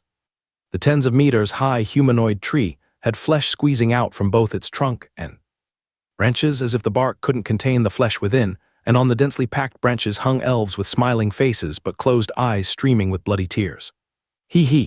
These elves, skinny and gaunt with sunken cheeks, their originally fair skin showing a bizarre ashen hue, yet they moved nimbly, laughing as they swung and jumped around the tree as if playing. See, under my master's radiance, even the Elf clan's War Tree serves us. Since you refuse the toast but take the penalty, let my master's improved War Tree play with you. Perseus and Parker said in tandem. A blood-green aura, centered on the fallen war ancient tree, spread rapidly in all directions. The next moment, beneath the feet of Luther and his group, blood-red vines growing wildly wrapped around them. Immediately after, those eerie elves on the War Tree darting towards the group like monkeys, each tethered by a long vine. Earth-spike domain. Facing this, Reginald took out a stone short stick for the first time, chanting quickly and pointing at the opponents. Instantly, centered on him, one after another, dense sharp earth spikes erupted from the ground, extending fanatically forward. Some of the strange elves, unable to dodge in time, were skewered like candied fruits on the spot. The earth spikes extended until about 10 meters before the fallen war ancient tree, where they met the blood-green aura emitted by the tree, achieving some sort of balance and ceasing to advance. Clearly the Imperial Guardian Reginald, titled Earth's Pulse, had the upper hand. Yet seeing this, Perseus and Parker did not panic. Instead, they exchanged glances and gave a strange smile, saying, Tusk, quite impressive strength, able to withstand the attack of a war tree, worthy of being the Imperial Guardian. Let's add 2 more, see if you're entertained, shall we? As soon as the words were spoken, with the resounding heavy footsteps, alongside the original fallen war ancient tree, 2 more equally towering and bizarre war trees appeared. Reginald's expression grew stern. This sight also caused Emperor Barrier Lothar, who was watching, to slightly narrow his eyes. Even for him, facing 3 war trees of epic-level strength would be challenging. Reginald, leave it to me. Find an opportunity to lead the team in. Lothar stepped forward and crossed a step. Lothar, you, Reginald glanced at Lothar, his face questioning. Rest assured, don't forget my title. Maybe I can't defeat them, but that doesn't mean I will lose. Lothar smiled as he raised the spiked giant shield in his hand, gesturing. All right. Lothar's words made Reginald smile. Oh, Parker, listen, these two lords under such circumstances still want to break through our defenses. What do you say we should do? Perseus said sinisterly. They're really not taking us seriously, Perseus, then let's stop hiding. Parker chuckled and said. The conversation between the two immediately made Lothar and Reginald feel a bad premonition. After all, from the enemy's confident tone, it was clear they had something to rely on. Boom, boom, boom. Two more weird fallen war ancient trees strode over, standing beside the three ancient trees. In an instant, the opponent's 5 fallen war ancient trees stood in a row, their power unmatched. This couldn't help but make Luther and others show shock. It should be noted that those 2 elder men in black robes were also of epic-level existence, thus adding up to a total of 7 epic-level strongmen. Even though they have great confidence in Lothar and Reginald, the 2 Imperial Guardians, the opponents are also. Seeing this scene, Lothar couldn't help but look serious. Reginald, we seem to be in trouble. It's not trouble, just we won't be able to break through easily, Reginald said while quickly chanting. A thick earth-yellow light membrane instantly enveloped Lothar. The Empire dispatched them precisely because of this point. Knight who integrates belief into guarding, possessing domain power, naturally also has defense and protection, along with an earth element dawn wizard who is equally skilled in defense. With the stacking of powers, perhaps, attack strength isn't very high, but when it comes to defensive power, it has reached a certain extreme. Swish, swish, numerous controlled eerie elves charged at the Empire team. Layer upon layer of blood-green halos placed immense pressure on Luther and other legendary strongmen. Boom, suddenly, Lothar's presence surged, combining with earthy yellow earth protection, momentarily resisting the halos of the 5 fallen war ancient trees outside. But from the worm-like bulging veins on his forehead, it was clear Lothar was giving his all. When the domain barely reached a certain balance later, both sides immediately engaged in battle. In an instant, the battle situation was fierce. Perseus and Parker saw this scene and smiled. They knew very well that they didn't need to defeat the team led by the 2 Imperial Guardians in front. They just needed to delay or obstruct the opposing forces' momentum at best. When the great Void Mother Tree truly descends, these Empire strongmen before them will all be obliterated. In mid-air, still some distance from Ferdinand City, the Imperial sword-holder airship, Olna, Claire, and Lambert, among others, bid farewell to the rapidly departing green dot, enveloping Anna and a group of pure-blood elves, momentarily overwhelmed. Huh? Olna, see over there, is it the Empire's team? Lambert, arms crossed, squinted his eyes into the distance, then suddenly turned to Olna beside him. It really seems to be the Empire's team, seems to be fiercely fighting the cultists. Claire immediately followed Lambert's line of sight and exclaimed joyfully. Being the weakest, Olna swiftly picked up the bronze telescope to observe. In a moment, she exclaimed excitedly, Great, it should be the support team led by the 2 Imperial Guardians. Half an hour ago, she received news from the sword-holder headquarters about the Empire support team. It matched right. Then there's no problem, we'll immediately join them. Olna felt relieved. Also, Claire, contact Beyonce immediately, let her report to Lord Rain about Anna's situation first thing. Okay, Olna. Seeing the Empire reinforcements arrive, Claire was also excited. You too, the situation may not be so optimistic, Olna, better prepare the airship for battle. At this point, Lambert, a step away from the Sword Saint, said something rather sobering. Lord Lambert, you mean? Olna immediately realized what he meant, quickly taking up the bronze telescope again to check. As the airship approached, she saw clearly, even though the Empire team has 2 guardians, they still seemingly couldn't break through the cult's defenses. Oh my. 1, 2, 5. There are actually 5 epic-level battle power monsters. Although Olna didn't know what those great humanoid giant trees were, from the rings of blood-green halos it wasn't hard to tell this should be some kind of domain. In other words, these are monsters of epic-level power. No wonder the Empire's team is stalled here. Oh, Lord Luther is also here. This time, Olna spotted a familiar figure, riding the 2-headed chimera maneuvering around the humanoid giant trees. Luther. All personnel, first-level battle preparation. Heavy artillery on port and starboard ready. Commands were swiftly issued. The ship's sides revealed 3 rows of dark cannon muzzles, 36 on each side, totaling 72 heavy cannons. As an exclusive airship for the sword bearers, it naturally possessed considerable combat power. In fact, It was a combat airship designed in imitation of the battleship's side structure. Fire, boom, boom, boom. The tongues of fire from each heavy cannon continuously blazed. Although the fallen war ancient trees were incredibly powerful, their massive size made them the perfect targets. Aiming was almost unnecessary, as these humanoid giant trees over 30 meters tall were practically sitting ducks. In an instant, thick smoke from 6 or 7 intense explosions erupted from the bodies of the 5 fallen war ancient trees. Numerous bloody branches were blasted apart, and even the massive trunks of 2 fallen war ancient trees were left with a basin-sized crater, revealing the writhing red flesh within. Standing atop these ancient trees, Perseus and Parker found themselves momentarily flustered, hastily casting another defensive witchcraft on themselves. Not that they feared the cannons, but even ordinary heavy artillery could cause significant harm if hit directly and without defense, even to them. Courting deaths, Perseus glared angrily at the suddenly emerging Imperial airship in the distance. With the point of his finger, a blood-green energy arrow shot towards the airship where Olna was, only to be intercepted by Reginald's earth-colored giant hand. Lothar glanced back. That's the emblem of the Imperial swordsman. With a glance, he recognized the emblem on the airship's large balloon as that of the Imperial swordsman. Lutho, take a few men and protect the airship. Confronting the Mother Tree cult's intentions, Lothar could not let them succeed. Moreover, with the airship's artillery providing cover, the battle would tilt more in their favor. Meanwhile, on the long-range airship, Beyonce received a transmission from Claire. Hearing what Claire said made Beyonce's beautiful eyes widen. The fact that both Anna and the pure-blood elf were taken in as green light spheres by the elf Mother Tree, and that the reinforcements led by 2 Imperial Guardians were blocked outside the Ferdinand core area, left Beyonce utterly shocked. It was as if the combat level in the Ferdinand forest had suddenly elevated beyond a level that even a quasi-legendary like her could intervene. Knock, knock, knock. Captain, it's Beyonce. Urgent news about Miss Anna. Come in.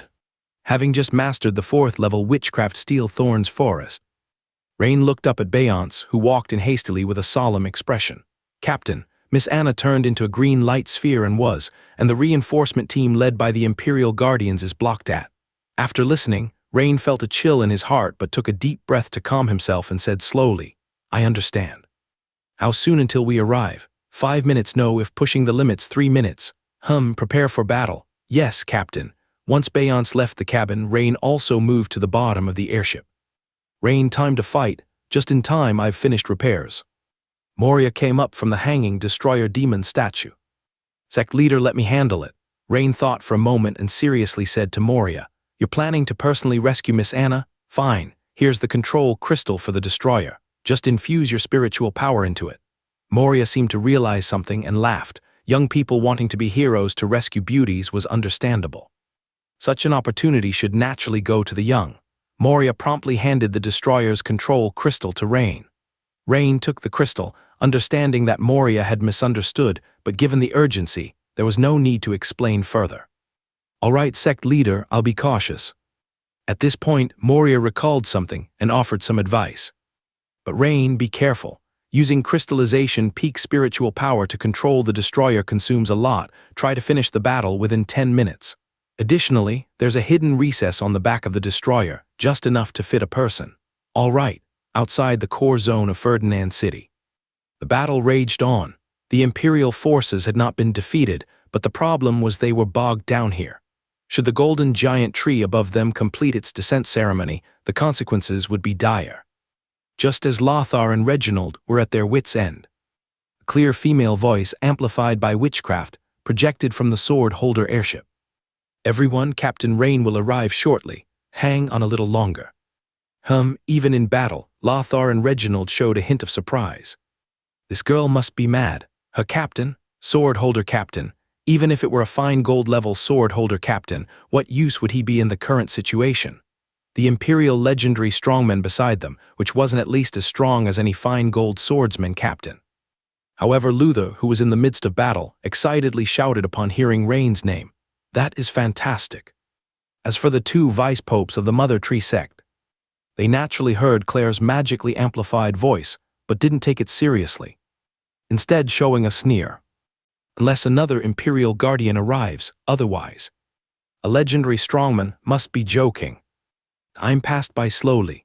Suddenly, a beautiful streamlined airship carrying a giant metal golem appeared on the horizon. Acquired from Bostaf's long-range airship, the ship's sides naturally were also equipped with heavy cannons, which in terms of caliber were even larger than those on Olna's sword-holder airship, with even greater power. So just when everyone on the ground saw the airship, they watched as the streamlined airship swiftly turned broadside, aimed its sides heavy cannon at the center of the battlefield, and then the cannons roared, tongues of fire spat successively. However, what attracted more attention was, of course, the supergiant metal golem suddenly plummeting from tens of meters high in the sky. Boom, boom, the ferocious golem, measuring tens of meters tall, hit the ground with a loud crash, slightly bent to buffer, and then dashed toward the center of the battlefield, each step accompanied by the ground cracking, trembling, and groaning. Moreover, from landing to sprinting, it seemed that the operator was becoming more accustomed, and the golem's speed picked up. Seeing this scene, Perseus and Parker's eyelids twitched rapidly in surprise, full of questions. Is this the sword-holder captain that girl mentioned just now? Because there's no need for detailed perception, just from the golem's colossal body, even more exaggerated than a war-ancient tree, and the surge of destruction as it charged forward, it was apparent it was of epic-level battle power, absolutely difficult to deal with. Quick, you and I each move a war-ancient tree over to block it. Perseus immediately exchanged a look with Parker and said, Damn, I never heard of the Empire having such a powerful golem. Parker nodded while cursing this sudden turn of events. Everything was supposed to be settled. They only needed to successfully stall the Empire's reinforcements and wait for the great Void Mother Tree to descend and sweep all, but now. Two war-ancient trees released a group of vine entanglements in succession, then used the opportunity to stride swiftly toward the destroyer controlled by Rain. The three colossal entities, moving toward each other at great speeds, were in close proximity within seconds. Faced with the pincer attack of the two war-ancient trees from the left and right, Rain's eyes narrowed slightly, controlling the destroyer golem to accelerate one more time, slightly lowering its body and swiftly extending its arms to both sides.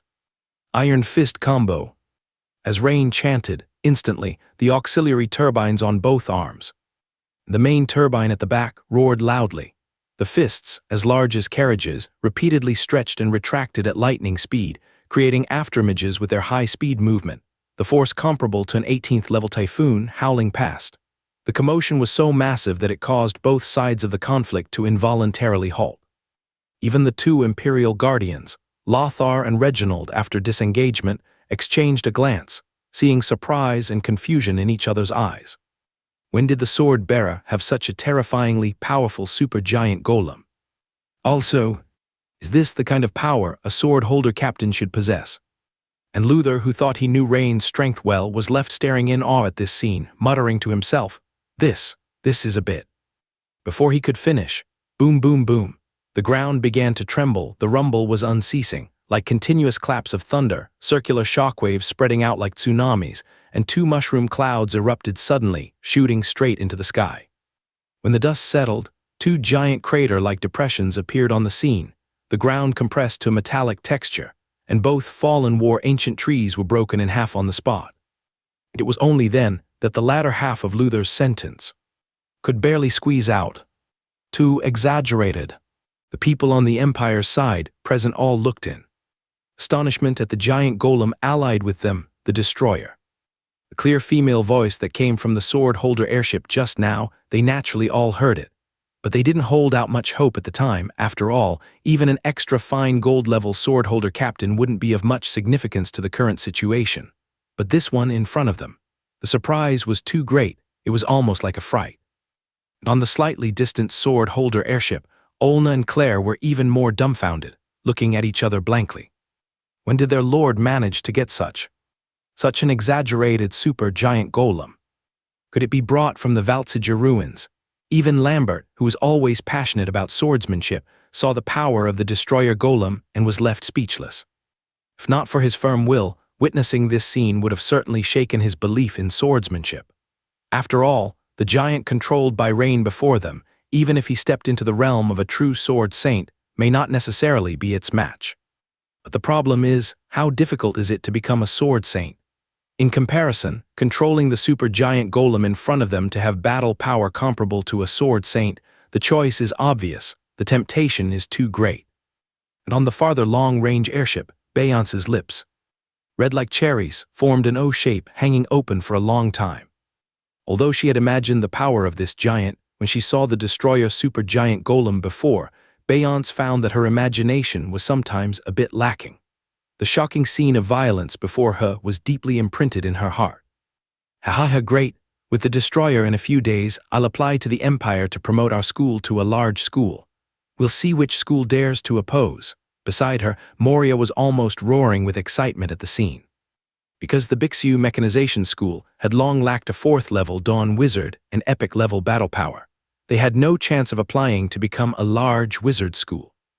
No wonder Moria was so out of sorts.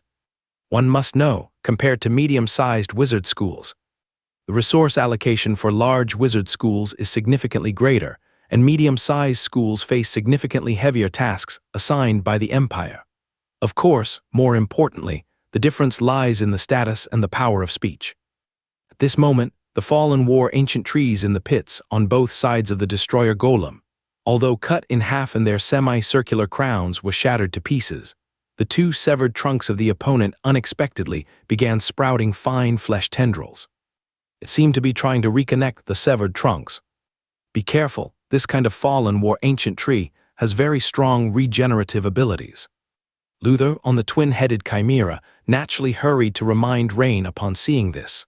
He was worried that Rain might accidentally allow these two war ancient trees to recover again. However, Luther's worries were a bit redundant. Because before he finished speaking, he saw massive irregular blue currents surging at the destroyer's two massive steel fists, while a crackling sound of electric arcs blasting echoed. The next second, two electric orbs several meters in diameter shot from the destroyer's massive steel fists and blitzed towards the fallen war ancient trees in the pit, which were attempting to restore their bodies. Boom! After the dazzling blue electric arc light flashed, a scorching odor spread across the field. Those two fallen war ancient trees now turned into two large pieces of char, and all the flesh tendrils had become ashes. Even their crowns were electrically bald. Clearly, these two fallen war ancient trees had completely lost their vitality and could no longer recover.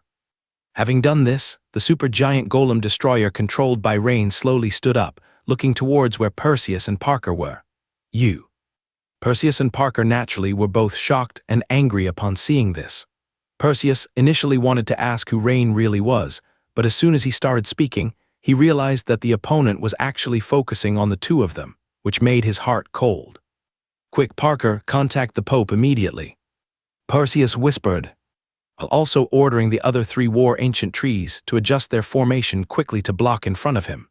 Meanwhile, in Ferdinand City, within the Imperial Palace, a group of people in dark robes, led by an elderly person, were crowding around a high-grade elf, standing in front of a large green crystal that floated up and down, while around they were surrounded by a dense mass of elven guard corpses. Even right in front of the green crystal on the ground were several corpses of grand druids wearing shoulder armors styled with fern leaves. Apparently, with the help of Prince Sedlin, the Mother Tree sect had successfully occupied the third defense crystal. At this, the elderly man in black robes, who is the Pope man of the Mother Tree sect, suddenly frowned slightly, as if sensing something, and casually pointed in the air.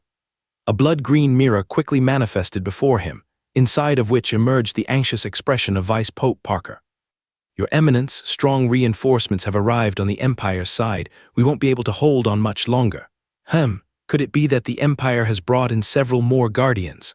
Upon hearing Parker's words, man queried back with slight puzzlement. Impossible. In this operation, they also ceded considerable benefits. Other cults agreed to respond. In a short time, the power that the Dragon Empire can project into Ferdinand Forest should be very limited. No, it's not the guardians of the Dragon Empire. It's a golem, a terrifying golem. Golem, cult pope of the Mother Tree sect man, was even more bewildered. As far as he knew, most golems of the Empire possessed combat power at the legendary level, with few capable of reaching epic status, which was already remarkable. You two, along with 5 fallen war ancient trees, together make up 7 epic-level powerhouses, and you're telling me you can't fend off a golem? Man was speechless. We truly can't resist it, your crown. We desperately need support on our side.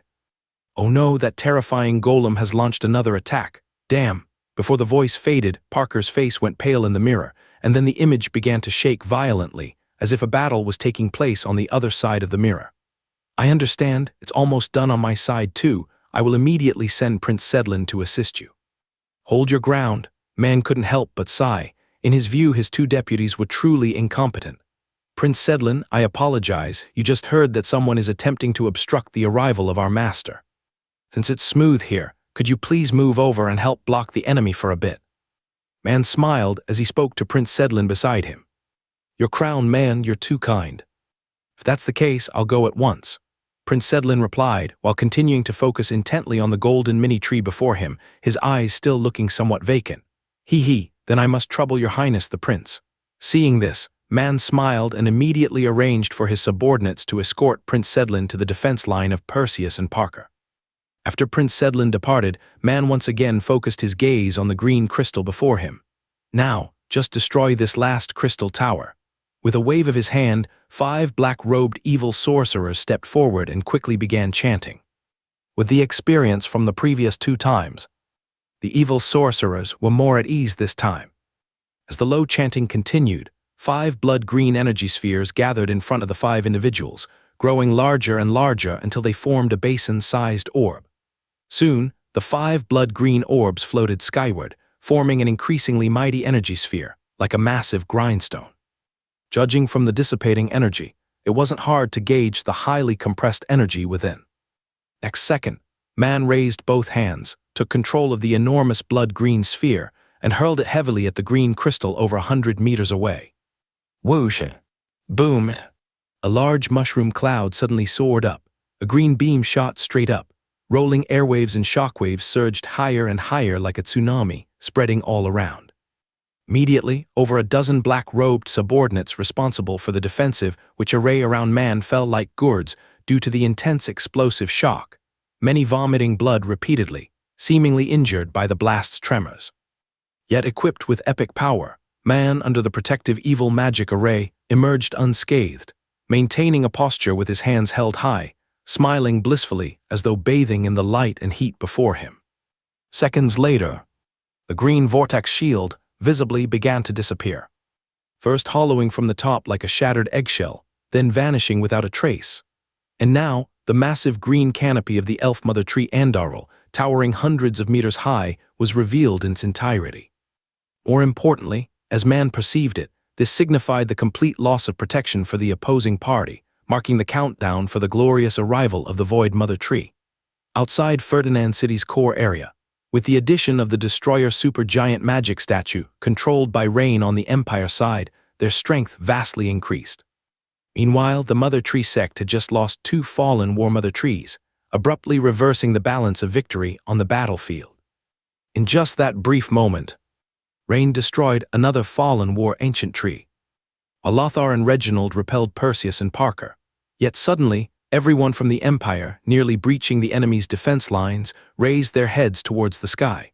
Behold, a third green beam shot skyward. Intense energy fluctuations arrived, immediately followed by a gigantic mushroom cloud. This time being closer in proximity, Rain could clearly sense the rapidly vanishing green vortex shield crystal barrier. This instantly brought a solemn expression to Rain's face, on Anna's side. But in the next instant, another change occurred. Suddenly, dazzling and unbelievably large green beam surged straight ahead. The beam was so massive, with a diameter of nearly tens of meters. In its pure green illumination, the previously thinning green crystal barrier became denser and thicker at an incredibly fast pace. In just a few seconds, the green vortex shield appeared as whole as when the crystal was untouched. If one were to gaze at the base of the green beam, they would find around the elf mother tree Andarl thousands or even tens of thousands of elves kneeling on one knee, with right hands over their hearts, devoutly praying for something. Including Anna, streams of green energy continuously poured from the elves into the elf mother tree Andarl. The scene closely resembled an act of reciprocation. As the offspring and children of the elf mother tree Andarl, all elves at this moment exerted full effort to assist the mother tree in resisting the enemy. Meanwhile, Imperial City Tamriel, on the second floor of the Star Mage's platform. While the astrologers were busy with their tasks, suddenly one shouted, "Quick, look over here." Following the indicated direction, they saw on the Imperial territory map on the elliptical stone platform, 6 to 7 red dots had appeared out of nowhere. Golden represents demigod-level energy fluctuations, while the red dots signify epic energy fluctuations. "This is bad. Immediately notify Grand Astromancer Dalain Crown." The occurrence in Ferdinand Forest isn't an isolated movement by the Mother Tree sect. It's a coordinated effort among multiple cults. Dragon Nest. Grand Astromancer Dalain took a slight step back, following Minia in her red wizard robe, stylishly venturing into the depths of the Dragon Nest. Although Minia, like Dalain, was an Imperial guardian, Minia was a woman with a special status. She was the current Emperor's biological aunt. Thus, including Dalain, other guardians of the Dragon Empire naturally afforded Minia greater respect. How long until the Emperor recovers? Dalain, with profound eyes, glanced into the depths of the long and lofty passageway, inquiring.